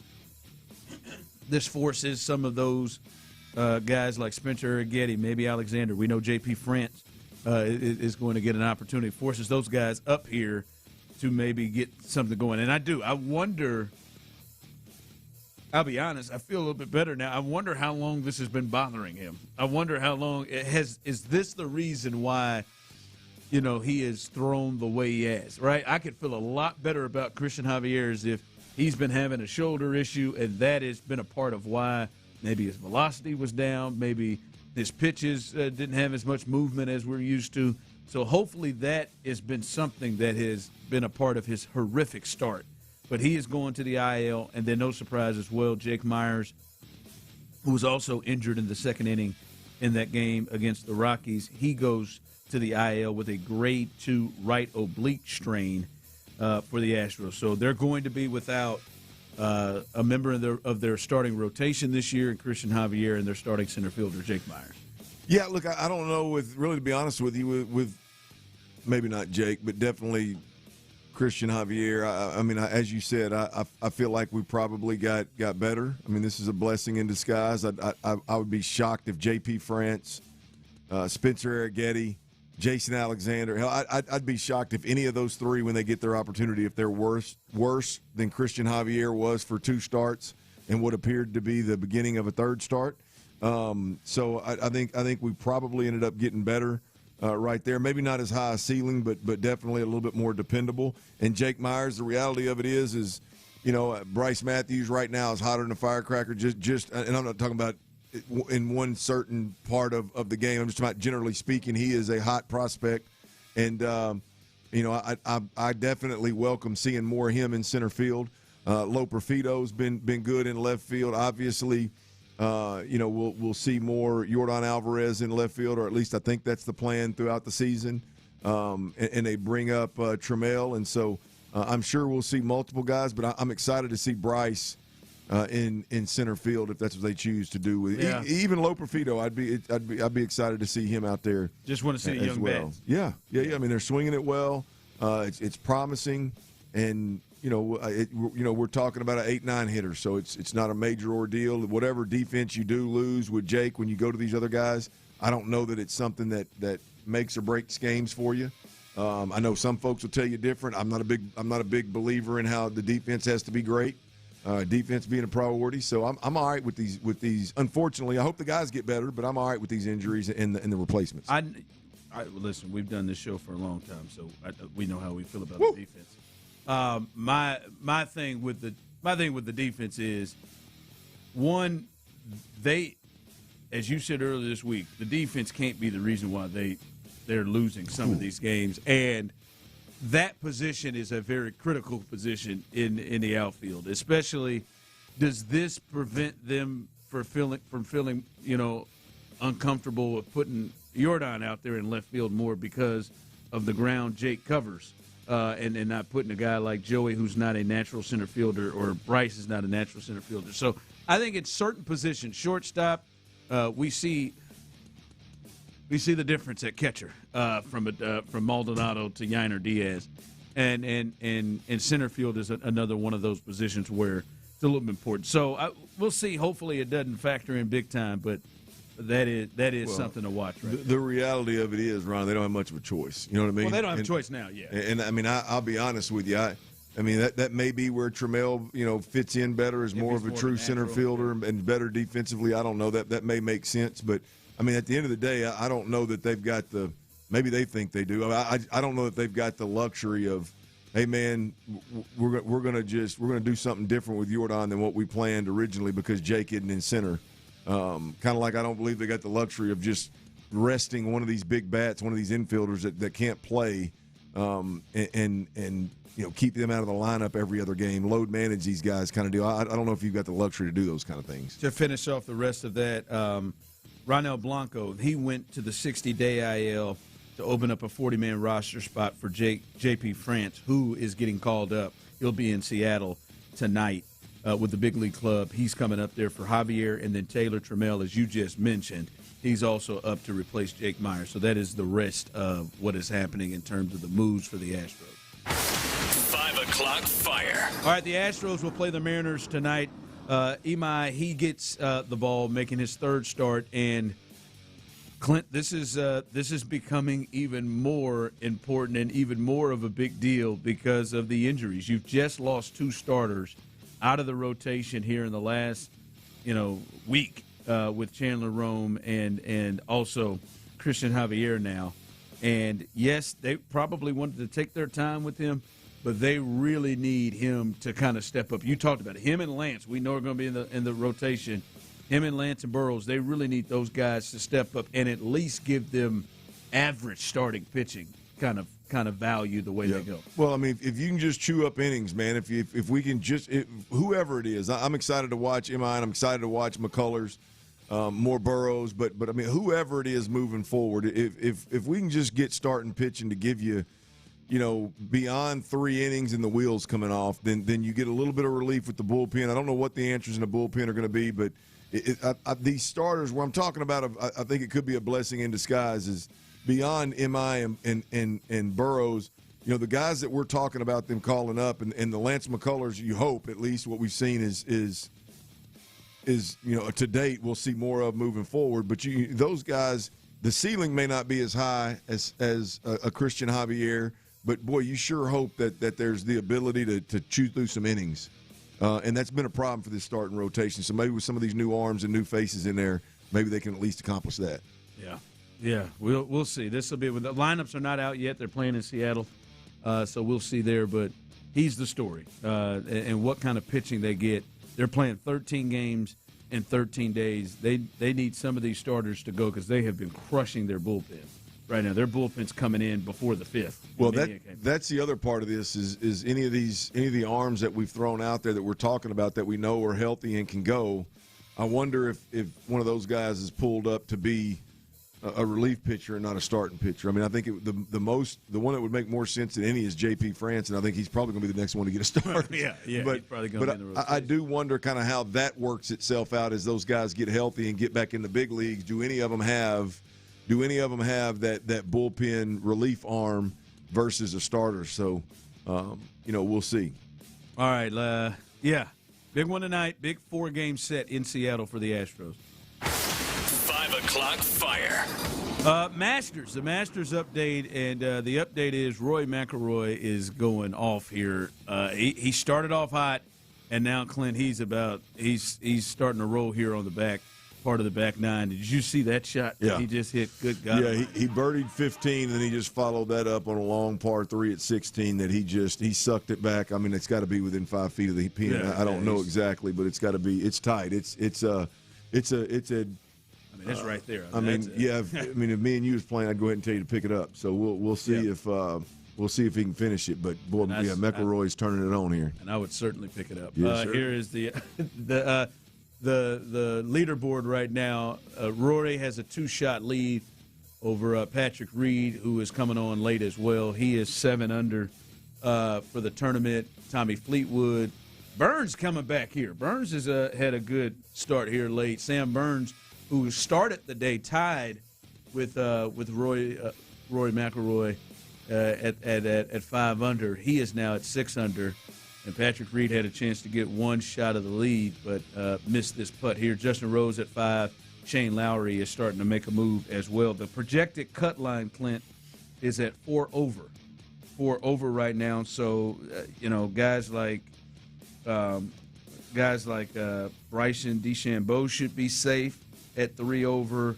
Scotty Scheffler was at even for the tournament. He should be good. Dustin Johnson at even. Jordan Spieth at +1. So those guys should be there. But it looks like Rory might push this thing to plus or to 10 under, 11 under potentially if he can run through. Finish this thing off here at 16, 17, and 18. So he is rolling, trying to be the first golfer to go back-to-back in 19 years. Looks like he's going to give himself a little bit of a cushion, huh? Yeah. There he is. That's it. Because to be honest with you, if they were sitting in around 6, Patrick Reed dropped a shot there. I'm sorry. They were sitting around 6. Then you could look at Scotty Scheffler and be like, all right, you're even, man. It's Saturday moving day. You can really make something happen. I don't know about that now. The way he's rolling through, because he's about to get to 10, as you said. This just pick you up. Well, the way he's rolling right now, it would take McIlroy coming back to the crowd a little bit in the next, in the 3rd and 4th round of this final round of this thing, for a guy like Scheffler to catch him, I would think. And I can see Tyler's eyes. Rory is not beyond doing that. Yeah, I don't think in this course. I don't know that any of them are. Not this Rory. We've seen Rory do that before. Before he won last year. More than once. Yeah, before he won last year. I mean, he's not Greg Norman, but before he won last year, we've looked at and seen him do that multiple times. But it should set up to be an interesting tournament the rest of the way with Rory kind of going off here late. See how far he gets this lead after 2 rounds. That's what's going on in Augusta. 5 o'clock fire. Thanks, Chris. One more time. This news about one of the biggest stories this week, Clint. Diana Rossini. We understand all of the situations that's occurred with her and Mike Vrabel and those photos that came out. The New York Times, who owns The Athletic, which she is a lead writer for, they have decided to sideline her. She has been sidelined by the New York Times and The Athletic after they are conducting an internal investigation into what happened in this situation. So this is now moved beyond just the embarrassing nature to where this is moved to a place of, like, her job potentially could be on the line. It should. I mean, I'm not going to shame her and talk about, how wrong she was or wasn't and may or may not be and with Vrabel. But, yeah, I mean, look, the reality of it is the business that you're in, it's a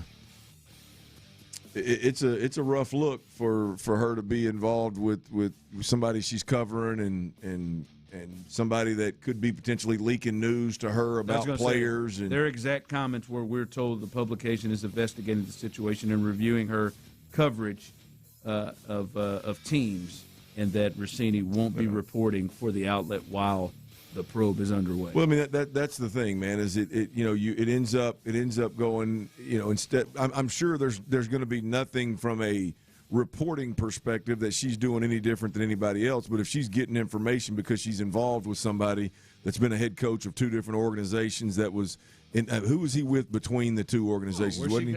I don't. He wasn't anywhere. Yeah, he was. But yeah, he was. He was coaching somewhere. Well, he coached Tennessee. No, between that he was somewhere. He was somewhere as a consultant or something. Was that the Ravens?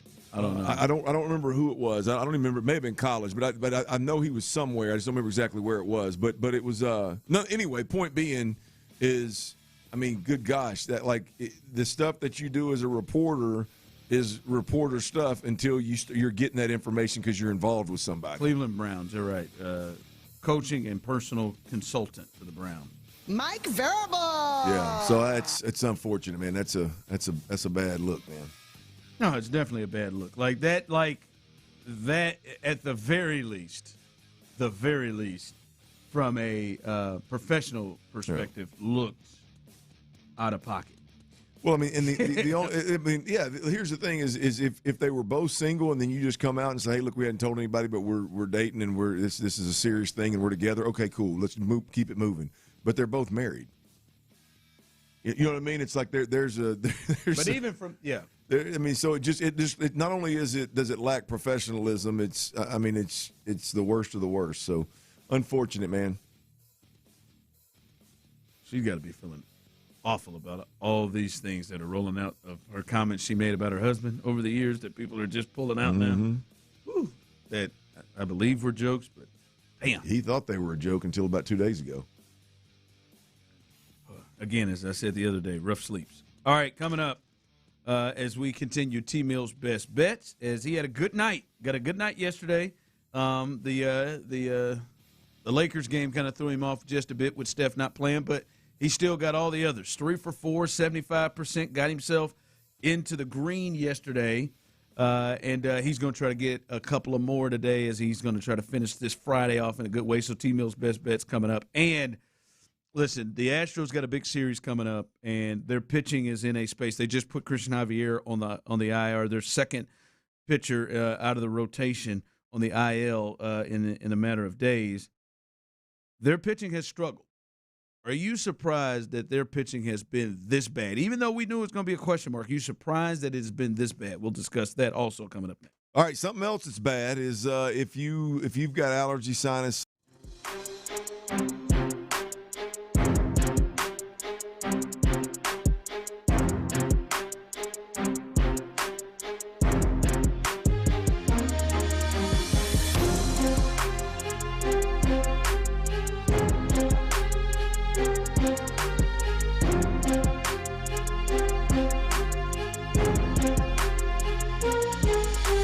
Back to sleeping your best nights, which ultimately means that you and your significant other will be living your best life. Give them a call now, 713-665-8887. 713-665-8887. Or you can always get more information at drmctorin.com. drmctorin.com. In the loop. I would love to add another running back.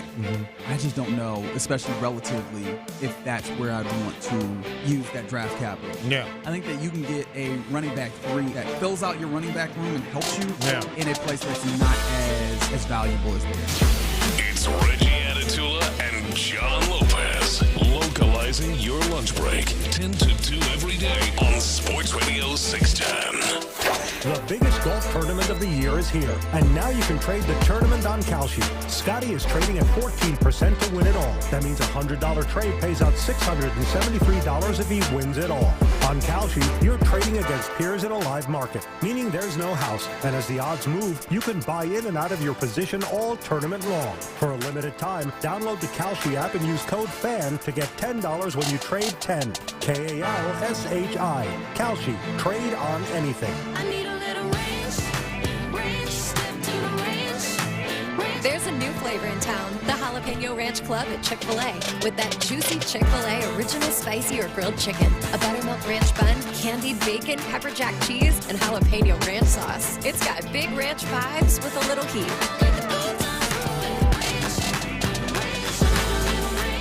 Chick-fil-A's new Jalapeno Ranch Club. Available for a limited time only. Order ahead on the Chick-fil-A app. There's a difference between liking a house and actually getting it. Redfin is built to make up that difference and close the gap between finding and owning the home for you. Redfin agents close twice as many deals as other agents, so when you find a home you love, you're not a step behind when it's time to make an offer. That means less watching great homes disappear and more focus on the ones you'll actually move into and call home. Redfin helps turn saved listings into real addresses. Get started at redfin.com. Own the dream. Is your financial advisor managing your risk or just a spreadsheet? Hi, I'm Jeff Jr., founder of Trajan Wealth. Many financial advisors rely on target date funds, which are one-size-fits-all portfolios that don't know your name, your family, or your goals. And that passive management can leave you dangerously exposed. At Trajan, we look at the whole picture, not just the stocks everyone else buys, but the private market opportunities most advisors ignore. And as fiduciaries, we build a strategy around you, coordinating your investments, tax strategy, and estate into one cohesive plan. Your financial life deserves more than just a generic portfolio. Real planning isn't a stack of statements. It's the confidence of knowing where your income will come from for the next 30 years. Good enough isn't good enough for your family. It's time for a change. Schedule your complimentary consultation today. Call Trajan today at 346-200-6700. That's 346-200-6700. Advisory services through Trajan Wealth, LLC, an SEC registered investment advisor. Private equity investments require accreditation. Other services through Trajan Estate and Trajan Tax. Additional disclosures at TrajanWealth.com. This is the story of the one. As a maintenance tech at a university, he knows ordering from multiple suppliers takes time away from keeping their arena up and running. That's why he counts on Grainger to get everything he needs, from lighting and HVAC parts to plumbing supplies, all in one place. And with fast, dependable delivery, he's stocked and ready for the next tip-off. Call 1-800-GRAINGER, click Grainger.com, or just stop by. Grainger, for the ones who get it done. My name is Christine, and I'm a widow. My husband, Ryan, was a healthy 34-year-old, and 3 months later, he was gone. Thankfully, he had life insurance. Ethos made it so easy. You can get a quote in seconds, apply in minutes, and get same-day coverage. 100% online, no medical exam. Life insurance didn't take away the loss, but it did give us the space to just grieve. Get your free quote at ethos.com/game. Ethos.com/game. Paid spokesperson. Time spent on application may vary. Online health questions required. There's a difference between liking a house and actually getting it. Redfin is built to make up that difference and close the gap between finding and owning the home for you. Redfin agents close twice as many deals as other agents, so when you find a home you love, you're not a step behind when it's time to make an offer. That means less watching great homes disappear and more focus on the ones you'll actually move into and call home. Redfin helps turn saved listings into real addresses. Get started at redfin.com. Own the dream. I'm Piera Palazzolo, VP of Digital Marketing for the American Management Association, a company focused on the management training skills needed to enhance the careers of business professionals. We did our research when it came to the best companies for website development and chose AmericanEagle.com. And we couldn't be happier. AmericanEagle.com worked closely with us to understand the front and back end requirements needed to launch an e-commerce website that could handle the complexities of running thousands of seminars nationwide. Our robust new website and improved SEO saw immediate increases in site traffic and web revenue. If you're in need of managerial effectiveness and success, visit our website at amanet.org. If you're in need of a website that provides an unparalleled consumer experience, I highly recommend AmericanEagle.com. Transform your business today. Dial 877-WEB-NOW1 for a free digital consultation with AmericanEagle.com. The night before. Wednesday, April 22nd, featuring Jason Aldean, John Morgan, and Shane Prophet. An unforgettable invite-only celebration leading into the unofficial start to the football season in Pittsburgh. And you can be there thanks to Sports Radio 610. Just visit Odyssey.com/the night before to enter now for your chance to win this national contest. Airfare, lodging, and 2 tickets to the exclusive show could be yours. Make sure to enter by April 12th. is powered by Mokaram Injury Lawyers. Heard in an accident? Call Mokaram Injury Lawyers at 281-222-2222.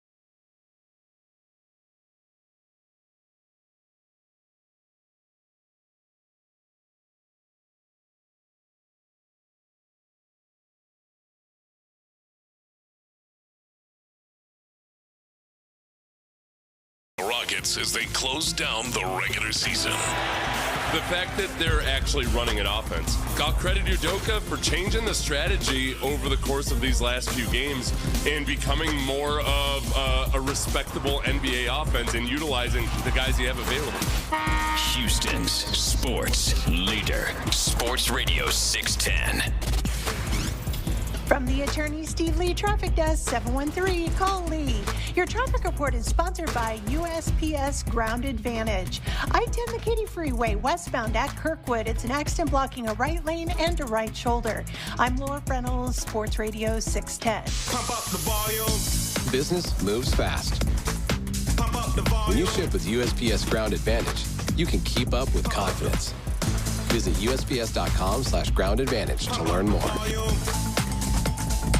Staples presents That Was Easy. So I opened a restaurant and needed everything. Menus, signage, catering brochures. Everything and then some. I went to Staples. They printed it all and even suggested takeout menus. One money pit with a side of fries. But now at Staples, you get up to $125 off custom print orders. $125 off. Now you're cooking. Brand your business in a big way at Staples.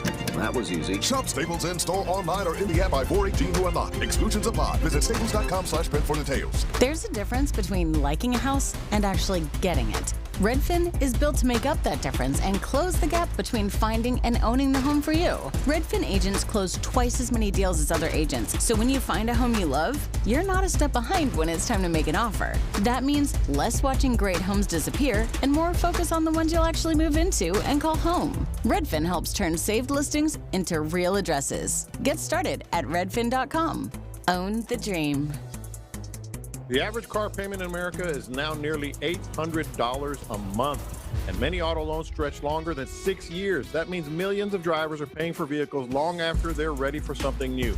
Most people don't actually have a car problem, they have a loan problem. That's why more and more drivers are calling D&M Leasing, the nation's leader in automotive leasing. 713-290-1000 or dmautoleasing.com. D&M Leasing, the smarter way Texans drive. We make leasing easy at D&M. Football fans, it's time for Houston School Pride Night and $2 beer night at the Houston Gamblers game. Grab your roommates, call your fellow alumni. Be there Thursday, April 16th at 7 p.m. at Shell Energy Stadium. Get tickets now at UFLGamblers.com. That's UFLGamblers.com. Drew McIntyre here from WWE. Wielding the Claymore can be a life of chaos. When I'm not dominating in the ring, Chumba Casino is how this warrior takes a wee break. With hundreds of online social games and new weekly releases, there's always something fresh to try. And those daily boosts, next level. Even my free time feels like Valhalla. So when life feels like a battle, kick up your feet, have some fun, and let's Chumba. Sponsored by BGW Group. No purchase necessary. See terms at ChumbaCasino.com. Must be over 21 and present in the state where it's legal to play. On the battlefield, there's a saying America's military men and women live by. Never leave a fallen warrior behind, ever. Off the battlefield, Wounded Warrior Project operates with the same goal. Wounded Warrior Project was created to help our men and women returning home with the scars of war, whether those scars are physical or mental. Wounded Warrior Project. We never leave a fallen warrior behind, ever. Learn more about what we do at woundedwarriorproject.org.